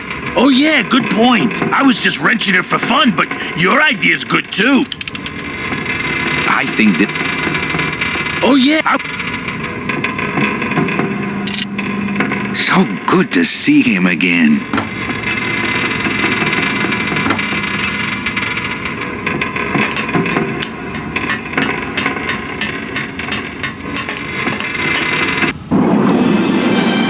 One thing that was a little weird on animating all this underwater stuff, when you animated a little section like Manny jumping off the conveyor belt or climbing up a chain or getting dragged along by a boat or whatever, you would always try to add that element of the physics of being underwater. Yeah. And then seeing the harsh contrast of when you're back in interactive mode and we're still using the same animation of him walking above water. It was hard for an animator to get over that. These little things you can't let go of.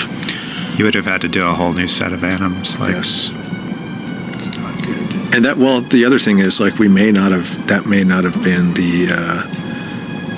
the thing that would have stopped something like that. It could have even been there would be too much code required to switch a system or something. Who knows what the reason was.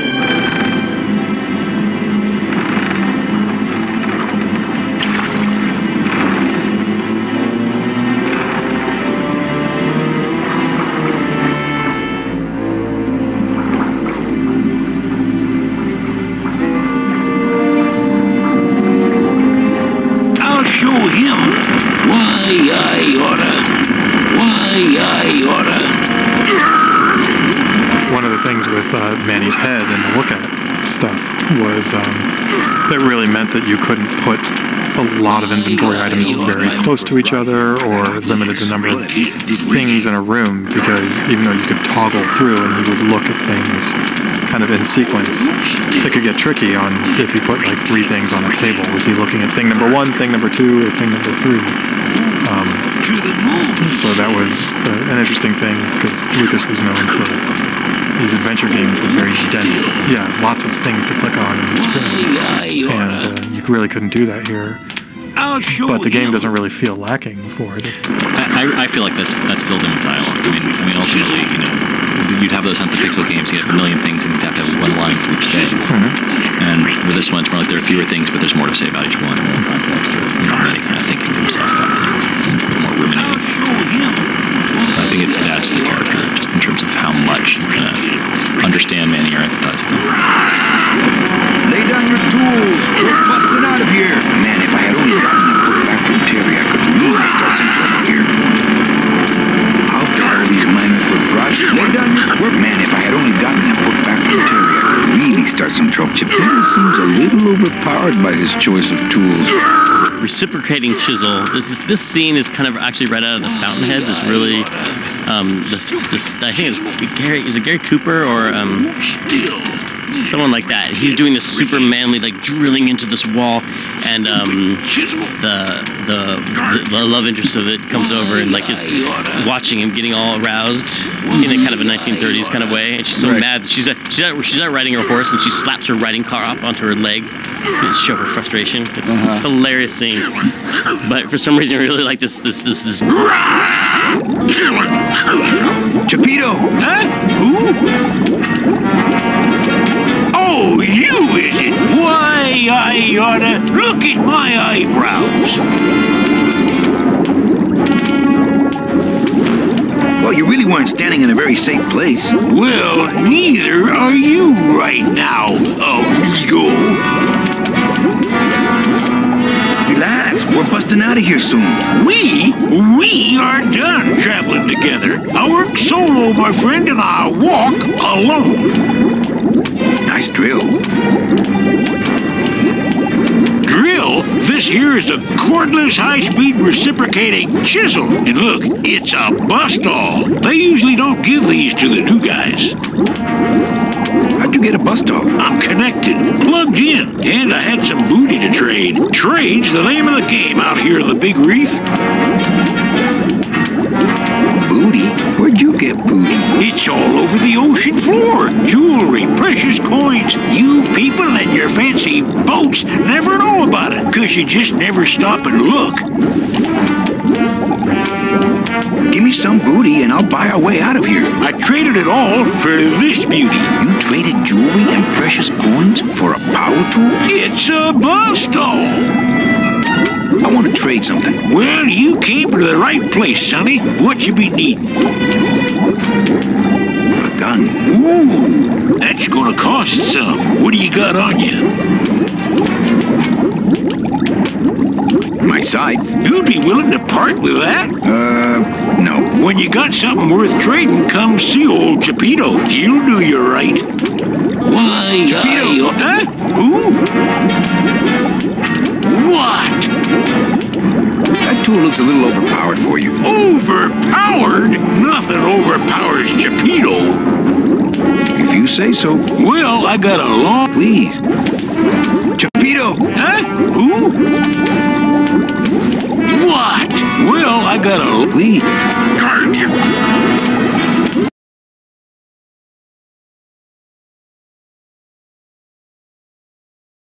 Why, I oughta... Freaking... Hold still. I don't know how I'd get down there without this current taking me over the edge. Uh-oh.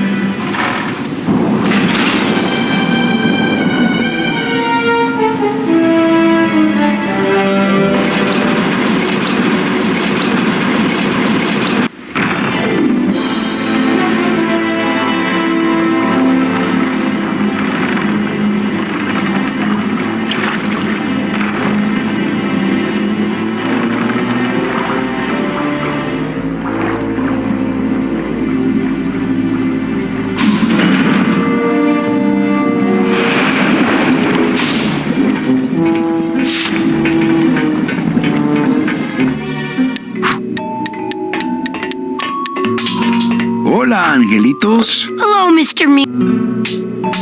Hey, would one of you children happen to have a gun? Yeah, we do. So stick him up. Let me see it. He doesn't have one. He's such a liar. Oh, yeah? Well, you're stupid. Your light bulbs don't work.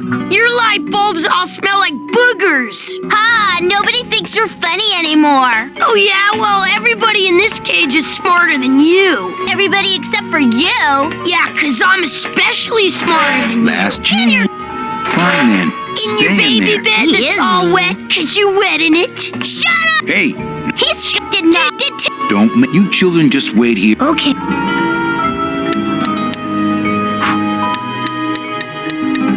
How am I? I'm working. You children. Okay.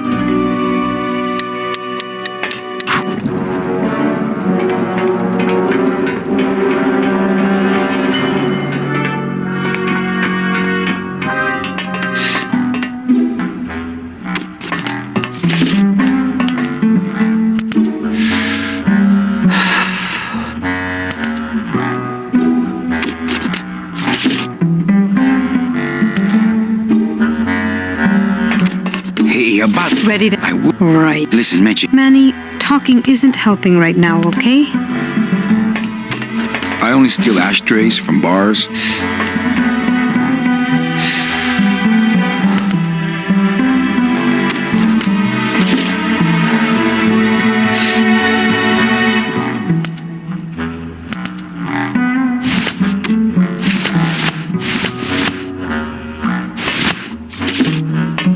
Threatening as my tiny hammer is, I don't think she'd count it as a gun.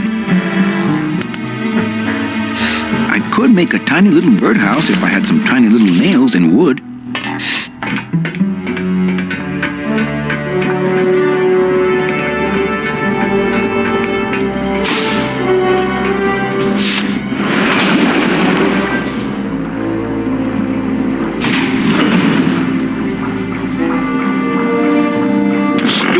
Chisel. Dark. Freaking. Why, I oughta. Yo, Pito, have you ever seen an authentic little chipper? A little chipper? No, I haven't. But I'd sure love to give it a test drive. Say, little chipper, you're okay. Oh, dee da da da. La dee da. Ah! Quit yelling!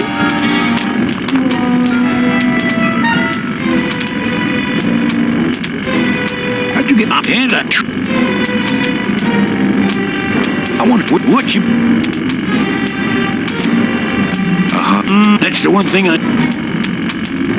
Boat. There you go. You know I do. What? He went. Oh, stay away. I see their engines in full reverse. Trying. You can't fight. How about a. I might be able. You couldn't. A drink? Ha! Drinks aren't. Tap. Hey. Thanks. You got. Well, no, but practically everything else. Well. Cool.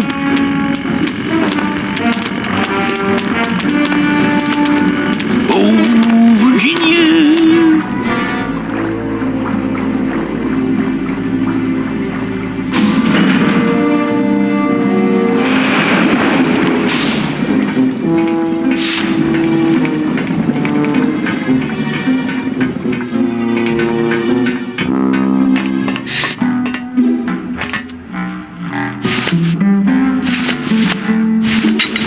It's a bus stop. I think I'd try couples counseling first.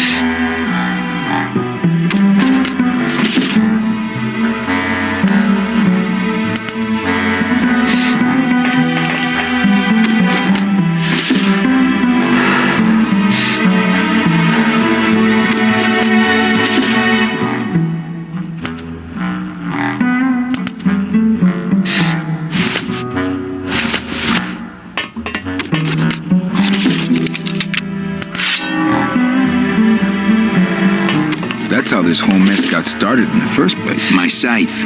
I like to keep it next to where my heart used to be.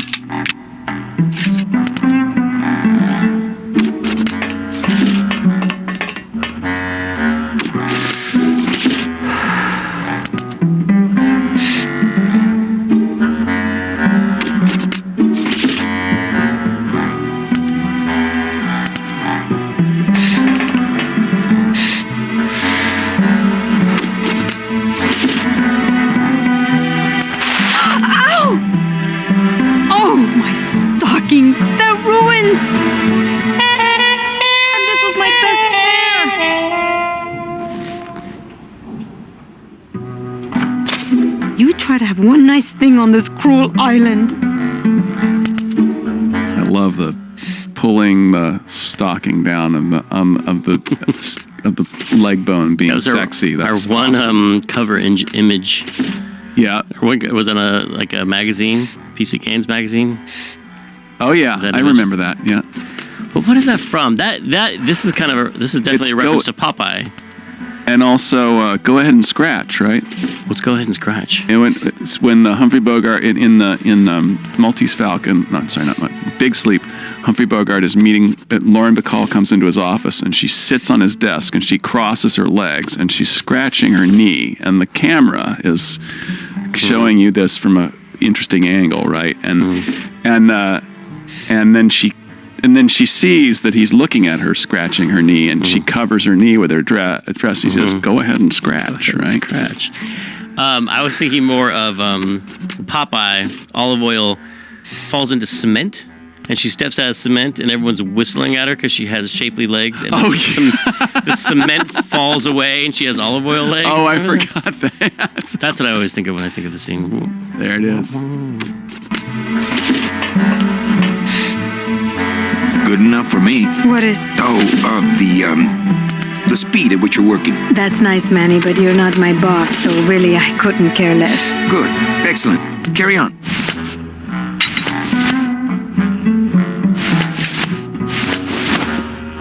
You know, a little clear nail polish would fix these right up. I would never wear these. They have a hole in them. That gesture might confuse her. It confuses me.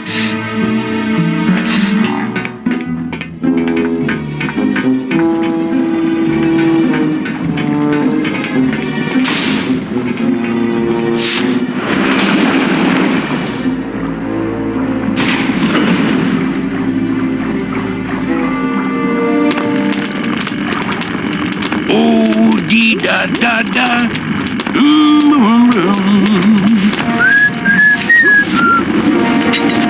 Oh, Virginia. Hey, Chappie, check out the hosiery.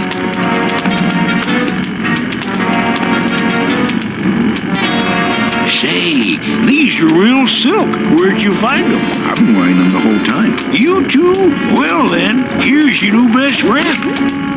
Ah, my first Sproutella gun. Is it loaded? No. Hey, bullets are hard to get. It's really not much use without bullets. Going to Mississippi. I'm not taking that back. I thought I'd never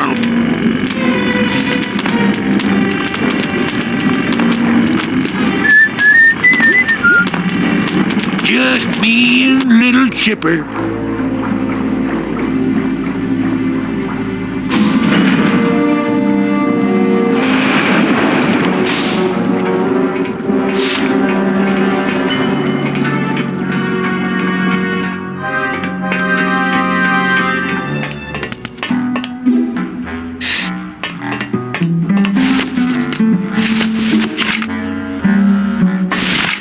Really not much use without bullets.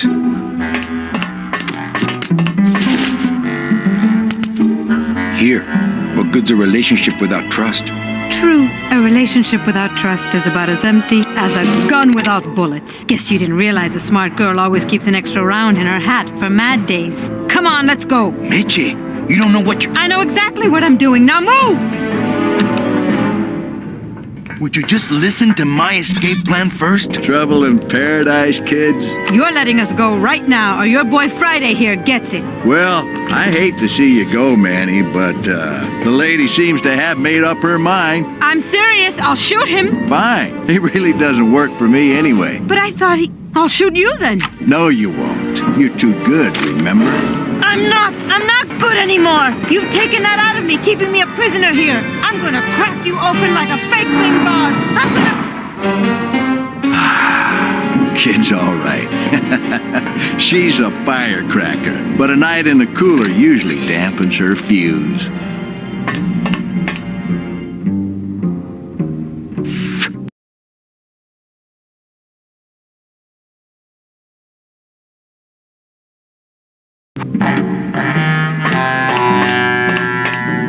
He seems completely unaware of how close I am to escape.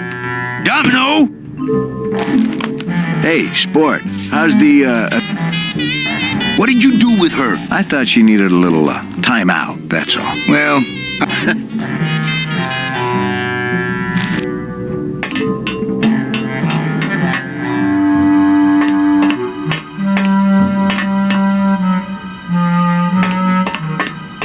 It's empty.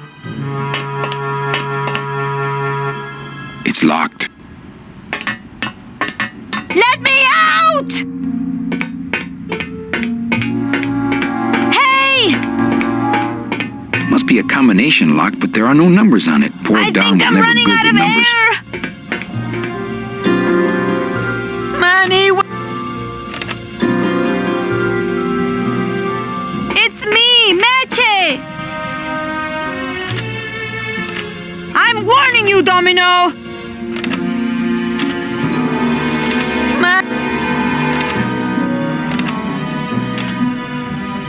I'm getting it! BB! I'm sorry I didn't trust you!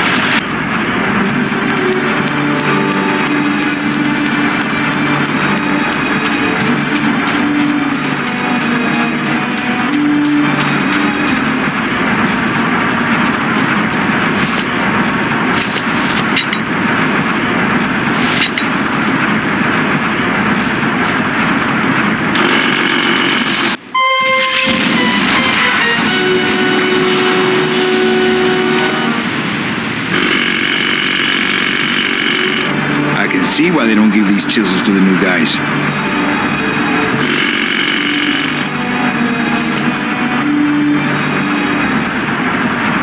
It's not a handheld device. It's not a This scoop looks heavier than my last ship.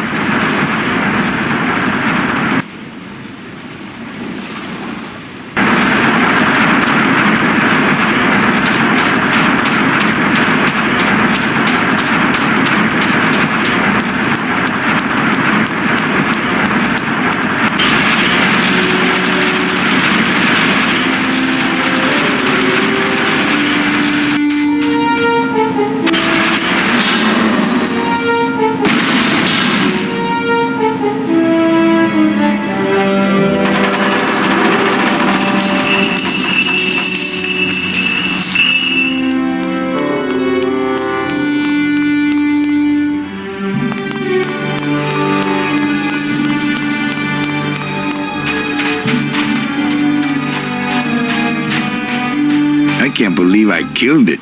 Maybe if I had some giant steel hair to curl.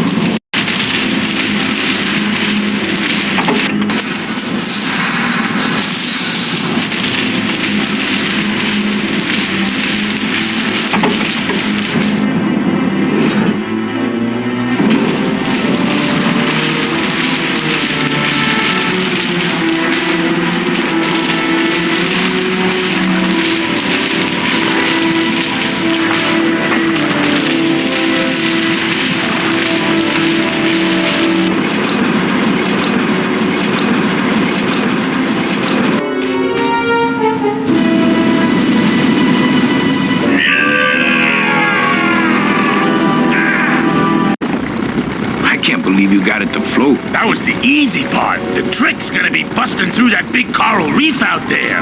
Bust through a big coral reef, eh? It just so happens I got some hardware up the beach you might be interested in. Oh yeah, this will do just fine. Just give me a sec to do some figuring. You bet your big orange butt that'll do.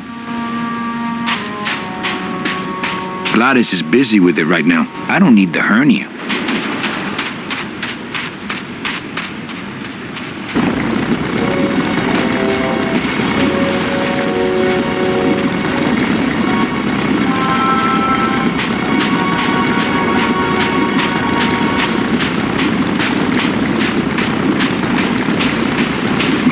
Was that ever hard to launch?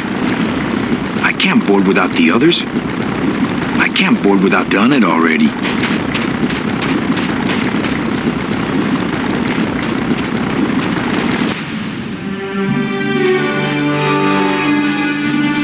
This scoop looks heavier. It's not a handheld device.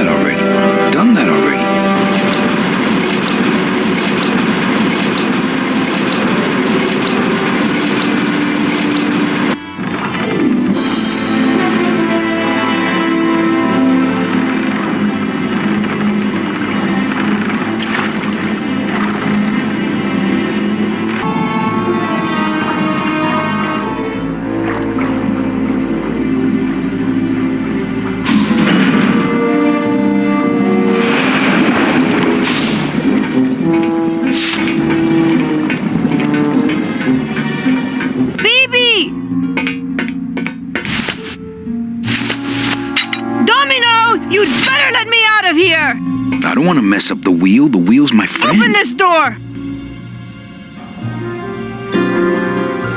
Domino, you'd better let me out of here! Anybody! Open this door! I must have hit a major circuit. But it looks like I've exposed the guts here. I don't want to bust all that.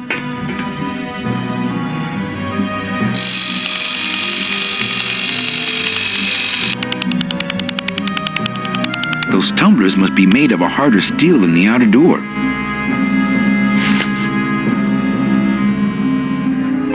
This should open it. I guess I didn't enter the right combination. It's attached pretty well.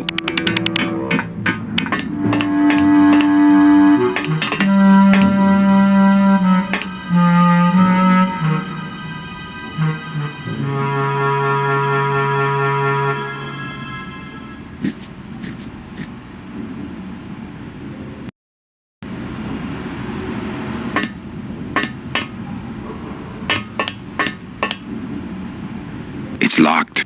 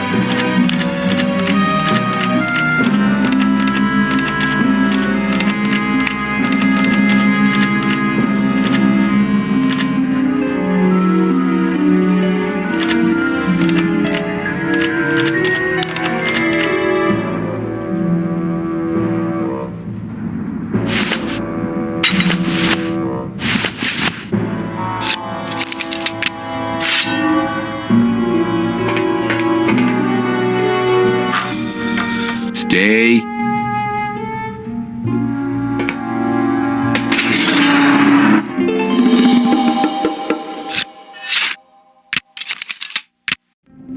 All right, Mitchie, you can come out now. Mitchie? There was the elevator in my dorm that you could push open while it was moving. You push the gate open and freeze it in between floors and hang out in the elevator for no reason. But there was a little strip of metal up in the corner that the door would plug into when it was closed to know that it was closed. And we tried to get the elevator moving with the door open by sticking our fingers in this thing trying to trigger the little switch. I totally got electrocuted because it was like a live actual electrical current in there instead of ouch. So that's where that comes from. that little door closing thing, yeah. From ill-advised college activities? Drunken college dorm elevator near-death pranks.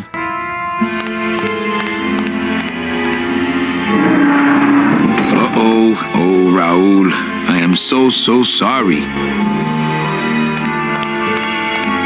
Looks like I messed up these contacts when I broke through with the bus stall. No.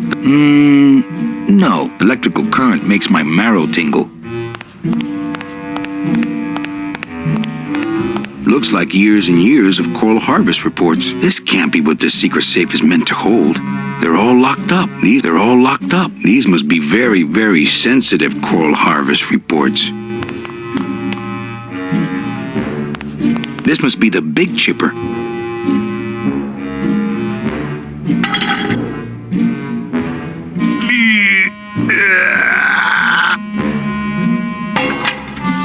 Esa cosa is heavy. Man, people in the old days were huge. Doesn't look like he'd enjoy a piggyback ride. Mitchie, are you in there? It's time to come out, honey. No time for hide and seek.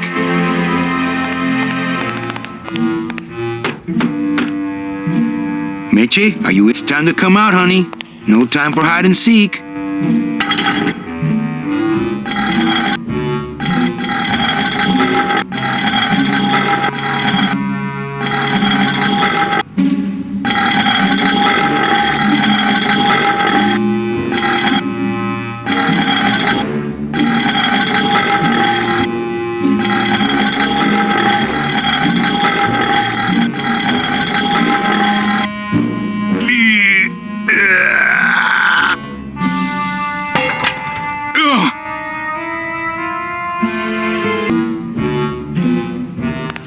I don't think it's gonna be as easy to pick from this side.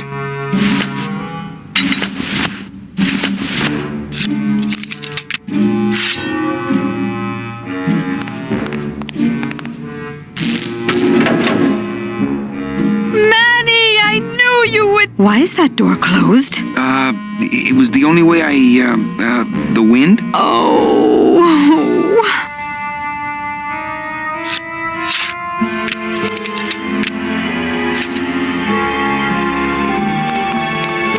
Hey, this is my room. Go use up the air in your own room. It's funny, the casting of Manny was it was tough because obviously you have I wanted to hire somebody who was legitimately Hispanic and not somebody putting on a fake accent. Right. Oh, for sure. And normally in a sort of the casting process, you'd sit down with the project leader and you'd probably have 5 to 10 candidates that you'd be looking at, and with Manny we had 2, and Tony was more Humphrey Bogart, and the other actor was more comedic, and I was terrified that Tim was going to go the comedic route because I thought Tony was the guy, and right. I remember printing out resumes for the 2 guys, and Tony had a lot more experience. And then there was a really cool picture of Tony taken from Havana where he's sitting up at the bar, and he just looked cool. Yeah. And I made sure that went in too. And so just to help kind of push it in the direction I wanted it to go. That's good. It's the perfect voice. Yeah, he's great.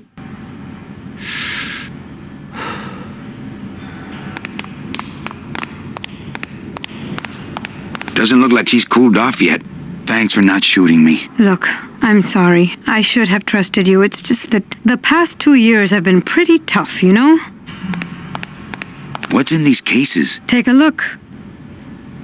It's all the double-end tickets Hector and Dom have stolen over the years. Each one stolen from a good soul, and now they just sit there. That's it. What? They just sit there.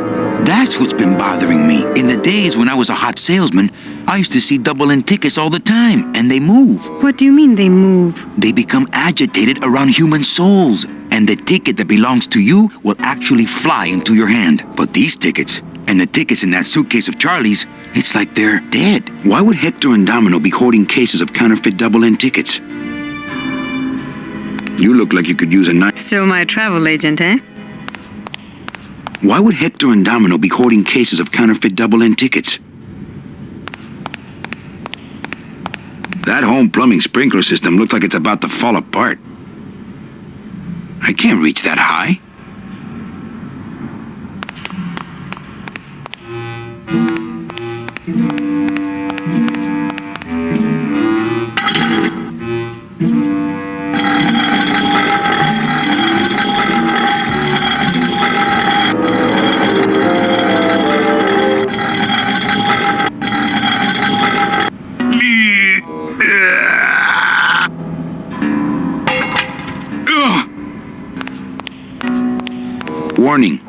fire system. Do not touch. Not picking that up.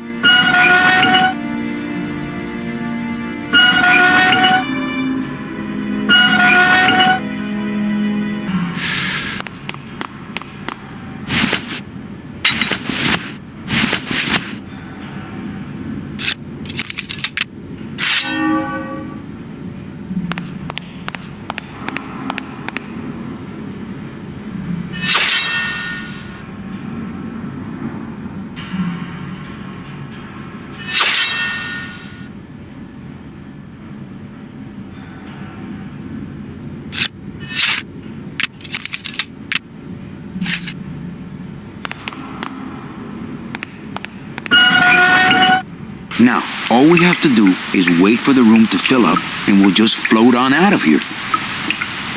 Well, this is disappointing. Not to me. We don't float, remember?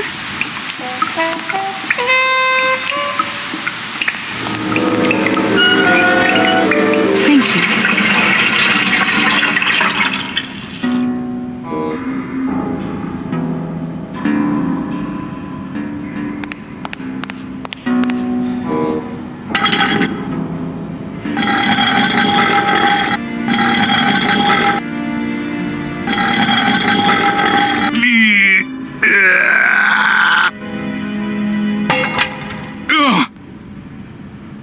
Cases. Forget them. They're counterfeit. They wouldn't fit through this hole anyway. Let's go.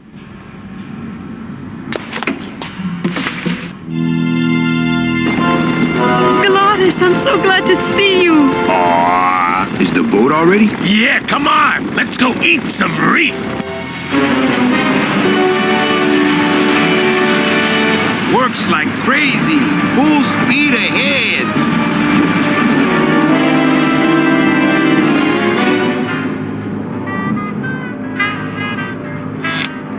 What? Oh. So are you really going to bring me back and try to get your old job again? There's no job for me now except to bring you and everyone else here to the end of the road. But if you aren't going to use me to get your job back, why did you spend all this time trying to find me? Meche, I needed to find you.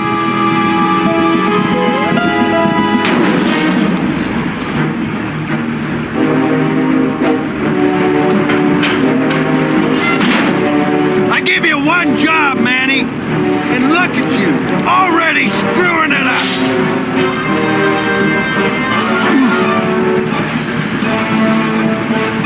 I suppose you realize that this is going to go down on your permanent record. So, once in a while, if there was a solo part that we could get to be recorded by a real person, we would do that. But I don't know if you remember, we were kind of under a lot of schedule pressure with that. I do remember some. And people were like, one late night or two. There was a late night or two. And then there was like, you're spending $13,000 on live musicians? Are you crazy? So we were lucky we could do what we could do at all, but. And look, where are those guys today? I don't even remember their names. And here we are. Here we are talking about Grimm. Exactly. Those guys are all dead. I'm sorry. I mean, I hope they're dead. I hope they're happy spending time with their families and no longer working on games. Which I think actually is true. Domino's just the kind of guy to practice Oxford regulation boxing and then pull out a blade when it comes time to fight. I don't know any wrestling moves. I don't think my bare hands would be a match with that sight of his. That's hard to make them kiss because they have those. They don't have lips. Yeah. They should have added like a knocking. Oh, that would have been funny. Awesome. Bones kissing. Yeah. Making out. Imagine what that sounds like with a bony face. I really prefer to use tongs when picking up octopus eyes. Hey, pull over, octopus. You're going too fast.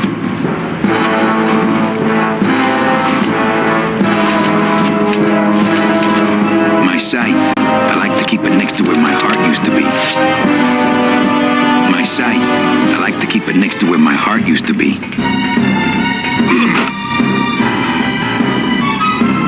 Woo! This doesn't look good for the kid. Look, Dom, I'm not gonna work for you. Oh, don't worry about that.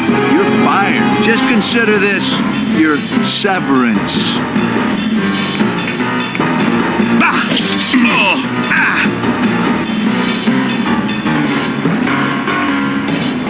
What are you doing away from your desk anyway? I'm sending this domino back to the bone pile.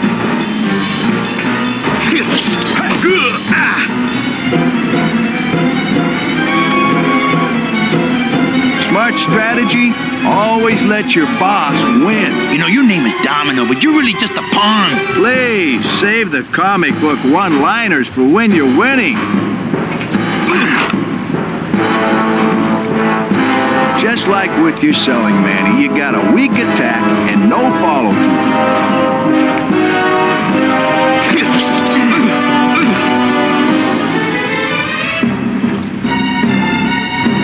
Hey,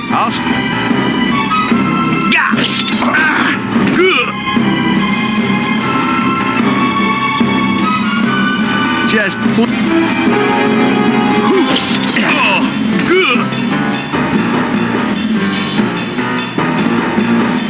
at least at the Christmas party, you passed out before you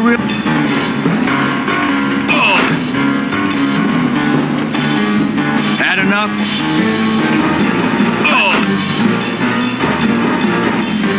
Oh, stop, show.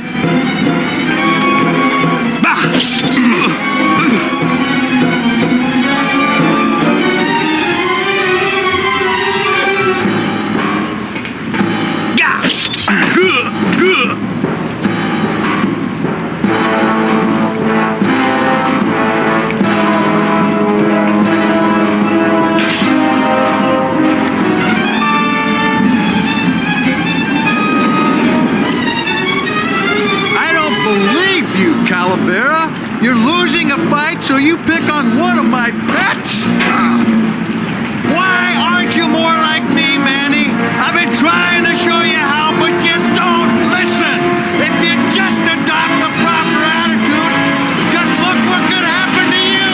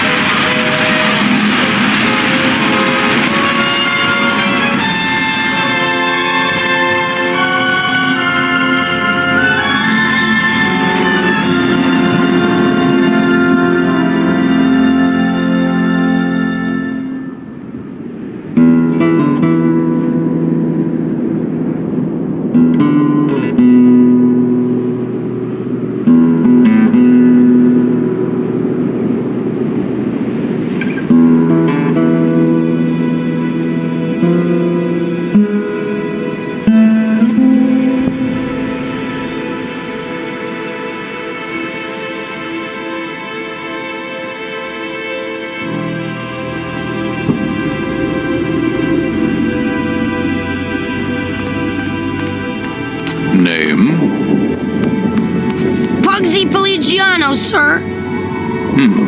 Waiting room number 2. Next.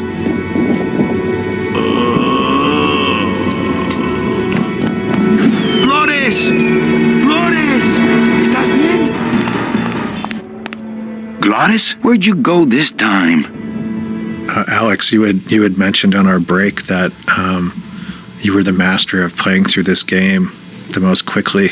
That's right. I think you should talk about that, because when I played this game, I think it took me a couple of days. Yeah, I'm interested in playing the remastered version to see how long it takes me. I think it'll be, 12 hours or more, but when we were in test, obviously we're playing it, every single day, so we know it inside and out, but when a brand new build came down, we always had to play through from beginning to end, and I was the person that always ended up doing that because I could do it the fastest, and I got down to just a little over an hour playthrough time. I want to say like an hour and 10 minutes was my fastest time. Yeah, it was something else. I knew the whole game like instinctually, and now barely remember any of it. You must have been able to skip through cutscenes or something. Oh yeah, you can. Yeah, and you can skip dialogue too. I think the cutscene tape that we received. Where is everybody? Waiting area 2. How long do they have to wait in there? Until they have tickets. They were issued tickets on the number 9, and they don't have them now. The punishment for selling double-end tickets is very severe. But they didn't sell their tickets. Their tickets were stolen. By who? Hector Le Mans stole them to sell to rich people who don't deserve them. That might be them now. Let's see just what they deserve.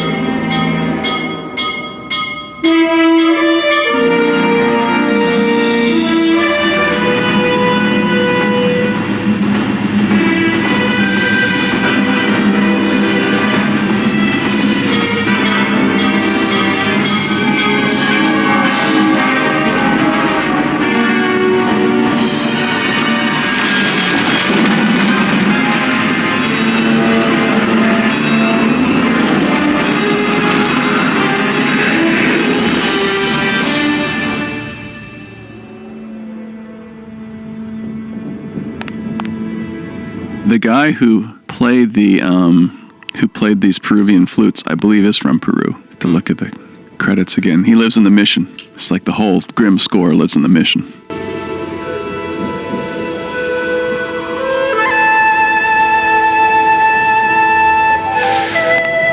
It looks a little ungainly, but I bet that hat is really warm. What happened to that train? Your destiny cannot be purchased. I don't understand. Why has everyone been detained? Given a ticket, a soul may not sell it.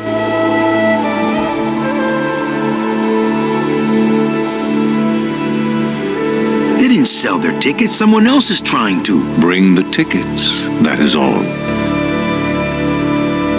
The tickets are in Amaro. How can I get there quickly? These rails are already there. Well, thanks for the help. The gate opens. The gate closes. It does not help. It looks a little ungainly, but I bet that hat is really warm.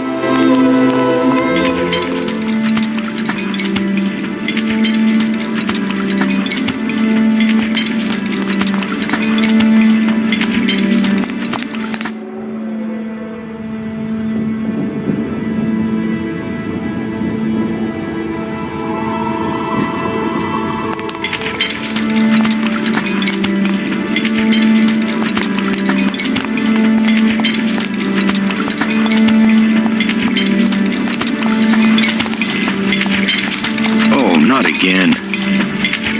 Hey, how'd you get free? I was born free, Boatnik. Nobody gave me no ticket, so nobody can take it away. So what are you pacing around here for? Trying to unwind a little bit. All those years circling in one direction. Gotta even out my life in this world before I go on to the next, you know.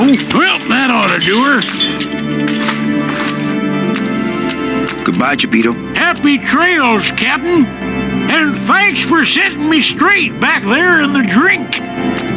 This little light of mine, I'm gonna let it shine. This little light of mine, I'm gonna let it shine. This little light of mine, I'm gonna let it shine. Let it shine, let it shine, let it shine. Hide it under some seaweed. No, I'm gonna let it shine.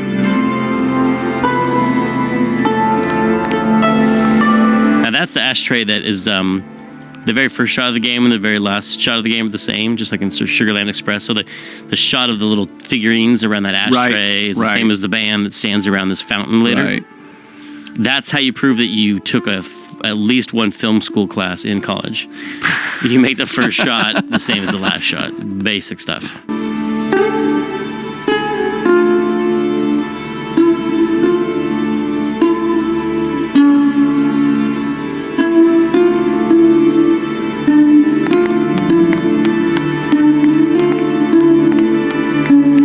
Actually do it. I could walk out of this world right now and not look back, but I can't.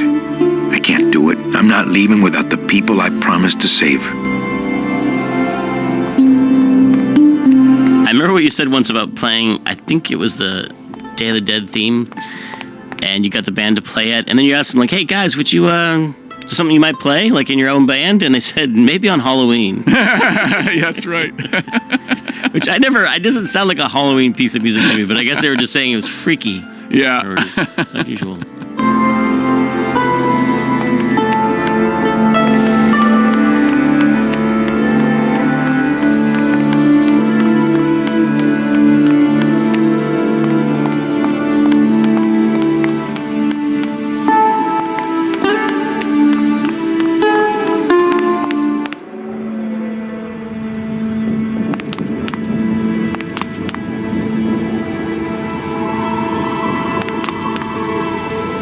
And it's also spiritual in the way that it feels. That's how you feel like you feel like this is the end of the game, because when you get to the part in the story where like people are in the clouds or in the heavens, and you start to hear the pan flute music, you're kind of near the end of the story somehow. Right. But then you go back and there's a whole nother year, which creates a feeling of the game being super long. Like I'm playing Mario right now, and there's more and more levels. After the end of the story, there's more and more, which makes it feels really long. But if you it ends at level 5, and then there's 2 more levels. But if you had 7 levels, people wouldn't appreciate it. But if you ended at 5, and then you have there's more levels, it feels really long. It's like it's the encore effect. Mm-hmm.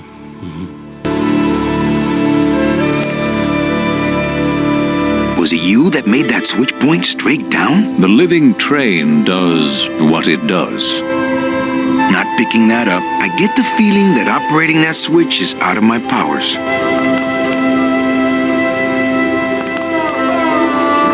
One of the core things about adventure games we think about a lot was what is keeping the player going forward, and what is the reward? Because in an RPG game, you kill somebody, you get loot, you get items and stuff like that, and or you get rank. So what is the reward for playing an adventure game and its environments? Yes, really, it's discovering the new place. It's unlocking the new environment. Yeah, I mean sometimes a cutscene and stuff, but really it's environments and finding a new place. These must go all the way back to El Maro. Well, it's not that I'm afraid or anything, but there are easier ways into the station, and I'm not walking back to El Maro. Something won't let me go in there. That is I, the keeper of the gate. I need to go get my friends. You need to get your friends their tickets. Recently, I was visited by a bird with a human head. Do you know such a bird, Manuel Calavera? No. How do you know my... He knew you, and for you, he left this note. I know what you're up to. I've been watching. Stay there. I'm coming to sprout you myself. Yours truly, Hector Le Mans. Híjole. I know I've stayed. Yours truly, Hector Le Mans. Well, that... The gate closes. It does not help.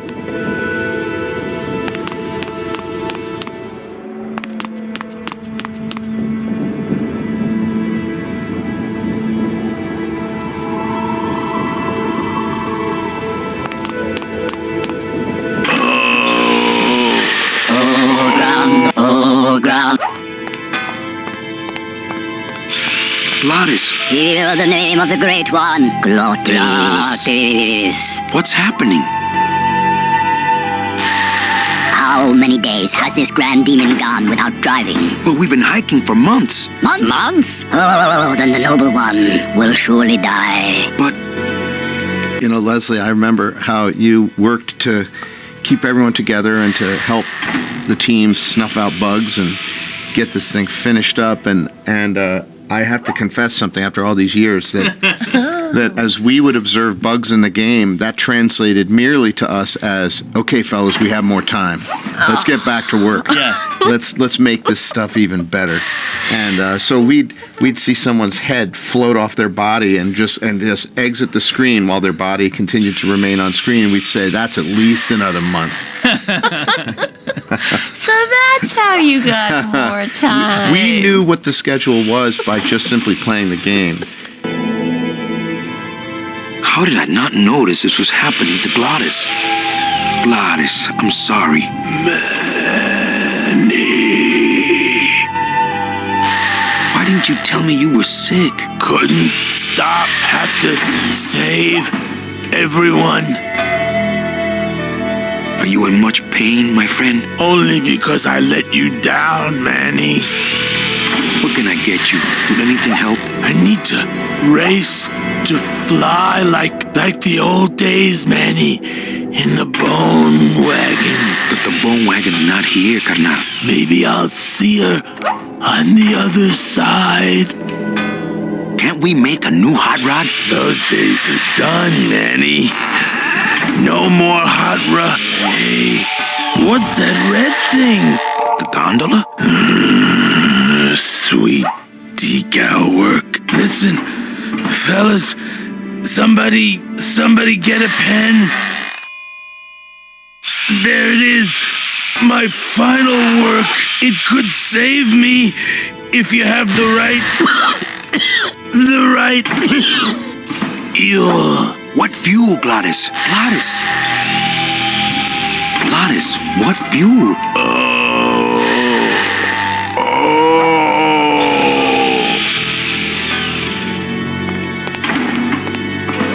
I wonder if she blames me. Meche, we have to get back to Amaro for the tickets. Oh, Gladys. It looks like blueprints for a rocket sled. They're brilliant.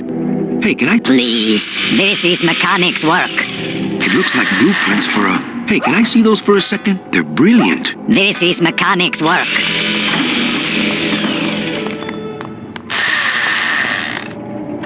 You can hear your brother's charango. Yeah. Really? Yeah. Well, it was a second ago. I think I heard it.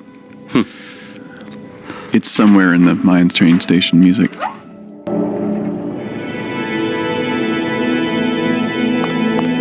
Well, it's good to know they recycle oil out here at the end of the world. Not paid to move those. My joints don't need any oiling right now. Well, it's good to know they recycle oil out here at the end of the world. How eerie. They have the same tool cabinets as Gladys.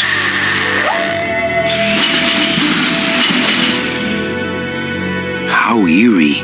They lock up their tools just like Gladys.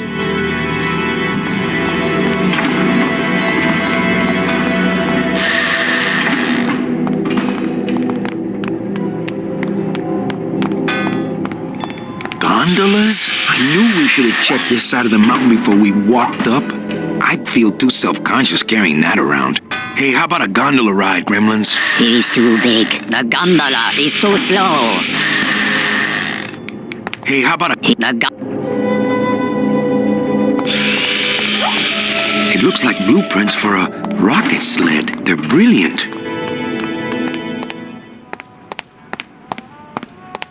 It's the mug rack at the end of the world.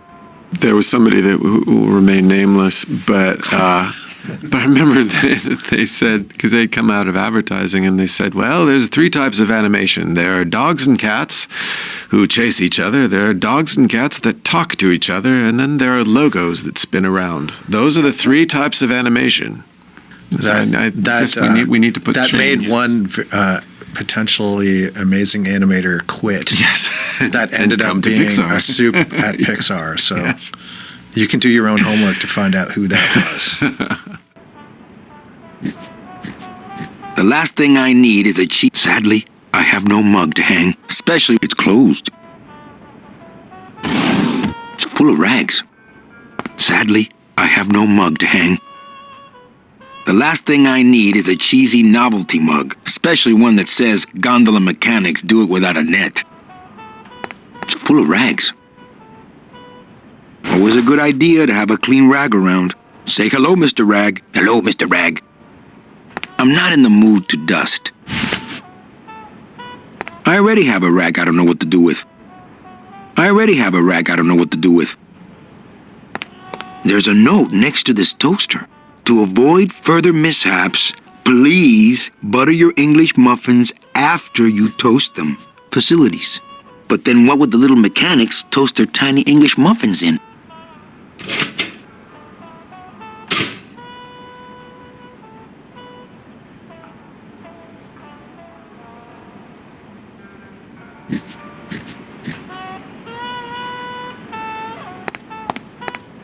Your mother doesn't work here. Since nobody listened to my last warning about keeping this refrigerator clean, I'm afraid I'm gonna have to lock it until some of you grow up. Signed, the facilities department. Your mother does... I'm afraid I'm gonna have to lock it until some of you grow up.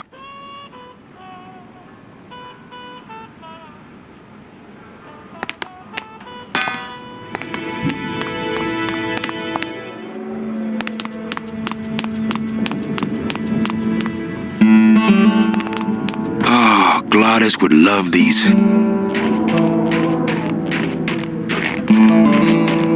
Looks like standard DoD issue.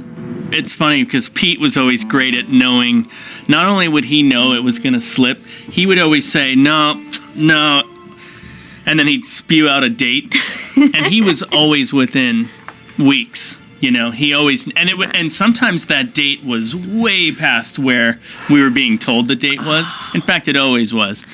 But he was always right. And I don't know if it was just a sixth sense or if it was Well, I remember specifically what you're talking about. And I'm not going to be completely correct, but early in the year, I predicted that it would be June, which was about 2 months past our deadline, and I felt very bold doing that. Totally. But I felt pretty on solid ground doing that. Of course, this was internal, just within the Sound group. Yeah, we never would share say that this to you. with other people.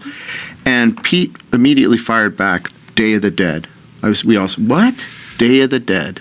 What is that, November 4th? Yeah, like 4th or 5th? Yeah. November 5th. And so, you know what? He was within, we'd have to look at Wikipedia. Do you remember the release date? I don't remember. Oh, it was October 20... He was within a couple of weeks. Yeah. He was within a couple of weeks, and that was about March that he did that. Oh, and it's quite amazing that he was able to see that distance. I don't know how he did it, but he said it with conviction, too. That's the funniest thing of all, and he ended up being right.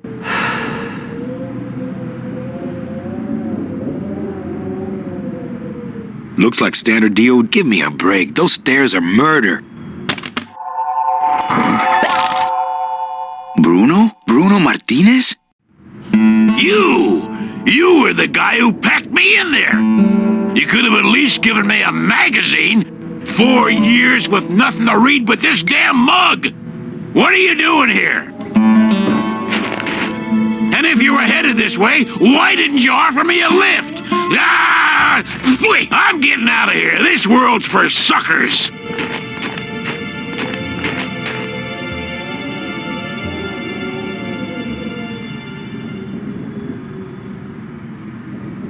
I drink it, but I don't want to get a packing foam mustache. There's some packing foam in here with a Bruno-shaped dent in it. I already got a mug full of that stuff. It's full of caskets. Hello? Give me a break. Those stairs are murder. Hello? Whew, they're empty.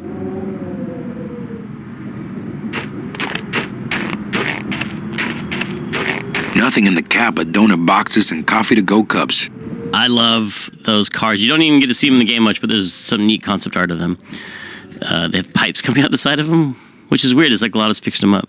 But I think they're based on some actual like snowcat combined with a panel truck. That's because like we'd have this list of things that are going to be in the game, and nothing was just like make a truck. It was like, no, let's get Peter Chan to design what a cool snowcat truck would look like in the 30s, but also kind of Mayan in a weird way. And yeah, it is kind of Mayan. That's funny. Like everything would get designed.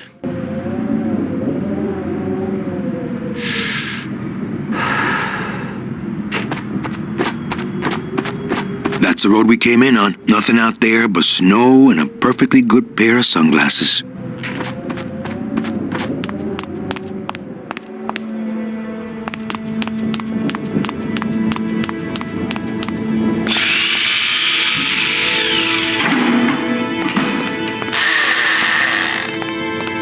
Gladys, what fuel?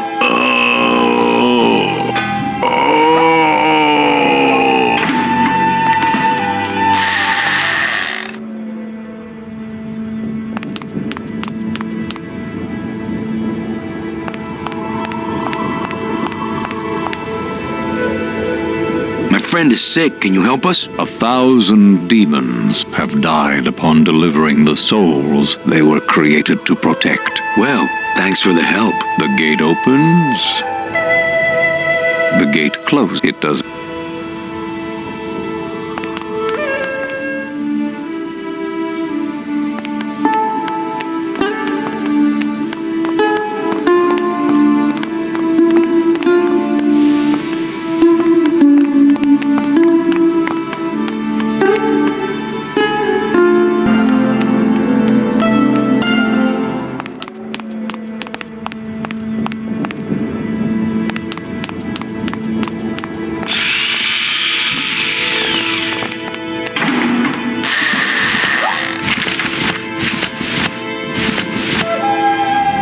Mug I gave Bruno, and it's full of that foam I packed him in.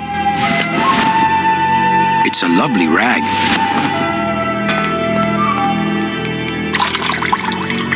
This better not stain my pocket.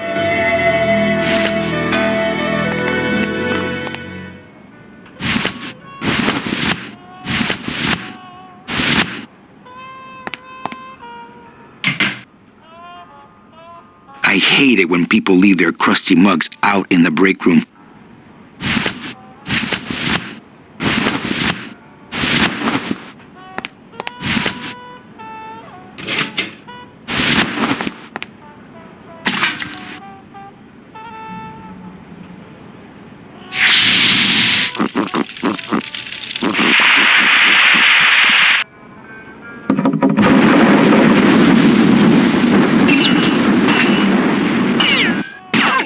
What was in that mug?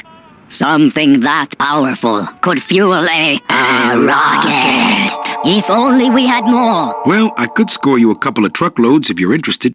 We shoot you now like an arrow into the wind. May you pierce the heart of the wind itself and drink the blood of flight. Speed is the food of the great glottis. Speed bring you life. Come back to us someday.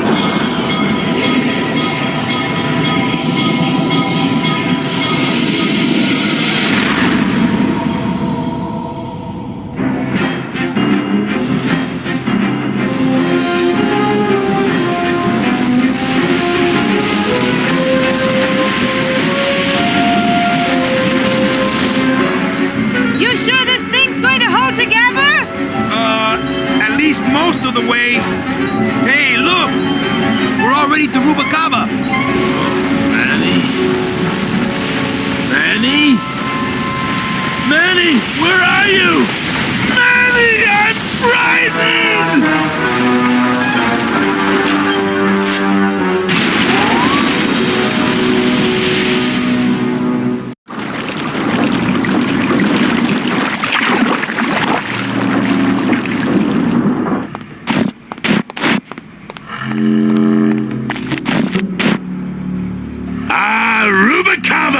What a town!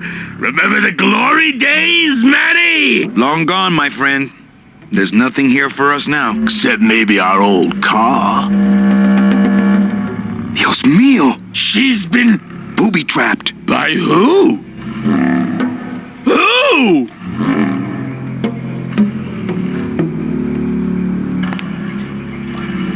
Someone told me like this was the moment they cried in the game. Just hearing how scared Glottis was in the scene, because he gets really frightened. And it's actually a reference to a claim that a babysitter made about me when they were babysitting me. They said, "Oh, gee, you were so scared when your parents." You would sit there and you'd say, "Mother, I'm frightened." And I was like, "No, okay. First of all, I never said that. I never said mother." Yeah, that's suspicious right there. But it got to be this family joke. "Mother, I'm frightened, mother." And so that line actually got in the game.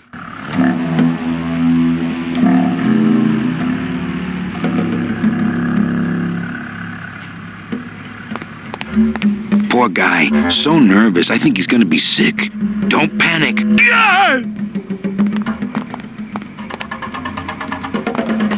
Those dominoes are like one long fuse. I don't think my hands are steady enough for that. I'm not setting foot down there. The slightest bump could start those dominoes tumbling.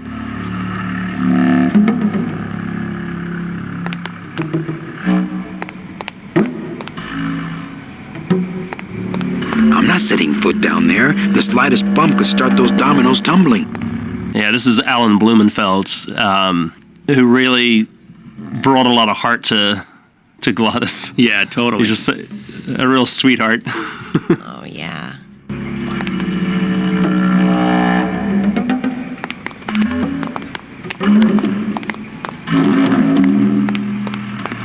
It's locked, but that goes to the upper dock, but nothing's docked there now. That goes to the upper dock, but nothing's docked there now.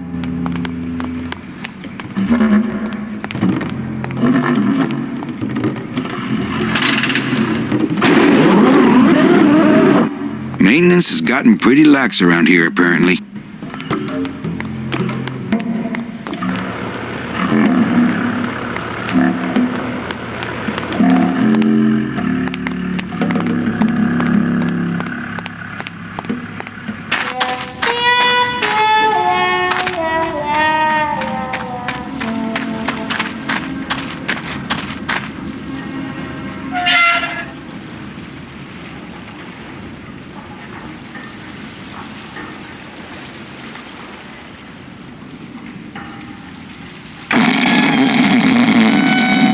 I have to say, coming out of school, I felt super, super lucky to, first of all, be hired by LucasArts by some colleagues of mine who went to the same school, and to walk into this building and see all the concept art for this game on the walls. I was like a kid in a candy store. It was instant, euphoric inspiration, and I just felt like the luckiest guy in the world coming out of school, getting to work on a project of this caliber. It was beautiful.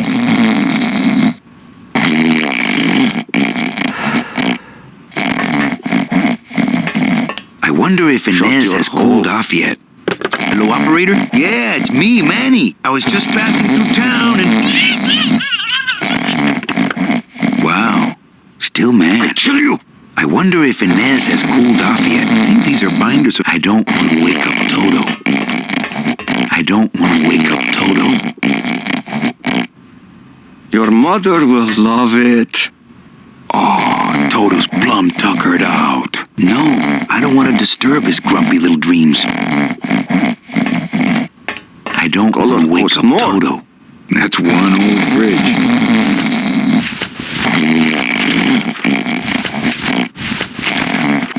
Not here. You asked for Bunny.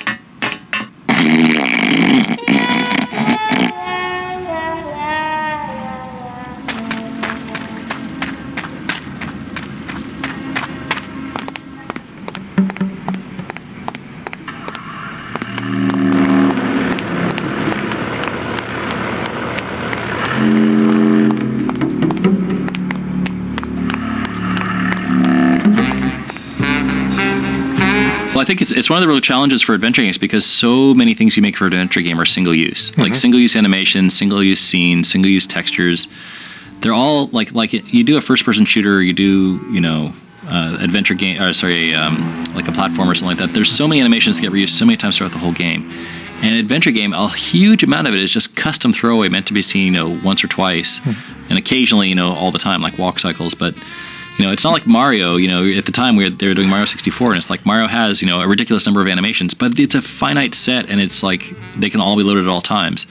In this game, you have to dynamically load all the animations as they're needed, and you have to make sure they're available before they're triggered so you don't get these glitches, and while you wait for them. And a lot of them are they're thrown away. They have to get, every single one has to be individually processed by a human to get them into the game and potentially rigged up. And that's one of the challenges of making adventure games is that you have all these sort of custom things and you want to reuse them as much as possible. But in order to do that, you have to automate a lot of stuff, automate as much processing as you can. But you still have to have that ability to fix things. In film, we'll fix it in post. It's the same kind of thing. It's like we'll fix it in the engine or we'll fix it in the tool as opposed to we'll fix it in the source art. And that's the, like you can walk to any room you want and like all the little one-off assets. I think that's a unique challenge, technically, to adventure games that a lot of other games, other genres don't really have to address. But we're constantly like loading in custom stuff and kicking custom stuff out. And on this game, memory is tight. You walk into this room and we need 16-bit flipbooks of doors opening and closing and one-off animations of you may go and play the piano, you may not go and play the piano, and there's all this technical kind of tomfoolery going on of trying to get the content that may be that somebody might be used, might not be used. You might just be running through this room to some other room, place, yeah. and it's not like loading up a level in a first-person shooter where you're like, okay, I know what's going to be in front of the user at any one point in time, and we're going to use the same bad guy 50 times over. So I just need to get the stuff to run the bad guy in memory. This was this constant dance of like just-in-time loading and management of stuff, because you could walk into this room and spend 10 minutes in this room and explore every bit of content that this room could offer you, or you could just be running through on your way to somewhere else. Back to this other puzzle. Yep.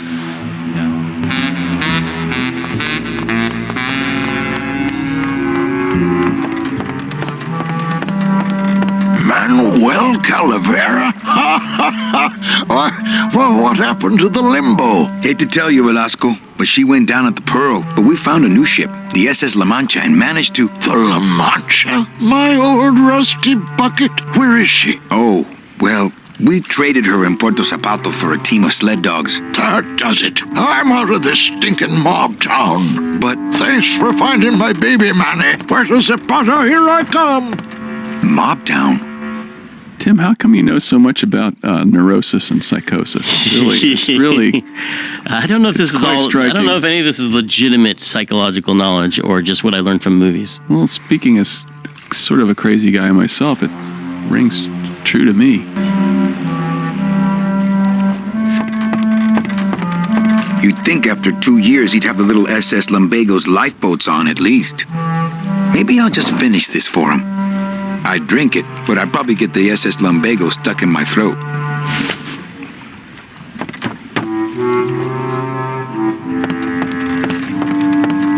It's locked. Not picking that up, it's locked.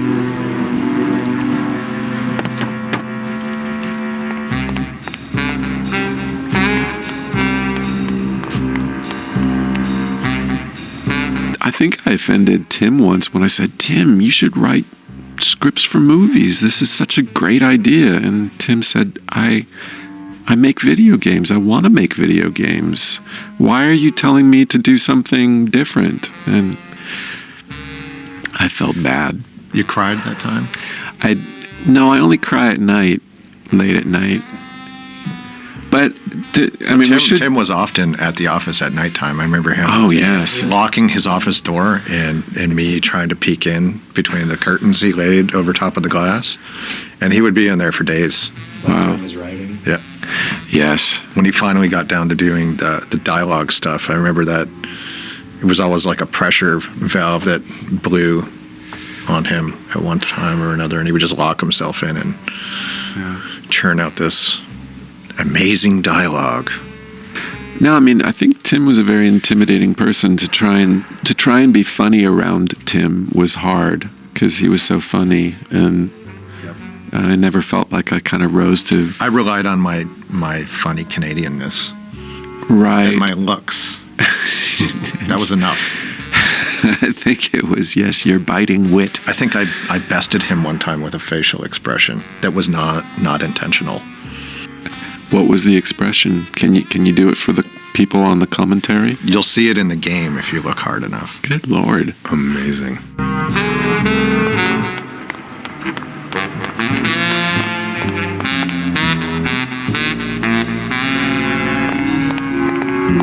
Blue Casket. Just doesn't have the zing of Calavera Cafe, you know? But it was great. I mean, Grimm is definitely still sort of the most satisfying project I think I've ever worked on. It was just a lot of fun, and you know, the Cuban actors, American actors, Irish actors, a guy from Hungary, you know, just all over the place, just to bring that sort of diversity to it.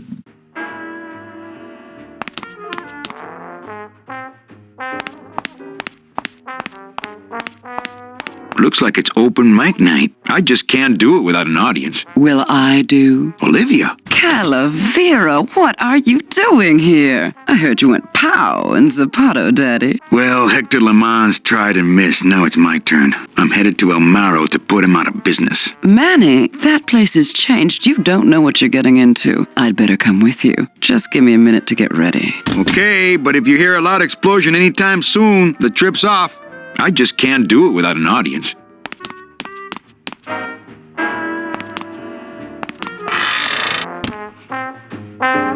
I remember some trickle-down drama from upstairs in the test pit towards the end where things didn't seem to be getting done as fast as whomever wanted them to be getting done, you know?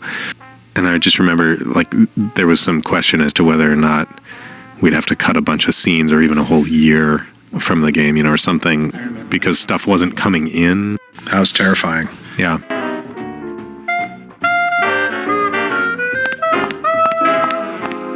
Coffin shooter 1, 2, 3, just pour, chill, and serve. I don't need the hernia. I would, but I hate sucking gelatin straight from the tap. They still haven't done these? I'm not gonna eat off of dirty plates. Dirty plates can stay put. As soon as I think of a use for stinky food waste, I'll give it a shot. As soon as I think, ooh, food waste. Nothing in the dishwasher. Not to sound like a capitalist, not portable.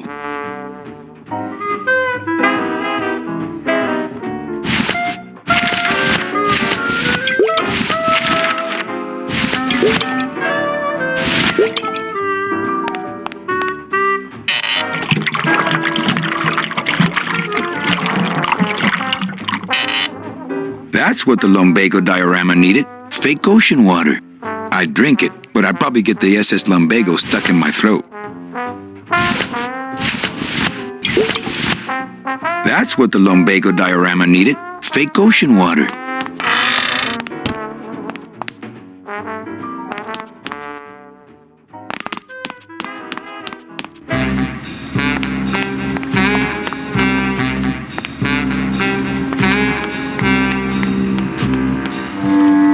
Actually, I think it was funny when you came in and you were all excited about working on this game. Like, I really like adventure games. I want to do this kind of thing. I want drama in games.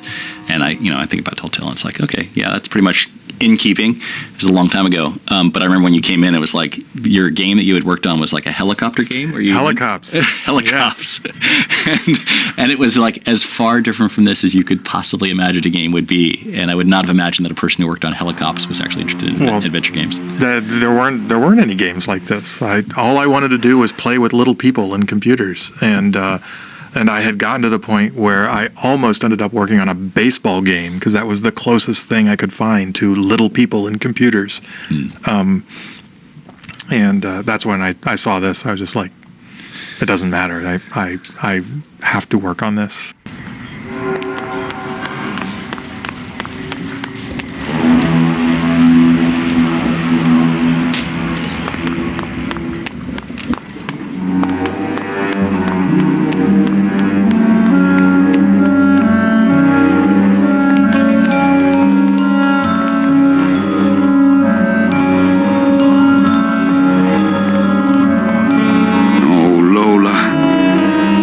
The sprouting was came later as like a solution to a problem we were having narratively with the game, which is like, how do you make anything matter in the Land of the Dead? Right. Like if you're going up against mobsters in a movie, usually you're afraid they're going to kill you or someone you love, right? Or break your thumbs.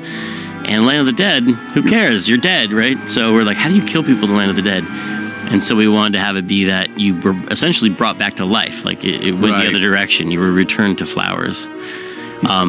And then flowers become the symbol of death in a weird way in the Land of the Dead. But flowers are such a huge part of the Day of the Dead, like the marigolds that you use in the Day of the Dead celebration. The smell of marigolds are like a big part of the ceremony. So it was nice to have them be part of the game too. And then at the end of the game, we wanted to have this thing called the meadow, which was just full of flowers, which hopefully by that time would just look like death to you.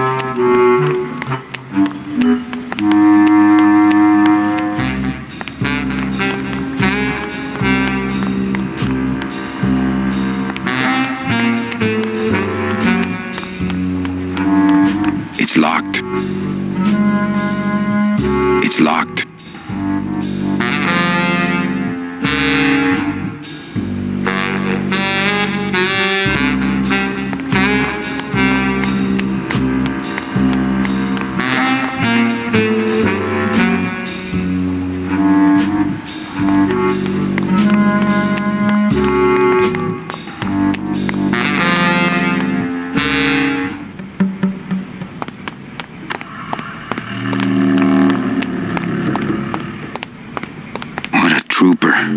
Looks like Domino left his calling card. But how? I saw him torn to shreds. He must have done this on his last trip through town.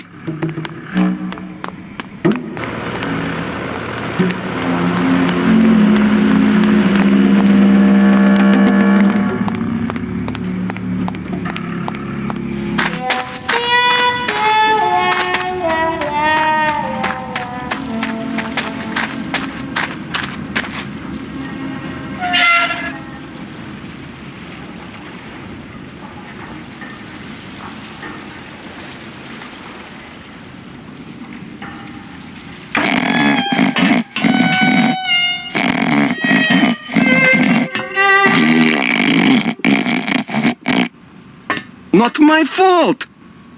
I don't want to wake up Toto. No, I don't want to disturb his grumpy little dreams. Oh, Toto's plum tuckered out. Cost more. It's a little cabinet. It's attached pretty well.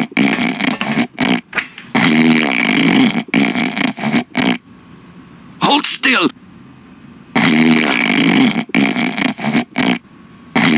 There can't be too much in here. I'd better save it. You asked for Bunny.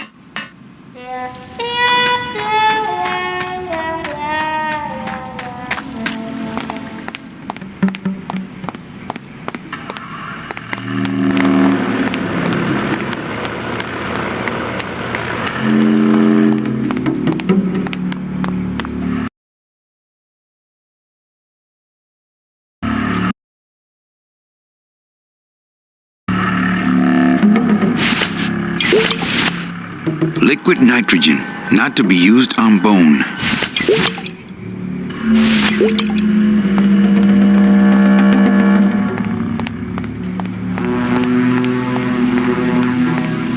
What's that? It's, lumbago lemonade. Try it.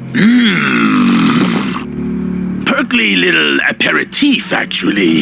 Yes, sirree. Not bad at all. Tell me where you got that right now! Olivia's kitchen. Lumbago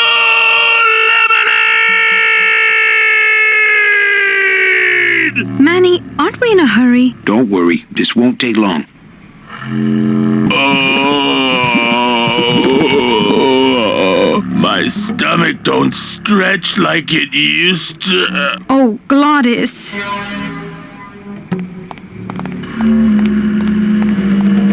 So what is that stuff they pack canned hams in anyway?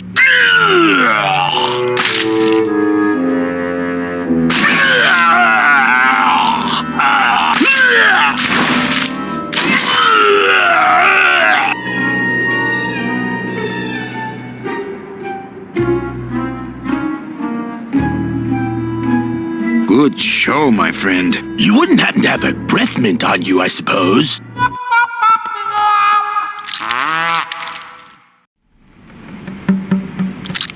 It's not gelling. It can't gel now. It got all nice and warm in my belly. I don't think my hands are steady. I'm really not sticking my hand in there now.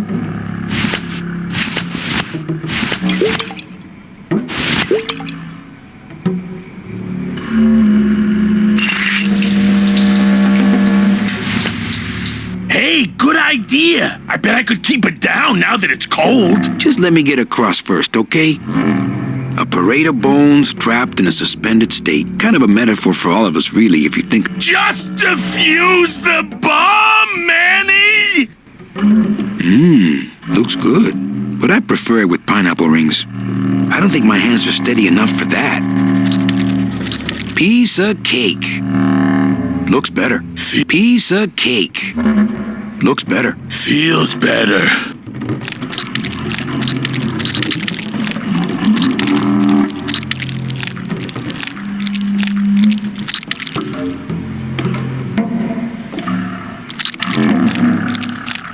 I don't know if people agree with me. That was my idea of what do they call something that makes you barf? Something you take, you drink to make you... No, not expectorant. No, it's like... Epicac. Epicac. That's the like syrup. a verbal epicac. Yeah. Manny talks about the stuff they pack canned hams in, because it's always grossed me out, that weird gelatin. So everyone would have a different thing that they'd bring up that would make them barf. Right. What's yours? Yeah. Ipecac. Oh, look at that. It sounds like what you do when you eat it. Ipecac. Yeah. I don't know how players are supposed to figure out this puzzle, that you have to fill the floor with regurgitated gelatin. It's not the first thing that jumps into people's minds. Where the hell did you get that? I forgot there was I forgot there was a regurgitated gelatin puzzle in the game. That's a standard thing, right? Mm-hmm.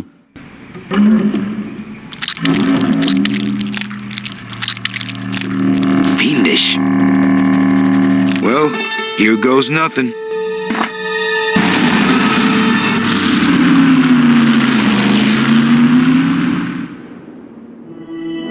Looks like Hector's taken over the whole town. He hasn't had much resistance. There's only one small group who oppose him, and they live out on the fringes of the city. Places like this, you mean? I hope they're not hurting Glottis. Ha. Shows what you know about this group. Their leader is a great man who... Manuel Calavera, we meet again. I see you have found what you were looking for. How fortunate for you to arrive now, just as we too are about to achieve success. Our army has grown, and right now our top agents are in Hector's weapons lab, about to close in on the enemy in his own den. I couldn't have done it without you, Manuel.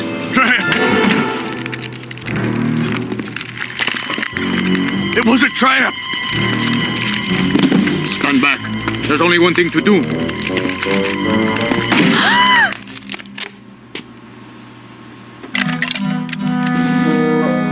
Thank you, sir! You have saved me! But more than that, you have enabled me to continue to serve the movement! What did you say about a trap? Hector uncovered our agent in his weapons lab. No.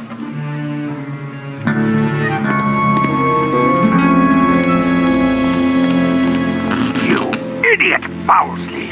Your new lab assistant is a spy!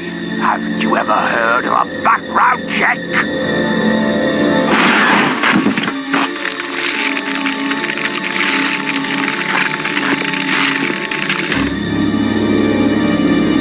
What? No time to explain.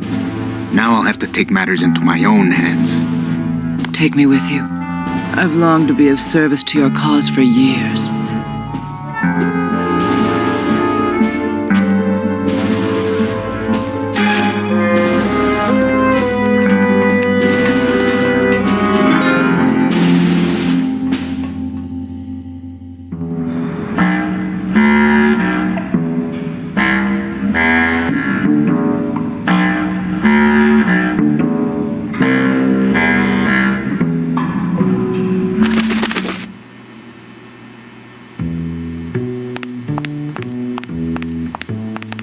Of that soldier that didn't get up and hop out of here on one hand.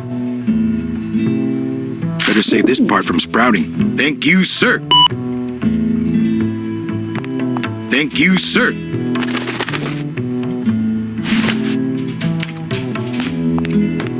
The rest of him has gone to seed already. The rest of him has gone to seed already.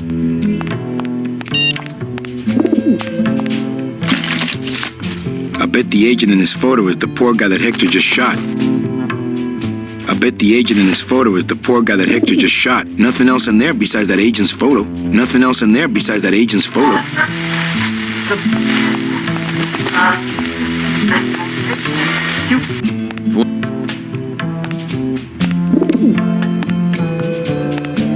I remember one day Tony came into the studio and he had a silk shirt on, and on top of the silk shirt he had a sort of a little sweater, sleeveless sweater.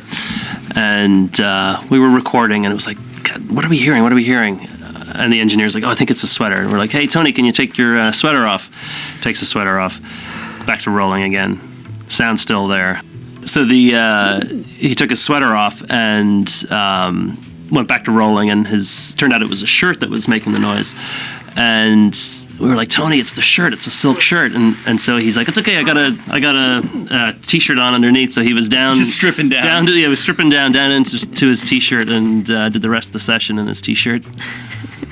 But that was the thing with Tony, is he just loved, he loved working. And for part of the production, he was shooting at night on a movie, and there were a couple of days where he came in and he only had like a couple hours of, a few hours of sleep. And I remember saying, like, we can reschedule the session. And he's like, no, let's do it. And he always was there to give it his all.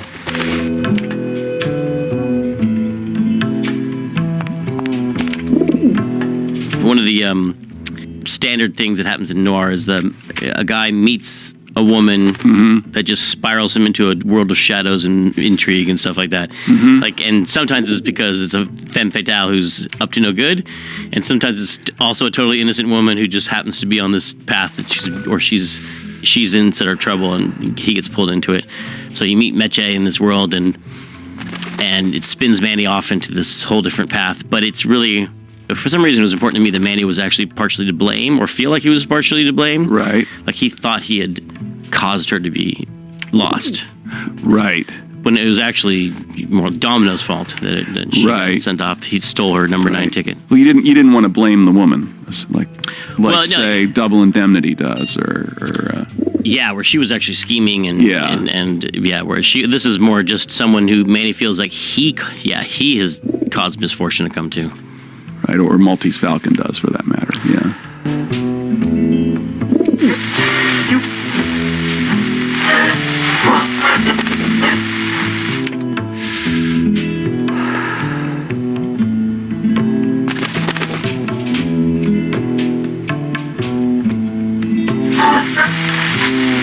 I take Meche to all the best places. Okay, here's the plan. I need a disguise so I can get close to Hector, and a gun so we'll have something to talk about when I get there. If you figure out that part, I'll go find out where he is. His casino tower is directly above these headquarters. All right, meet me there. Volunteers quickly for dangerous work. She could be very useful to the cause. As far as I'm concerned, she is the cause. I remember one day Tony came into the studio and he had a silk shirt on. I imagine these pigeons being all over the game, everywhere, and they just showed up in a couple places, and it made me sad. I think I wrote up a crappy bug about that, and I said, we want more pigeons. Thank you, man. Closed. I think we ran into the polygon limit, and we could only have so many. The pigeons were alpha flats. There were many alpha flats. But there were a lot of them, and they were actually some of the highest poly things in the games. It's my fault. Because I think every bone got built on the pigeons. They were actually really fun to animate. Yeah, the pigeons were a real fiasco. It's kind of hard. Alex. It was my first experience. I appreciate this. Finally brings some closure to the pigeon situation. I think I'm answering your bug right now. I'm going to go back and check this off. That was also my first experience animating something and not knowing how it was going to be used. So that was kind of like a different mental shift for me. And it was just the first time I had to make a bunch of idles and loops or takeoffs and lands that all had to work together. It was pretty interesting. I remember swearing.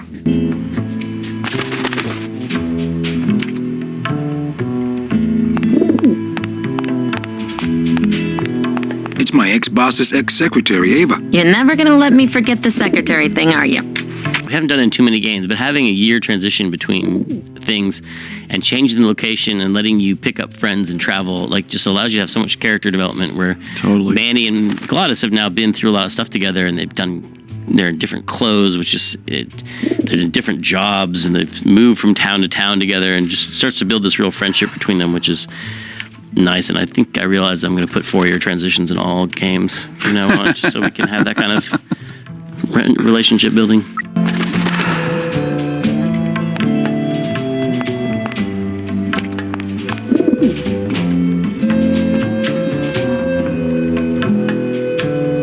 Yeah, I remember having to get extensions. That was like my favorite. Yeah. Oh, yeah. No, I would have to go in because I'd be the same thing. Because I always advocate for the artist, and I did. I mean, that's why I loved working with Tim. He's so creative.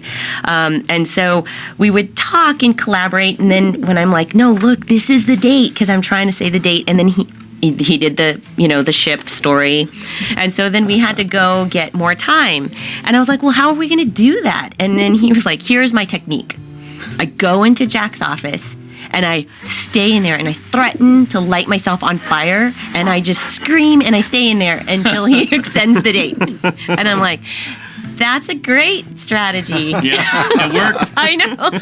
It worked. Threaten to light myself on fire. Well, That's see, one we of would my never favorites. try that in the sound department because Jack would just say, go ahead. Yeah.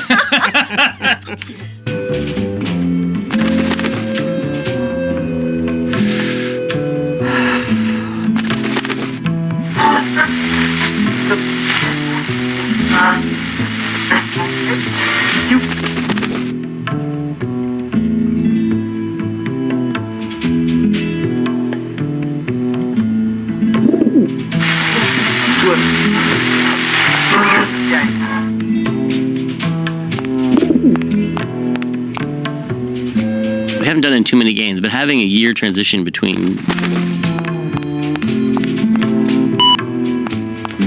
Memo to all agents. Priority urgent. In light of the recent disappearances, all agents are ordered to avoid travel in unlit areas until further notice. Nah. Memo to all agents. Priority urgent. In light of the recent disappearances, all agents are ordered to avoid travel in unlit areas until further notice. Hey, Eva finally got that radio working. Calling all cars. Calling all cars. Manuel, is everything okay? Just testing the equipment, Sal. Salvador, maybe you should shut that thing off so we can talk. Salvador, come in. Salvador? Salvador, come in. Salvador?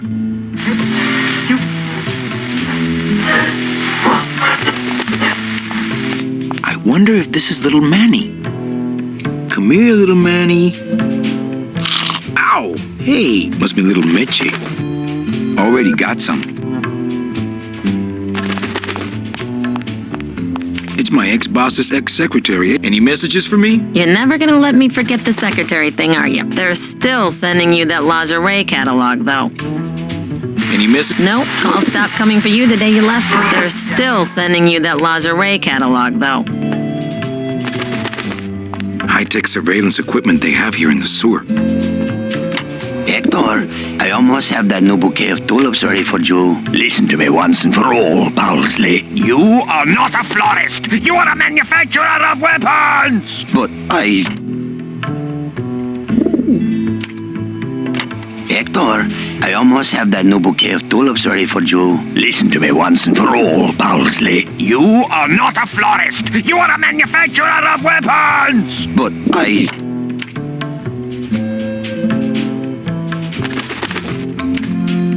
This camera's showing nothing but flowers. Must be another fallen agent. Nothing to see but flowers. It's attached pretty well.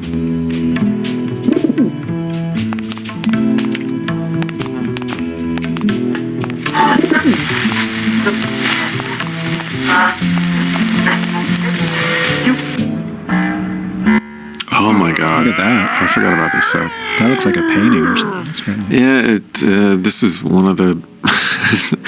Yeah, when you get a Peter Chan drawing, this one was a Widowmaker as well, where you just thought, how does that pipe go into that? Things didn't quite line up. I was going to say that environment with the pipes in it, it almost had like Day of the Tentacle or Sam Max feel to it. There's a lot of distortion in the pipes and felt a little more wacky than what we see in the rest of the environments. No, definitely.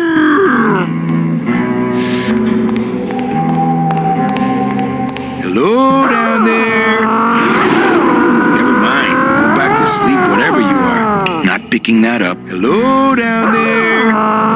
Ooh, never mind. Go back to sleep, whatever you are.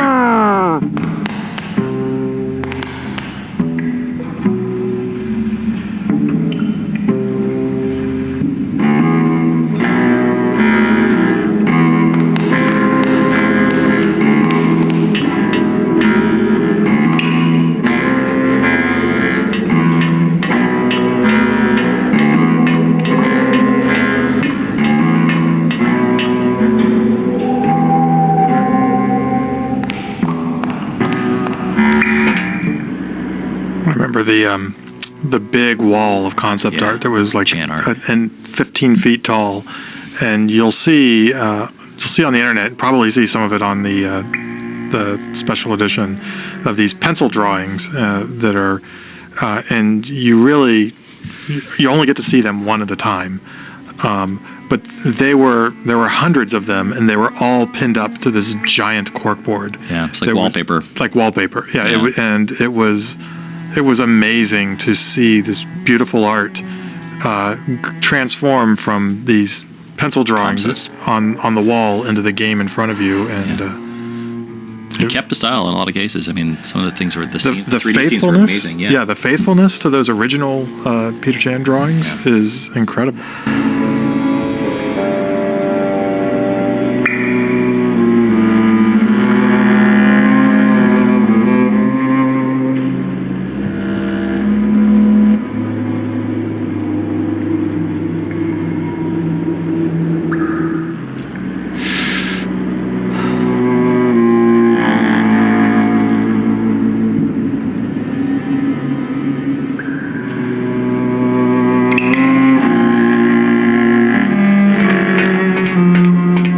This one. Anyone down here? Monsters? Again?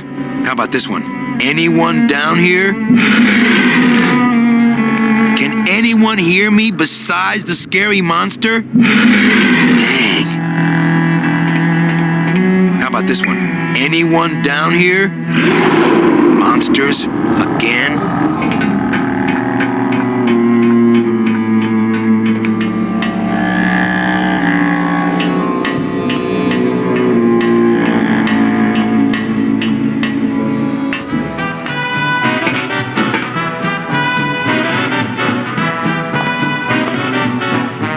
It's not like Johnny Thunder lets just anybody in his review. No. I mean, being allowed to wear the Johnny Thunder makeup is an honor. Yes. A privilege. Yes. So I said to her, you give me that 10% discount or I'm taking my business elsewhere. You said that? Well, oh yes, I was mad, you know. And then, here's the good part. You don't say.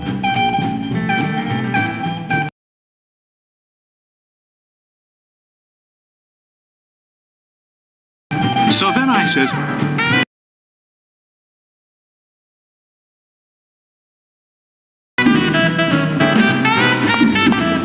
and then what? Oh, are you here for the Thunder Boy tryouts? One of the cool things about this game too is that there's a few characters that actually went through costume changes throughout the game, which was a nice detail. No, and it really gives you a sense of time passing. Yes, I am. Oh, that's too bad. Because we just got the last two parts. Maybe next season.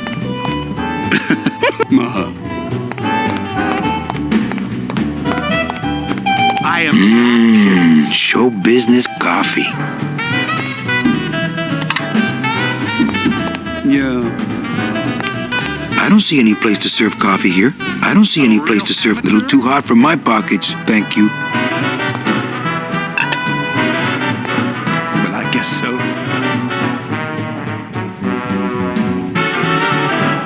And the director says, of course, as soon as I save up enough money for a double-N ticket, I'm out of here. What?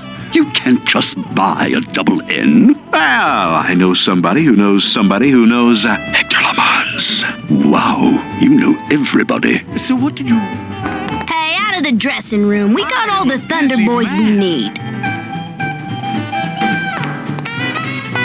Really? Hey, get lost, pal. No autographs. So I says... No kidding. Oh, yeah. This snowmaker is huge, but the grinder part looks handheld. Aha! It's a handheld grinder.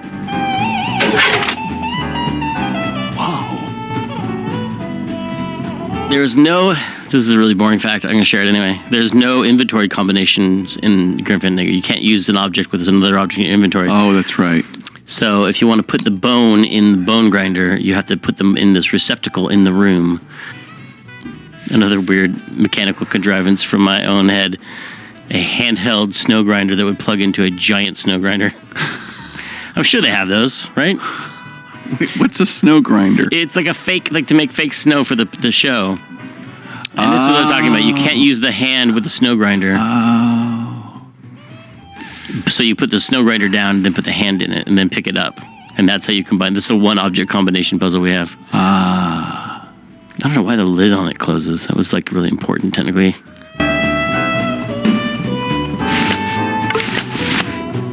I wonder how that soldier's getting by without this arm. I think he'd be happy to know his body was serving the cause like this.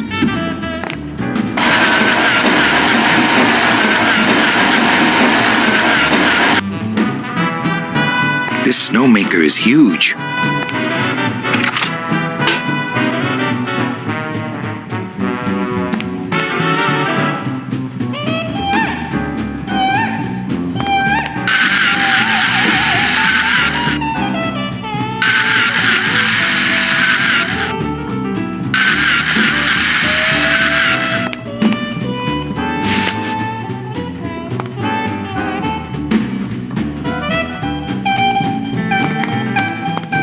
No autographs.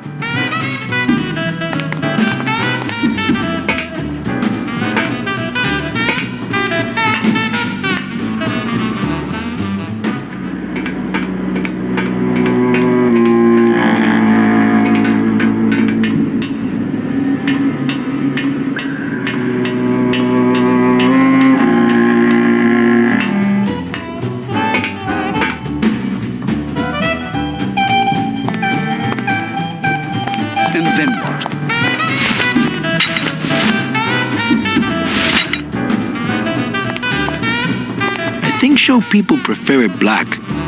I think show people prefer it black.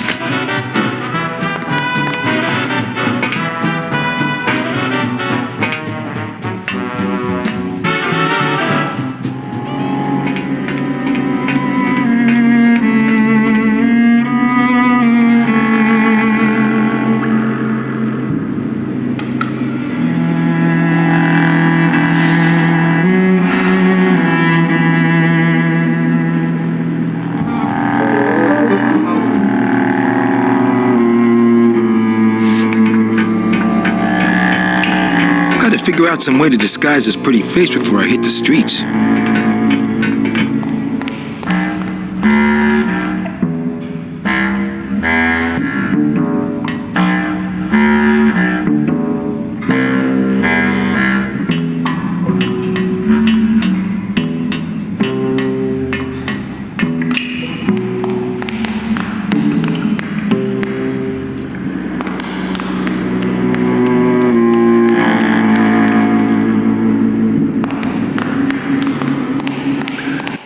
I think something that helped make this game, one of the secrets to it, is just watching a lot of old movies. Mm-hmm. Like a lot of this, it's like some of them are references, but a lot of them are like plot elements, ideas of relationships between people. Is the subtle stuff that came out of watching old black and white movies, because they just did stuff so differently then. And I mean, I know there were formula movies back then, but they're not the current formulas, and they're not as pat as the movies you'd watch today.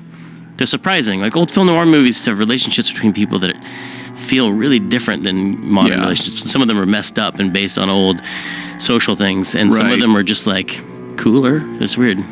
Well, there's a certain stoicism that you don't,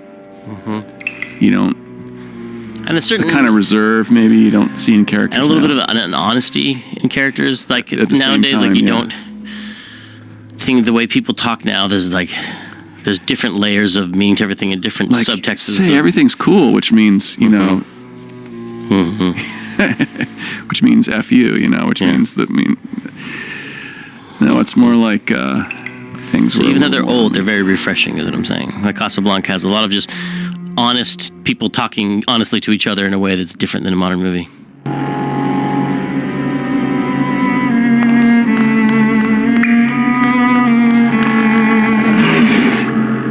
Okay, I don't know what's down there, but I have issues with it.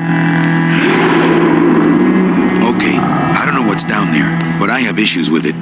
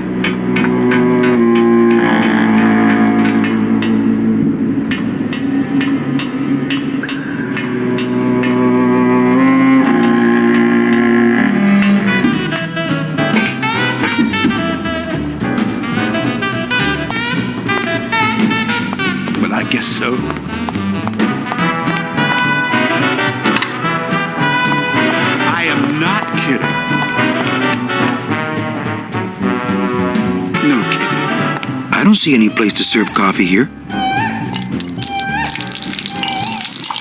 Ah! Oh, what did you do that for? I didn't. You melted my makeup. I can't go on like this. I took you under my wing, and this is how you pay me back. No, it's not like that.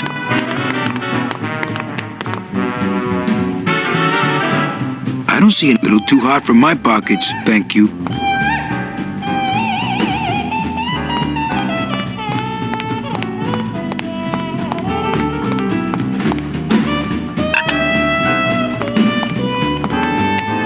Hey, kid, this is your lucky day. We got an opening, and you're the newest Thunder Boy in the Johnny Thunder Review. Yes, I've been working for this moment all my life. Then sit on down. We got to start your makeup. Now, don't go too far. You never know what time is showtime around here.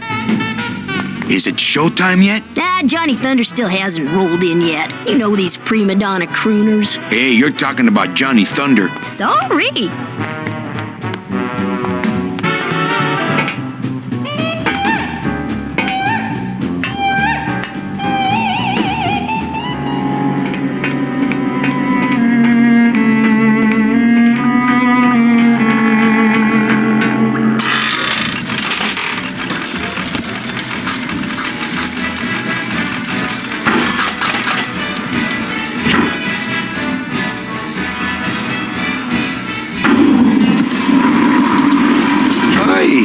Alivio. I can't remember the last time I had access to a men's room.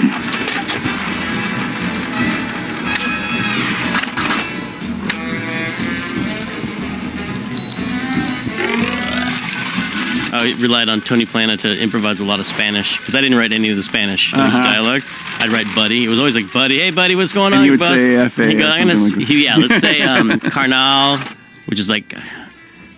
Carnal was like really close, like carnal, like of blood brother. Yeah, blood brother. Yeah. And then it's like I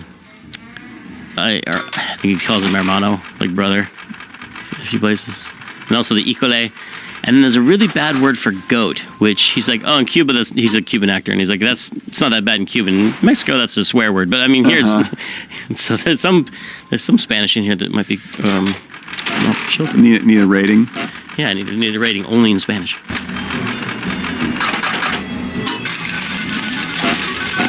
I think this is his good side. Going up. This elevator goes up straight to the penthouse suite of Hector Lamans. Mr. Lamans, he only do the business with the very select elite clientele. I'm select, and I'm very elite. You look like you work in a meat locker to me, pal. These aren't my regular clothes. Well, then you get your regular clothes. I'll give you the regular treatment. I think this is his good... Out of my way. That's sure. You can't... Look, I just want you to understand that to the extremely intense power trip... Beat it, or should I say, mush! Hey, weren't you once a tube switcher repairman? Yeah, but they took out the whole tube system. It kept getting jammed. Not my fault. Now, finally, I am free. Elevator operation? Yes. Johnny Thunder isn't gonna be happy. Maybe Mr. Thunder needs to spend more money on wardrobe. Johnny Thunder. Maybe Mr. Thunder needs to spend more money on wardrobe.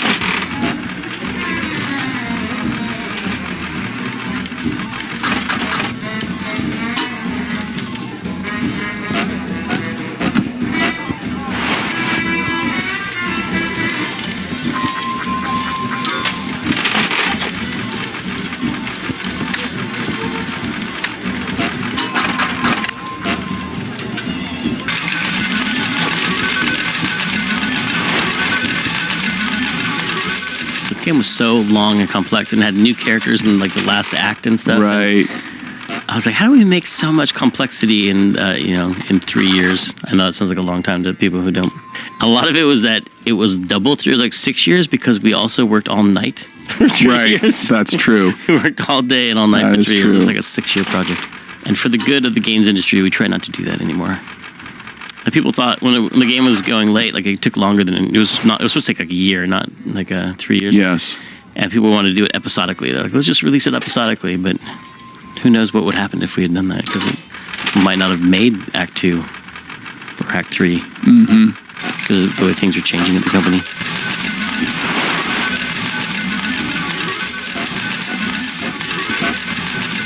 Something strange is going on under that raincoat. Hey, what's going on under that raincoat? I don't know what's going on under that makeup. Agent Calavera? You? Didn't Salvador chop you in half early this evening? Yes, which has given me this glorious opportunity to serve the cause by gathering funds for the LSA while stealing from our arch enemy at the same time. I think he's doing Army. I think that's his deal. He's doing like Right. Yeah, no, I get Boy. it. Yeah, it's like Gomer Pyle. Yeah. Kind of like Gomer. Not Gomer. No, he's doing I don't know what he's doing. Well, I mean, not Gomer specifically himself, but that sort of world of humor. Like T. Boone Pickens. No, not T. Boone Pickens, but T-Bone Pickens. That's some of the most Slim visually- Pickens. There we go. Now, Oh, exactly. Like Slim Pickens in Dr. Strangelove. What exactly are you doing with these slot machines? I'll stick myself inside like a finger down the throat of Hector Limons himself, and I'll make the machine regurgitate the wealth it has devoured. Yeah. Can you crack any machine? None of these unholy temples is safe from the LSA. Mira! I wonder if she's intrigued by my new jaw. Buenos dias. Back off, sleazeball, or my husband here will bust your jaw.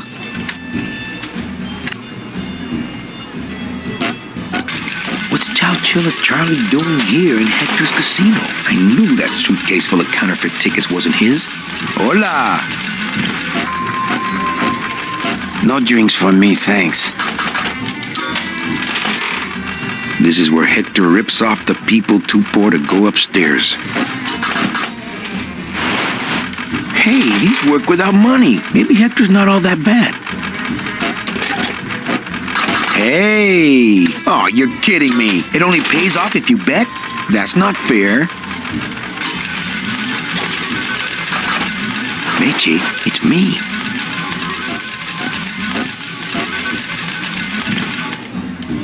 Manny? That's some costume. Here, help me get Mr. High Roller here into this sheet so we can get out of here.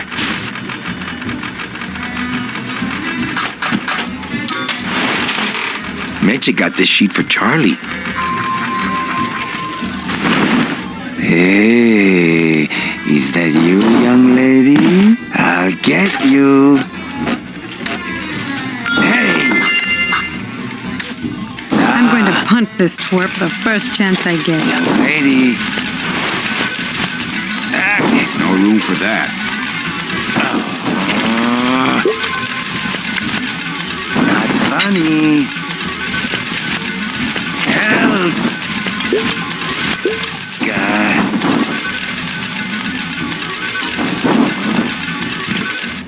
You must be patient, my kitten. I'll escort you to your party just as soon as my system pays off here.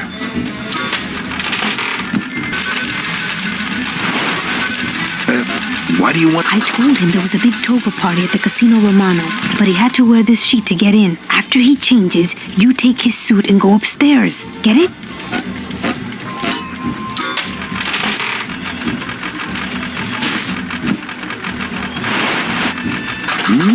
You're trickier than I thought. Meche got this sheet for Charlie. Not again. I'll get you. God. Special assignment just in from Salvador. Help! Crack that machine and leave the change right away. Young lady. Hey!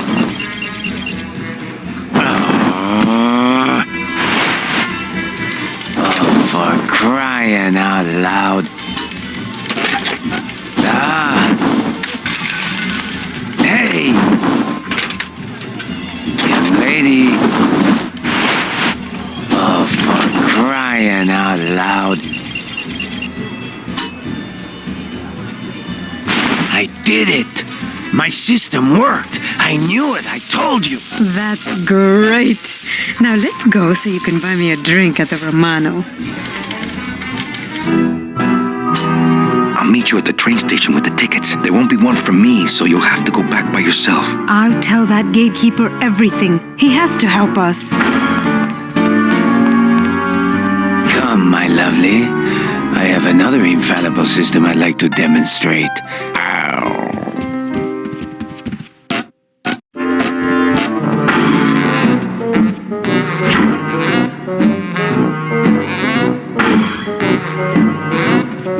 Tight in the shoulders, but at least it doesn't reek of sled dog. I'm not putting those clothes back on. They stink.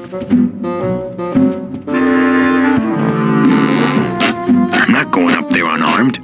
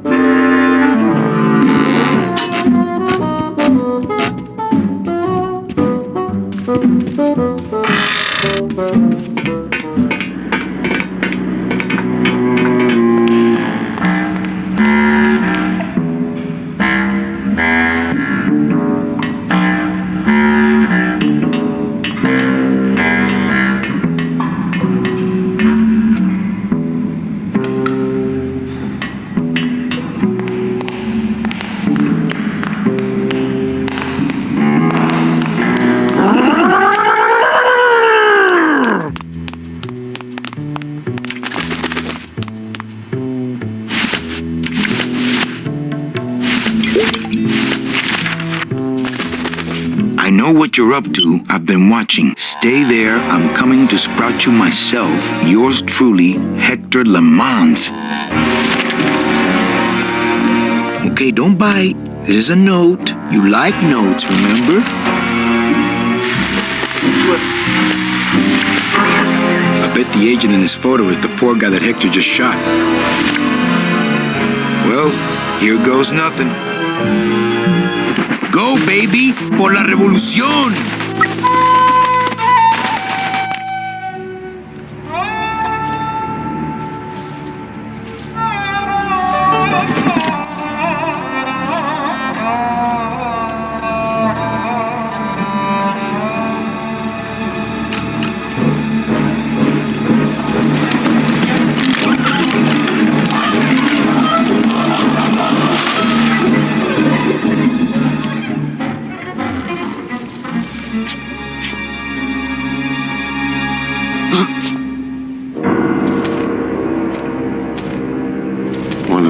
Messengers? With a message for me? I know what you're up to. I've been watching. I'm coming to sprout you myself. George truly, Hector Le Mans. I knew it! I knew he was out to get me the whole time! You'll never find my cigarette out, Hector. You're going to have to find yourself another Flores!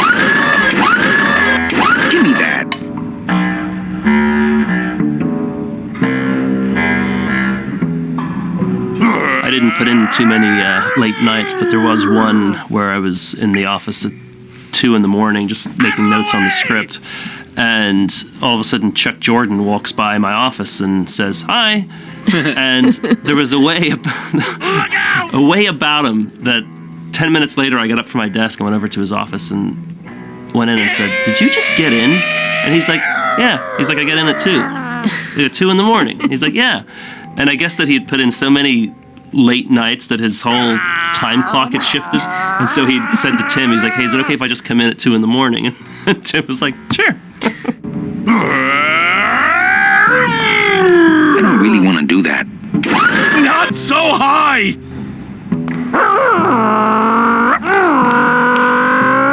don't really want to do that.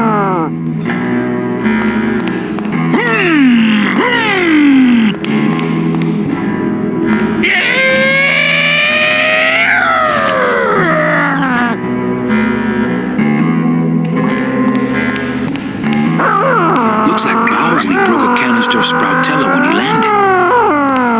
I hope he didn't drip any on himself. I really like puzzles where you use things backwards. Like you use the instead of finding and using a metal detector to find something metal, you use something metal to find a metal detector in the kitty litter, and then here you're instead of shooting Sproutella into a bones, you're using bone flakes to expose a Sproutella chain. I love this room. It looks almost exactly like the concept art. It looks like so painted. Or to open a door, you lock it. Mm-hmm. Maybe that's just the formula for all the puzzles. You do something backwards. If I touch that stuff, I'd end up with morning glory mittens. Looks like Bowsley broke it. If I touch that stuff, I'd end up with morning glory mittens. I hope he didn't drip any on it. It's a bone chipper now.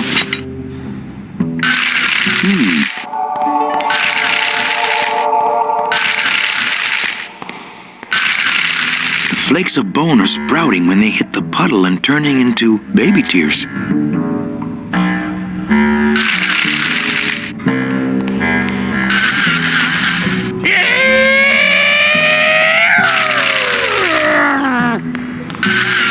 I saw Bowsley run down here. Where did he go?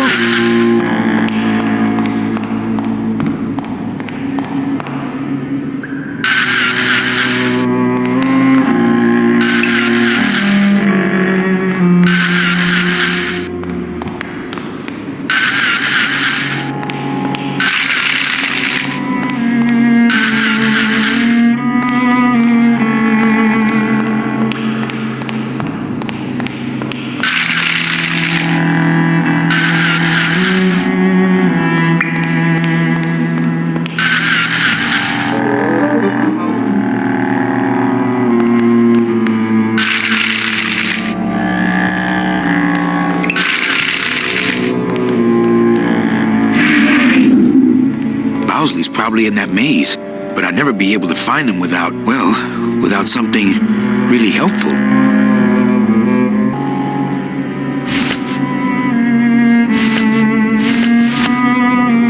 This remote control works the bone wagon suspension.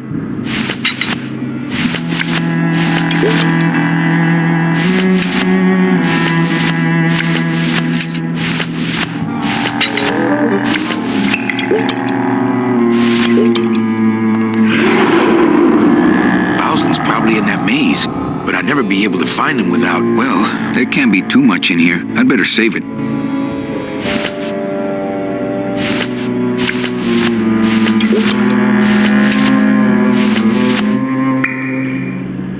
This remote control works the bone wagon suspension.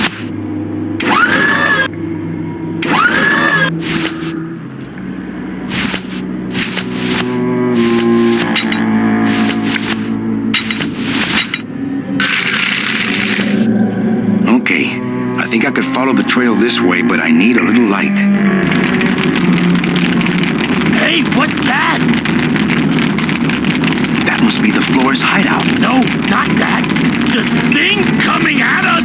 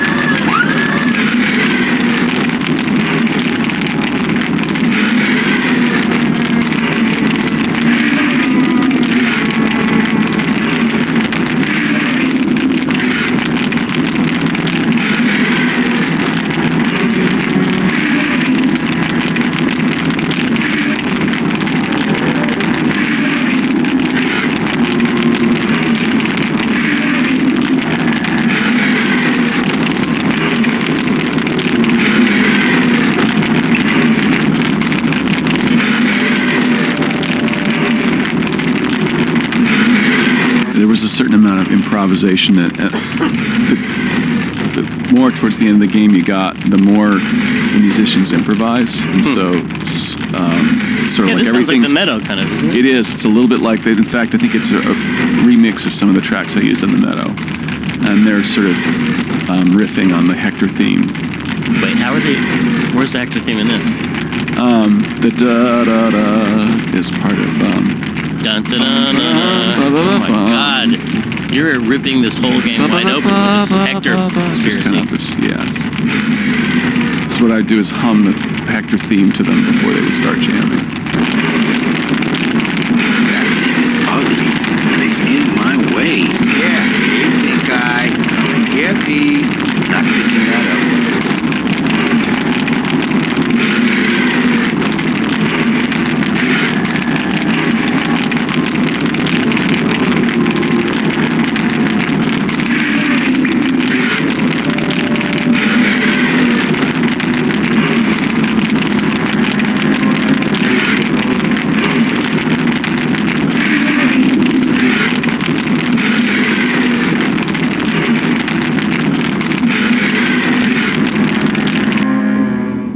I really didn't like early 3D, like 90s 3D, because I always thought it looked like cardboard boxes that were taped together and that someone had dragged nylons over, you know? And that implies a lot more smooth skinning than actually existed. It was really like, it was really, and then everything was painted on the outside, even things that should be modeled as an interior space, like ribs on a skeleton or something. Everything was painted on the outside. Right. And it looked ridiculous. So it looked like everybody was wearing a Halloween costume anyway. Yeah, and then I saw those papier-mâché skeletons where they painted the ribs on the outside, and I was like, this is perfect. This kind of folk art would actually look really good in 3D. There was a lot of pressure to get into 3D back then because it was seen as the future. I mean, obviously it was, because a lot of everything turned into 3D, but 2D is still a big money-making thing in games too.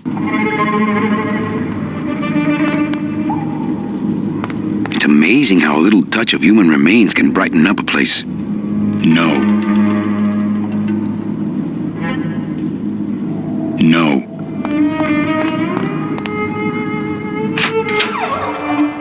Hector?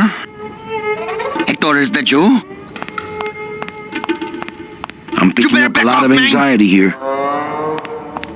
I mean it! There's a character who shows up later on called a florist who is played by a great actor called Keith Sarabica, who I've worked with a lot over the years. And Keith, oftentimes when he auditions, the characters that the way he does his auditions, they're not usually safe choices that he makes. And the first time I came across him was he was auditioning for Boston Low, and he just, Boston Low's a space commander, and Keith was doing something very deep and dark and strange, and because his last name is Zarabica, it just sort of stuck in my head, and I used to always look forward to whatever audition Keith was going to throw our way, and they were always bizarre and never appropriate.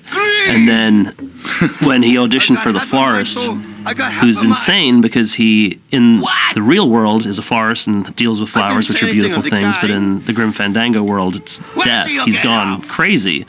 And he's deranged, and Keith just nailed the part and was just brilliant. And it was at that moment that I realized, oh, he's actually a normal dude, and he can do all sorts of other things, but just his audition choices are different, unusual. I walk in the mirror, punk.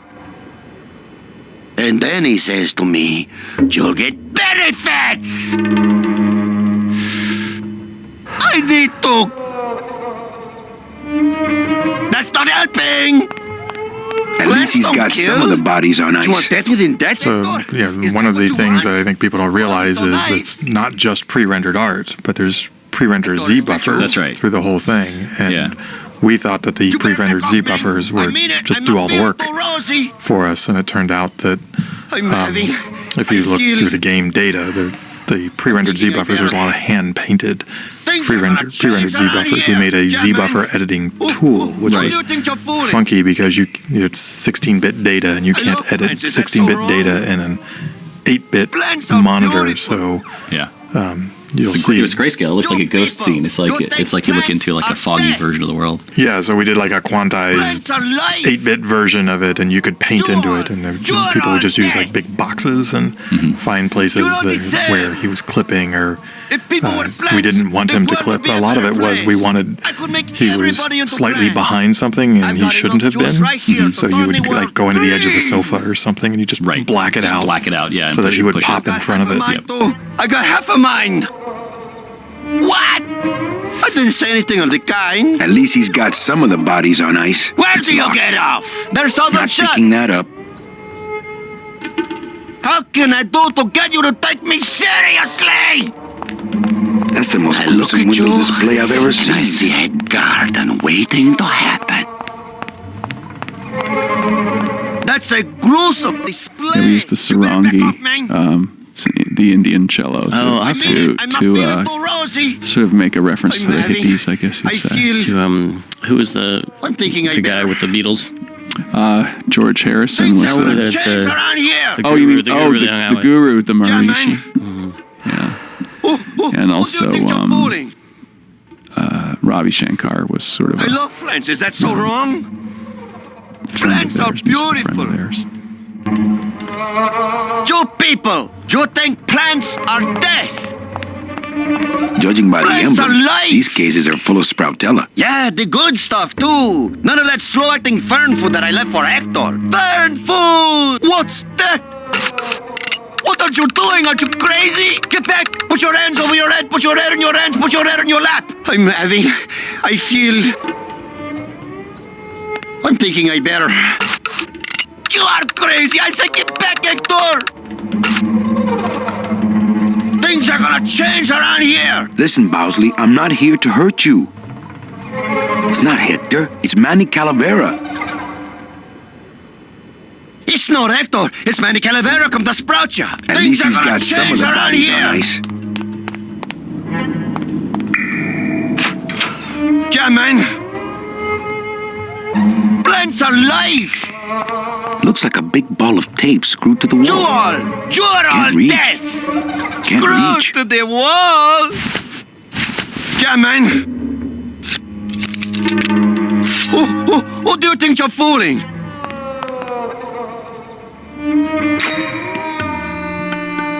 Hey, do you know what you just did? You just opened Pandora's box. You get out of here right now or I'll let you have it. My scythe. I like to keep it next to where my heart used to be.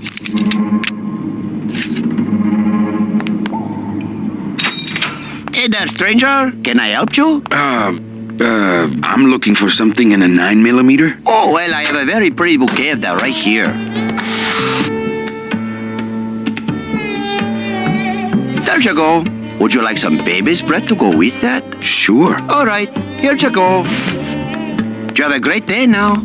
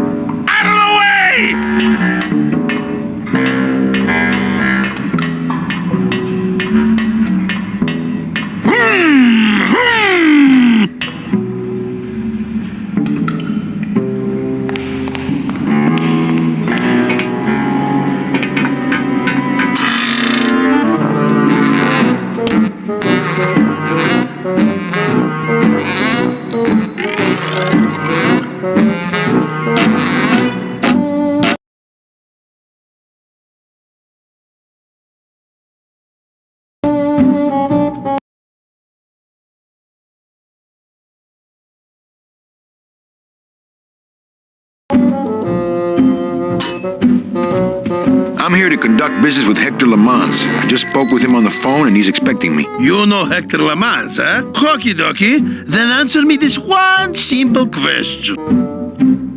Okay. What is Hector Lamans' specific gravity in units of 1,000 per?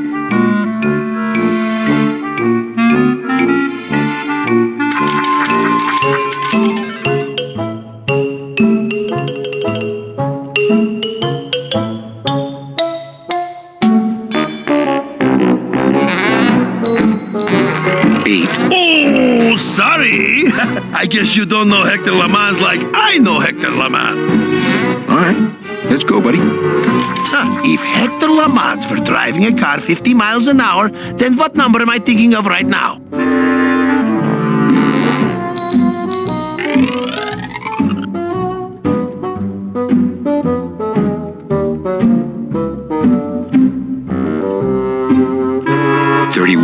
Yeah, well, that was an easy one. Too bad. I win. Best 2 out of 3. Don't mess with me. I know Hector LeMans.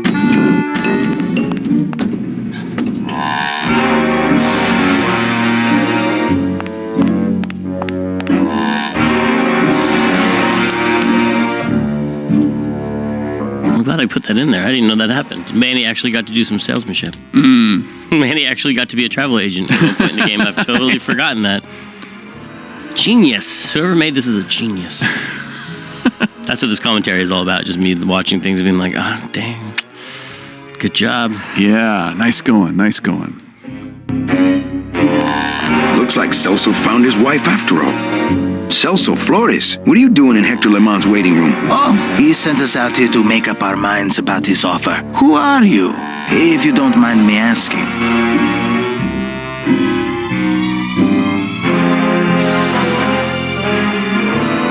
I'm your travel agent. Oh, I have a travel agent already, but he's miles away mopping floors in an automat, so I suppose the position is open. Is this your wife, Celso? Yes, we've just returned from a lovely cruise. Well, it became lovely once I caught up with you, my little tamale. Actually, I work for Hector. He sent me to answer your questions. I'll handle this, my sweet one. What can you tell me about these double N tickets? This price seems much more than double.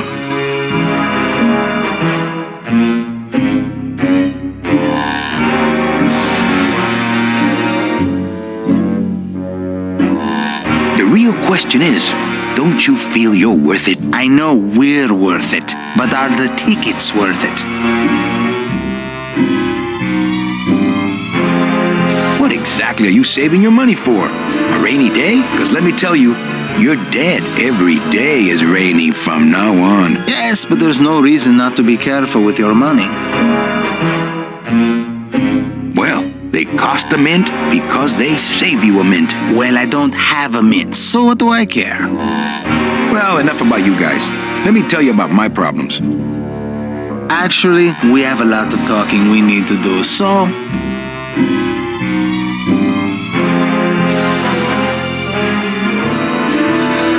I can't raise my arms in this suit. Well, let's just hope no one pulls a gun on you tonight, huh? This makeup breathes about as much as vulcanized rubber. Yes, but it brings out your strong jaw. I just got back from the worst vacation I've ever had. Actually, I just got back from quite an adventure myself, so... Well, I'm sure you've seen flying spiders and flaming beavers, but trust me, it gets worse. You see, I've been to the edge of the world and back. I had no idea traveling the land of the dead was so fraught with peril. Now, how much would you pay just to skip the whole thing? Darling, come. Let us blow our nest egg together.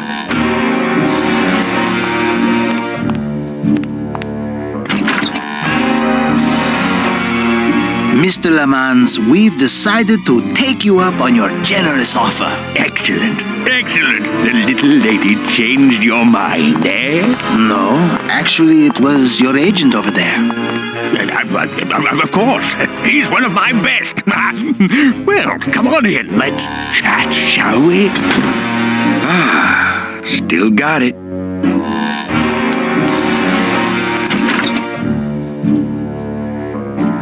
I don't know who you are, and I don't know what spell you cast on the Flores couple, but stick around. Once I'm done with them, there's something across town I'd like to show you. Am I talking about just a job here, or am I talking about opportunity in the general sense?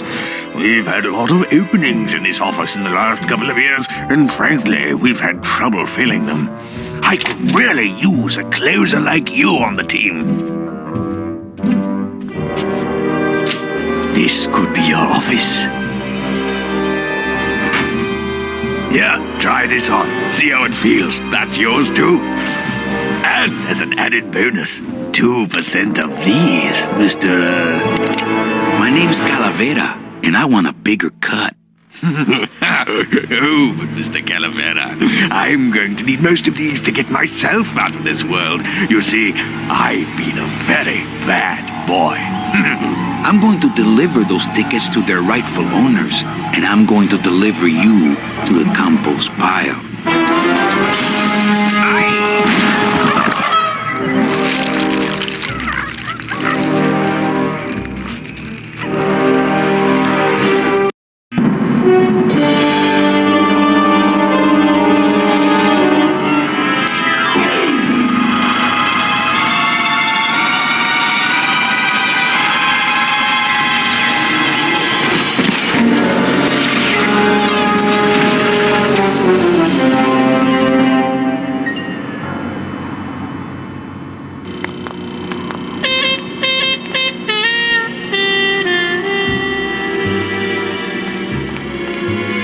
All we had to do was extract the text lines and just do it what they'd always done for all the Scum games. But I had a brother who's a screenwriter in Hollywood, and he had all these special tools to format his scripts as a screenplay. And I was like, it would be really cool if I gave Dara something he could bring into those guys who are really familiar with screenplays. He could bring them something that looked like a screenplay. So when I wrote the dialogue extraction, I made it actually format it like a script and actually do the characters going back and forth. And I gave Tim a way that he could indicate in comments in the code. If you format the comments a certain way, she pouts or huffily or some other kind of cue, I would extract that and put it along with it. So just like in a normal screenplay, you'd have here's my line, and it's haughty or whatever. You'd have some cue to the actor about how it's supposed to be read. And I even put in scene markers, this is in the high roller casino, or this is exterior docks. So they had a context for where it was in the game. And through the magic of HTML, when the web was new, I was able to just spit out HTML. So that's what I did. I wrote something that made a screenplay-looking thing in HTML, and then they were able to print it out and take it down there.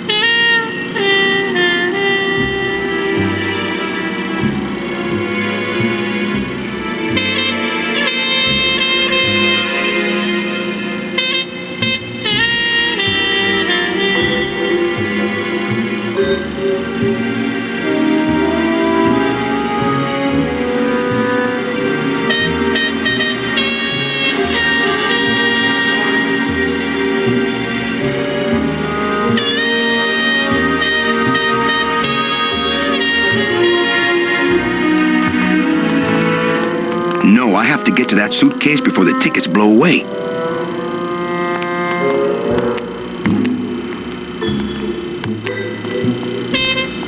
Hello? Pigeons?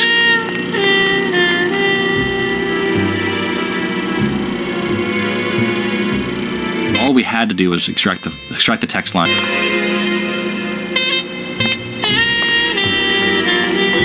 It's a ladder. Not picking that up. I bet I could get over to the other roof on the leg of this sign, but the leg's pointed too far down and it looks like Hector blew the motor.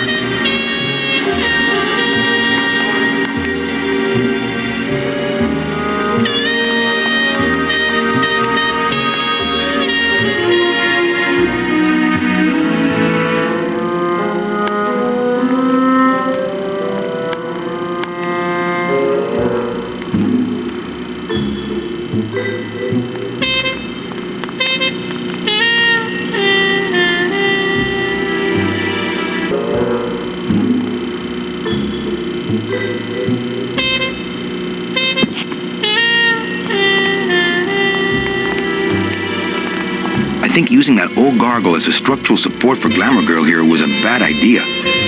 It's cracked, but still stronger than me. It's cracked, but still stronger than me.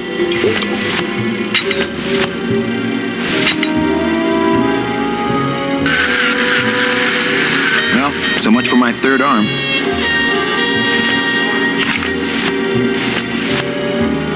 probably was right. This is the good stuff.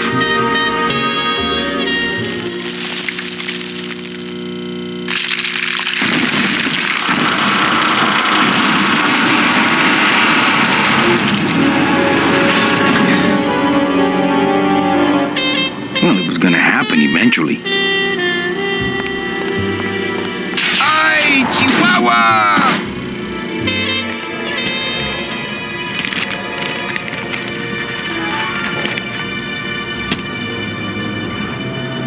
That one must be yours. Don't forget to send for help.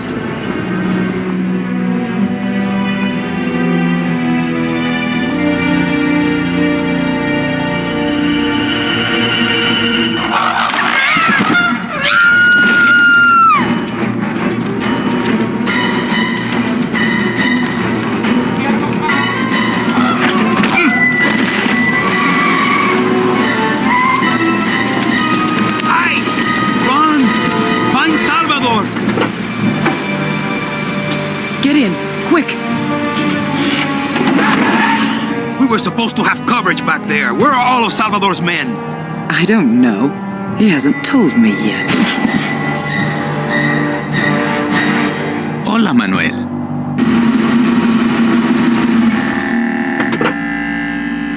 Time for you to swing, Daddy-O. Let's see you walk.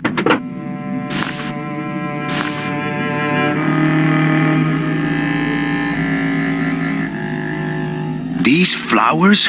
All people Hector has sprouted? Hey, when you're on top like my boyfriend Hector is, you make a lot of enemies. What? You know, you really have bad taste in men. No, I have a taste for really bad men. There's a difference. I thought I told you to scat, man. Look, tiptoe through the tulips already. Hey, baby, take all the time you want, but you gotta go face the music sooner or later. Hey, baby.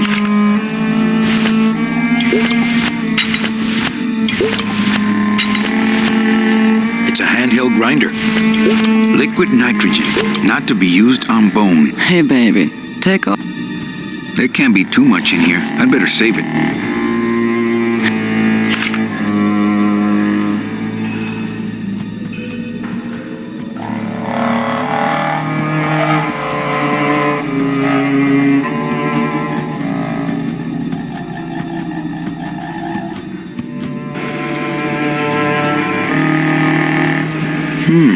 Hector supplies water to keep the flowers alive? Does he see them as a memorial or as trophies? Yeah, right. Not thirsty.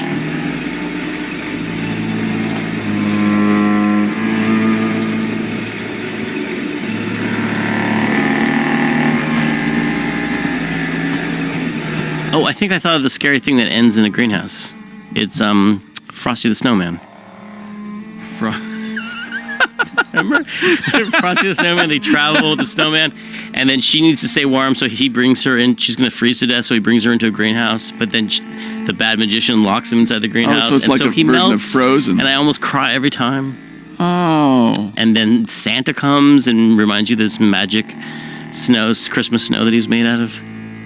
Okay. Oh my goodness, I missed out on that. So this is obviously a reference to Frosty the Snowman. Yeah, that's a famous noir for sure. Mm-hmm.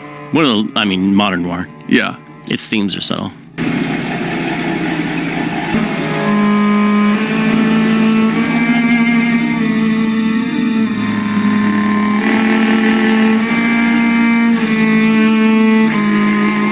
This is the way in. I just hope there's a way out.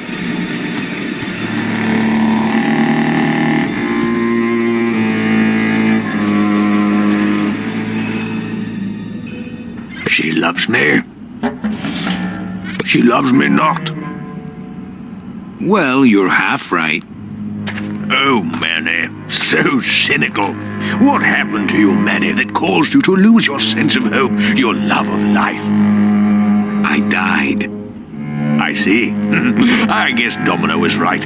You don't have a shred of optimism. Well, when it comes to shreds, Dom is the expert.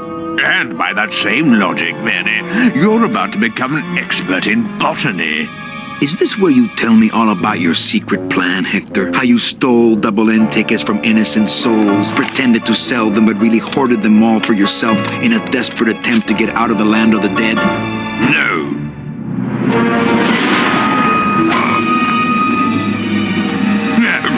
This is where you writhe around in excruciating pain for about an hour because that idiot Bowsley ran off with all their fast-acting Sproutella.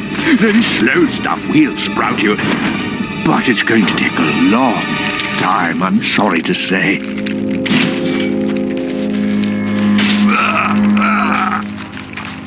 Manny, where are you going? You've got some time, you know, before you have to leave.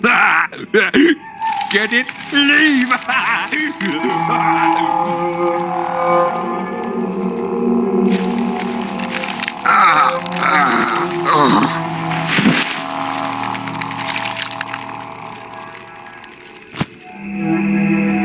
Green. Spreading. So painful. Not picking that up. I claw it out, but I don't have the strength.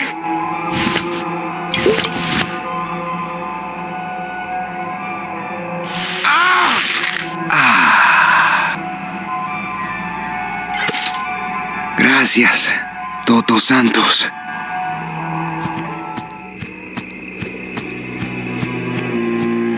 Come on, shake it for me, baby. One of you must be mine.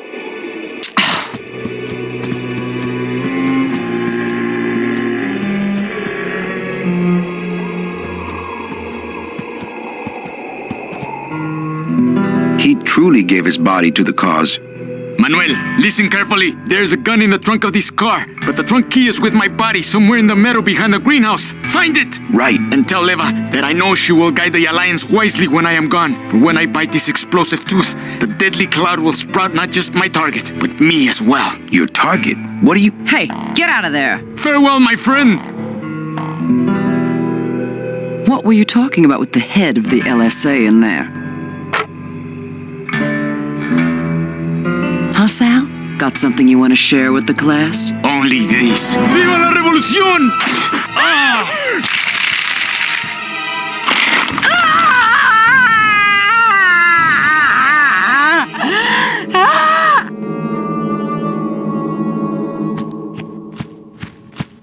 He truly gave his body to the cause.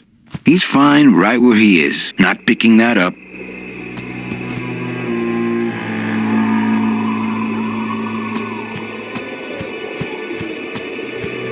Nothing like the real McCoy.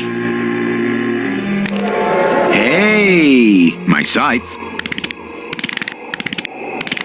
Well, what do you know? Sal had a ticket all along. Well, I think it's neat too that we've just with Tim's storytelling, we come to see flowers as a bad thing, and to see an actual, meadow full of flowers. It makes something that would be pretty ominous. It's grotesque. Yeah, it's a mass grave. That's crazy. That's a lot of flowers. That's a lot of polygons right there. Yeah, those are individual flowers in the foreground, and then in the background that they were, pardon me, textures. And Paul didn't copy and paste any of them. He built each one. I grew them digitally.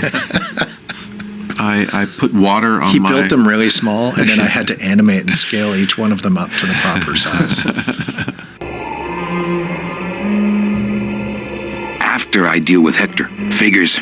Doesn't seem to be one for me. Nothing like the real McCoy. I hope the LSA got a good deal on this. I left my tow truck back in my other suit.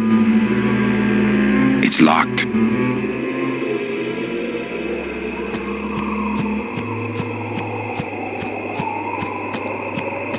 It's amazing how Salvador's ticket is still drawn to him. Not picking that up. It's amazing how Salvador's ticket is still drawn to him. It's amazing how Salvador's ticket is still drawn to him.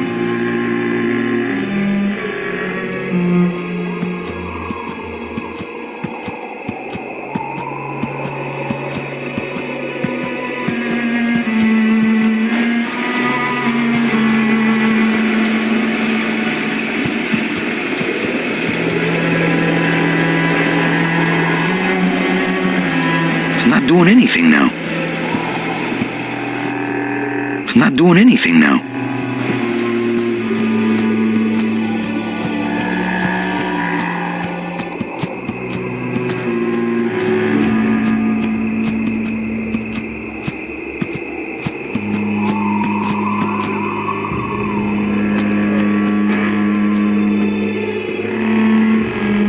Seems to be attracted to something over this way.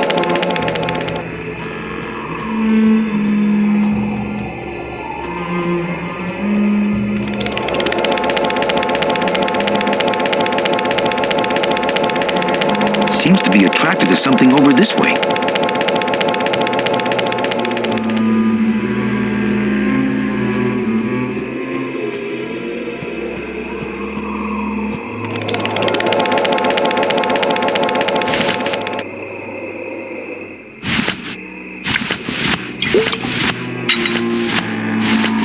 My scythe. I like to keep it next to where my heart used to be.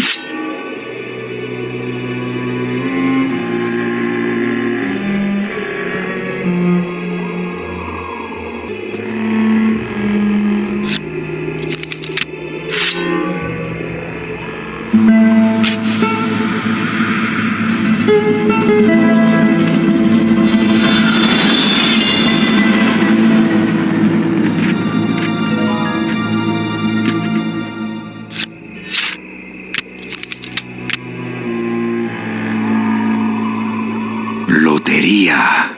He's fine right where he is.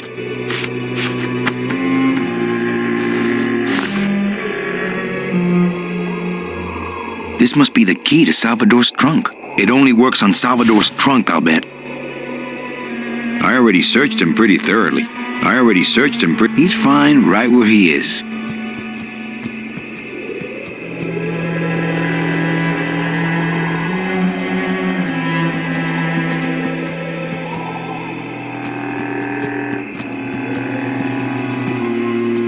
I'm not going in there until I'm packing some chlorophyll.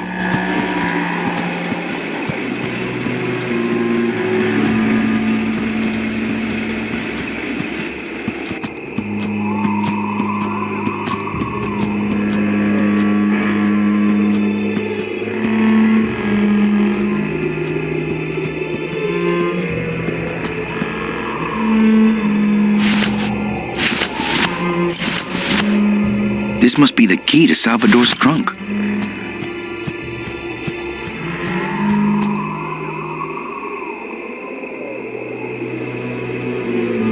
It only works on Salvador's trunk, I'll bet. Ah, yes. Lots of ammo. Freeze, Hector.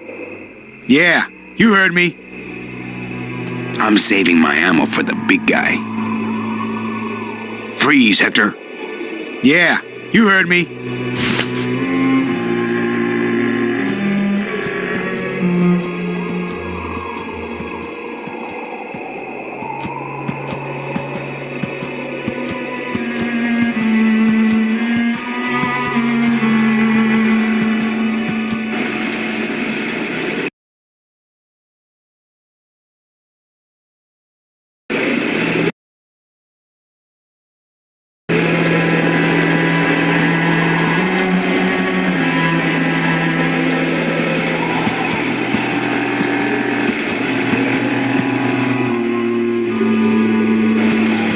I'm not getting any closer until he runs out of ammo. If he runs out of ammo, that is.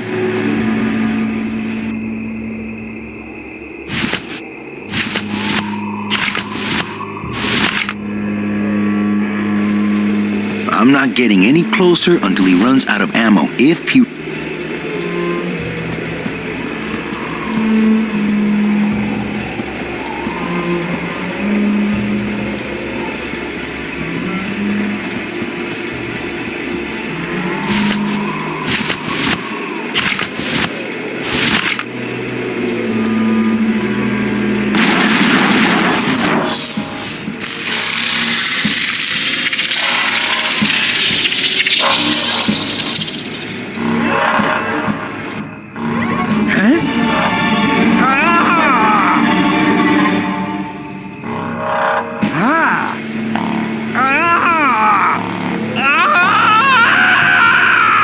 doesn't sound good. Does he see them as a memorial or as trophies? I love how the audio here tells the story of the deadly chemicals moving up the pipes, and so he kind of kills him from a distance. It's like the end of Big Sleep.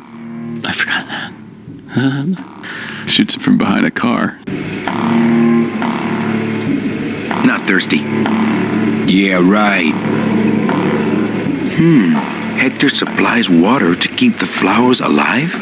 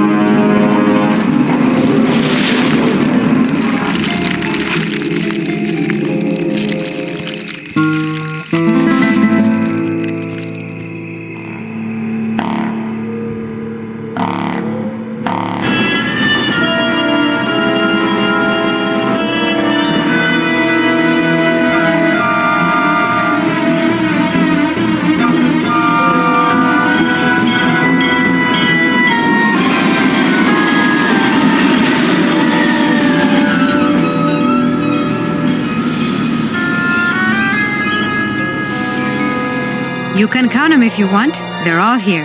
How about yours? The company gave me one on the other end. Sort of a retirement present. And, demons ride free, right? Aw, Manny, you know I can't go with you. I'm a spirit of the land and all that. I can't ever leave this world.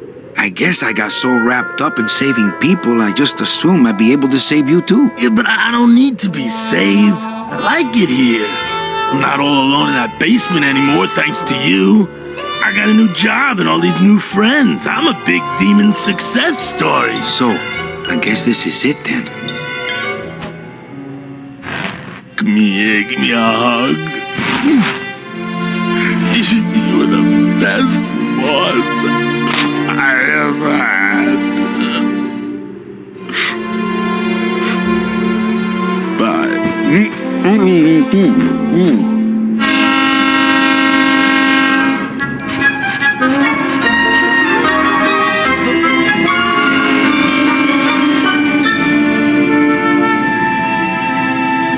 Manny? Yeah? When we get to the next world... What is it, Angel? Are we going to be together? You know, sweetheart, if there's one thing I've learned, it's this. Nobody knows what's gonna happen at the end of the line, so you might as well enjoy the trip.